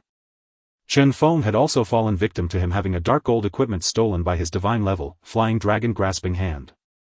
Some unluckier players even lost legendary gear. That enraged player hired the server's #1 riding the wind and waves to hunt him down for an entire month until it was finally over. This time Chen Feng had crippled his theft skill, believing he wouldn't stir up trouble for the next year or 2. They ate and chatted and Lu Ruyan's mood gradually lightened. At 9 p.m. they left the restaurant. Soon after, Chen Feng rode in Lu Ruyan's sports car to the entrance of Xinjian Xinsuan residential area. Chen Feng got out of the car and was about to head in when Lu Ruyan called out, Feng Chen. Chen Feng turned around, meeting Lu Ruyan's bright eyes. Lu Ruyan bit her crimson lip softly and said, thank you. Chen Feng waved at her casually and walked into the complex. Watching Chen Feng's retreating figure, Lu Ruyan murmured, thank you for giving me the courage and direction to resist. Humming a tune, Chen Feng climbed to the 6th floor and arrived outside apartment 601. As soon as he opened the door he was startled. A massive figure was blocking the entrance to his rented room. Chen Feng quickly turned on the hallway light and saw a huge fat man sitting at his door. It was his neighbor Zhang Can. Seeing Chen Feng return, Zhang Can scrambled to his feet with a speed so swift that Chen Feng wondered if he was from a gymnastics team. Zhang Can grabbed Chen Feng's arm and shook it. "Where's my goddess? Chen Feng. Where did you take my goddess?" Seeing his absurd appearance, Chen Feng couldn't help but find it amusing. "Do you even know her?" Zhang Can stammered. She's my first love. She's my goddess." Chen Feng pried his hand off and placed it on his own chest. "Then pray tonight and maybe your goddess will come to you." "Let me through, I need to get in." With that, Chen Feng struggled to push Zhang Can aside, opened his door and entered. After locking it, he let out a sigh of relief. This shabby place was no longer livable. Remembering the 16 million in his bank account, Chen Feng decided to buy a house as soon as possible far away from that fat man. After logging into the game, Chen Feng appeared in Crescent Moon City. Thinking of Lu Ruyan's predicament, he rummaged through his backpack for the Eastern Emperor Bell and pondered. Originally Lu Ruyan was supposed to acquire this Eastern Emperor Bell, but with the Lu family facing such a massive financial shortfall, it clearly wasn't suitable for her to spend money on it now. Give it to her. Or collect payment later. Chen Feng was willing, but it seemed pointless. He already had a plan in mind to use the Eastern Emperor Bell for a major move. He opened his friend list and sent a message to Jack Ma. "Where are you?" Jack Ma replied instantly, "New Moon Town trading area. Wait for me there, I'll be right over." "Sure, boss." Shortly after, Chen Feng teleported to New Moon Town. Among the dense stalls, Jack Ma stood out conspicuously. He had spent a considerable sum on stall decoration with colors and fixtures far more lavish than ordinary sellers. Seeing Chen Feng arrive, Jack Ma immediately packed up his stall. "Boss, most of the items you consigned have sold except for one purple piece." Chen Feng nodded. "Boss, here are the transaction records, 1100 gold coins total, giving you 880 gold. Chen Feng didn't take the money this time and said, "I've noted the account. Keep the gold for yourself. I'll transfer another 1,000,000 Chinese yuan as a promotion fee for auctioning something." Jack Ma was taken aback. "What item requires 1,000,000 in promotion fees?" "The Eastern Emperor Bell." "Damn, that thing really exists." Jack Ma's jaw nearly hit the floor. As Chen Feng prepared to trade the Eastern Emperor Bell to Jack Ma hastily declined the transaction. "Boss, we must draft an agreement this time no matter what. Auctioning this item without a contract would keep me up at night." Chen Feng chuckled and agreed. Jack Ma, true to being the founder of a future commercial empire, had his own principles. "Boss, I've just obtained an auction license. When we auction it, we only need to pay the system a 10 transaction fee. Then I take 10 and your share remains at 80. How does that sound?" Chen Feng nodded in approval. From a seller's perspective, both methods deducted 20, so there seemed little difference between a system auction and a player-hosted one. However, the promotional power of players far outweighed the system's few lackluster announcements. Soon after, Chen Feng received the agreement from Jack Ma. The agreement was made in triplicate, retained by Chen Feng, Jack Ma and the system. Only then did Jack Ma officially accept the Eastern Emperor Bell from Chen Feng. Jack Ma gazed at the attributes of the Eastern Emperor Bell, unable to suppress a drool. With this, which guild wouldn't be able to take down any boss? Chen Feng smiled. The level 1 Eastern Emperor Bell was manageable, but once upgraded to level 5 or above it would dominate current team battles. However, the materials needed for upgrades. Haha. Jack Ma held the miniature Eastern Emperor Bell for a long time, finally putting it away reluctantly. He said to Chen Feng, "Boss, rest assured I'll make sure every player worldwide knows about this." Chen Feng smiled and said nothing. Jack Ma, thinking he was doubted, quickly explained, "I have a college classmate whose father is the owner of Huachen Biotechnology. He wants to start a company with me focusing on commerce within Shinji." "What? Huachen Biotechnology?" Chen Feng was startled and quickly confirmed, "You mean the developer of Shenji's biochips, Huachen Biotechnology?" Jack Ma nodded proudly, "Yes, one of the 4 major shareholders of Shinji." No wonder. Jack Ma's words solved a long-standing puzzle for Chen Feng. Among the hundreds of thousands of commerce players and enterprises in Shinji, why did Jack Ma alone stand out? So Huachen Biotechnology was the driving force behind him. Suddenly a thought flashed through Chen Feng's mind. What a stroke of luck, searching far and wide only to find it right before him. This was the perfect solution to Lu Ruyan's problem. Jack Ma calmed down and said to Chen Feng, "I'll list it now. How about the auction in 3 days?" Chen Feng nodded, "You decide the timing and process, everything is up to you. Since I'm entrusting this to you, I have full confidence." "Great boss." Jack Ma nodded vigorously, his face brimming with excitement. Many sellers love to micromanage with outsiders dictating to experts. Finding such an easygoing boss was truly rare. After parting ways with Jack Ma, Chen Feng soon saw the announcement of the Eastern Emperor Bell auction on the system bulletin. Ding. Attention all warriors, player Jack Ma, who regrets creating Alibaba, has listed a saint's relic, the Eastern Emperor Bell. The auction begins on October 9th at 1030. All are welcome to bid. Ding. Attention all warriors, player Jack Ma, who regrets creating Alibaba, has listed a saint's relic, the Eastern Emperor Bell. The auction begins on October 9th at 1030. All are welcome to bid. 3 consecutive system notifications were pushed to the World Channel. Holy crap, the Eastern Emperor Bell. It really is the Eastern Emperor Bell. The speakers were clearly players who had participated in the Chen Feng village event. What's the Eastern Emperor Bell? Is it that good? Can't you check the stats yourself? HP 400, physical attack 200, magic attack 160, physical defense 120. Not that impressive, just the effect of 1 or 2 purple items. Stop embarrassing yourself. The Eastern Emperor Bell can be upgraded. At level 1 it's this, at level 10 it's at least 10 times stronger, rivaling 2 or 3 gold items. Exactly. The bell can stack effects multiple times, at Chen Feng village it stacked 3 times. Idiot, don't disparage the Eastern Emperor Bell without knowing anything. Childish. Sirs, I was wrong, please stop attacking me. Meanwhile, Jack Ma pinned the message on the World Channel. Pin displayed at the top of the World Chat box for 3 seconds each time, costing 5 gold per use. Jack Ma chose to pin it every 10 minutes, spending 30 gold per hour. Soon players from other national servers also saw this message. In the Eastern Sakura country, the Guild Master of Autumn Chrysanthemum Hanzo was thrilled. Baka. Those Chinese wastes only squander good things. This Eastern Emperor Bell belongs to our great Yamato nation. In the Peninsula country, the Guild Master of Kimchi tribe Kimchi Kim Jong said, Sybil. The Eastern Emperor Bell, just the name shows it originated from our peninsula. Those shameless Chinese have stolen our sacred relic again. In the beautiful country, the Guild Master of Ordal Piero said, fuck. How can such a divine object be in the hands of those weak Chinese? This is a gift from the Lord to us. A low-grade saint's relic drawing the attention of top guilds worldwide was something Chen Feng had never anticipated. Checking the time, it was nearly 11 p.m. Chen Feng logged out and went to rest. In his past life, prolonged gaming had severely deteriorated his health. He had even developed a serious stomach condition. This time Chen Feng didn't want to push himself so hard. Rest was still necessary. Waking up the next day, Chen Feng had breakfast and logged back in. This time his target was the Chuang Wang's treasure. Without delay, after several teleports, he arrived at the small town northwest of Crescent City, Yellow Sand Town. Chen Feng exited through the west gate and headed northwest along the road. When he encountered fewer players on the path, he switched his ID back to Fengchen.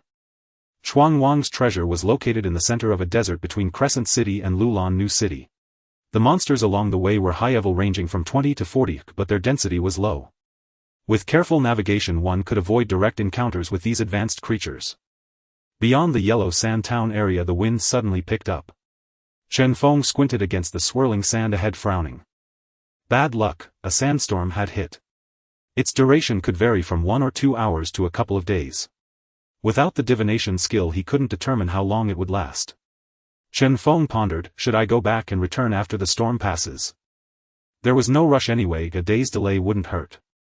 Just as Chen Feng turned to leave, he spotted something tumbling out of the sandstorm. Upon closer look, he realized it was a person, more precisely a player's corpse. Though it was common for sandstorms to reduce health and movement speed, being swept into the sky and smashed to death was a rarity. Chen Feng had initially considered braving the wind to cross the desert, but the fierce gale instantly dispelled that notion. Shaking his head, Chen Feng turned back, ready to retreat, when he spotted a player clad in a Taoist robe walking against the wind. The man wore a pair of glasses, formed a hand seal with his left hand, and held a compass in his right. Utterly absorbed in the compass, he paid no heed to the path, muttering under his breath, almost there, almost there. Left, left. Ah, right, right. Seeing that a collision was imminent, Chen Feng swiftly sidestepped to make way. But the man turned at the same moment and they collided. "What's the matter with you?" Chen Feng snapped, a flicker of murderous intent flashing through his mind. The man named Hou Yi saw Chen Feng drawing his bow and quickly apologized. "Wuliang Tianzuan. I'm sorry, I was divining and didn't notice." As Hou Yi spoke, he looked up at Chen Feng. When he saw the ominous red name Feng Chen, he gasped in terror, nearly dropping his compass. You're that Feng Chen." Chen Feng kept his bow drawn, a sinister smile curling on his lips. "Of course it's me. What were you divining? A heinous criminal." Seeing this, Hou Yi immediately waved his hands. Chen Feng, thinking he was about to cast a spell, released the arrow without waiting for a reply. A triple critical hit, instant kill. Chen Feng breathed a sigh of relief.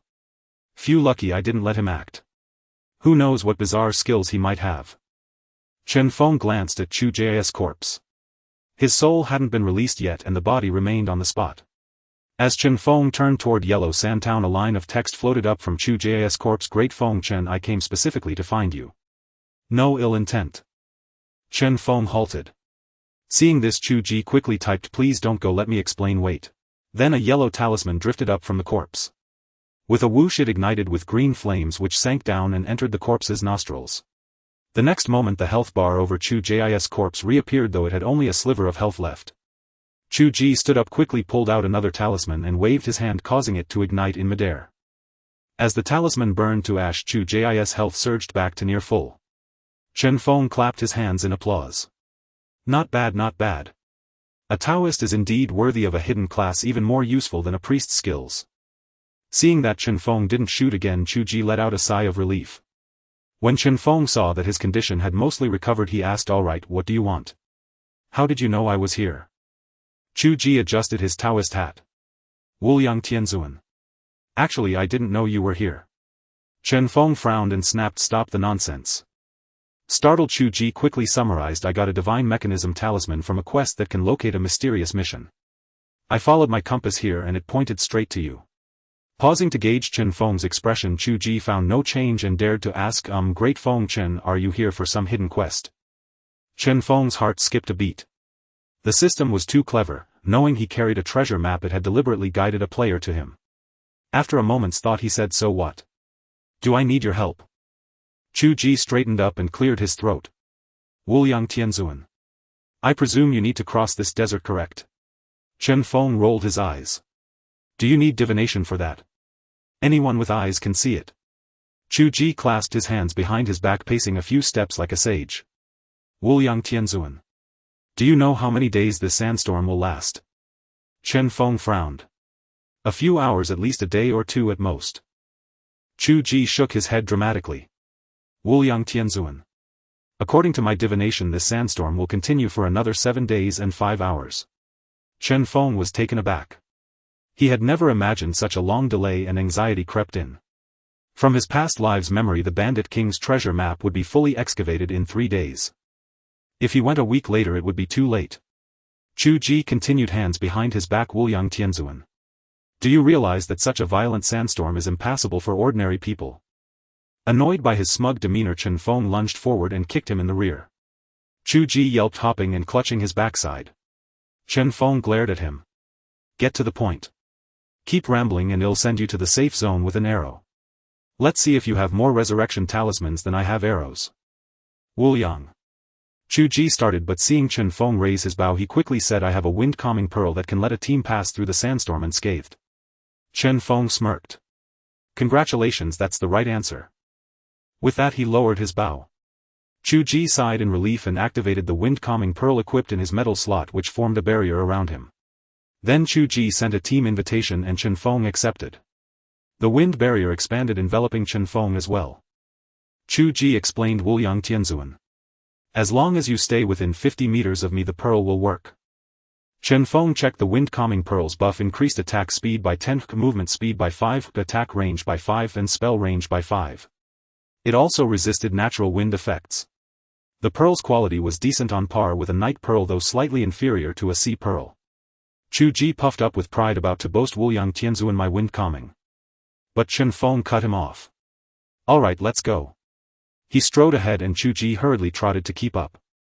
The two entered the swirling sandstorm one after the other. The blinding sand made it impossible to see the path. Chen Feng relied solely on the map's coordinates to navigate toward the treasure marker. Though the wind-calming pearl kept the sand at bay, the howling wind accompanied them. They trudged on in silence. After about an hour the sandstorm began to subside. Another 10 minutes of walking and they emerged from the storm zone entirely. Hou Yi adjusted his crooked Taoist hat and looked back at the raging storm. Wuliang Tianzuan. If we had a wind turbine here it could power a whole city. Chen Feng ignored his dry humor, focusing instead on his distance from the treasure. Suddenly he felt something strange beneath his feet. He quickly stepped back. Hou Yi wasn't so lucky. With a cry he was launched into the sky. A scorpion appeared where the two had been standing. Sand Scorpion level 23. Health 40,000. Physical attack 2,000.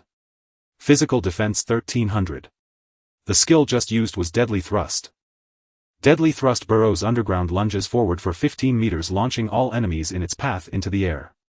Upon landing the target takes damage equal to physical attack 1.5 and is stunned for 1.5 seconds. While Hou Yi was still airborne and had yet to land, Chen Feng had already begun shooting. Double shot. 6,629. 4,732. The Sand Scorpion immediately turned and lunged at Chen Feng. Chen Feng did not retreat but stood his ground, continuing to fire arrows. 23184 Sand Scorpion. 642 Chen Feng. 22941 Sand Scorpion. 2 consecutive critical hits and the Sand Scorpion with 40000 health dropped dead instantly. Ding! You have slain a Sand Scorpion and gained 20000 experience points. 20000 experience points were but a drop in the bucket compared to Chen Feng's 120 million required for leveling up. Hou Yi, who had landed on the ground, hadn't even snapped out of his daze before receiving the news of the scorpion's death. He sat on the ground, taking a long moment to recover. Clearly he was awestruck by Chen Feng's damage output. Boundless heavens. Too powerful. Chen Feng picked up the materials dropped by the Sand Scorpion and turned to shout at Hou Yi, "Hey, stop daydreaming. Top off your health." "Oh, okay, big shot." Hou Yi quickly got up and burned a health recovery talisman on himself. Then he cast several paper talismans onto Chen Feng. Chen Feng immediately gained several buffs. Vajra Talisman Physical Defense 500. Strength Talisman Physical Attack 500. Watching Hou Yi's curious array of skills, Chen Feng asked, "How do you have so many skills? Do you have enough skill points?" Hou Yi was currently level 17 with at most 17 skill points. He had already displayed at least 5 skills: Divination, Soul Recall Talisman, Vitality Talisman, Vajra Talisman and Strength Talisman. Moreover, he might still have attack-type skills unused. How could he have so many skill points? Hou Yi said, "I only have 4 skills and 2 innate talents. Crafting Vitality Talismans and Soul Recall Talismans are 2 functions of my Skill Life Talisman. Crafting Vajra Talismans and Strength Talismans are 2 functions of my Skill Body Strengthening Talisman. There's also one called Penance Talisman which can craft Lightning Talismans, Blazing Talismans and the like. And another is Spirit Talisman for crafting Paralyzed Talismans, Hallucination Talismans and so on. Divination is one of my talents and the other is related to enhancing paper talismans. Each skill costs 3 skill points and I still have 5 points unused." Chen Feng nodded. The Daoist class was extremely rare and he had little interaction with it in his past life. From then on, Chen Feng took the lead, clearing monsters and advancing with Hou Yi. During this time Hou Yi smoothly leveled up to 18. After about an hour of walking they finally reached a cave. Chen Feng activated the Sea Pearl and entered the cave with Hou Yi. Seeing their surroundings illuminated as brightly as daylight, Hou Yi was astonished. Boundless heavens. Big shot, what kind of item is that so bright and reaching so far? Without looking back, Chen Feng said, "Sea Pearl. Sea Pearl. That's excellent.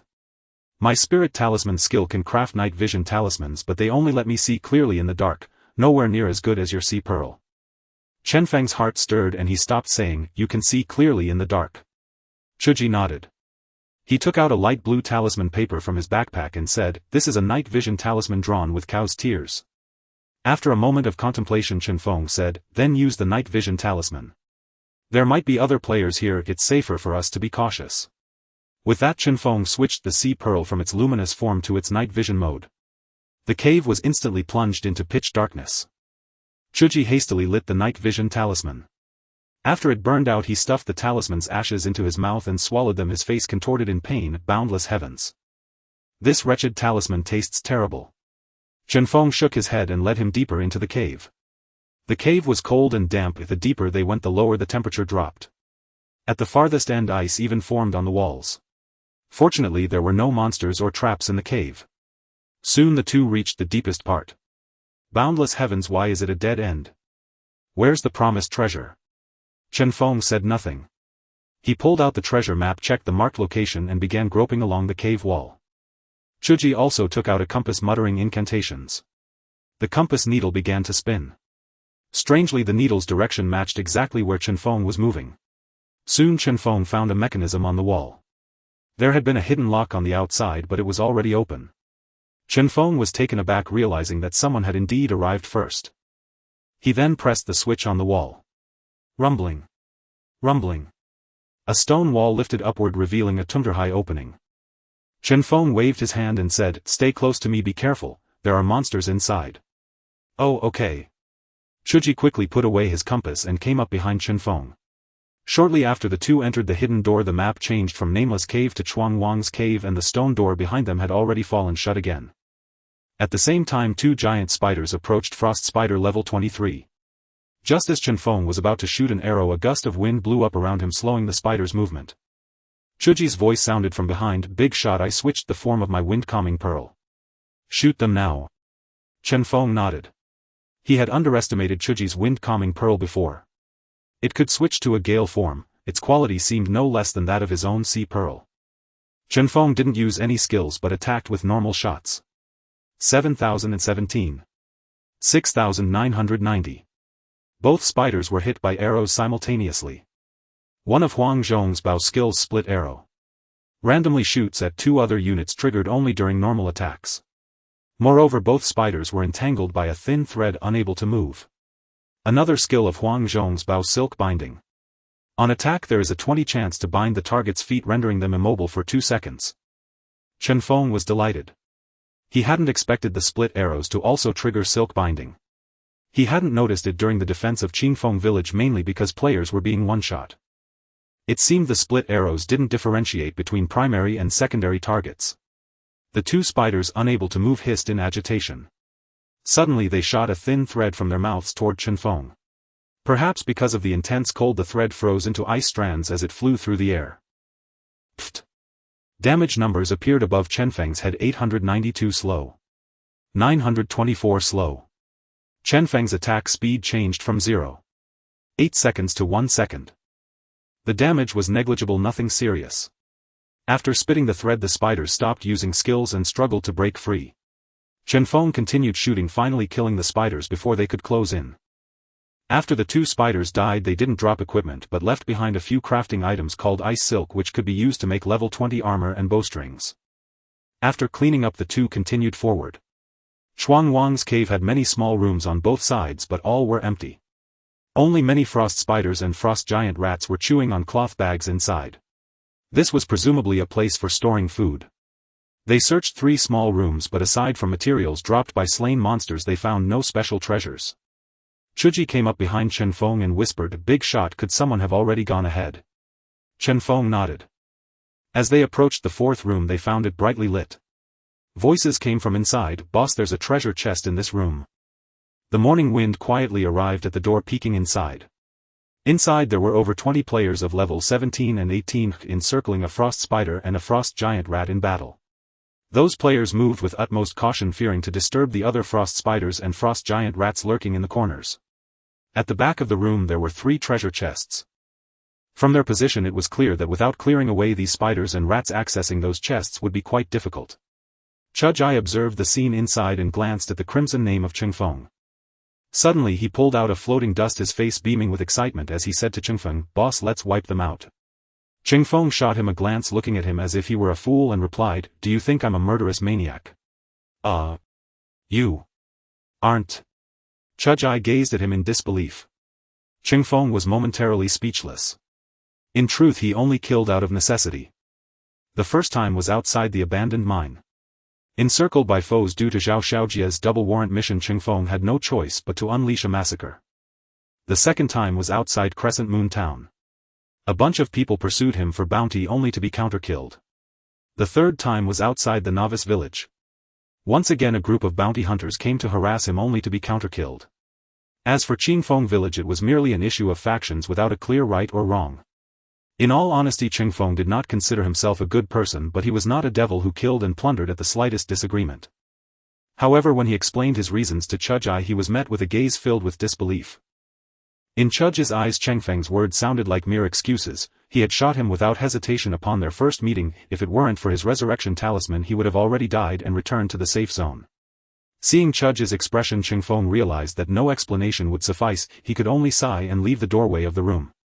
Chujai glanced at the players battling inside, then looked at Chen Feng and hurriedly followed. "Boss, are we leaving the 3 treasure chests inside?" Chen Feng replied, "They're just 3 ordinary chests. You were not desperate enough to kill for them." Chujai asked, "What if they were high-level chests?" Chen Feng gave him a look implying he should understand. Chujai immediately grasped, "Great sage, a boss is indeed a boss. Mere trinkets cannot catch your eye." Chen Feng shook his head. It wasn't entirely so. His goal was to conquer the king's treasure. Killing these players might attract more enemies. If they were from Huangsha town, it would be fine. After dying they would return to the safe zone blocked by sandstorms. If they were from nearby towns, by the time they arrived it might not just be these few players left. However, sometimes things often go against one's wishes. Just as the two were preparing to clear the spiders and giant rats, the players from the previous room retreated. Chen Feng's monster-killing sound suddenly alerted them. "Who's up ahead?" a man shouted loudly. To them the front was a dark void where nothing could be seen. Suddenly a bright flare shot to the ceiling of the cave, illuminating Chen Feng and Chujai. This was an archer's skill. Illumination arrow lights up a 25-meter radius for 3 minutes. "Boss, there are 2 people here. They must be the ones who stole our treasure chests. There are really reckless fools daring to provoke me." Immediately a player wielding a large blade charged out. "Who dares to act against me?" Chen Feng was momentarily taken aback upon seeing the opponent's ID. It was actually him. The man wielding the large blade was named Shanhai Kunpeng, the guild leader of the Shanghai Alliance, and in reality he was Liu Ruian's fiancé, Ouyang Kunpeng. What a small world. Ouyang Kunpeng was not from Crescent Moon City but from Tianxu, a mountain town in Lulan New City, which was not far from here. Upon seeing Chen Feng's ID, Ouyang Kunpeng's arrogance suddenly extinguished his expression, turning strange, evidently at a loss. His underlings were still shouting, "Boss! It's definitely these 2. They are the ones who stole our treasure chests. Boss, kill them." Chujai held the floating dust in one hand and reached into his pocket with the other, preparing for the impending battle. Ouyang Kunpeng looked at Chen Feng before him, his thoughts racing. Suddenly he turned around and slapped the loudest underling beside him, saying, "Shut up. No manners." Then he turned back, a smile plastered on his face, and said, "Great Sage Fengchen, it's a pleasure to meet you. What brings you to our Lulan city today?" Although polite, the underlying implication was that Chen Feng had intruded upon their territory. Chen Feng replied, "Oh, just wandering around with nothing else to do. In this game, what does it matter whether it's Crescent Moon City or Lulan City? You should also take a trip to Crescent Moon City when you have the time. Leveling up and no one will stop you." Ouyang Kunpeng said, "Oh, that's true. But this king's cave isn't anything special. The monsters are scarce and there's no loot. How about I introduce you to a place with top-notch equipment and high-level skill books? You'd gain much more there than in this broken cave." "Haha, thank you for your kind offer." Chen Feng smiled and said, "I'm just here to wander. Once I get bored I'll head back. Then I won't disturb your wandering." Chen Feng cupped his hands and replied, "Everyone mind their own business. See you later." Afterward Chen Feng led Chujai deeper into the cave. Watching Chen Feng's retreating figure, Ouyang Kunpeng's underling leaned in and said, "Boss, are we really just letting him go? Why not take him down?" Ouyang Kunpeng replied, "Our positioning earlier was too tight. He has an AoE attack with extremely high damage. If he uses it we might be wiped out. What if he stole our treasure chests?" Ouyang Kunpeng chuckled coldly, then said harshly, "Hee, you can't rely solely on brute force in this game. You must use your brain. I have my plans." "Ayua, have you tracked him?" A portly man stepped forward saying, "Rest assured, President, he won't escape." Good." Chujai followed behind Chen Feng, occasionally turning to look back. After walking over 100 meters, seeing that the flames on those players remained stationary, he finally felt relieved. "Boss, why didn't you eliminate them just now? With your attack power it wouldn't have been difficult at all." Chen Feng didn't respond. The king's cave was too low, his 10,000 arrows piercing the heart skill icon was dark, rendering it unusable. At this moment he was pondering something else: who could have stolen their treasure chests. Chen Feng looked around but did not spot the thief. The Chuang King's cave consisted of one floor above ground and 2 floors below. The above-ground floor originally held a large stockpile of grain and a small amount of jewelry left by Li Chuangwang. The grain had been mostly gnawed away, leaving only a few treasure chests in the room. This floor teemed with a large number of monsters that respawned quickly, though they were of relatively low levels. Setting aside the fact that they dropped no equipment, this place was actually a decent leveling ground. Chen Feng led Chu Ji forward, swiftly clearing the minor monsters along the path while ignoring the rooms on either side. He left the unopened chests for others to spend time clearing, as they would not affect his quest for the treasure. More importantly, Chen Feng feared that delays would lead to unforeseen troubles. He wanted to quickly descend to the second underground floor to obtain the treasure. After over 20 minutes the two arrived at the innermost part of the Chuang King's cave. It was a great hall, approximately 500 square meters in size. The perimeter of the hall was densely packed with frost spiders and frost giant rats. At the far end of the hall stood 3 treasure chests, and before them sat a frost giant seemingly dozing off. Frost Giant Elite Level 25. Health 10000000. Physical Attack 3000. Physical Defense 2500. Movement Speed 8. The boss attack and defense of 2 to 3000 meant little to Chen Feng, but to ordinary players it was a nightmare. A full set of level 15 purple equipment, even for a full attack class, barely reached an attack power of under 2000. After factoring in various buffs and debuffs on the boss, they could only just manage to break through its defense. However, the boss' 3000-point attack was not something to be taken lightly. A single critical hit or skill damage could potentially one-shot a tank. Unless the team waited another 2 or 3 days, reached level 20 and equipped themselves with full level 20 purple gear, coming here would be suicide. This was precisely why in Chen Feng's past life the Chuang King's treasure was only discovered 3 days later. Chen Feng surveyed his surroundings, then looked up at the ceiling, feeling considerably more at ease. The hall was tall enough for him to use the Rain of 10,000 Arrows skill. Chen Feng glanced at Chu Ji and said, "Hey charlatan, do you have any taunt skills?" Chu Ji replied, "Boundless Heavenly Lord. Please call me Chu Ji or Priest Chu Ji." Chen Feng said, "Alright Priest Charlatan, do you have a taunt skill?" Chu Ji said, "I have a skill called Puppet Substitute which can taunt surrounding monsters for 3 seconds. 3 seconds. Chen Feng calculated the time and decided on a bold move. Be ready to use the Puppet Substitute skill when the time comes. When should I? Chen Feng ignored him, drew his bow, fully aimed it upward and let go. A dense volley of arrows rained down into the horde of monsters. 80-21 first row. 26741 first row critical. 19327 second row skill penetration.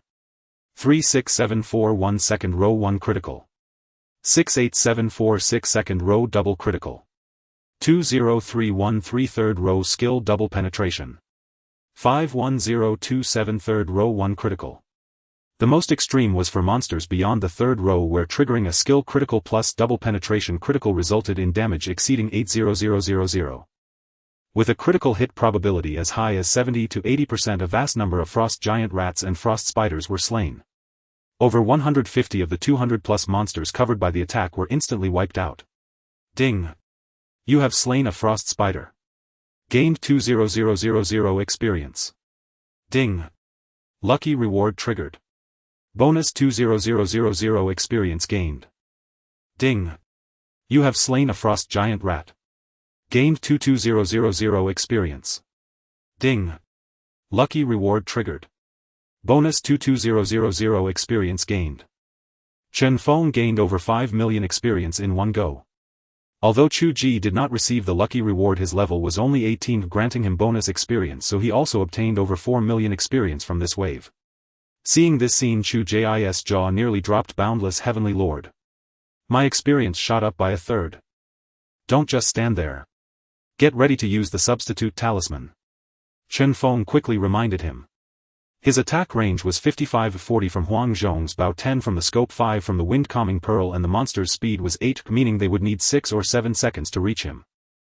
Several dozen monsters were still rushing toward them, and it would be quite dangerous if they got too close. Chu Ji hurriedly looked ahead, waiting for the right moment. Suddenly he pulled out a paper talisman with his left hand and a straw doll with his right. He brought his hands together, pressing the talisman onto the straw doll. Then he opened his mouth.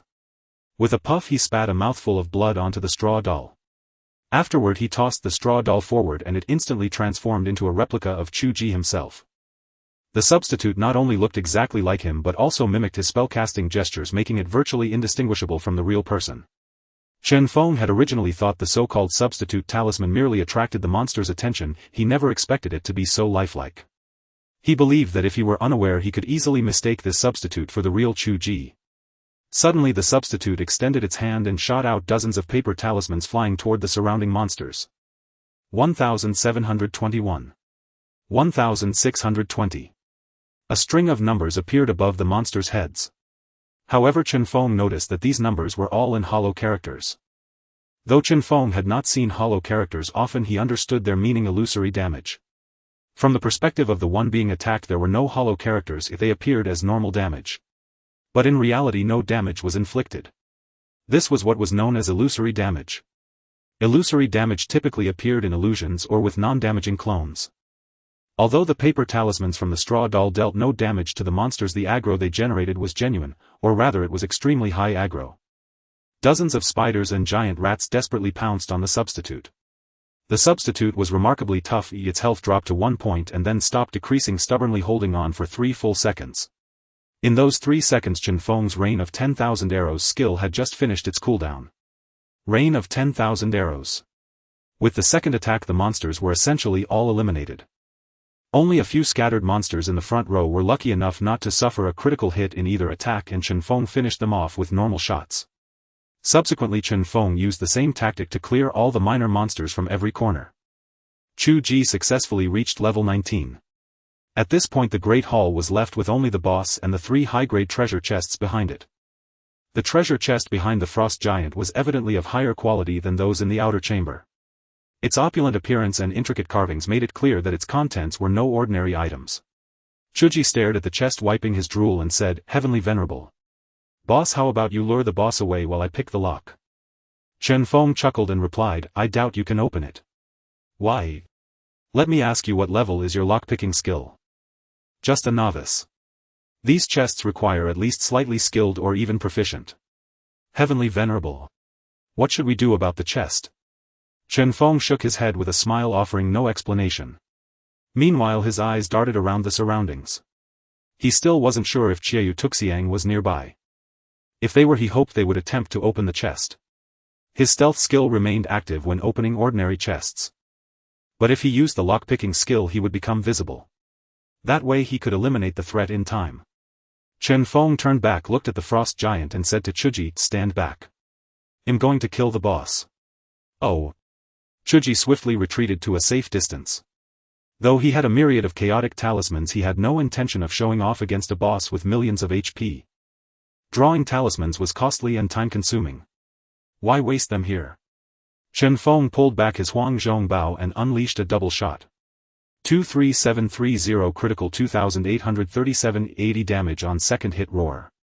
The Frost Giant rose to its feet, nearly 3 meters tall, and let out a thunderous roar at Chen Feng. Then it charged toward him with massive strides. Chen Feng didn't retreat, he continued firing arrows. 6082. Just then a system notification chimed. Ding. Huangzhong Bao's skill Silk Binding activated. Target immobilized for 2 seconds. The Frost Giant's legs were entangled and it crashed to the ground with a thud. The 20 trigger chance amplified by Chen Feng's maxed out luck stat effectively reached 60. Failing to trigger the effect after 3 arrows was a low probability event. The 2-second entanglement gave Chen Feng ample time to create distance from the boss. Subsequently Chen Feng repeatedly immobilized the boss using the silk binding skill of the Huangzhong Bao. The Frost Giant, unable to land a single blow, roared in frustration. But no matter how loud its roars, it couldn't close the gap to Chen Feng. The Frost Giant's HP plummeted rapidly. 90000800000. When it dropped to 600000, the Frost Giant let out a ferocious howl, its skin shifting from white to a blood-red hue. Its attack power and movement speed surged. Yet it was futile. Without reaching Chen Feng, all was in vain. Typically, as a boss entered later phases, its resistance increased, weakening control skills. However, despite the Frost Giant's transformation, the 2-second duration of silk binding remained unaffected. The Huangzhong Bao was truly a legendary weapon. Its increased speed meant that if Chen Feng stood still it would catch up in just 2 or 3 seconds. This forced him to spend more time maneuvering, slightly reducing his attack efficiency. 6148 23,658 silk binding. With an average of 10 to 20,000 damage per second, the frost giant's HP continued to drop rapidly. Soon the boss health reached 100,000. At that moment the frost giant erupted into a frenzy, its crimson fur bristling outward. It slammed its fists against the ground, causing a massive hail of ice spheres to rain down from the ceiling. Chen Feng was caught off guard, 6,321 stunned. He was knocked unconscious by a snowball. Seeing this, the frost giant howled in excitement. Then it dropped to all fours, scraped its hind legs against the floor, lowered its head and charged at Chen Feng like a rhinoceros. So fast. Chen Feng lamented inwardly. Its speed had reached nearly 20. It would close in within 2 seconds. Just as he regained his senses, the frost giant raised a fist the size of a water vat and swung it at him. Yet he remained unflustered, calmly looking up at the boss attack. Just as the frost giant was about to bring its fist down on Chen Feng, it suddenly spun around to attack a target behind it. Bang! 9362. A decoy puppet appeared behind the frost giant. Seeing the damage, Chen Feng felt a lingering fear. Thankfully it hadn't hit him. With only 7000 HP remaining, he wouldn't have survived. Seizing the moment while the frost giant attacked Shuji's decoy, Chen Feng hastily retreated toward the entrance. 3 seconds were enough for him to cover 30 to 40 meters. But before he could catch his breath, a lightning bolt struck above his head. Boom! 10:27. At the same time a fireball flew toward him. 12:39, followed by an ice arrow. 732 slowed. Then a series of figures entered from outside. It was Ouyang Kunpeng and his group. Haha, Feng Chen, you can't escape now. Spread out, don't get hit by his AoE shots. Ouyang Kunpeng gloated. His team had tracking skills, keeping tabs on Chen Feng's every move. Since the map was pitch black, they had planned to clear and explore as they went. Now with Chen Feng leading the way, they didn't need to waste time exploring, they simply followed him all the way to the hall's entrance. After waiting patiently, they seized the perfect moment. The boss' HP was low and Chen Feng's health was nearly depleted. Everything was going according to plan. Ouyang Kunpeng eyed the crimson name above Chen Feng's head and then fixed his gaze on the Huangzhong Bao in his hands, his heart burning with greed. With over 1,000 kill points on him, isn't it a sure thing that legendary weapon will drop? 2 or 3 arrows entangle the boss for 2 seconds, ignoring its resistance. With that legendary weapon, what boss couldn't he slay? Haha, sweet. As Ouyang Kunpeng reveled in his fantasy, he realized his teammates had fallen silent. He quickly turned around. Before they could scatter, more than half of them were already dead. He looked ahead and saw his assassin standing dumbfounded where Chen Feng had been. Where is he? Ouyang Kunpeng found it unbelievable. Was Feng Chen's reaction that fast? Naturally that fast, came Chen Feng's mocking voice from 30 meters away. At that moment he was holding a pill and tossing it into his mouth. 2500 2500 2500 2500 health regenerated every 0.5 seconds for 2 seconds. Wuji Baifeng pill restores 10000 HP over 2 seconds, cooldown 10 seconds. Seeing Chen Feng instantly at full health, Ouyang Kunpeng was speechless with shock. Hadn't the boss forced him to use all his skills? How did he instantly reappear 20 meters away? When Chen Feng faced the frost giant, he had kept the rain of arrows skill reserved for this very moment. Years of gaming experience had taught him that the more vulnerable one appeared, the more likely enemies would emerge from the shadows to strike from behind. When he was stunned by the frost giant's ice ball earlier, he had immediately instructed Chu Ji to use the substitute puppet to hold off the boss, all to conserve the teleport skill from the fan sure metal. Thus upon encountering the ambush, he instantly unleashed rain of arrows and then teleported aside. Damn it, just a little more. Ouyang Kunpeng was filled with chagrin. I should have waited for the assassin to get closer before attacking. Haha, how naive. Chen Feng laughed heartily. Do you know why I didn't take a potion just now? Hearing this, Ouyang Kunpeng felt a chill in his heart. It was deliberate. Chen Feng said, of course. To lure you out, I even stepped a few paces closer to the door. Realizing it was a trap, Ouyang Kunpeng gritted his teeth. Weren't you afraid of misjudging and getting killed by our concentrated fire? Humph.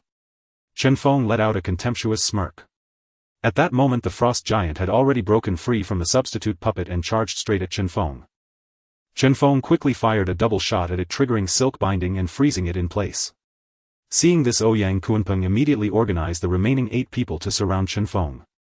Don't think that just because you killed over a dozen of us you've won. With the 8 of us harassing you, let's see how you can take down the boss." After saying this, Ouyang Kunpeng ordered the others to spread out. If Chen Feng attacked them, the boss would be left uncontrolled. If he ignored them, he would be nothing more than a fish on a chopping board. A smile crept back onto Ouyang Kunpeng's face as he thought, "So what if you were prepared? My plan can still proceed." He then shouted to his teammates, "Leave the boss for now. Prioritize killing Feng Chen. Drop his legendary weapon." Chen Feng smiled faintly and said, "It seems you don't know me well enough. Ha, a stubborn mouth." Despite his words, Ouyang Kunpeng felt a sense of foreboding. Chen Feng drew his bow and fired a normal attack at the boss. Silk binding wasn't triggered and the boss continued charging at Chen Feng. However, Ouyang Kunpeng witnessed a bizarre sight. 2 arrows split from the one Chen Feng had shot, flying toward his 2 teammates. "Not good." Ouyang Kunpeng shouted in alarm. 7,659 7,329. The 2 split arrows struck the 2 players. Though neither arrow landed a critical hit, ordinary players couldn't withstand the damage. They fell dead.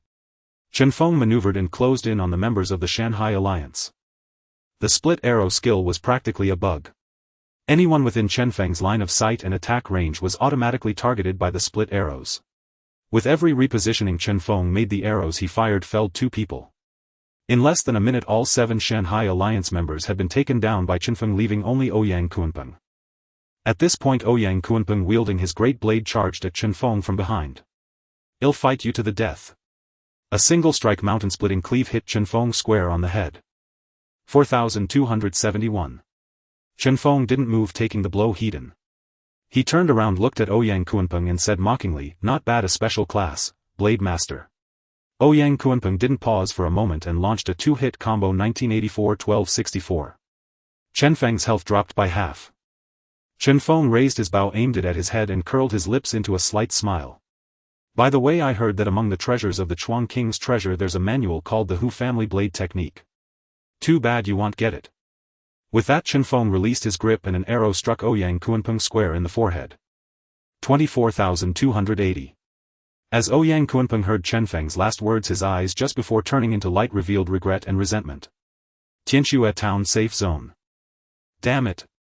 Feng Chen, I'll never rest until you're dead." A roar like a wild beast erupted. The man was naturally Ouyang Kunpeng. He had inadvertently learned the special class Blade Master. His master had given him a treasure map saying it contained what he sought. He hadn't known what was inside before. But from Feng Chen's reminder, he now realized the treasure was the Hou family blade technique.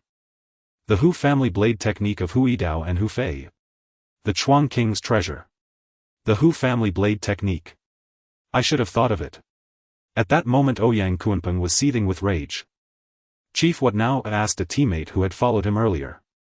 Ouyang Kunpeng stared at the direction of the Chuang King's cave, grinding his teeth. "Gather everyone from the guild. We're storming the Chuang King's cave. Whoever dares to snatch treasure on my turf, will make sure they enter alive but never leave." After clearing the threat from the Shanghai Alliance, Chen Feng finished off the remaining tens of thousands of health points of the Frost Giant. "Ding, congratulations on defeating the Frost Giant. You have gained 100,000 experience. Ding, lucky bonus triggered. You have gained an additional 100,000 experience." Chen Feng checked his leveling experience level 23,880,000,000,000,000,000,000,000. He shook his head and sighed, then went to pick up the items dropped by the boss. 3 pieces of equipment dropped, all level 25. 2 were blue, 1 was purple. Boundless Heavenly Lord. The big shot truly is formidable, soloing the boss and taking out over 20 small fries. In my opinion, those people are just idiots for daring to provoke you. They were looking for trouble in a cesspool, courting death. Chu Ji appeared from nowhere, showering Chen Feng with flattery. Chen Feng ignored him and instead showed him the materials the boss had dropped. "Take a look. See if there's anything you want." "Boundless Heavenly Lord, let me have a look." Chu Ji sifted through the materials and picked out 2 items. "This ice crystal ore is excellent, I can refine ice-type talismans with it. These 3 portions of cold cinnabar can be used for talisman drawing and should add special effects." Chen Feng stuffed the rest into his inventory. "Big shot." Chu Ji patted Chen Feng's shoulder and pointed at 3 treasure chests in the distance. "What about the chests?" My lock-picking skill isn't high enough. Chen Feng smiled faintly. He stood up and led Hou Yi over to the chests. Kneeling down he caressed the chest and asked Hou Yi, "These 3 chests are the Chuang King's treasure. The middle one should contain that Hou family blade technique." Hou Yi was taken aback. "This is the Chuang King's treasure. I thought there would be deeper caves." Chen Feng nodded. Then he pulled a lock-picking tool from his pack and inserted it into the keyhole of one of the side chests. It took him only a minute to open the chest. Click, ding, you have used your slightly skilled lock-picking technique to open the chest. The two peered inside and found it filled with various gold, silver and jewels. Chen Feng reached his hand in and immediately received a system prompt, "Ding, you have obtained a large amount of jewelry. Converted to gold coins 1000 gold. Ding, lucky bonus triggered. You have gained an additional 1000 gold." Chen Feng shared the chest's information with Hou Yi, who immediately began drooling. "Boundless Heavenly Lord. There's actually 1000 gold. I haven't even earned 1 gold so far. The Taoist class is way too expensive." Chen Feng smiled and traded him 500 gold. Hou Yi quickly cancelled the trade window. He waved his hands and repeatedly refused. "I didn't do anything. I don't deserve so much." Chen Feng insisted on the trade. "You deserve it. Didn't you use the substitute puppet just now? It's not for free." Hou Yi scratched the back of his head, feeling a bit embarrassed. "Then I won't be polite anymore." After that Chen Feng opened the chest on the other side. This time he obtained various pills: arsenic trioxide strength pill, mind clearing pill.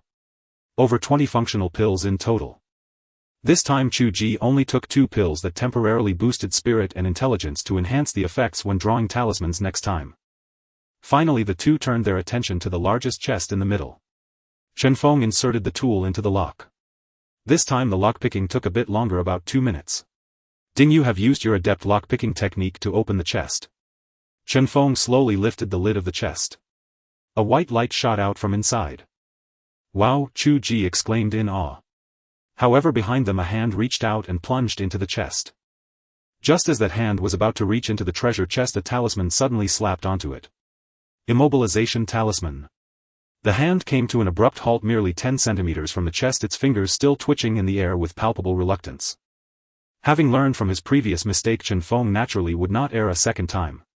He had already instructed Hou Yi to act according to the situation. Turning around, Chen Feng saw the familiar face, Chiu Tuxiang. "Oh, if it isn't my old nemesis," Chen Feng said with a grin as he leisurely picked up the items from the treasure chest one by one.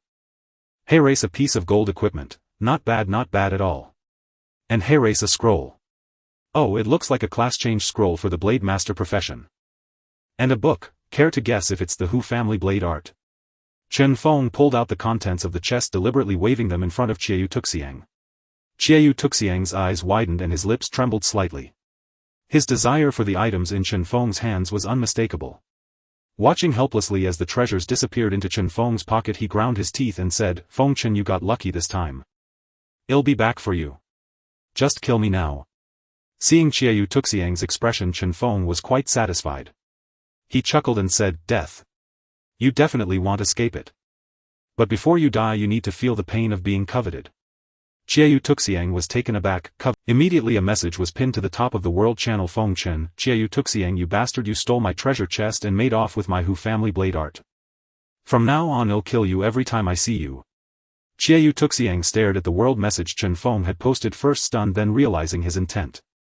He glared viciously at Chen Feng, about to say something, but an arrow struck him in the forehead, killing him instantly. On the world channel a normally mundane accusatory message sparked a flurry of discussion simply because its author was Chen Feng. "Oh, who is this Chiu Tuxiang to have made our #1 villain suffer? Heavens above, earth below, someone has finally avenged me. What is the Hou family blade art? It sounds so wuxia. Ignorant. I've learned a set of Arhat fists, so isn't it normal to have the Hou family blade art? Damn, does that mean I have a chance to learn the sunflower manual? Yang Wei. If you dare practice the sunflower manual, don't ever come near me again. Honey, please don't. How about we practice it together?" At Tianxue town, Ouyang Kunpeng was reorganizing guild members when he spotted Chen Feng's world message and was immediately captivated. Hou family blade art. Chiu Tuxiang. No wonder the chest I opened earlier was empty, there was a thief. He turned to a fat man beside him and asked, you have a good memory. Have you seen this Chiayu Tuxiang before? Yu lowered his head thinking hard, I think I have. When we went to the Chuangwang cave I saw him in the safe zone. Just then Chiayu Tuxiang respawned from the safe zone locking eyes with Yu. Boss Chiayu Tuxiang is here. What? Ouyang Kuanpeng immediately turned to look at Chiayu Tuxiang. Chiayu Tuxiang shuddered, fully aware that Ouyang Kuanpeng coveted the Hou family blade art. Meeting Ouyang Kunpeng's ferocious gaze, Chiayu Tuxiang waved his hands frantically. What if I told you I didn't steal the Hou family blade art? Would you believe me? Ouyang Kuanpeng grinned. Hand over the Hou family blade art and I'll believe you. Cold sweat beaded on Chiayu Tuxiang's forehead as he immediately activated stealth. Ha, you think stealth is enough? Yu. Don't worry, Chief. I've tracked him. At the Chuangwang cave. Chen Feng was groping along the wall while Chuji chattered incessantly. Boundless heaven. Boss, did you really get the Hou family blade art just now? Why aren't we leaving yet? If we don't go soon we'll be surrounded by the Shanghai Alliance. Found it. Here. Chen Feng pressed a brick on the wall and a keypad emerged. Boundless heaven. A password. Let me divine it. Chuji pulled 10 copper coins from his pocket, closed his eyes and began to mutter incantations. Reveal. He tossed the 10 coins onto the ground and meticulously counted them. 640129. No 291460. That's not right either. Chen Feng shook his head, took out the treasure map and saw a string of numbers at the end of the first layer. 206,491. They matched Chuji's recited numbers perfectly. Chen Feng was astonished. This charlatan truly had some skill. Given a bit more time he might have actually cracked the password. Then Chen Feng entered the password as indicated on the treasure map. 206,491. A rumbling sound came from behind them. They turned around to see the spot where the treasure chest had been sunk downward. Soon a staircase was revealed. The sudden noise startled Chuji. How? Is there an underground level? I thought there was only one floor. Chen Feng ignored him and walked straight down the stairs. Chuji quickly followed. Poof. Ouch. 692-915. As soon as they descended they were attacked by 2 snowmen beside the staircase, one of which was a ranged attacker throwing snowballs. Frost Snowman level 25, HP 60,000, physical attack 2200, physical defense 1500. Snowball Thrower level 26, HP 50,000, physical attack 2000, physical defense 1200, attack range 15. Chen Feng quickly drew his bow and fired arrows. 70, 26, 22,014. 3 or 4 arrows were enough to slay the snowman. Ding. You have slain a frost snowman, gaining 21,000 experience. Ding. You have slain a snowball thrower, gaining 22,000 experience. Ding. Lucky bonus triggered, gaining an additional 22,000 experience. Unlike the upper floor, this level featured common monsters over level 25, including ranged ones. Chuji affixed a regeneration talisman to Chen Feng and grumbled, Boundless heaven. Ranged monsters are such a nuisance. Boss, I only have about 20 regeneration talismans left. If they might not be enough. Chen Feng shrugged, indicating it didn't matter. The second floor had few minor monsters. It was mostly a labyrinth. Without a map, navigating would be time-consuming. The map showed a long string of numbers up to this point 3. Chen Feng looked at the 3-way fork before him, pondered briefly and understood which path to take. The meaning of the numbers was simple: 1 for left, 2 for center, 3 for right. Just as Morning Breeze was about to enter the maze, he suddenly recalled the items from the chest. He pulled a book from his backpack and handed it to Chuji. Oh right, I have something of yours. Chuji took it, astonished and delighted. It was a skill book called Maoshan Formation. Maoshan Formation allows the user to set formations on players or scenes. Requirement 70 Intelligence, 50 Spirit. Class requirement Taoist. Skill point cost 4. Heavenly Lord. It's Maoshan Arts. Chuji's face was alight with indescribable excitement. He had changed classes to a Taoist from an unnamed NPC who, after giving him a manual, had left him to his own devices. Now learning a skill from the outside world was a marvel to him. Amidst his excitement, Chuji felt a twinge of embarrassment.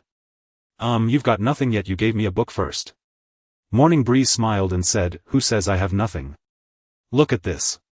He then showed Chuji the new skill he had learned. Mobile shooting, maintain 80 movement speed while shooting. Requirements 200 agility. Skill point cost 4. Seeing this passive skill, Hou Yi was stunned. Heavenly Lord. Isn't the boss invincible? With your over 20 movement speed, even at 80 no one can catch you. Morning Breeze shook his head slightly. A 20 slowdown is not perfect. You'll need to find a way to upgrade this skill so it doesn't affect speed. Besides these 2 skill books, there was also a level 25 golden equipment and a Blade Masterclass change scroll, none of which he could use. Alright, let's enter the maze. With that, Morning Breeze headed towards the rightmost path of the 3-way junction. Shouldn't we do a divination first? Hey, wait for me, Hou Yi scurried after him. If relying on luck could get one into Chuang Wang's cave, then this first underground level was a nightmare for those people. One wrong turn could send them back to the starting intersection. Guided by the treasure map, the duo advanced smoothly. All they had to do was clear the scattered groups of frost yetis and snowball throwers along the way. Having prepared in advance, Morning Breeze didn't let them get close. Mobile shooting, though imperfect, allowed him to annihilate them without injury. At the 7th fork they heard voices. Boss, they can't be far. I think we'll corner them in a few more turns. Boss, the monsters here seem fresh, they're just ahead. Morning Breeze frowned. Fast. These people were relentless, barging in even when the frost giant hadn't respawned. He glanced at his skills. 10,000 arrows to the heart was dim again, unusable in this low maze. Just then Hou Yi approached with a sly grin. Boss, I have a way to lead them away. Morning Breeze shook his head in disbelief. Impossible, they must have a treasure map too. He just watch. Without further explanation, Hou Yi returned to the previous fork. A minute later, Morning Breeze noticed the entrance he had come through gradually blurring. Soon it turned into a solid wall. Then Hou Yi stepped through that wall. Morning Breeze pointed at the vanished entrance, incredulous. You? How did you do that? Hou Yi wagged his head, looking like a sage. I made a false entrance outside and sealed the real one with an illusion. For the next 24 hours, if they follow the treasure map, they'll be trapped in an endless loop, maybe even back at the start. Morning Breeze was amazed. You charlatan actually have such skills. Heavenly Lord, call me Taoist Hou Yi, he said smugly.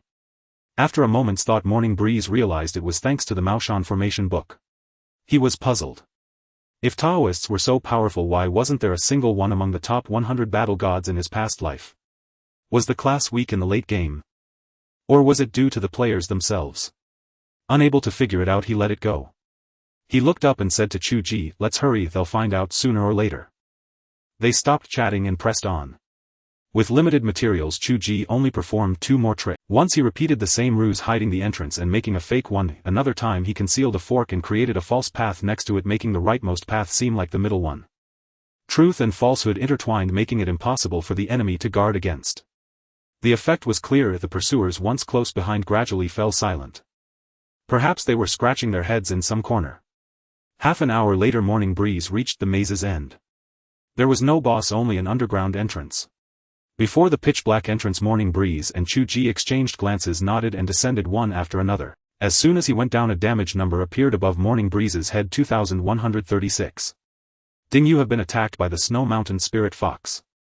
Health 2136. A flash of white whisked by.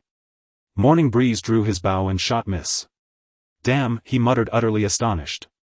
This was the first time an opponent had dodged his attack purely through agility. Double shot. Miss. 4210. After being struck, the Spirit Fox immediately leaped aside. Only then did they get a good look at the fox. Snow Mountain Spirit Fox, boss level 28.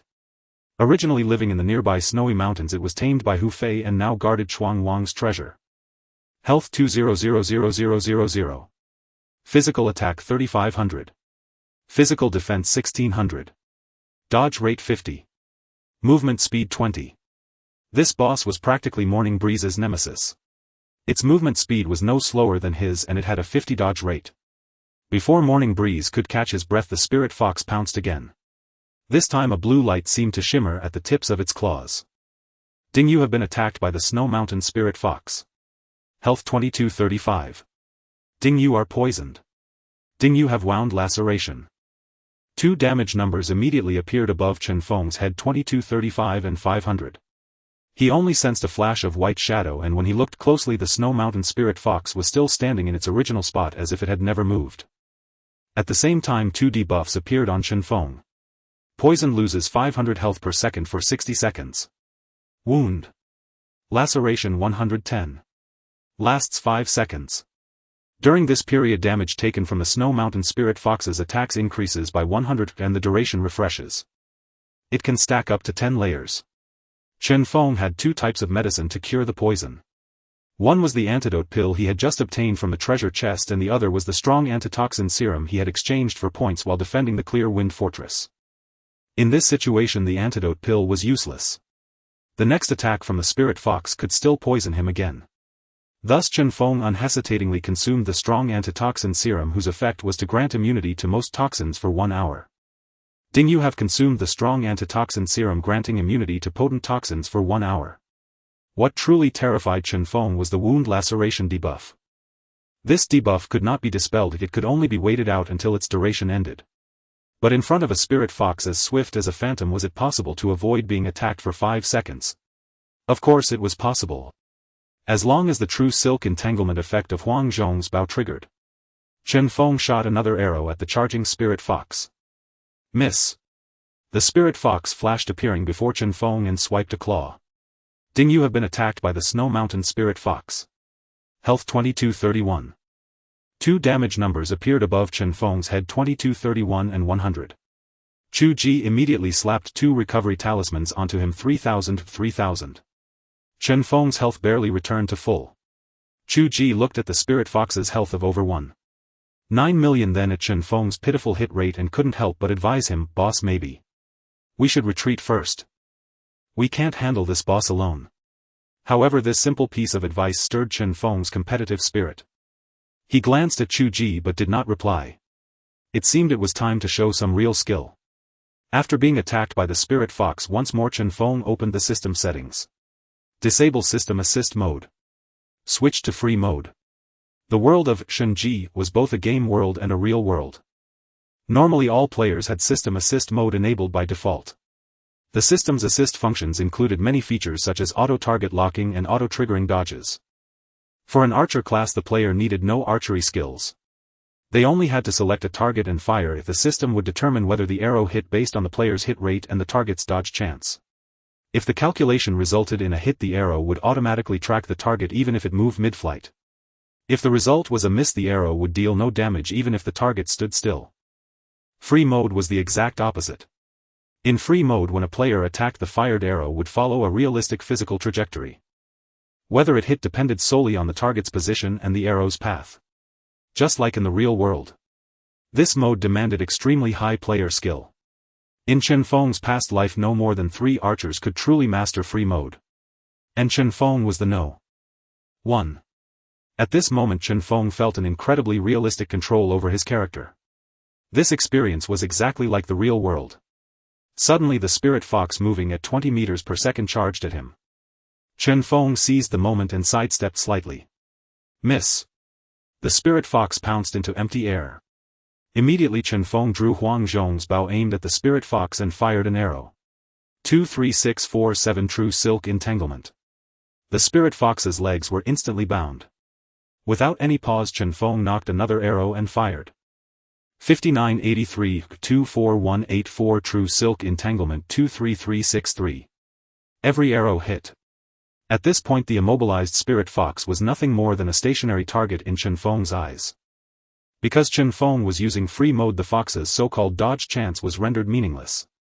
The Chen Feng, who had been covered in wounds from the Snow Mountain Spirit Fox's claws moments ago, had now pinned the creature firmly to the ground, unable to move. Chu Ji, who had already been considering retreat, found the sudden turn of events utterly astonishing.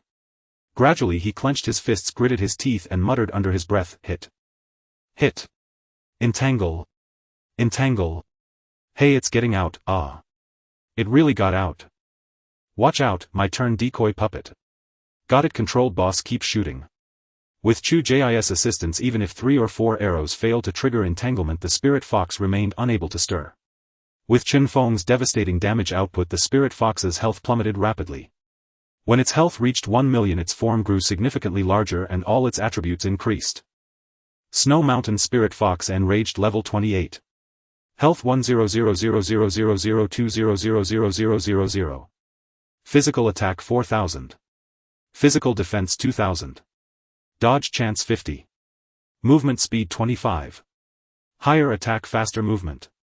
However, it was all to no avail. Chen Feng continued his assault. In reality, he had begun to sweat. Free mode was extremely taxing on one's concentration. Even though it was a stationary target, he dared not make any mistakes, his mental focus razor sharp. But when the spirit fox's health dropped to 5,000,000, a change occurred. Suddenly the spirit fox threw back its head and let out a piercing shriek. Then its body became blurred, and when it materialized again, the spirit fox had split into three. Mirror image technique. Crucially, the silk threads binding its feet had vanished.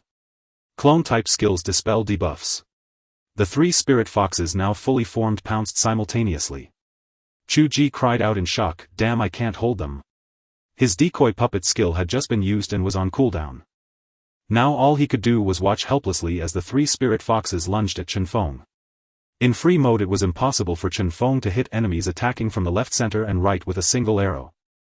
However, there was not a trace of nervousness on his face. He fixed his eyes on the central spirit fox, calculating its movement path based on its speed. Suddenly he released an arrow. 5118 True Silk Entanglement. The central spirit fox's feet were instantly bound. Meanwhile, the two split arrows fired from Huang Zhong's bow sped towards the left and right spirit foxes. 5026 23750 True Silk Entanglement. One of the spirit foxes was not entangled and directly clawed Chen Feng. 582. The damage was very low, if this was definitely a clone. But even as a clone, its attached attack effects were still effective. Chen Feng now had a wound laceration debuff. This was the terrifying aspect of the spirit fox's technique. The two clones dealt low damage, but they could stack debuffs. An ordinary person would quickly accumulate 10 layers of wound laceration. At that point, each spirit fox would inflict over 2000 additional wound laceration damage. However, their opponent was not an ordinary person, it was Chen Feng. At this moment, the hit mechanism of Huang Zhong's bow's split arrows was a hybrid calculation. Initially, the split arrow skill was system-assisted, seeking targets. However, whether Chen Feng's main arrow hit greatly influenced the hit chance of the split arrows. So if Chen Feng hit one, the other two would generally be hit by the split arrows as well. The spirit fox's phantoms had little health, only 1,000,000. They were quickly shot to pieces by Chen Feng. With its clones destroyed, the main body was once again bound to the ground, letting out continuous roars of fury. When its health dropped to 2,000,000, its form blurred again. Mirror image technique. But this could not change its fate of meeting its end. Chen Feng unleashed his full power, and by the time he had shot down the second batch of clones, the spirit fox had only a little over 1,000,000 health left. 6431, 6139 True Silk Entanglement.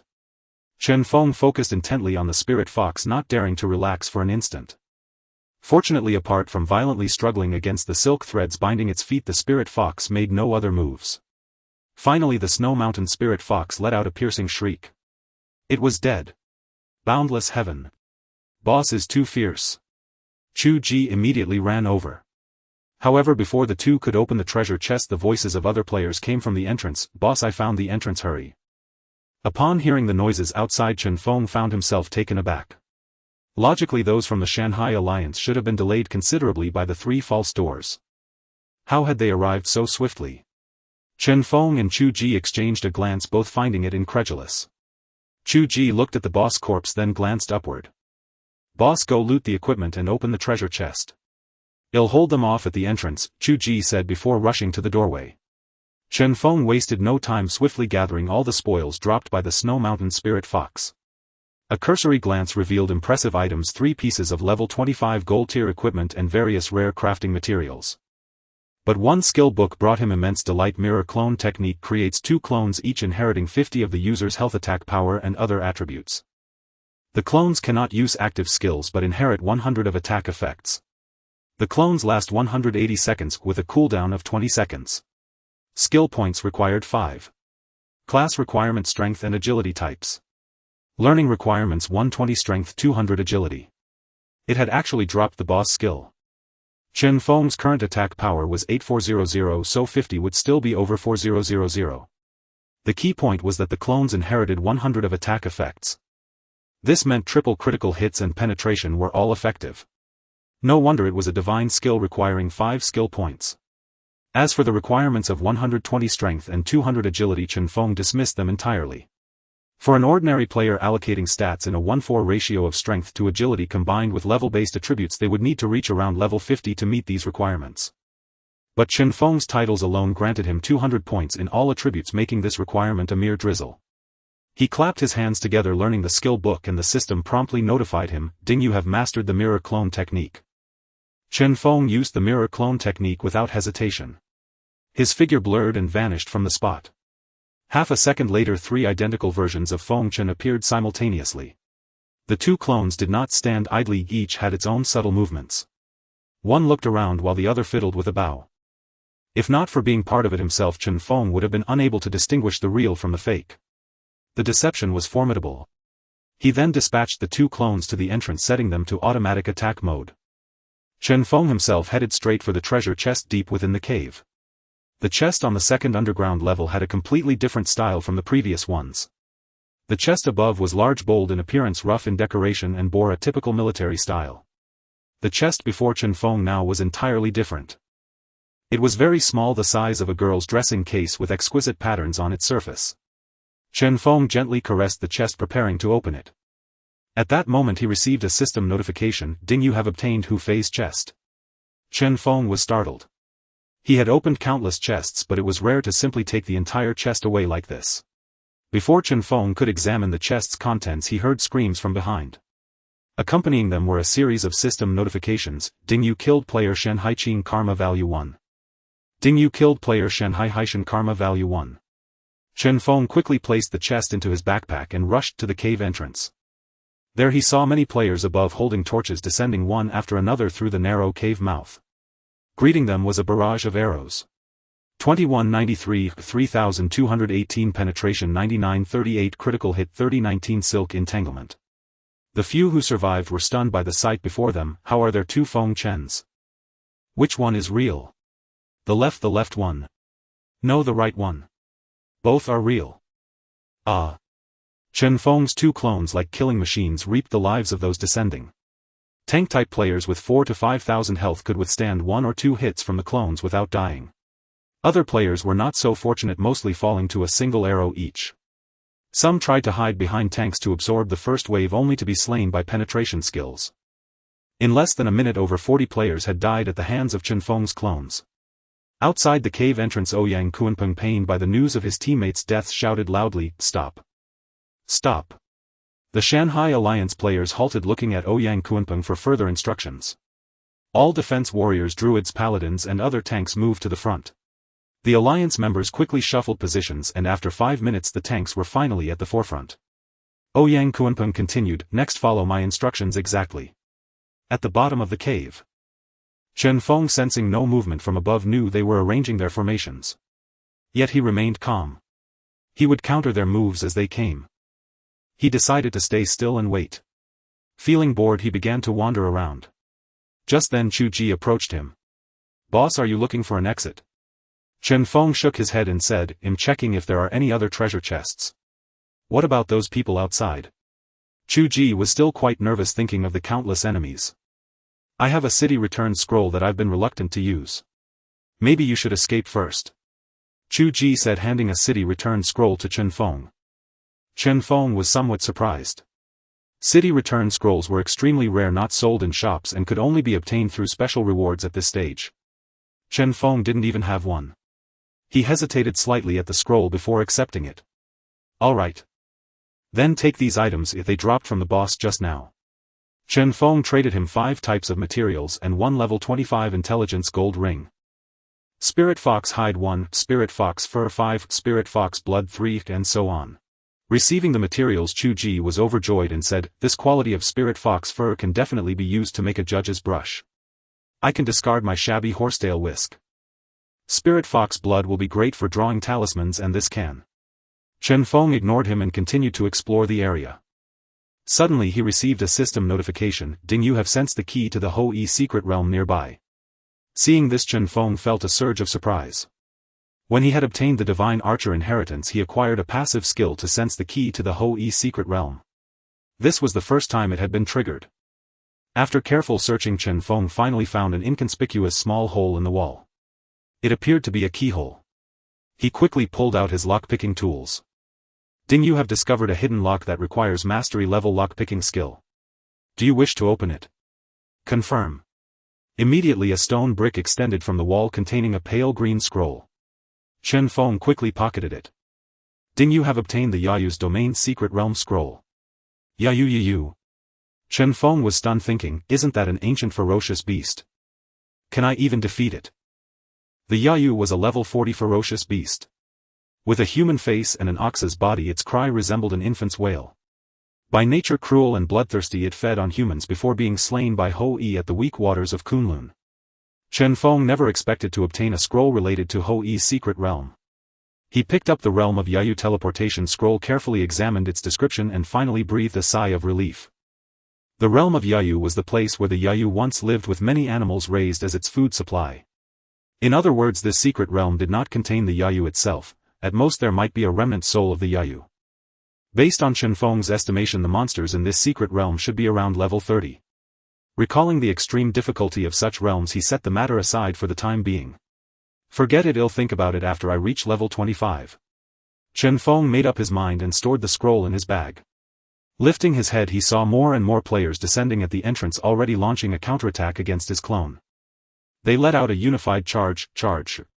Kill that bastard. Spread out. Guild leader, we've surrounded him, the DPS can come down now. Ouch, how is he shooting 3 arrows at once? Damn, my feet are tangled up. A crowd of tank classes closed in their positioning, meticulous, each one staggered with no one standing within 10 meters behind them. And so Chen Feng's clone's piercing shots were neutralized. Fortunately, the clone inherited the passive of Huang Zhong's bow, and the 2 split arrows still inflicted considerable damage on the enemy. Ding, you killed player Shen Hai Jiuzhou, kill value 1. Ding, you killed player Shen Hai Turtle Shell, kill value 1. A string of kill notifications flashed by. Soon over 60 more players fell to Chen Feng's clone. Yet the remaining enemies eventually closed in. By now their eyes were bloodshot. Shields in one hand, hammers, blades, iron rods and various other weapons in the other, they struck at Chen Feng's clone, shouting, kill him. Cut down this squishy archer. But the damage was far from satisfactory. 412,392,217. Yet they saw that the health of the 2 Feng Chen figures barely budged. Holy crap, how much HP does this guy have? Is this guy really squishy? Chen Feng's clone boasted over 7,000 health points. These shield wielders alone couldn't take it down anytime soon. Just then a fireball flew in from afar. Boom. 2049. Finally the DPS arrived. Soon a barrage of ranged attacks followed.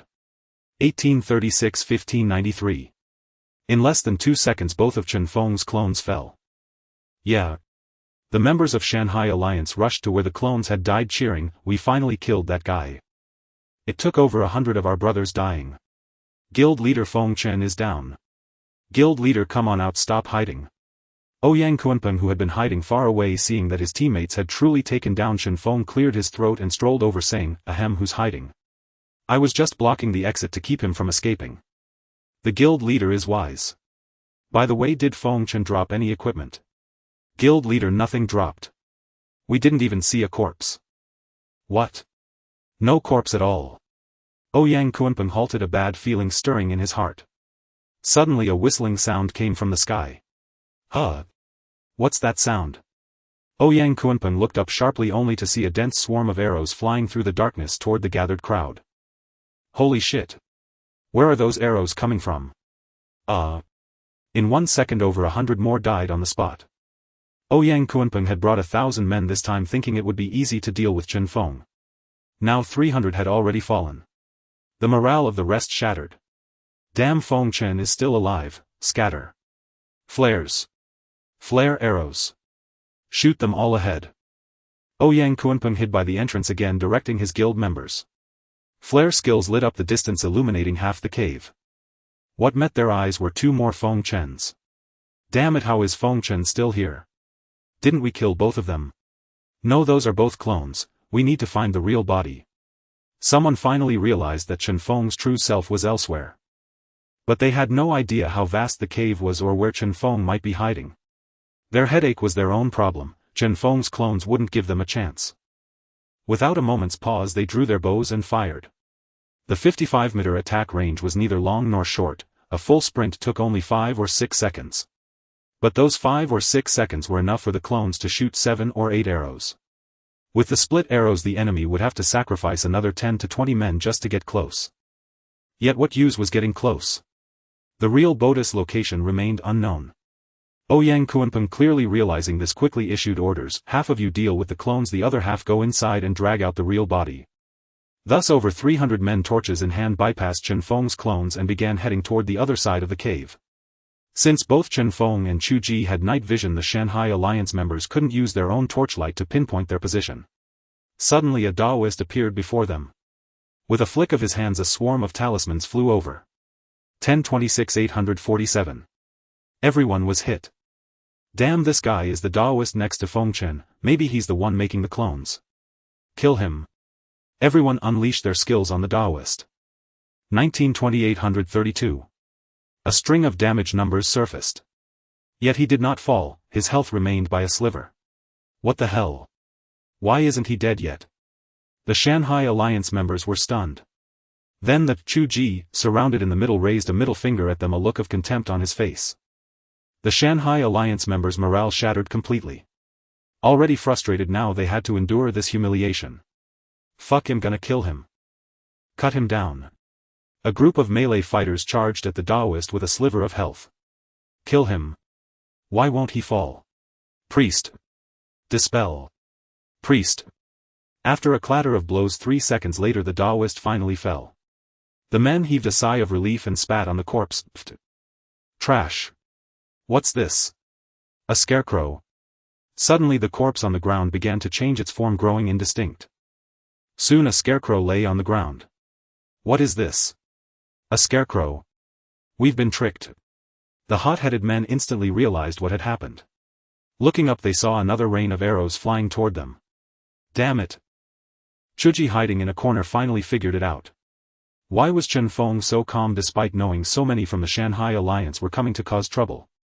He had thought Chen Feng had a retreat planned, but instead his method was simple and brutal: just kill them all. That was exactly what Chen Feng was thinking. Chen Feng had already conceived this idea when he acquired the skill mobile shooting. Now lurking in the shadows he drew the Huang Zhong Bao and, standing 55 meters away, loosed an arrow at the approaching enemy. The arrow split into 3, striking 3 men. 73-61-234077099. Due to Chen Feng's precise positioning there were at least 1 or 2 people behind those 3, and they were also hit by the sharpshooter penetration skill. Thud. Thud. 8 people were instantly killed. At that moment Ouyang Kunpeng also located Chen Feng's position and shouted loudly, "He's over there, flare." Immediately 3 flares and flare arrows were shot. But what Ouyang Kunpeng and his men saw was utter darkness. Chen Feng's attack range was too great. The skill range plus the flare's illumination barely reached over 50 meters. They couldn't see Chen Feng at all. Ouyang Kunpeng roared, "Spread out and advance, force him out." The remaining 100+ men fired flares as they advanced. Chen Feng retreated while reaping heads. After moving about 100 meters Chen Feng stopped. A wall was just over 10 meters behind him, retreating further would corner him. A flare burst not far above Chen Feng's head, illuminating his figure. Ouyang Kunpeng immediately shouted excitedly, "I see him. He has no way out. Everyone charge. Charge. Destroy his legacy martial art." The others also charged forward excitedly. That Feng Chen was too terrifying. Each arrow took 3 or 4 lives, filling the rest with immense fear. No one knew who the next arrow would claim. As the Shanghai Alliance members charged forward they felt Feng Chen seemed intimidated by their momentum. He just foolishly shot arrows, forgetting even to flee. The Shanghai Alliance members' confidence surged. "Haha, he's scared stiff. Don't let him get away. Brothers, charge. I can hit him now." Then a barrage of attacks flew toward Chen Feng. 1847-1023. In less than a second Chen Feng fell. But before they could cheer the scene before them looked eerily familiar. Chen Feng's corpse vanished with a poof. Damn, it's a clone. Just then a voice pointed in another direction. "Over there, I saw Feng Chen fleeing that way." They looked and saw 2 dark figures darting into the darkness. Two flares illuminated the two figures. One, Feng Chen, stood still foolishly shooting arrows. The other, Feng Chen, was rapidly fleeing toward the opposite side. On that side the Shanghai Alliance members who had previously dealt with the two Chen Feng clones were also blocking the way. Ouyang Kunpeng quickly shouted, "Block him. Don't let him escape." The nearly 300 men quickly spread out preparing to focus fire on Chen Feng. Seeing enemies both front and back, Chen Feng knew he couldn't escape, so he simply stopped and shot from where he stood. 3389 3952 9842. Haha, his damage dropped a lot, his buff must have worn off. I knew it, how could his damage be so high? He must have used drugs. Almost on him. Quick attack. Over 300 people attacked from both sides and Feng Chen, indeed, fell with a cry. Poof. The fallen corpse once again dissolved into dust. Ouyang Kunpeng stomped in fury, damn, we were tricked, the one just now was the real one. At that moment another wave of arrows rained down from above. Ah, another 30+ died. The Shanghai Alliance members' morale crumbled. Ah. I can't take this anymore. If we don't catch him soon he'll go crazy. I quit, I don't. What awaited them was the Reaper in the darkness. At this point Chen Feng specifically targeted those with illumination skills. They were the greatest threat to him now. With several repositionings Chen Feng killed all of them, sending them back to the city. The Shanghai Alliance's field of vision was now reduced to just 10 or 20 meters. Now they had even less chance of finding Chen Feng. Chen Feng hid in the dark, moving and shooting. Whenever the cooldown ended he used his clones to harass from two directions. Ouyang Kunpeng could only watch in despair as the Shanghai Alliance's numbers dwindled: 280, 250, 200, 150, 170, 30, 10. Watching the 1,000+ men he had brought vanish, Ouyang Kunpeng's spirit was already broken. He had long lost his will to fight, standing there muttering, "Feng Chen. Feng Chen. Feng." Suddenly Ouyang Kunpeng clutched his head, fell to the ground and writhed in agony. Chen Feng in the darkness was startled, wondering what trick he was playing. He had kept him for last specifically to make him taste the pain of despair. But he never expected the man to be in such agony. After observing for a few seconds he saw Ouyang Kunpeng's face contorted in pain. Chen Feng couldn't be bothered to guess what he was doing. He drew the Huang Zhong Bao and shot him dead with a single arrow. Phew, Chen Feng caught his breath. He had been operating in free mode the entire time, investing immense concentration. In reality he was drenched in sweat. Boundless, heavenly, venerable. Chuji emerged from nowhere, walked up to Chen Feng and showed an expression of utmost admiration. "Boss, I really have to bow down to you." Chen Feng wiped his sweat, ignoring him. Chuji suddenly looked embarrassed. "Could you return the recall scroll I gave you? You don't need it anyway." Chen Feng shot him a glare. Chuji met his eyes for a second and immediately felt his heart pound with fear. He wished he could slap himself. What am I saying? He's the world's #1 murderous devil and I'm asking him for a recall scroll. Thinking of the 1,000+ people Chen Feng had just killed, Chuji shuddered. He quickly forced a smile and said, "Boss, I was joking. Just trying to lighten the mood after all that killing." Haha, funny, right? Chen Feng looked at him like he was an idiot. Feeling the awkward atmosphere, Chuji quickly changed the subject. "Let's head back, if they bring more people we'll be in trouble." Chen Feng nodded. Mirror image clone technique. Chen Feng controlled two clones to scout ahead, returning first to the first basement level. Seeing no ambush, the two of them safely ascended. With the two clones Chen Feng's journey was much easier, he barely had to lift a finger while leaving the Chuangwang cave. The trip was uneventful. The two returned unimpeded to the outskirts of Huangsha town. Chuji pointed at Chen Feng's name, which was red to the point of being purple. "Boss, how are you going to get in?" Chen Feng looked at his own kill count of over 2,000 and shook his head helplessly. He took out his disguise mask and switched his ID from Feng Chen to Small Town Grind. Chuji stared at him dumbfounded, pointing, You. Shu." Chen Feng raised a finger to his lips in a gesture of silence. Actually, when the people from Yenyu Alliance recognized the identity of Small Town Grind, he knew it was no longer a secret. After they added each other as friends, Chen Feng returned to Moon Crescent City and logged off.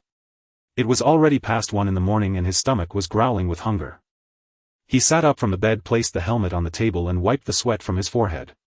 Chen Feng turned his head to look at the small electric fan struggling to blow hot air and shook his head. He was now a multi-millionaire, yet his room didn't even have an air conditioner.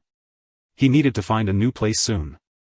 After resting for a while he got out of bed to grab a late-night snack. As soon as he opened the door he found a massive blob of flesh. Zhang Can was still sitting by his door apparently sleeping soundly. There was no way to get past without waking him up. Helpless Chen Feng closed the door, brewed a bowl of instant noodles in his room and added 2 packs of pickled vegetables. While waiting for the noodles to steep, Chen Feng opened Douyin. The interface was flooded with private messages. Master, I want to buy that dark gold ring of yours, offering 7 figures. Handsome, I'm so lonely in the game. Can you come keep me company? Brother-in-law, leave Hou Yi to me in the game. Don't worry. He ignored the purchase and flirtatious messages, but he couldn't tolerate the one about his sister. He opened her Douyin and saw her follower count had surged from over 100 to over 300,000. It turned out that since he posted a picture of the dark gold Haka's mech ring, level 18, strength 100, constitution 100, agility 100. Swiftness increase movement speed by 10 for 3 seconds, cooldown 10 seconds. Under his sister's video it had been widely shared and sparked controversy. Chen Yu didn't bother to explain, instead she started streaming and made short videos of her gameplay. She chose a mage class and recorded her journey from a level 1 newbie. Chen Feng clicked on her first in-game video, "Classmates, I'm finally in the game. Wow, the game feels so real. Many people are greeting me. Hello, the NPCs up ahead look amazing too. Look, there are many players gathered around a beautiful female NPC. Notice how he's rubbing his hands together, clearly as excited as I am just entering the game. He reaches forward eager to explore. Hey, see how he grabbed a girl's skirt. Let's look elsewhere." Her adorable clumsiness attracted many masters to watch and guide her. Some pontificated in the live stream while others went straight to the newbie village where Chen Yu was to act as her leader. Those calling Chen Feng brother-in-law were likely among them. Seeing his sister so absorbed in the game, Chen Feng decided not to disturb her. He didn't expect her to achieve anything great as long as she was happy. Chen Feng exited his sister's page and continued scrolling through Douyin. The most popular posts were about the afternoon's Qingfeng village siege and the Eastern Bell. The Eastern Bell related content was the hottest. Many players who attacked the stronghold posted clips of themselves soloing bandits 6 or 7 levels higher after gaining the Eastern Bell buff. Each video had hundreds of thousands of likes. At first Chen Feng found the first 2 normal. But after seeing 6 or 7 videos all deliberately showcasing the Eastern Bell's effects, he sensed something was off. He opened the comments section where the top liked ones were, "Whoever gets the Eastern Bell rules the world. I'm putting it out there, whichever guild gets the Eastern Bell I'll join. Brothers, I'm selling my wife to raise money for the guild leader to buy the Eastern Bell. Am I doing the right thing?" A faint smile curled at the corner of Chen Feng's mouth. He had already figured it out. It must be Jack Ma's doing. Hiring influencers to steer the conversation and studios to inflate likes. But at this rate that million wouldn't last long. After finishing the noodles it was already 2 in the morning. Chen Feng was so exhausted that he fell asleep as soon as his head hit the pillow. Dingling dingling, his phone rang just as he was sleeping soundly. He answered groggily, "Hello." A crisp female voice came through, "Lazy pig, still sleeping." Chen Feng glanced at the phone, it wasn't saved. Who is this? The voice on the other end paused, then rose an octave, "You didn't save my number." Chen Feng scratched his head as he sat up. The woman finally relented, "It's me. Lu Ruyan." "Oh Ruyan, what's up?" Chen Feng patted his head to wake himself up. "Come out now, I'm taking you to see a house." "See a house? I didn't say I wanted to see one.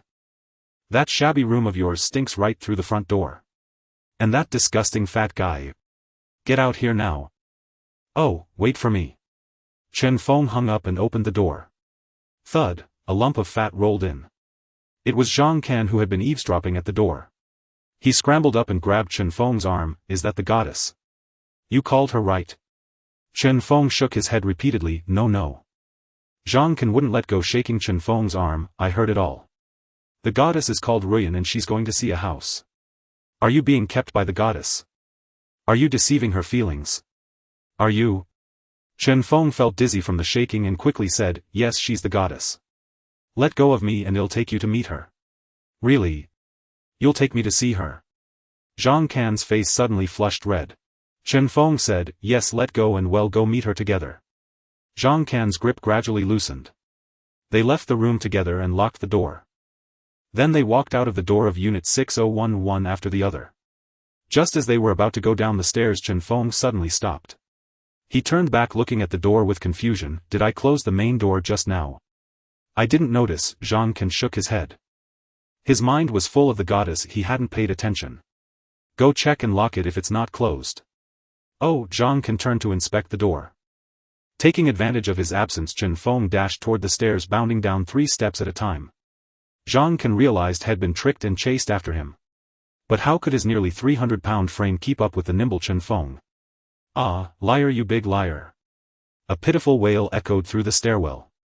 Chen Feng reached the ground floor and saw a luxury SUV parked by the roadside. He muttered while walking around it, no manners, blocking the exit. Just then the driver's window rolled down and a woman took off her sunglasses, calling out to him, "Hey lazy pig, where are you looking?"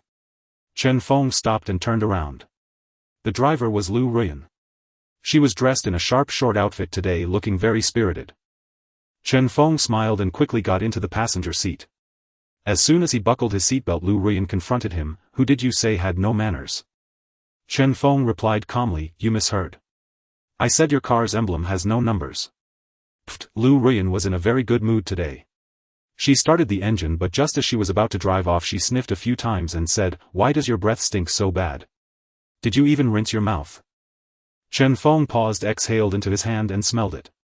Ugh, he nearly threw up last night's instant noodles. He scratched his hair and said, I left in a rush and forgot to brush my teeth." Hou Yi frowned but said nothing. She rolled down all the windows, handed him a bottle of mouthwash and a pack of wet wipes. "Clean yourself up." Chen Feng took a sip of mouthwash, tilted his head back. "Ah, gurgle gurgle too." He spat it out and wiped his face with a wet wipe. After a few minutes his face looked much cleaner. "All good." Hou Yi looked at him, then pulled out another wet wipe and gently dabbed the corner of his eye. Chen Feng gazed at her tender expression, feeling a little intoxicated. On the road Chen Feng noticed that Hou Yi's car was driving deeper into the city center and a sense of unease crept over him. He quickly asked, "Where are we going to see the houses?" "I can't afford anything too expensive." Hou Yi chuckled, "Don't worry, I won't drive you to bankruptcy." With that she fell silent and focused on driving. Half an hour later the car stopped at the sales office of Jiangnan Luyuan South Garden. Located in the heart of Jiangchuan City along the Gan River, it was one of the city's prime locations.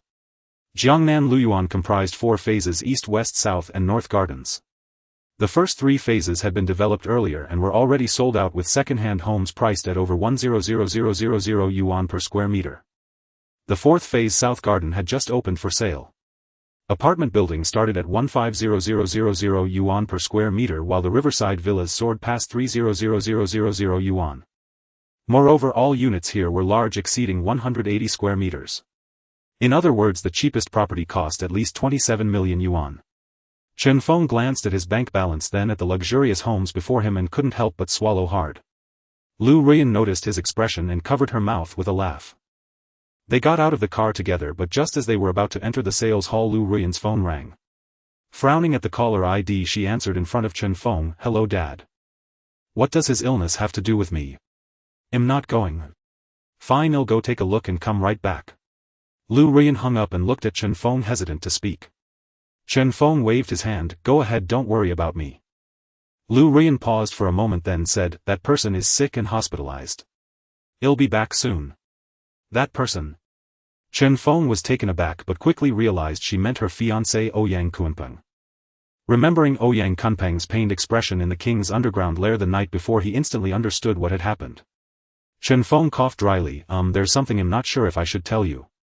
Hou Yi dismissed it casually. "What is it?" "Yesterday I annihilated over 1,000 of Ouyang Kunpeng's men at a treasure site. He seems to have fallen ill from anger." "What?" Hou Yi spun around, her expression shifting from gloom to delight. He, so it was you who made him sick. He totally deserves it." Chen Feng was at a loss whether to laugh or cry. Hou Yi pondered briefly, then said, "Go sit in the hall for a while. I'll have the sales department's general manager take you inside." Chen Feng started, "But I..." Hou Yi cut him off with a wave, "Don't worry, this complex was developed by our Liu family. I've prepared a place for you. It's yours from now on." Then I. "Alright, you don't need to worry about anything. Everything is ready inside." With that Hou Yi got into her car and sped off. Chen Feng watched her disappear, sighed and walked into the sales hall. The sales hall was bustling with people, some buyers inquiring, some sales staff explaining and others signing contracts. Despite the crowd, it wasn't noisy. Shortly after Chen Feng entered, a young pretty saleswoman hurried over with a welcoming smile. "Welcome." Chen Feng nodded at her. "Sir, are you here too?" "Chen Feng." The saleswoman suddenly called out his name. Startled, Chen Feng looked closely and realized she was his high school classmate. "Tang Wanner. You work here?" Tang Wanner beamed with joy. "Yeah, I just started not long ago." "What are you up to these days?" "Me? I'm a freelancer." "Freelancer? So you're a boss, huh?" You could say that." "You've gotten even more handsome, hee. I've always been like this. You on the other hand have changed a lot." "Yeah, turned into an ugly duckling." "Nonsense, you've become a swan." "So you're saying I used to be an ugly duckling?" "Not at all." Having not seen each other for 5 or 6 years, they chatted happily. As they were laughing and talking, a scolding voice came from afar. "Wanner, why do you let just anyone in?" A man in a sharp suit with slick back hair walked over. Tang Wanner's face changed and she quickly explained to the man, "Manager, who this is my classmate. He's here to see the houses today." She shot Chen Feng a look signaling him to play along. Manager, who had repeatedly tried to coerce Tang Wanner into improper relations but failed, so he often found excuses to harass her. He glanced at Chen Feng with disdain. "Wanner, did your training go to waste? We're selling houses, not flirting. So what if he's your classmate? Dressed in such rags, do you think he can afford our multi-million-dollar mansions?" Tang Wanner faltered. "Manager, who but he?" "Tang Wanner." Manager, who interrupted her sternly. "You've only been here a few days and you're already defying orders. Don't come in tomorrow." Tang Wanner's eyes reddened. Selling just one property here came with a commission of at least over 100,000 yuan. Now with just one word from Manager, who she was being let go. Tears streamed down her face uncontrollably. Ignoring Tang Wanner, Manager, who approached Chen Feng, grabbed his clothes and shoved him roughly. "Get the hell out of here. Don't dirty our upscale neighborhood." Some buyers noticed the commotion and gathered around. Initially they disapproved of the manager's poor service attitude, but upon seeing Chen Feng's attire they frowned. A middle-aged woman said, "How did a beggar get in? I'm so disappointed in your service." Another man chimed in, "Exactly. We came to Jiangnan Luyuan for its top-tier quality. Don't let this kind of person ruin it for us." Others joined in shouting, "Kick him out. Make him leave." Though Chen Feng's clothes weren't branded, they were neat, albeit a bit worn. Enduring such humiliation, he couldn't hold back any longer. He slapped Manager Hu's hand away and struck him across the face. Slap. A crisp sound rang out. Manager Hu fell to the ground, clutching his cheek, staring at Chen Feng in disbelief. "How dare you hit me?" Chen Feng shook his wrist and sneered, "You can start a fight, but I can't fight back." "Fine. Fine." Manager Hu scrambled to his feet and shouted, "Security! Security!" Soon 4 security guards surrounded Chen Feng. Unfazed, he stared at Manager Hu and said, "Before you make a move, check with your general manager first. Otherwise you won't be able to handle the consequences." "Pa." Manager Hu held his swollen face. "Don't try that bluff on me, you beggar. I wasn't born yesterday." "Hey! What are you all standing there for? Get him." "Yes, sir." The 4 guards were about to act when a voice from afar stopped them. "Wait." A composed middle-aged man walked over. Manager Hu hurriedly greeted him with a bow. "Mr. Lu, a beggar came to panhandle. I asked him to leave, but he got violent. Don't worry, I'll get rid of him right away." "Mr. Lu didn't even glance at him. He went straight to Chen Feng and asked, "Are you Mr. Chen Feng?" Chen Feng nodded, "Yes, I am." "Mr. Lu immediately stood straight, bowed to Chen Feng and said, "I'm sorry, Mr. Chen, for giving you such a fright." Chen Feng nodded, "It's nothing, but I don't like his snobbish attitude." "Mr. Liu's expression darkened as he glared at Manager Hu. Panicking Manager Hu grabbed Mr. Liu's hand. "Mr. Lu, don't be fooled by him.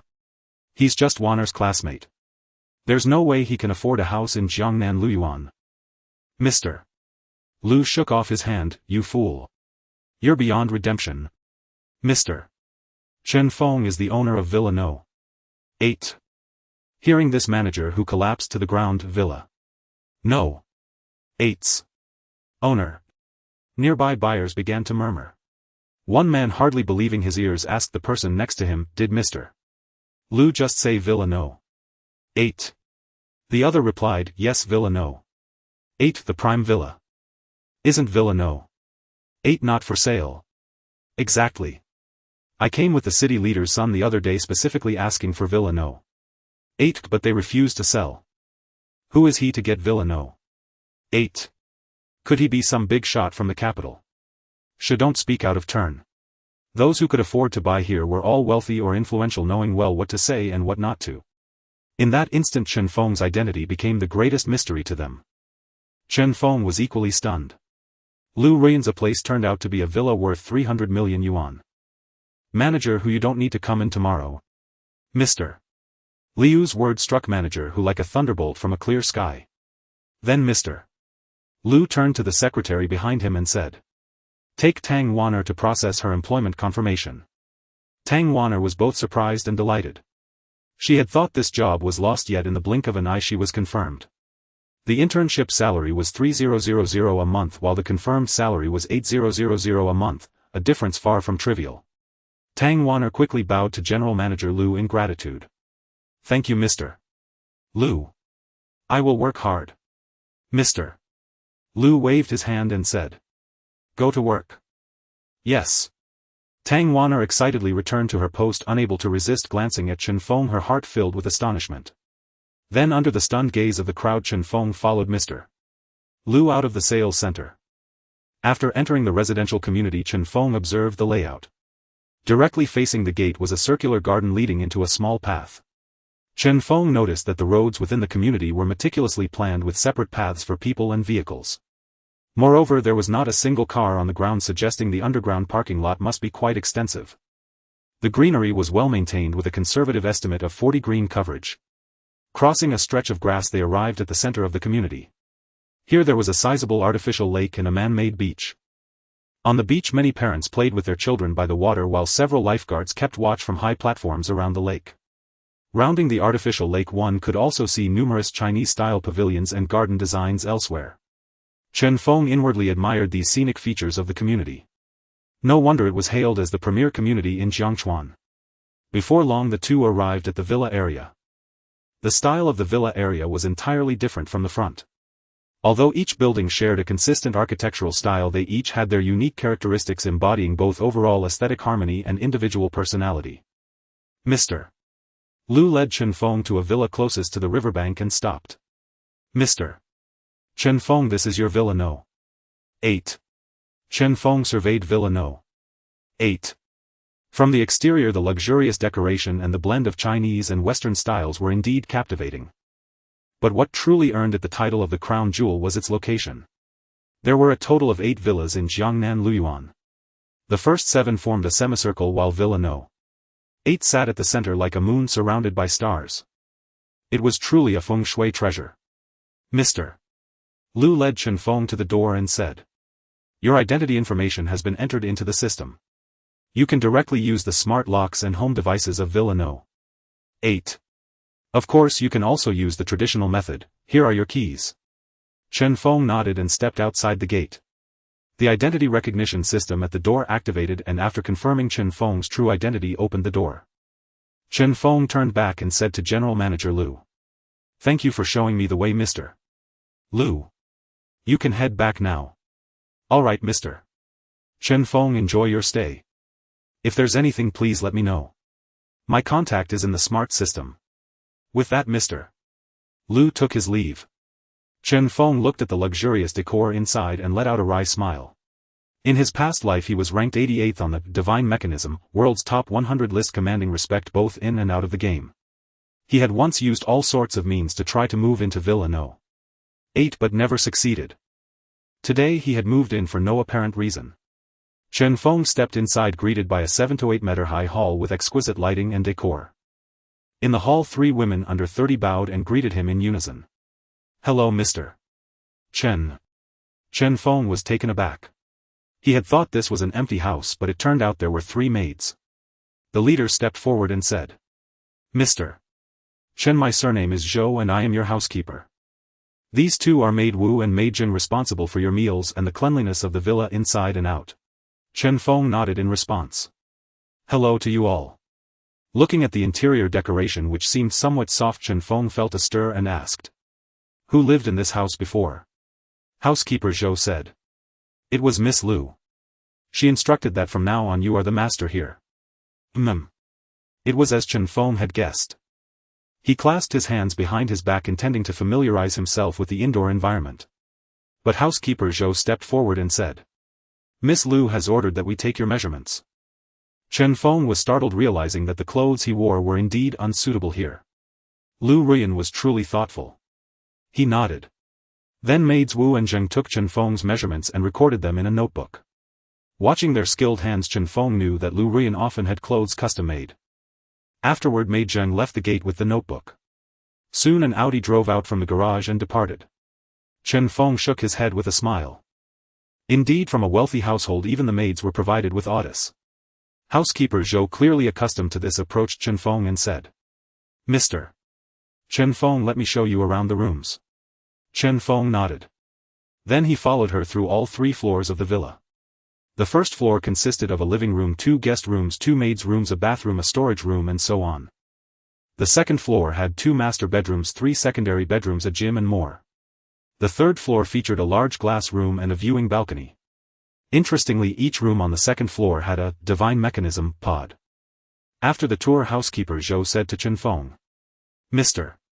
Chen, except for Miss Liu's original private chamber, you may use everything else freely, including the pods in the rooms. Chen Feng nodded and dismissed her. Then he wandered through the villa on his own again and found that a room on the second floor was peculiar. This room was spacious with 10 ergonomic chairs arranged in a circle and a 360-degree surround projector in the center. A blackboard hung on the wall covered with many numbers and a drawing beside them. Chen Feng found it very familiar and murmured. Where is this? He approached the blackboard trying to recall where he had seen it. Just then a voice came from behind. That's the Corpse King cave in the abandoned mine. Chen Feng turned around and saw Lu Ruyan smiling at him. Unbeknownst to him, she had returned. Lu Ruyan walked over to the blackboard and pointed at the drawing.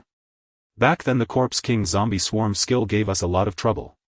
My guildmates and I were discussing formations and movement strategies here. Then she shook her head with a wry smile and said. We weren't as clever as you, thinking to use the boss aggro to pull it into a corridor and kill it alone. Had just a blind cat catching a dead rat. Chen Feng had only seen a guide in his past life. He changed the subject and said. What about Ouyang Kunpeng? Lu Ruyan sighed and said. Let's not talk about him. Let's eat first. You can try sister was cooking.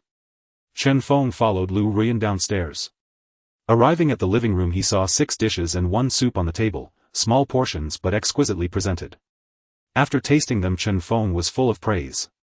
After the meal, Chen Feng wanted to ask more about Ouyang Kunpeng, but Lu Ruyan still ignored it. Instead, she made a request. Will you lead us in leveling up? Morning Breeze chose another master bedroom on the second floor and lay down into the pod. The pod, resembling a space capsule, could accommodate a single person lying down. Besides logging into the game, it also featured functions such as cardiopulmonary monitoring, temperature, oxygen, and humidity regulation. This ensured that players would not place undue physical strain on themselves due to the intense pace of the game. Yesterday, while using his helmet, Morning Breeze challenged the Snow Mountain Spirit Fox in free mode. Because his concentration was so intense, he was drenched in sweat and it nearly affected his gameplay. Such a situation would not occur with the pod. After completing the identity verification for the new device, Morning Breeze returned to the game. A series of notification sounds chimed as friend messages kept popping up. Morning Breeze opened them and saw that Chu Ji, Jack Ma and Yanran had all sent messages. Morning Breeze first opened Yanran's message. Guild leader, what's wrong? She hasn't been online since last night, and when I called her she wouldn't say anything. Did you bully her? Morning Breeze shook his head with a smile and replied, she has family matters to attend to. She'll be online soon. How do you know she has family matters? Did you harass her? You told me yesterday. Morning Breeze ignored Yanran's thoughts. Lu Ruyan could ask her herself when she came online. He opened Chu Ji's message. Boss, when are you coming back to Yellow Sand Town? Take me on a ride and show off. Morning Breeze ignored it. Finally he opened Jack Ma's message, who had sent 2 messages. The first message included a table detailing the marketing expenses for the East Emperor Bell Douyin 6200001 account with tens of millions, 5 with millions, 20 with hundreds of thousands for promotion and reposts, TikTok 230006 accounts with millions, 10 with hundreds of thousands for promotion and reposts, WeChat 100000 10 accounts with millions for promoted articles, Weibo 500001 blogger with tens of millions, 2 with millions for posts, in-game 300 gold coins. Morning Breeze's eyes widened as he looked at the bill. That kid Jack Ma had spent $1 million in just one day. It was only the 7th now, how would they manage the remaining 2 days? Morning Breeze then scrolled to his other message, that classmate I mentioned last time wants to meet you. Please reply ASAP. Morning Breeze had initially intended to question Jack Ma about the advertising expenses, but upon seeing his second message he immediately calmed down. In his past life Jack Ma had started with 100 million in capital building his business empire. However, based on his understanding of Jack Ma over the past few days, there was no way his family could come up with that much money. The only explanation was that the 100 million came from elsewhere. Now it seemed that the young master of Huachen biotechnology was the source of that 100 million. He opened a voice call with Jack Ma and Jack Ma's voice immediately came through, "Hey boss.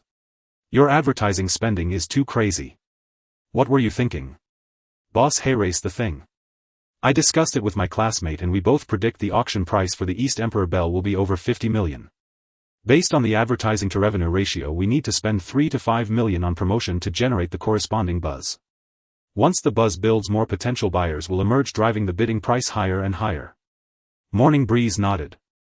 Spending 5 to 10% of the projected revenue on advertising up front wasn't excessive.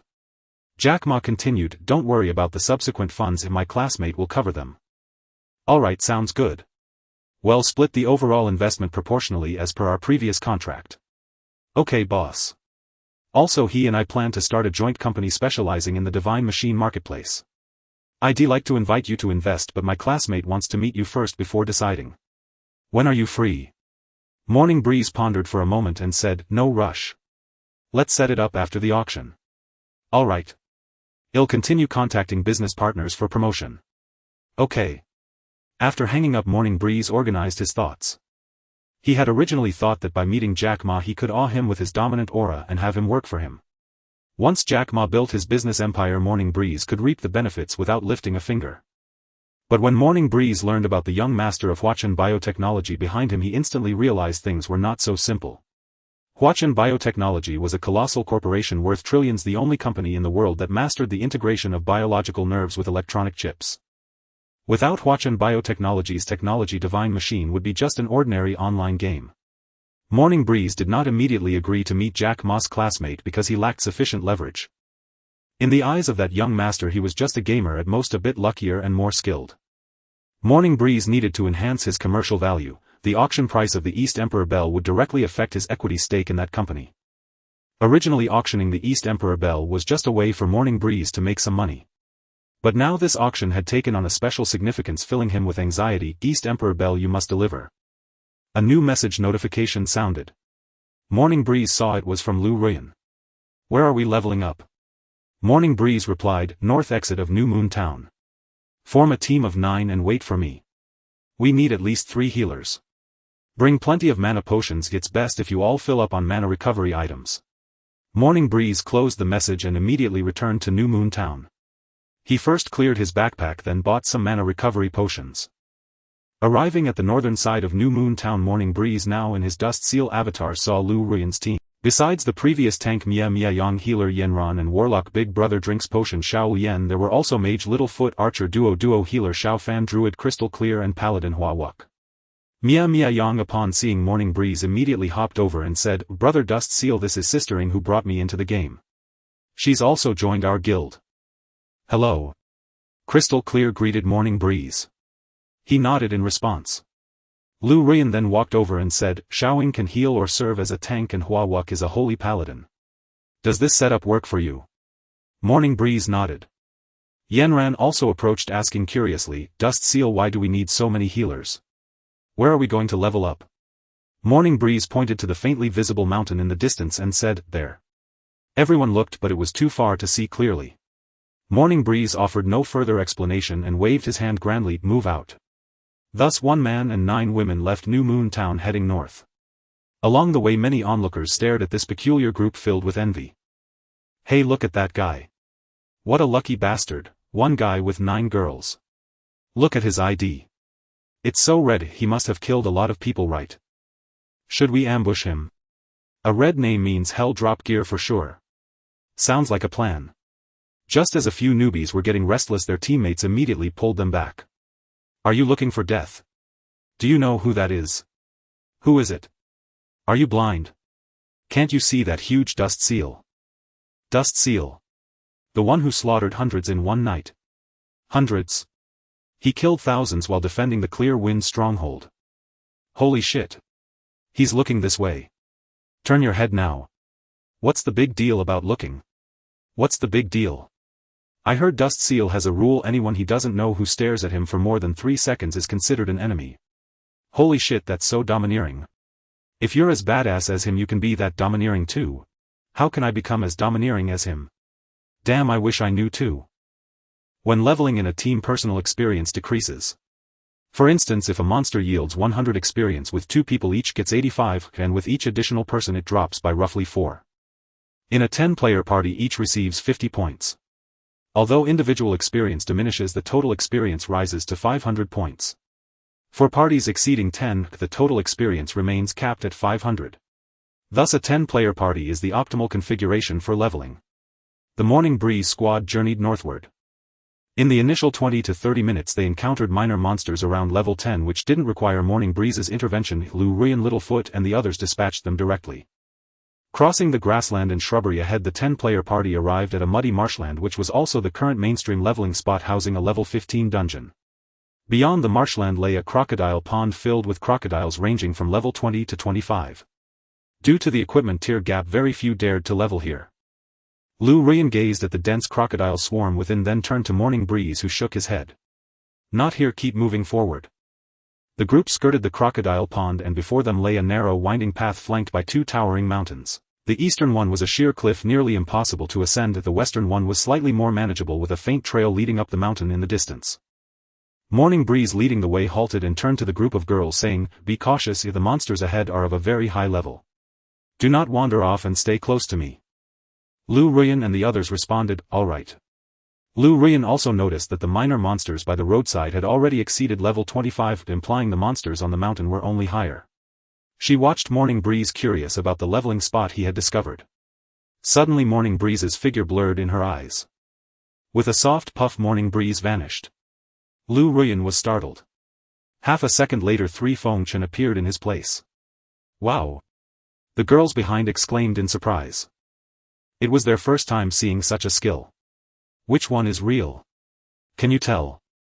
Morning Breeze turned back, smiled at them and then sent 2 clones ahead to scout. Though slightly taken aback, Hou Yi quickly collected herself. She looked up at Morning Breeze and asked, "Do you need a priest to heal your clones?"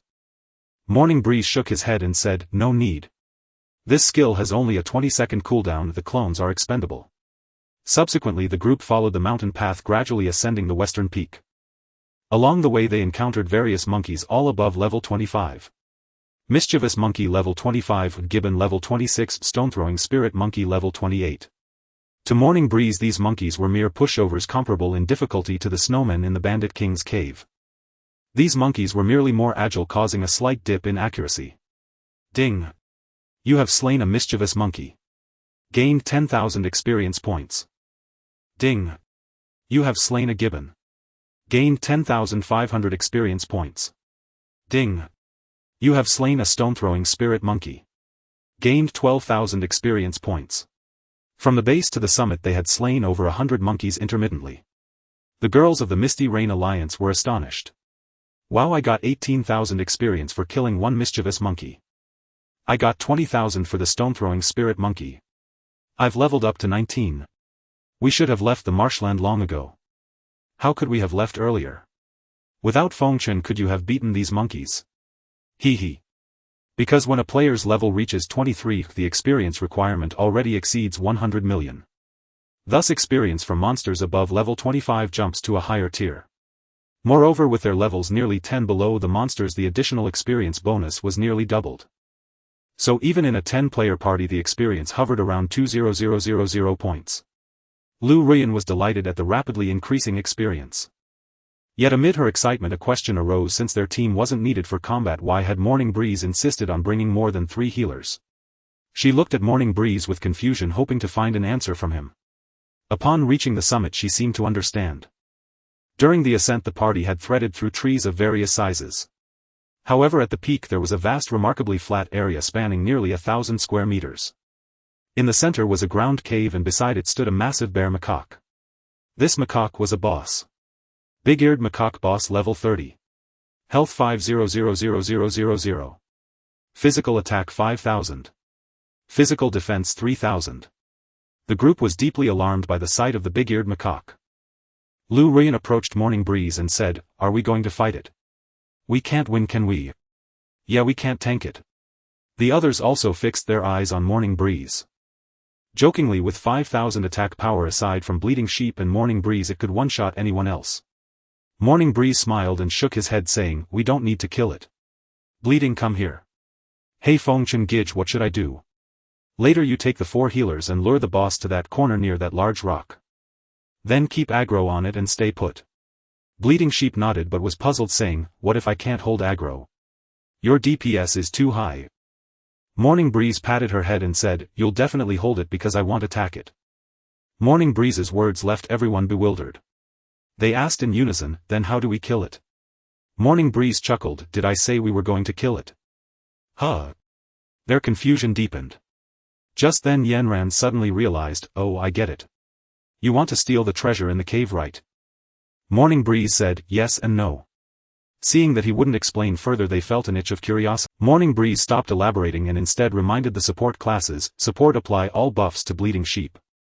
The boss attack speed isn't fast, you can easily keep her health stable. Healers take turns resting to replenish mana.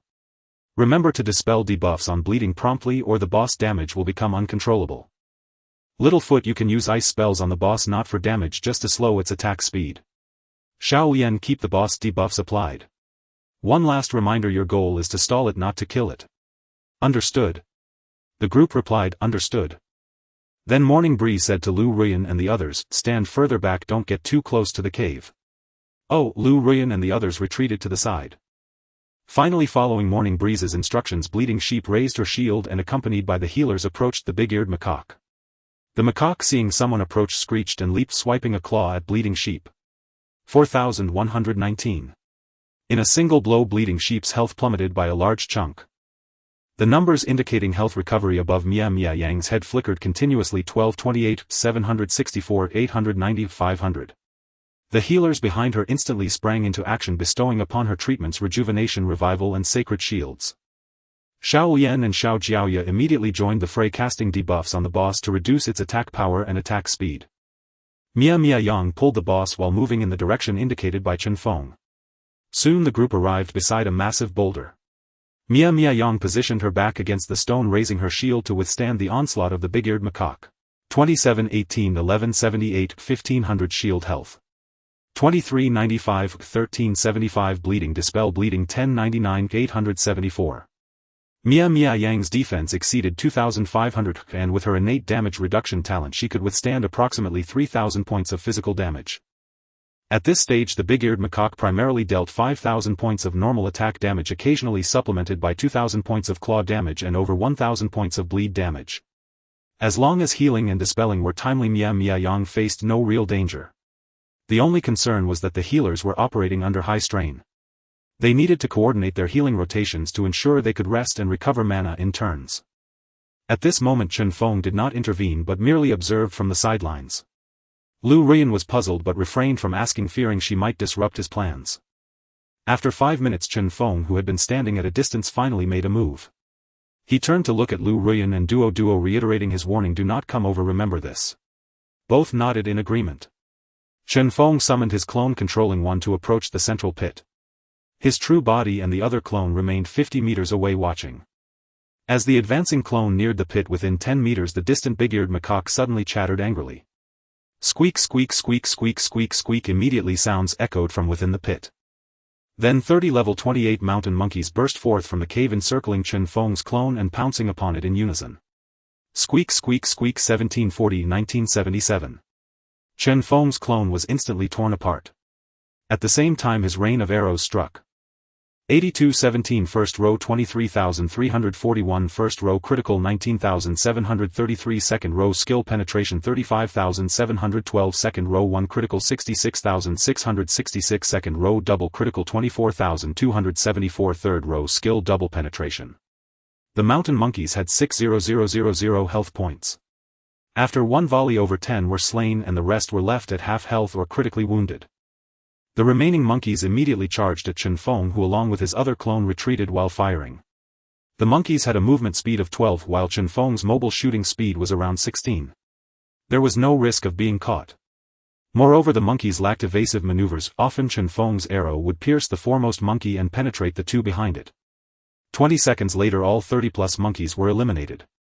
Ding, you have slain a mountain monkey and gained 12000 experience points. Ding, lucky reward triggered. You have gained an additional 12000 experience points. Ding, you have slain a mountain monkey and gained 12000 experience points. In an instant Chen Feng's experience surged by over 400,000 points. Lu Ruyan and the others gained an even more impressive 500,000 experience points. Wow, that's a huge amount of experience. I gained 500,000. Lu Ruyan exclaimed as she began to walk toward Chen Feng. He immediately warned her, stop. Don't come over.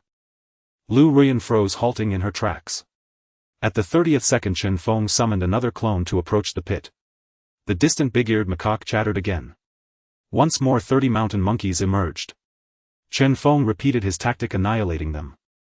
Lu Ruyan and Xiao Jiaoya watched from afar, utterly astonished. They exchanged glances, their jaws nearly dropping. He can actually do that. Thereafter a wave of 30 monkeys spawned every 30 seconds, yielding approximately 400,000 experience per wave. 2 waves per minute, 120 waves per hour granted Chen Feng 50 million experience points. After an hour Lu Ruyan and the others had reached level 20 while Chen Feng advanced to level 24. Thus atop the monkey mountain a dynamic scene unfolded in the distance. Mia Yang endured relentless attacks, her shield arm growing weary. Beside her the healers frantically used skills, consumed potions and took turns resting. In the middle Chen Feng constantly led dozens of monkeys on a chase. The most relaxed were Lu Ruyan and Xiao Jiaoya, who pulled out the system's built-in checkers and played on the ground. The one who worked the hardest was undoubtedly Chen Feng. Although he had activated the system's auto mode, the repetitive process of pulling, kiting and clearing monsters for hours on end was still exhausting. The group of 10 trained from 1:00 p.m. to 7:00 p.m. a full 6 hours, their levels soaring rapidly. Chen Feng gained nearly 300 million experience, rising from level 23, 100 million 120 million to level 25, 140 million 160 million. Lu Ruyan and the others also reached level 24. Suddenly the big-eared macaque let out a strange cry, leaped backward, turned and scurried into its cave. Seeing the boss retreat, the women were bewildered. They hurriedly gathered around Chen Feng, asking what's going on. Why did the big monkey run away? Chen Feng, mentally exhausted, had no desire to explain. He simply said to them, come back tomorrow during the day. Then ignoring them he set up a tent and logged off. The group, uncertain of what to do, looked to Lu Ruyan. She understood that Chen Feng was truly worn out from 6 consecutive hours of high-intensity grinding. After a moment's thought she said, I have some things to attend to as well. Everyone log off. Well, train again tomorrow at 9:00 a.m. Alright, they all set up their tents. Chen Feng rose from the gaming pod, massaging his temples. Fortunately he had the pod, otherwise he might not have lasted through the session. He left the pod and headed to the bathroom. Realizing he hadn't bathed in days and feeling an itch, he quickly turned on the shower and washed. Upon exiting the bathroom he noticed 4 sets of clothes by the door, from undergarments to outerwear, presumably rushed by Zheng the housekeeper the previous afternoon. After changing into the new clothes, Chen Feng examined himself in the mirror and found his aura and appearance had improved significantly. Truly, clothes make the man. He descended to the dining room on the 2nd floor and saw a steaming bowl of seafood noodles on the table. Wu the housekeeper was cleaning utensils in the kitchen. Lu Ruyan was nowhere to be seen. Chen Feng pulled out a chair and sat at the table. Sister Wu, where is Ruyan? Wu turned and replied, Mr. Chen, Miss Lu has returned home near Poyang Lake. She said to focus on your own matters and not worry about her. Chen Feng nodded, picked up his chopsticks and quickly devoured the bowl of seafood noodles. Letting out a belch, Chen Feng patted his stomach, feeling satisfied. The next day as he was having breakfast Lu Ruyan hurried back. Noticing her somber expression Chen Feng asked Ruyan what's wrong. Lu Ruyan forced a stiff smile. Nothing. Let's go into the game and level up. Chen Feng sighed. He suspected it had to do with Ouyang Kunpeng. However, his rebirth had already caused a butterfly effect. In his past life Ouyang Kunpeng had never been hospitalized. He had no idea how events would unfold from here. Upon logging in, Morning Breeze's first task was to equip level 25 gear.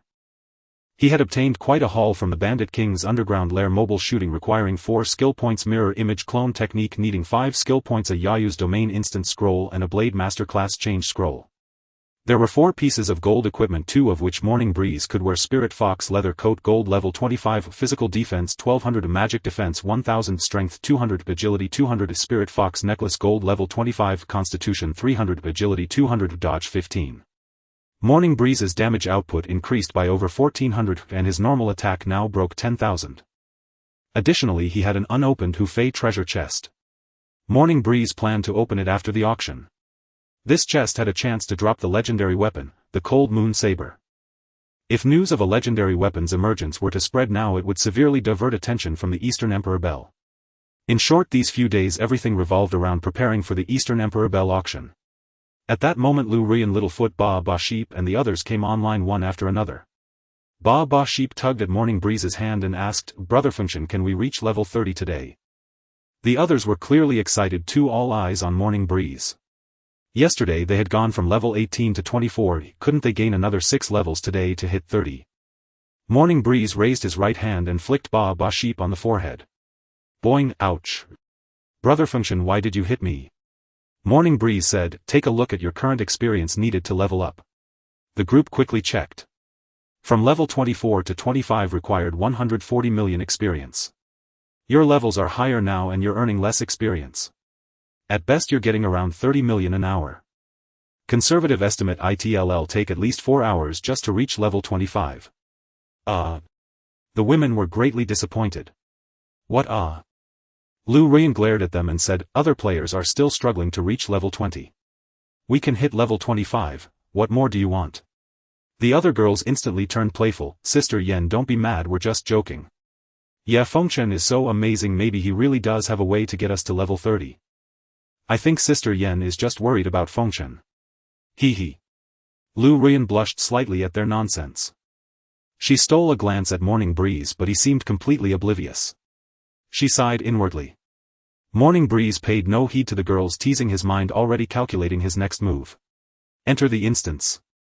No. Same logic as the Hou Fei treasure chest, a legendary drop would affect the auction. Find a new leveling spot. At level 25 there was no brainless grinding spot as good as the big-eared macaques. Forget it, well see. Morning Breeze turned to Ba Sheep and said, "Same as yesterday. You pull the boss away and well keep leveling." Okay. With yesterday's experience Ba Sheep and the healers coordinated flawlessly. Morning Breeze waited another 5 minutes before leading his clone toward the cave entrance. At the big-eared macaque's call 30 monkeys came rushing out. What followed was another brutal monkey massacre lasting until noon. Ba Sheep shouted, "I only need 30 million more experience to reach level 25. Yen ran beside her echoed, Me too. Keep it up." Just as they were anticipating their upcoming level 25, the system suddenly broadcast a message. Strangely enough, it came from the Crescent Moon City Lord. "Crescent Moon City Lord, brave warriors of Crescent Moon City, beware. The 9527th stronghold of the Clearwind Stockade is about to attack the newbie village. All warriors rise up to resist the bandits." Immediately after, an even stranger message appeared. "Clearwind Stockade Chief Li Yuanzhou, brave warriors, join us, the Clearwind Stockade rebel army, to overthrow the corrupt regime. Those who collude with alien beings are unworthy to be our leaders. Welcome to stand with the Clearwind Stockade." The world channel erupted. What the hell? Are NPCs fighting each other? Last time Crescent Moon City sent troops to attack the Clearwind Stockade, this time they're getting even. Makes sense. Is this the bandit chief's revenge? How many players can join this time? Last time it was 100,000 Crescent Moon City players against 100 Clearwind Stockade players. If this time it won't be the reverse, will it? Haha, interesting. How do I get to Clearwind Stockade? I'm from another town. Why is it always Crescent Moon City? Why do the good perks never come to us? I protest. Kunlun City protests. Lulan New City protests. Luoyang Ancient City protests. Unless they had special items or quests, players could only teleport to other main cities after level 30. So once again only Crescent Moon City players could participate. Players from other main cities were naturally frustrated. But aside from typing a few words in the world channel, there was nothing they could do. Seeing the system message, Lu Ruyan, who was playing chess with Twidwa, suddenly stood up. She asked Morning Breeze in the party, should we stop leveling and go sign up for the event first? Morning Breeze replied, don't worry, we'll definitely get spots. Get to level 25 first. Oh, the 10 of them continued leveling in earnest. By a little past 1 in the afternoon everyone had leveled up. Morning Breeze reached level 26 with 80 million experience to go until 27 if the others had all hit level 25. Then under Morning Breeze's protection, Ba Sheep and the others broke the boss aggro and made their way down the mountain.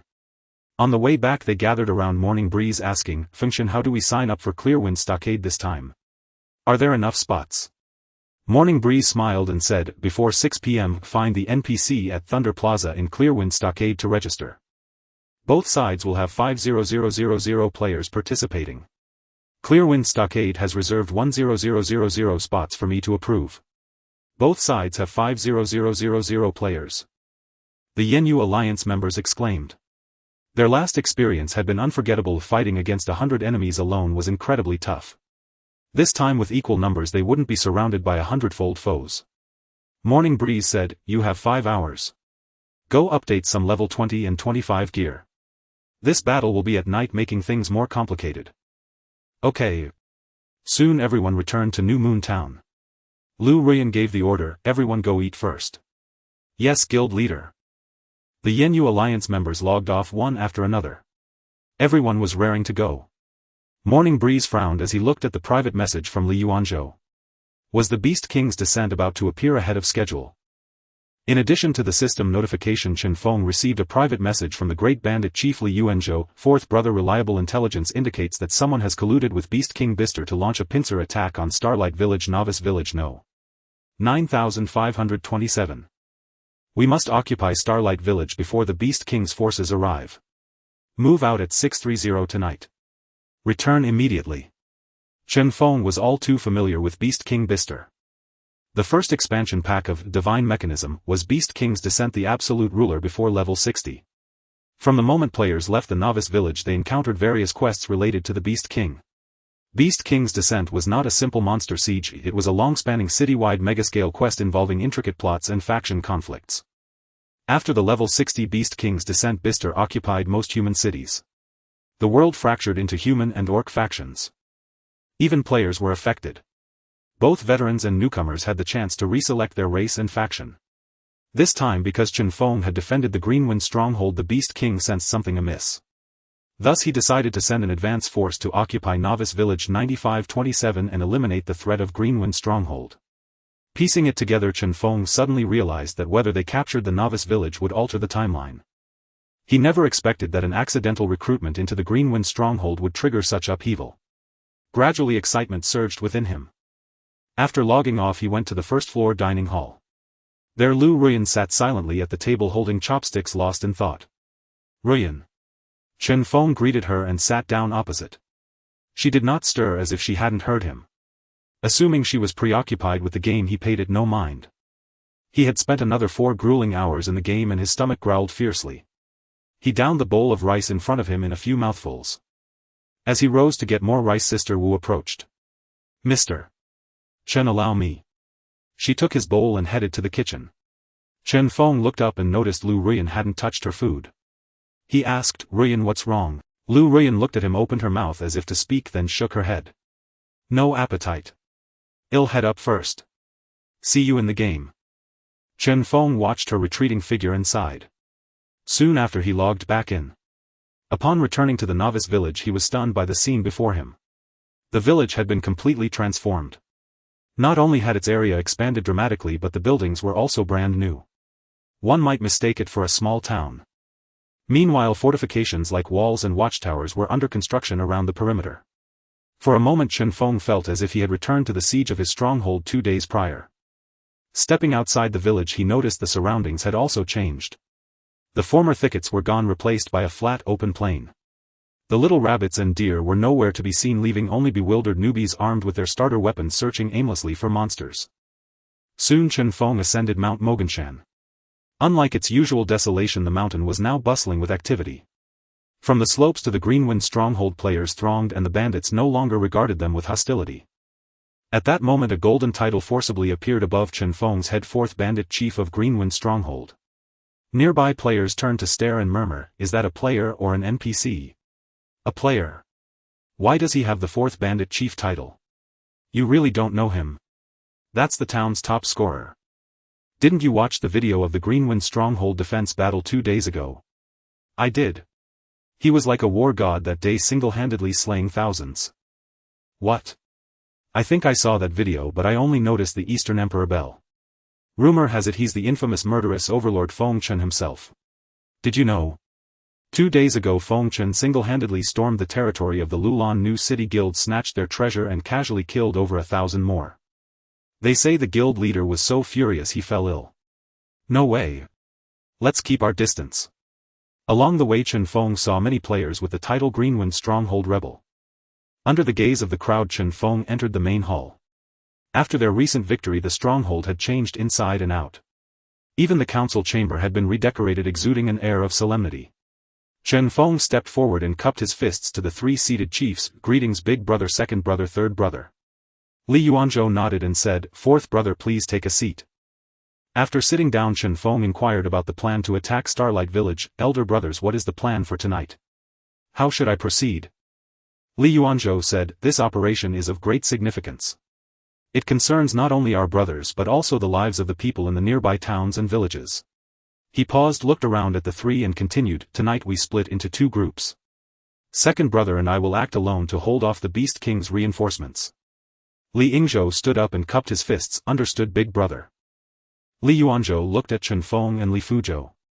"Third brother, 4th brother, I appoint you as left general and right general. Let our brothers and the righteous volunteers to attack Starlight Village. Strike swiftly and decisively. If the Beast King's reinforcements attack us from both inside and outside the village, our soldiers' morale will suffer greatly." Chen Feng and Li Fuzhou stood and cupped their fists. "Understood, big brother." At that moment Chen Feng received an official system notification. "Ding. You have been appointed Right General.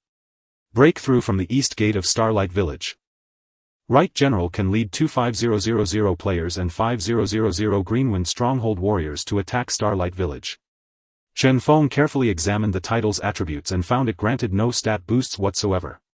He couldn't help but grumble inwardly, "Damn, not even a single buff.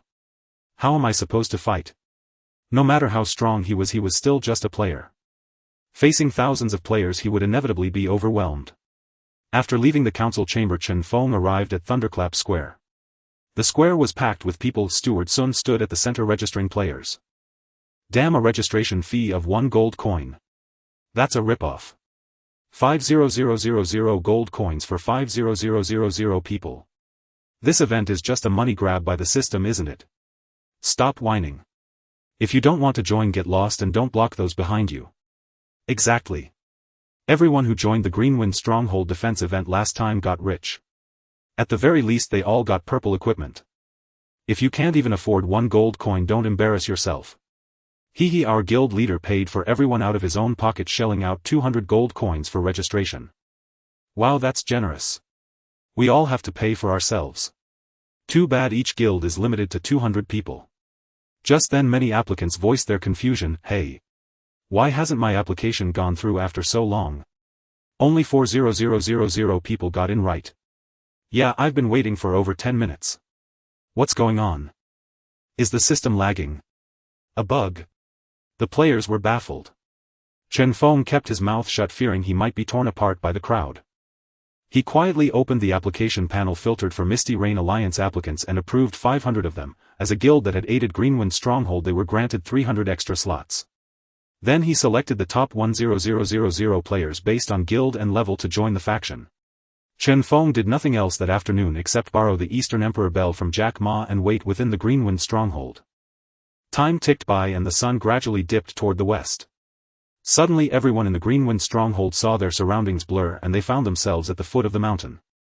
"Ding, The Starlight Village siege battle is about to begin. Defender victory condition hold out for 2 hours. Attacker victory condition occupy the respawn zone and maintain control for 3 minutes. Players whose souls are released will be eliminated. Points and exchange options are listed below. Chen Feng glanced at the rules. They were mostly the same as last time except neither side possessed any relics of the saints. At that moment the eastern and western gates of Starlight Village were already surrounded by players from both sides, all watching eagerly. Chen Feng leading 25000 players and 5000 level 25 Qingfeng village soldiers stood atop a war chariot gazing toward the palisade of Starlight Village several hundred meters away. Chen Feng wanted to jump off the chariot and push his way to the front lines. But the system issued a prompt: ding, as the right general you must observe the battlefield and command the entire army. For now you cannot leave nor can you attack or use personal skills or items. Chen Feng nearly spat out a mouthful of blood. Damn it. They want me to just watch the show again. Before he could finish his complaint a horn suddenly sounded nearby. Do, charge. Charge.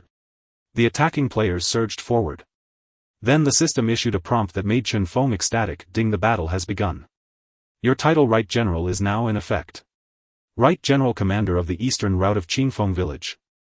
Health 500000, Physical Attack 1000, Magic Attack 1000, Physical Defense 1000, Magic Defense 1000, Vision 1000 meters.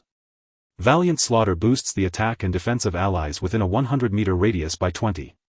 Chen Feng was grinning so wide he could barely close his mouth. Now that's more like it. With an extra 500000 health and 1000 in attack and defense, he wouldn't fear even a few thousand enemies ganging up on him. Thanks to the vision boost, Chen Feng could see the battlefield ahead with extraordinary clarity. The first 2 rows of attacking players consisted of tanks advancing to absorb the arrows from the 10 arrow towers ahead, while healers not far behind provided healing and buffs. Some defending players also left the village to engage. Soon a chaotic melee broke out between the 2 sides. Initially the attackers tried to rely on their frontline casualties to get close to the palisade and force a breakthrough. However, with as many as 10 arrow towers dealing devastating damage, the attackers found themselves suffering immensely. As they pressed forward under a hail of arrows and closed in on the enemy players, they encountered ground spikes, traps and other defensive mechanisms, making their advance a living nightmare. After 10 minutes the attacking players on the right flank had lost over 3000 men, while the defenders had lost only around 600. Realizing a direct assault was futile, the attackers withdrew to strategize.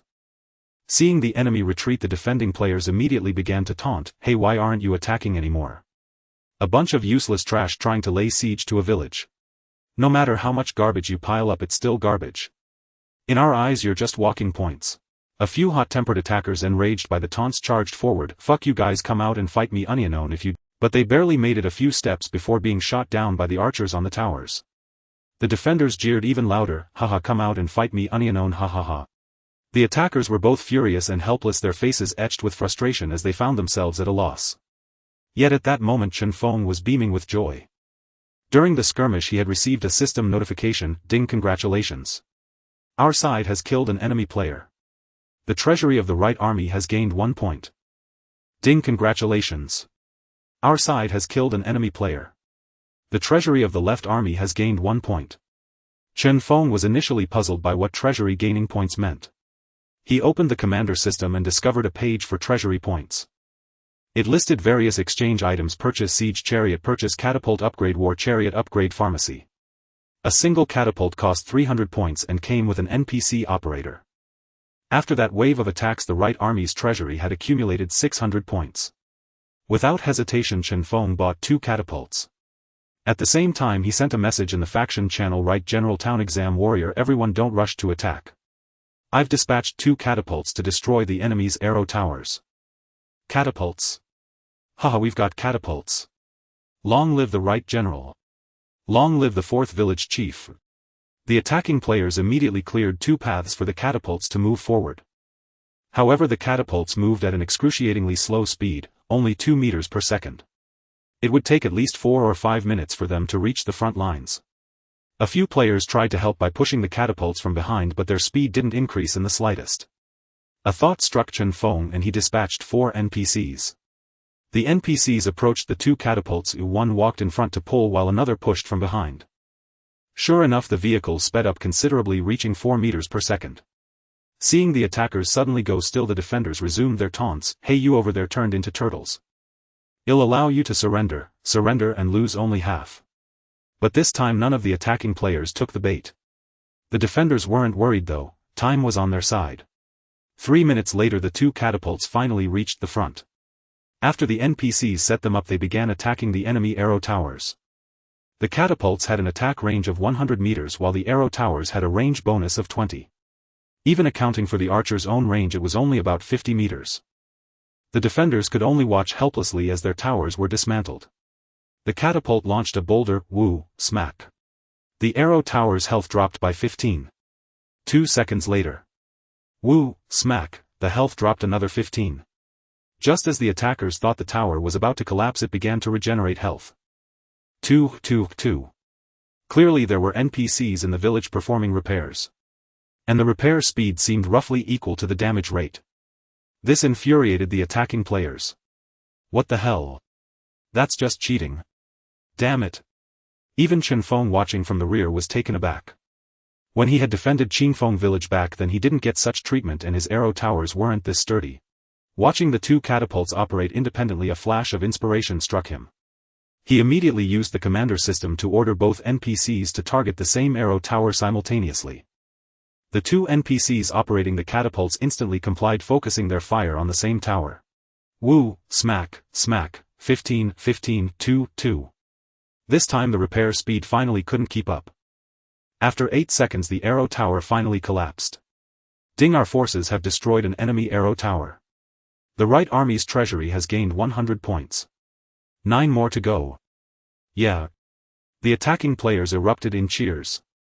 The two catapults then focused on another arrow tower. The defenders, seeing this, grew displeased. After a brief discussion they decided to send out a strike force. After all, the catapults were only 100 meters away. Charge. Destroy their damn machines. Destroy them and pull back, don't get bogged down in a fight. However, as they charged forward, the roles of attacker and defender immediately reversed. After triggering numerous traps, the Starlight Village side paid a price of over 1500 lives to destroy the two catapults. The Chen Feng village side lost only around 800. With the catapults destroyed, they could only stare helplessly again. As the enemy withdrew, Chen Feng purchased 2 more catapults. This time he also spent 800 points to upgrade the technology twice. Not only did this boost the catapults' attack and defense, but it also increased their range to 200 meters. This time he was determined to tear down the remaining arrow towers. The upgraded catapults, now at level 2, possessed devastating power. With 2 catapults firing in unison, they could topple an arrow tower in just 3 volleys. Upon seeing this, the players of Starlight Village rushed out, attempting to repeat their previous tactic of destroying the catapults. This time, however, the catapults were heavily guarded by a dense encirclement of Chen Feng stockade players. The two sides clashed fiercely in brutal combat. Meanwhile, the catapults with their 200-meter attack range continued to rain destruction upon the enemy's arrow towers. The number of arrow towers within Starlight Village dwindled rapidly. 6. 5. 4. Finally, amidst the chaotic melee, all of the enemy's arrow towers collapsed. Not only did the Starlight Village players fail to destroy the catapults this time, but they also suffered losses of over 2000 men. Seeing all their arrow towers destroyed, it became meaningless for the Starlight Village players to continue fighting outside. Thus they turned around and retreated once more. This time they withdrew entirely behind their fences. By then the sun had fully set, plunging the area both inside and outside the village into complete darkness. Players activated their illumination tools one after another, placing them in their metal slots. In the distance, Chen Feng also activated the Sea Pearl. He had last used the Sea Pearl in the Bandit King's cave, where it was set to night vision mode by default. He lifted his head and looked into the distance, finding that he could see clearly for a range of 1000 meters. Chen Feng was startled for a moment, then realized it was due to his title of Right General. On the front lines. Although all the arrow towers had fallen, the attacking players still found it exceedingly difficult to breach the village. They reached the fence and began hacking at it with their blades, only to discover its health bar was astonishingly thick. Damn, is this flimsy bamboo really this tough? Why can't we cut it down? Judging by the health bar, this wall has over 100000 HP. Huh. It even regenerates health. The people inside can repair it. What the hell, this is ridiculous. It seems the catapult's damage is also very limited. It's been almost an hour and we're still outside. Starlight Village's fence looked flimsy, but in reality it was extremely difficult for players to destroy. Seeing this, Chen Feng quickly spent 1000 points to purchase 2 battering rams. Unlike catapults, battering rams had to charge right up to the wall, but they dealt massive damage to wall units. Upon seeing the arrival of the battering rams, the defenders immediately focused their fire on them. However, battering rams were not as fragile as catapults. Their health was also in the hundreds of thousands, making direct destruction nearly impossible. Thus the attackers and defenders engaged in a fierce exchange of fire around the battering rams. In the end, the 2 battering rams breached 4 sections of the fence before finally being destroyed. This finally gave the attacking players an opportunity to charge in. Unfortunately, the attackers did not have a numerical advantage and found it difficult to gain an upper hand inside. By this time an hour had passed. The attacking players at the east gate still numbered over 12000, while those at the west gate were worse off with only about 8000 remaining. Yet the defending players still had 3000. With these numbers, capturing Starlight Village was impossible. The attacking players grew increasingly impatient. Some had already given up hope of conquering Starlight Village, merely seeking to kill a few more enemies to earn more points. But Chen Feng, serving as the commander, remained completely unruffled. He was waiting for the 3rd chieftain's ultimate move. Soon after, a shimmering golden light suddenly illuminated the ground at both the east and west gates. All the attacking players who had not released their souls stood up. It was the 3rd chieftain's mass resurrection spell. The number of attacking players instantly recovered from the remaining 20000 to over 48000. Only then did Chen Feng finally emerge. Crucially, he could now use items. He took a small bell from his inventory and cast it onto the ground. The small bell began to grow larger in midair, and when it landed it transformed into a massive bronze bell. Indeed, it was the Eastern Emperor Bell. Eastern Emperor Bell Level 1. HP 400. Physical Attack 200. Magic Attack 160. Physical Defense 120. Magic Defense 100. Skill Effect Enhancement 3. Chen Feng knew that 48000 people attacking 3000 fortified defenders did not give them an advantage. The additional attributes of the Eastern Emperor Bell could roughly enhance the overall combat effectiveness by 10, potentially turning the tide of battle. The moment the Eastern Emperor Bell appeared, Chen Feng suddenly received a system notification: ding, detected that our side possesses the Saint Relic Eastern Emperor Bell. It can be activated using military treasury points. Chen Feng was taken aback at first, then immediately checked the commander system. Sure enough, a new option appeared on the points panel. Activate Eastern Emperor Bell. 1000 points each time 010. Chen Feng was overjoyed. He could ring it 10 times. The total points earned by the right flank were over 13000. Chen Feng had spent 7000 points on purchasing catapults, battering rams, and upgrading vehicle and supply technologies, leaving him with over 5000 points. Without hesitation, Chen Feng rang the Eastern Emperor Bell 5 times. Dong. Dong. Dong. Ding, our right flank has rung the Eastern Emperor Bell, boosting the attributes of all brave warriors. Ding, our right flank has rung the Eastern Emperor Bell, boosting the attributes of all brave warriors. Ding, our right flank has rung the Eastern Emperor Bell, boosting the attributes of all brave warriors. Ding, our right flank has rung the Eastern Emperor Bell, boosting the attributes of all brave warriors. After 5 rings of the Eastern Emperor Bell, the right flank players immediately soared. Eastern Emperor Bell Resonance 5 stacks. HP 2000.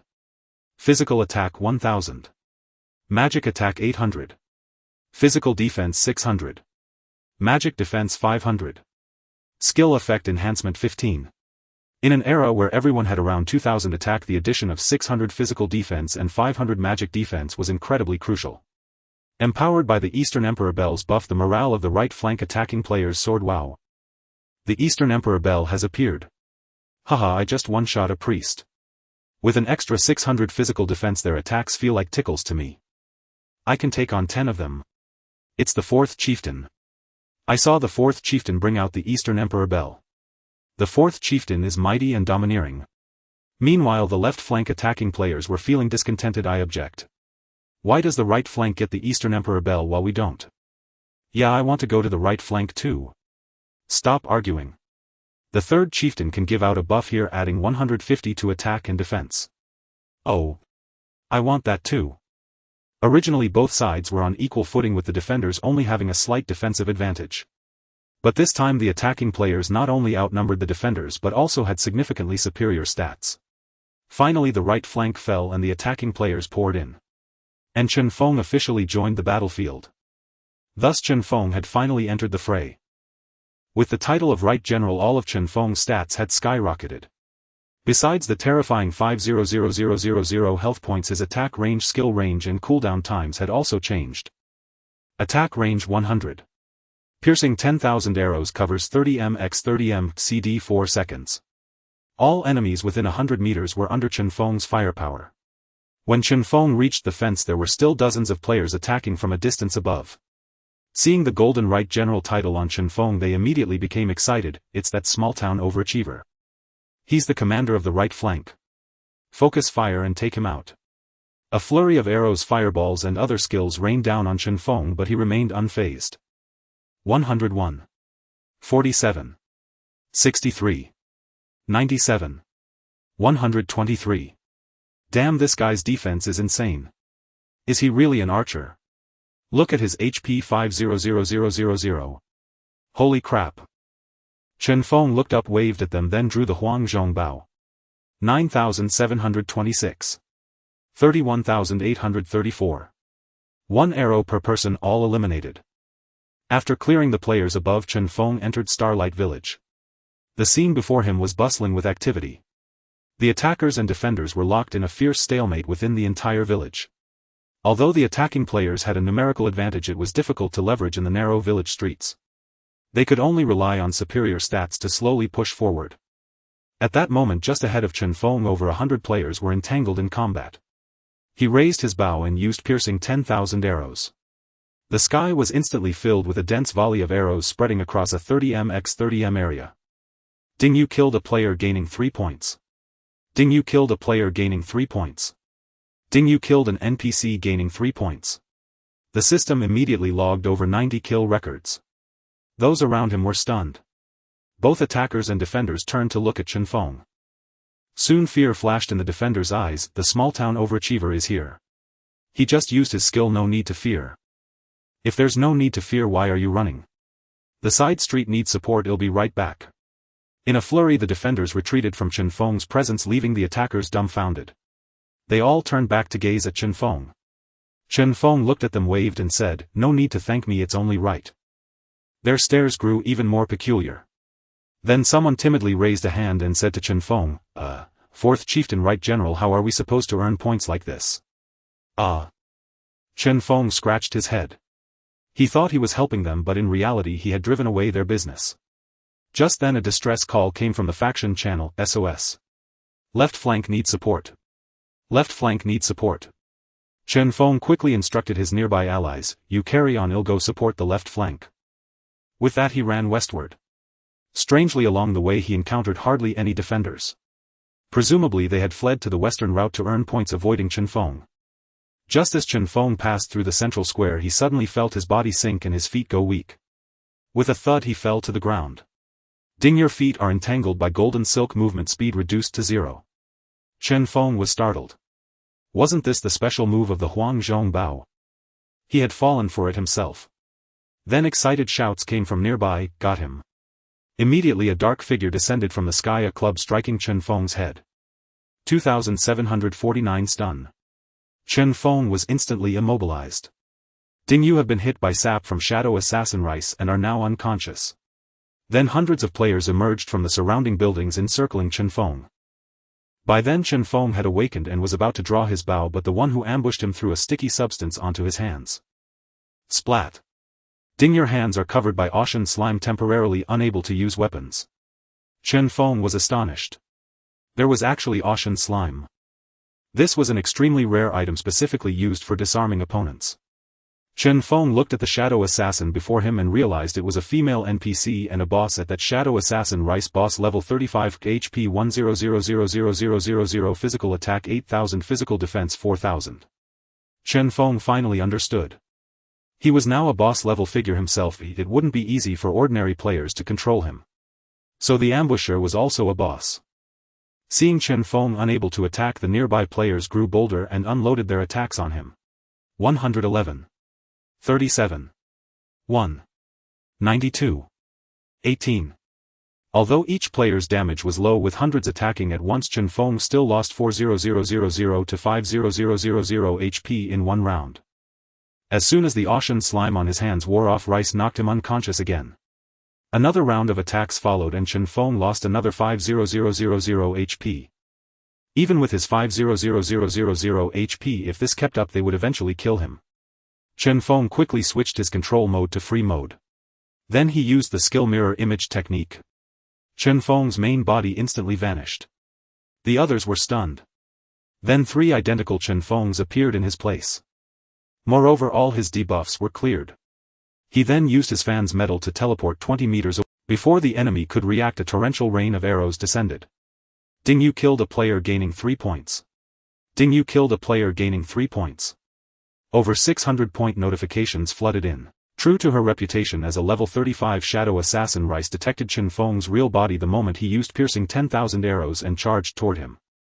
Her speed was incredible. If the 20-meter gap closed in an instant. Chen Feng quickly shot at Rice, landing a hit. 28471 Silken Entanglement. It even triggered the Huang Zhongbou's passive skill. Thud. With her feet entangled, Rice suffered the same fate as Chen Feng had moments ago. A 2-second immobilization. Chen Feng quickly shot while retreating, putting distance between himself and the nearby Rice. Although Rice was bound, the other players had no intention of letting Chen Feng go. They swarmed him. Don't let him escape. Block his line of sight. Don't let him keep controlling the boss. Blocking his sight was a decent tactic. If Chen Feng couldn't target the boss, he couldn't attack her. However, they were up against Chen Feng in free mode. A slight smile curled at the corner of his mouth. He slightly raised the Huang Zhongbao with his left hand, pulled the string tight with his right and released. Swoosh! The arrow arced in a parabola toward the immobilized Rice. 8993 Silken Entanglement. Moreover, the split arrows and penetration killed 6 nearby players. Chen Feng once again widened the gap between himself and Rice. Then moving and shooting, he kept the boss pinned in place. With each shot he took the lives of 5 or 6 nearby players. At the same time the boss HP plummeted rapidly. 1000000 9500000 9000000. In just over 3 minutes the boss HP had dropped by 3000000. Just as Chen Feng thought everything was under control, Rice's figure suddenly blurred. Then 4 Rices appeared in her place. Damn! Chen Feng's heart sank. The 4 Ruisi emerged, advancing towards Chen Feng in perfect unison. Their movements were so identical that even the experienced Chen Feng couldn't discern the real body, let alone hit her. However, Chen Feng remained unruffled. A second later his 10,000 arrows piercing heart skill cooled down and he immediately unleashed it upon the 4 Ruisi. 23846 8940 76492 79037. The 4 Ruisi's health bars instantly displayed different changes. Since clones take 200 damage, only the real body would show damage below 10000. Without a doubt the one with 8940 damage was the true form. Yet as Chen Feng prepared to aim at the real body, Ruisi's figure grew blurry. With a soft exhale her true form vanished. It was an invisibility skill. A level 35 boss stealth was impossible for Chen Feng to detect in advance. If he stayed put, he'd surely be entangled. Chen Feng swiftly leaped onto a rooftop. Then turning around he fled. This move left the defending players below dumbfounded. Damn, how can he run away? Man, I treated him like a boss and forgot he's also a player. What the hell? Where's Ruisi? Anyone see her? No idea, maybe she followed him. Her clones went after him, so the real body must have too. Who's attacking me? Oh no, look around you. The defending players now realized the attackers had cleared the obstacles ahead and surrounded them. Chen Feng hadn't forgotten his duty to rescue the left flank. Had tried to spend a few minutes sniping that shadow assassin only to find the opponent was no pushover. So he immediately turned course and headed west. If that Ruisi pursued him, his teammates who had stacked 5 layers of the Eastern Bell would clean up the rabble. If Ruisi stayed to fight the players, Chen Feng wasn't worried either. Could her kill speed match his? Now as Chen Feng ran he kept an eye behind him. The 3 Ruisi clones were in hot pursuit. He turned and cast a skill at a nearby player, 10,000 arrows piercing hearts. Ding Yu killed a player gaining 3 points. Dozens of kill records appeared again. Thereafter he released the skill every 4 seconds each time, reaping the heads of tens or hundreds of players. On the surface Chen Feng seemed to be fleeing in a panic. In reality his points were skyrocketing. 5 minutes later, heading for the west gate, had already shot over 3,000 people, amassing more than 1,000 points. Due to a lack of effective organization, the left flank failed to mount a proper siege.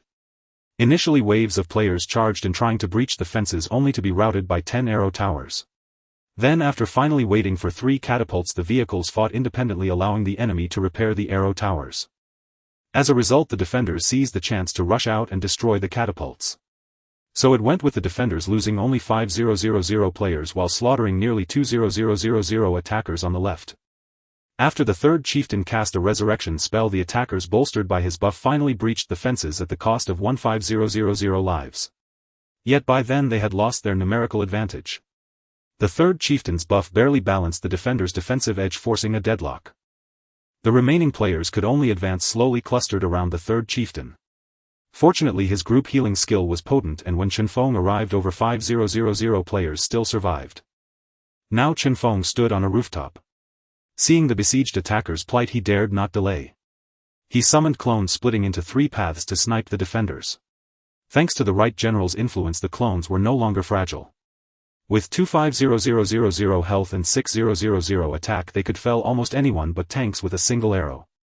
Moreover, among the clustered crowd, split arrows and penetrating skills were perfect for reaping heads. Often one clone's attack would drop 7 or 8 players. As for Chen Feng's main body, everything within 100 meters became his target. With Hou Yi's 3 clones still chasing him, he couldn't stay still, so he circled the battlefield, sniping defenders.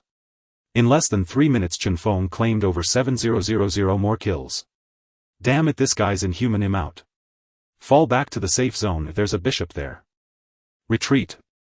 The defenders finally cracked and began to withdraw. The attackers on the left breathed a sigh of relief and cheered, the fourth chieftain is invincible. Town grinder so mighty. Starlight Village players, don't you dare run. Seeing the others retreat, Chen Feng also slowed down. He eased his pace and walked toward the left flank players. But before he took a few steps, a heavy blow struck his head. 4,382 stunned. Then Hou Yi's figure materialized from the shadows. Chen Feng froze, then cursed, damn, you're still tailing me.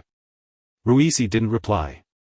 Her form blurred and suddenly 4 Hou Yi appeared, all attacking Chen Feng in unison. 7640, 2528, 2922, 2521. Chen Feng's health plummeted.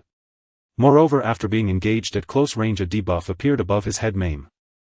Maim reduces attack speed and movement speed by 20. Escape was impossible. Hou Yi, having chased Chen Feng for ages while he mowed down her allies, was already seething with rage. Now that she had finally caught her chance, she wouldn't let him go easily. With an attack speed of once every 0.5 seconds, she slashed away over 3,000 of his health in a single second. Chen Feng groaned inwardly. Had just used his clone skill, which had a 10-second cooldown, making him unable to dispel the Maim state. If he turned to flee, he'd take even more damage. In 10 seconds that woman would have him dead. Just as Chen Feng was at his wit's end, a gentle breeze swept by him. Then he found the debuff gone. Not only that, but the 3 Hou Yi clones beside him had vanished. Dispel removes friendly debuffs in an area and deals massive damage to enemy illusions within that area. It was the third chieftain. Had intervened. Then a flash of light shone above Chen Feng's head. 1,000,000. He recovered 1,000,000 health. Chen Feng rejoiced. What kind of divine skill was this? Meanwhile Hou Yi paused, realizing she couldn't kill Chen Feng alone. So she withdrew her dagger and her form grew blurry once more. Invisible. Seeing this, Chen Feng immediately cast 10,000 arrows, piercing hearts on the spot. 31847 true silk bindings. A damage number popped up. Yet the opponent didn't become visible. Chen Feng was astonished. Damn, it's advanced greater invisibility. Without a target, even in free mode, he couldn't shoot an invisible foe. Just as Chen Feng was about to give up, an inconspicuous orb of light flew over his head. Suddenly the orb emitted bright rays in all directions. Under the light, the invisible Hou Yi was revealed. Seeing Reese materialize, Chen Feng didn't hesitate for a moment. He drew his bow and began shooting. 35482746234221 True Silk Binding. Chen Feng's damage output was equally formidable. Then he summoned 2 clones. With 3 firing simultaneously, Reese had no room to move. Although Reese still had 7 million health points under Chen Feng's and his clone's barrage of 50000 to 60000 damage per second, her health plummeted like a waterfall. In 1 minute she lost over 3 million health. During this time Reese attempted several escape skills, but each was neutralized by the 3rd chieftain standing by. The surrounding players watched in stunned disbelief. Is he even human? His damage output is absolutely explosive. 2 bosses fighting 1. Seems a bit unfair, doesn't it? Where did this saint come from? Weren't we bullied badly enough just now? What are you all standing around for? Join the fight. The nearby players finally snapped out of it and rushed forward to attack the boss. 1-1-1. They couldn't break through her defense at all. Damn, this woman is so tough.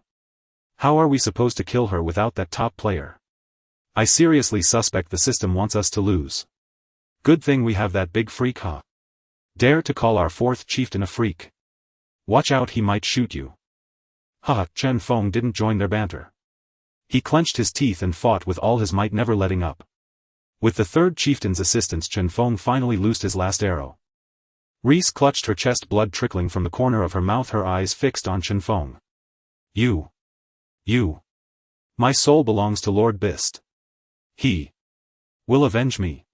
Then her legs kicked out and she died. Wow, amazing. The 4th chieftain is incredible. Amid the cheers of the players, Chen Feng received a system notification: Ding, you have slain the shadow assassin Reese. You have earned 5,000 points. Ding, you have obtained Shadow Cloak. Ding, lucky bonus triggered. Item upgraded to Soul Shadow Cloak. Shadow Cloak allows the wearer to use Greater Vanish. Class requirement: Thief. Soul Shadow Cloak allows the wearer to use Greater Vanish. Class requirement: None. Chen Feng was stunned at first, but when he carefully read the description of the Soul Shadow Cloak, his heart was filled with ecstasy. Cross-class skill equipment was extremely rare, especially for a skill like Greater Vanish, which rivaled legendary gear. Moreover, the cloak occupied a metal slot, not a regular equipment slot, so it wouldn't be affected by equipment upgrades. After equipping the Soul Shadow Cloak, Chen Feng's current medals were C Pearl Paradigm Metal Aiming Device and Soul Shadow Cloak. All 4 metal slots were filled and each function was excellent. At this moment the 3rd chieftain Li Fuzhou came to Chen Feng and said, 4th brother, let's go capture the Starlight Village resurrection point. Time is running short. Chen Feng nodded. Then a group of 5000 people marched unimpeded to the resurrection point. At that time over 13000 players from the right flank had already reached the edge of the resurrection point and were locked in battle with the enemy. The enemy, fewer than 7000, were huddled in the safe zone, barely holding on thanks to the healing of a white-robed bishop. With half an hour remaining, 18000 against 5000 and a 2-to-1 boss advantage, it seemed the enemy's defeat was inevitable. Haha, the 2 chieftains are here. Everyone put in more effort and wipe out those turtles inside. Damn it, where's all that arrogance from before? Kill them all. The attacking players, sensing victory was near, were already preparing to celebrate. But Chen Feng was not so optimistic. The enemy bishop hadn't used his ultimate skill yet. Just as the defending players dwindled to fewer than 1000, the white-robed bishop suddenly burst into maniacal laughter. Haha, kill. The more you kill, the more the god of death will favor you. The crowd, bewildered by his words, stopped and stared at him. Suddenly the white-robed bishop slowly rose into the air. He spread his arms and a surge of black chi emanated from his body. The black chi didn't disperse but instead seeped into the nostrils of the few hundred players remaining beside him. Boom! A dull thud. All those players dissolved into a cloud of blood mist. Staring at this bizarre scene, Chen Feng and the others were utterly stunned. Then, hovering in midair, the white-robed bishop closed his eyes, formed hand seals and muttered incantations. Suddenly his eyes snapped open and he roared, "Necromantic Resurrection." Chen Feng and his group suddenly felt the earth shake. Then they saw that all the previously slain defending players had been resurrected. Not only that, but each one was wreathed in black chi. Those with reconnaissance skills inspected them and found each player had a buff. Necromantic Resurrection resurrects with full health and a 40 stat boost. Upon battle's end they will die again. When this buff was shared in the faction channel, the attacking players began cursing. What? A 40 boost? Is the system crazy? Damn it, it's obvious they don't want us to win. I curse your ancestors. Chen Feng was also taken aback. A 40 boost meant an increase of 1200 health and 600 in both attack and defense. In terms of stats, Chen Feng's right general skill provided a 20 boost to attack and defense for nearby allies plus the 5 layers of the Eastern Emperor Bell buff. The attacking player's stats were not inferior to the enemy's, in fact they were even stronger. But the problem was the defenders had 50000 players while his own side had fewer than 20000. Could Chen Feng single-handedly kill 30000? It seemed too difficult. Chen Feng looked at the enemy forces double his own, gritted his teeth and prepared for battle. However, before Chen Feng could make a move, a black beam of light shot from the white-robed bishop, binding Chen Feng tightly. Ding, you are now entangled in soul with the white-robed bishop. Damn it. Chen Feng cursed. He knew this skill. It was called soul entanglement, a very unique ability. It rendered both the caster and a targeted enemy player invincible and immobile. Because it could only be used on lower-level players and had a low success rate, few bothered to learn it. Originally a rather useless skill, it now proved incredibly effective.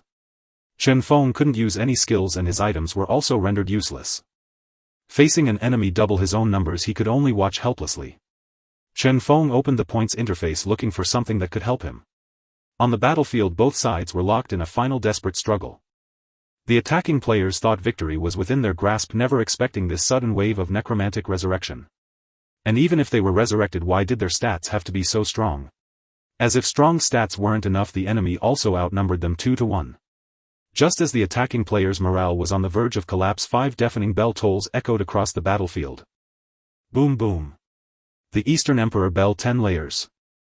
With the 10 layers of the East Emperor Bell's buff, health increased by 4000, physical attack by 2000, magical attack by 1600, physical defense by 1200, magical defense by 1000, and skill effect enhanced by 30.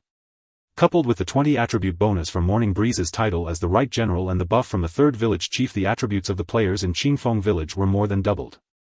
With double the numbers and double the attributes, who would win? This question had been simulated before and the answer was a dead heat. The side with more players could concentrate their firepower to instantly kill opponents, while the side with higher attributes could easily tear through enemy lines and strike the back ranks. However, among the attacking players an unexpected variable emerged in this environment where most were below level 29, players were actually over level 25.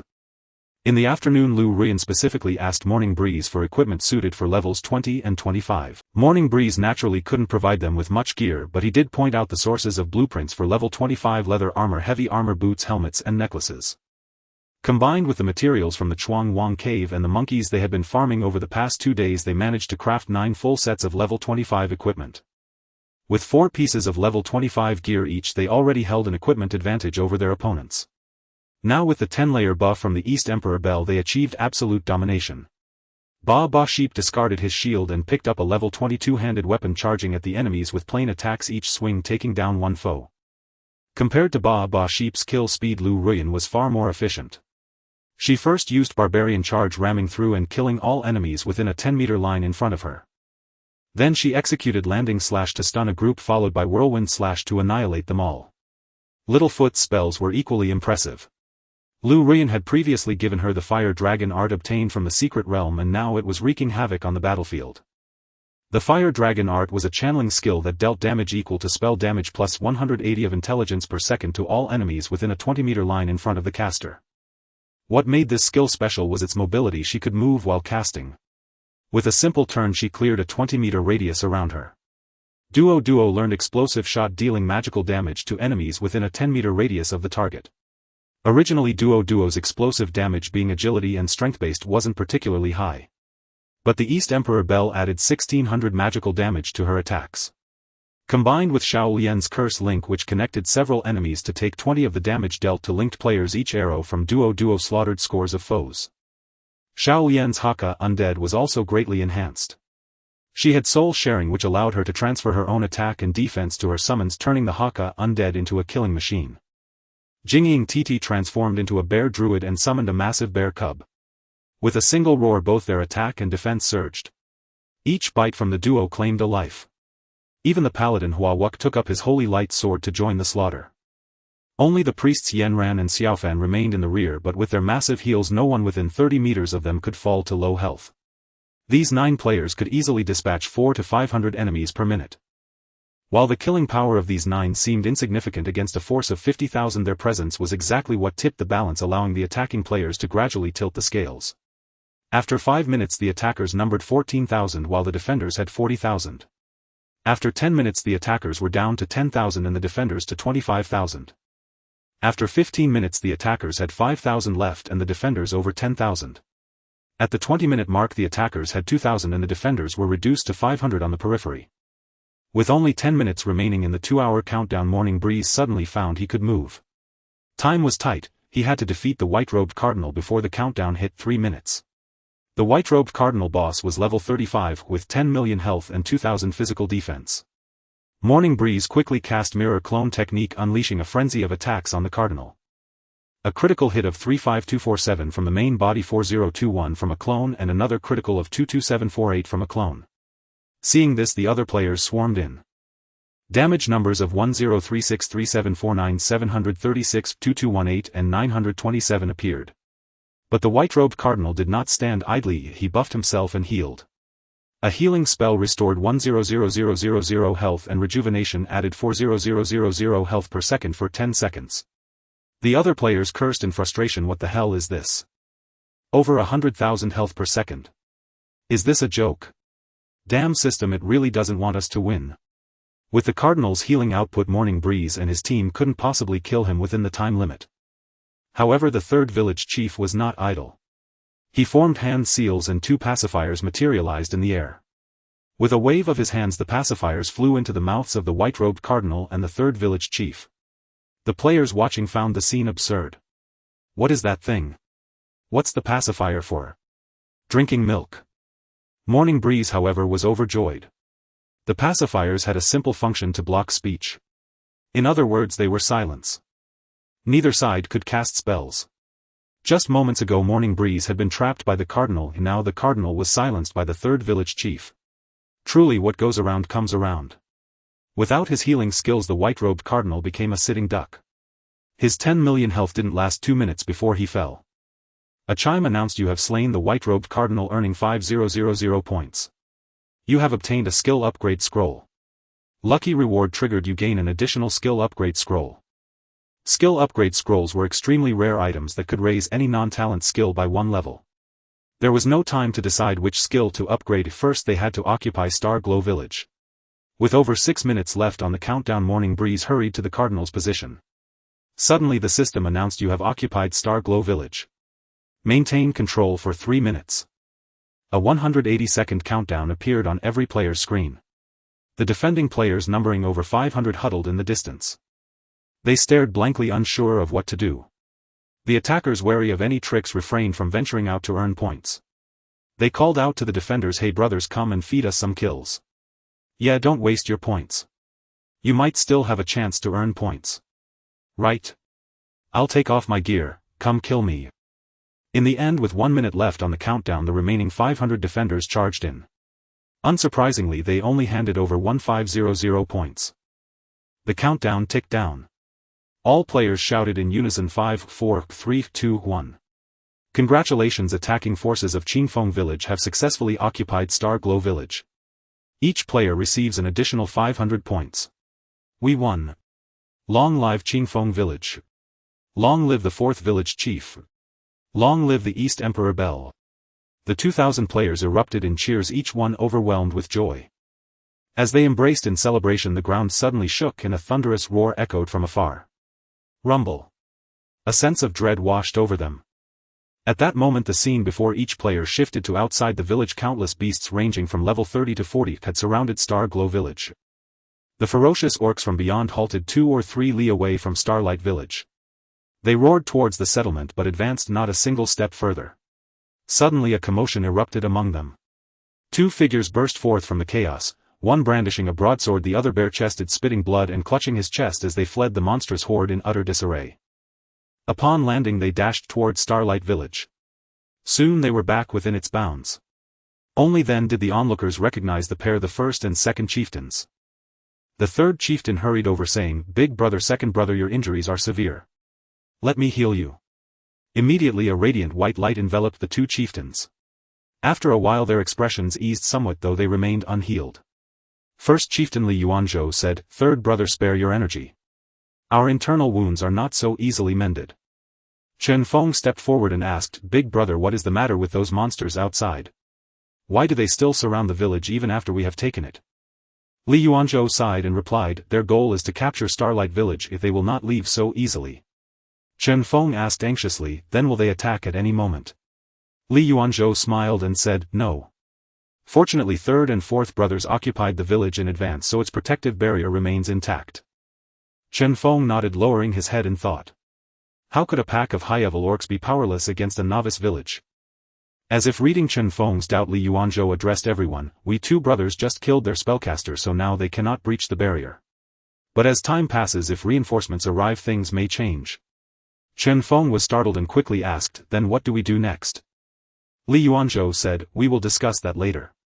You have fought hard, it is time to reward yourself." As his words faded, a world announcement echoed, "Congratulations to the attacking players of Qingfeng Stockade for successfully occupying Starlight Village and winning the Starlight Village siege." The announcement repeated 3 times, stirring up another wave of excitement among the players.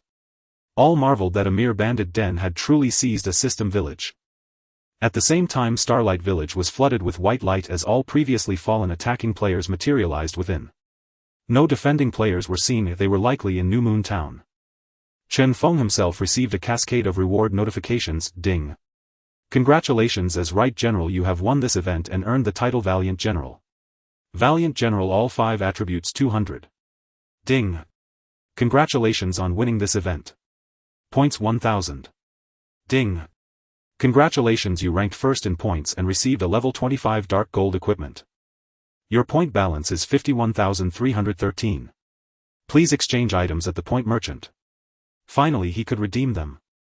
Chen Feng hurried to the point exchange merchant where a crowd had already gathered. Ignoring everything else, Chen Feng directly searched for legendary equipment.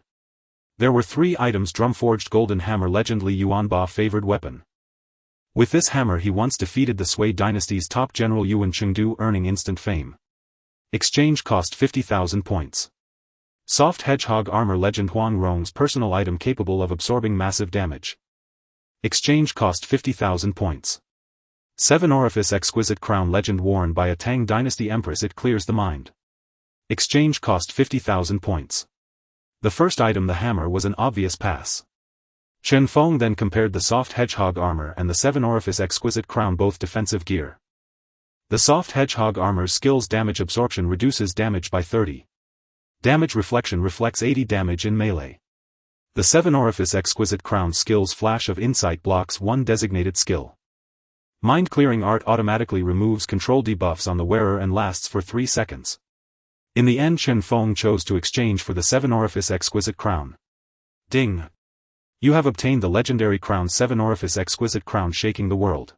7 orifice exquisite crown, legend physical defense 1000, magical defense 1000, agility 300, spirit 300, additional physical defense player level 20, additional magical defense player level 20, additional agility player level 10, additional spirit player level 10.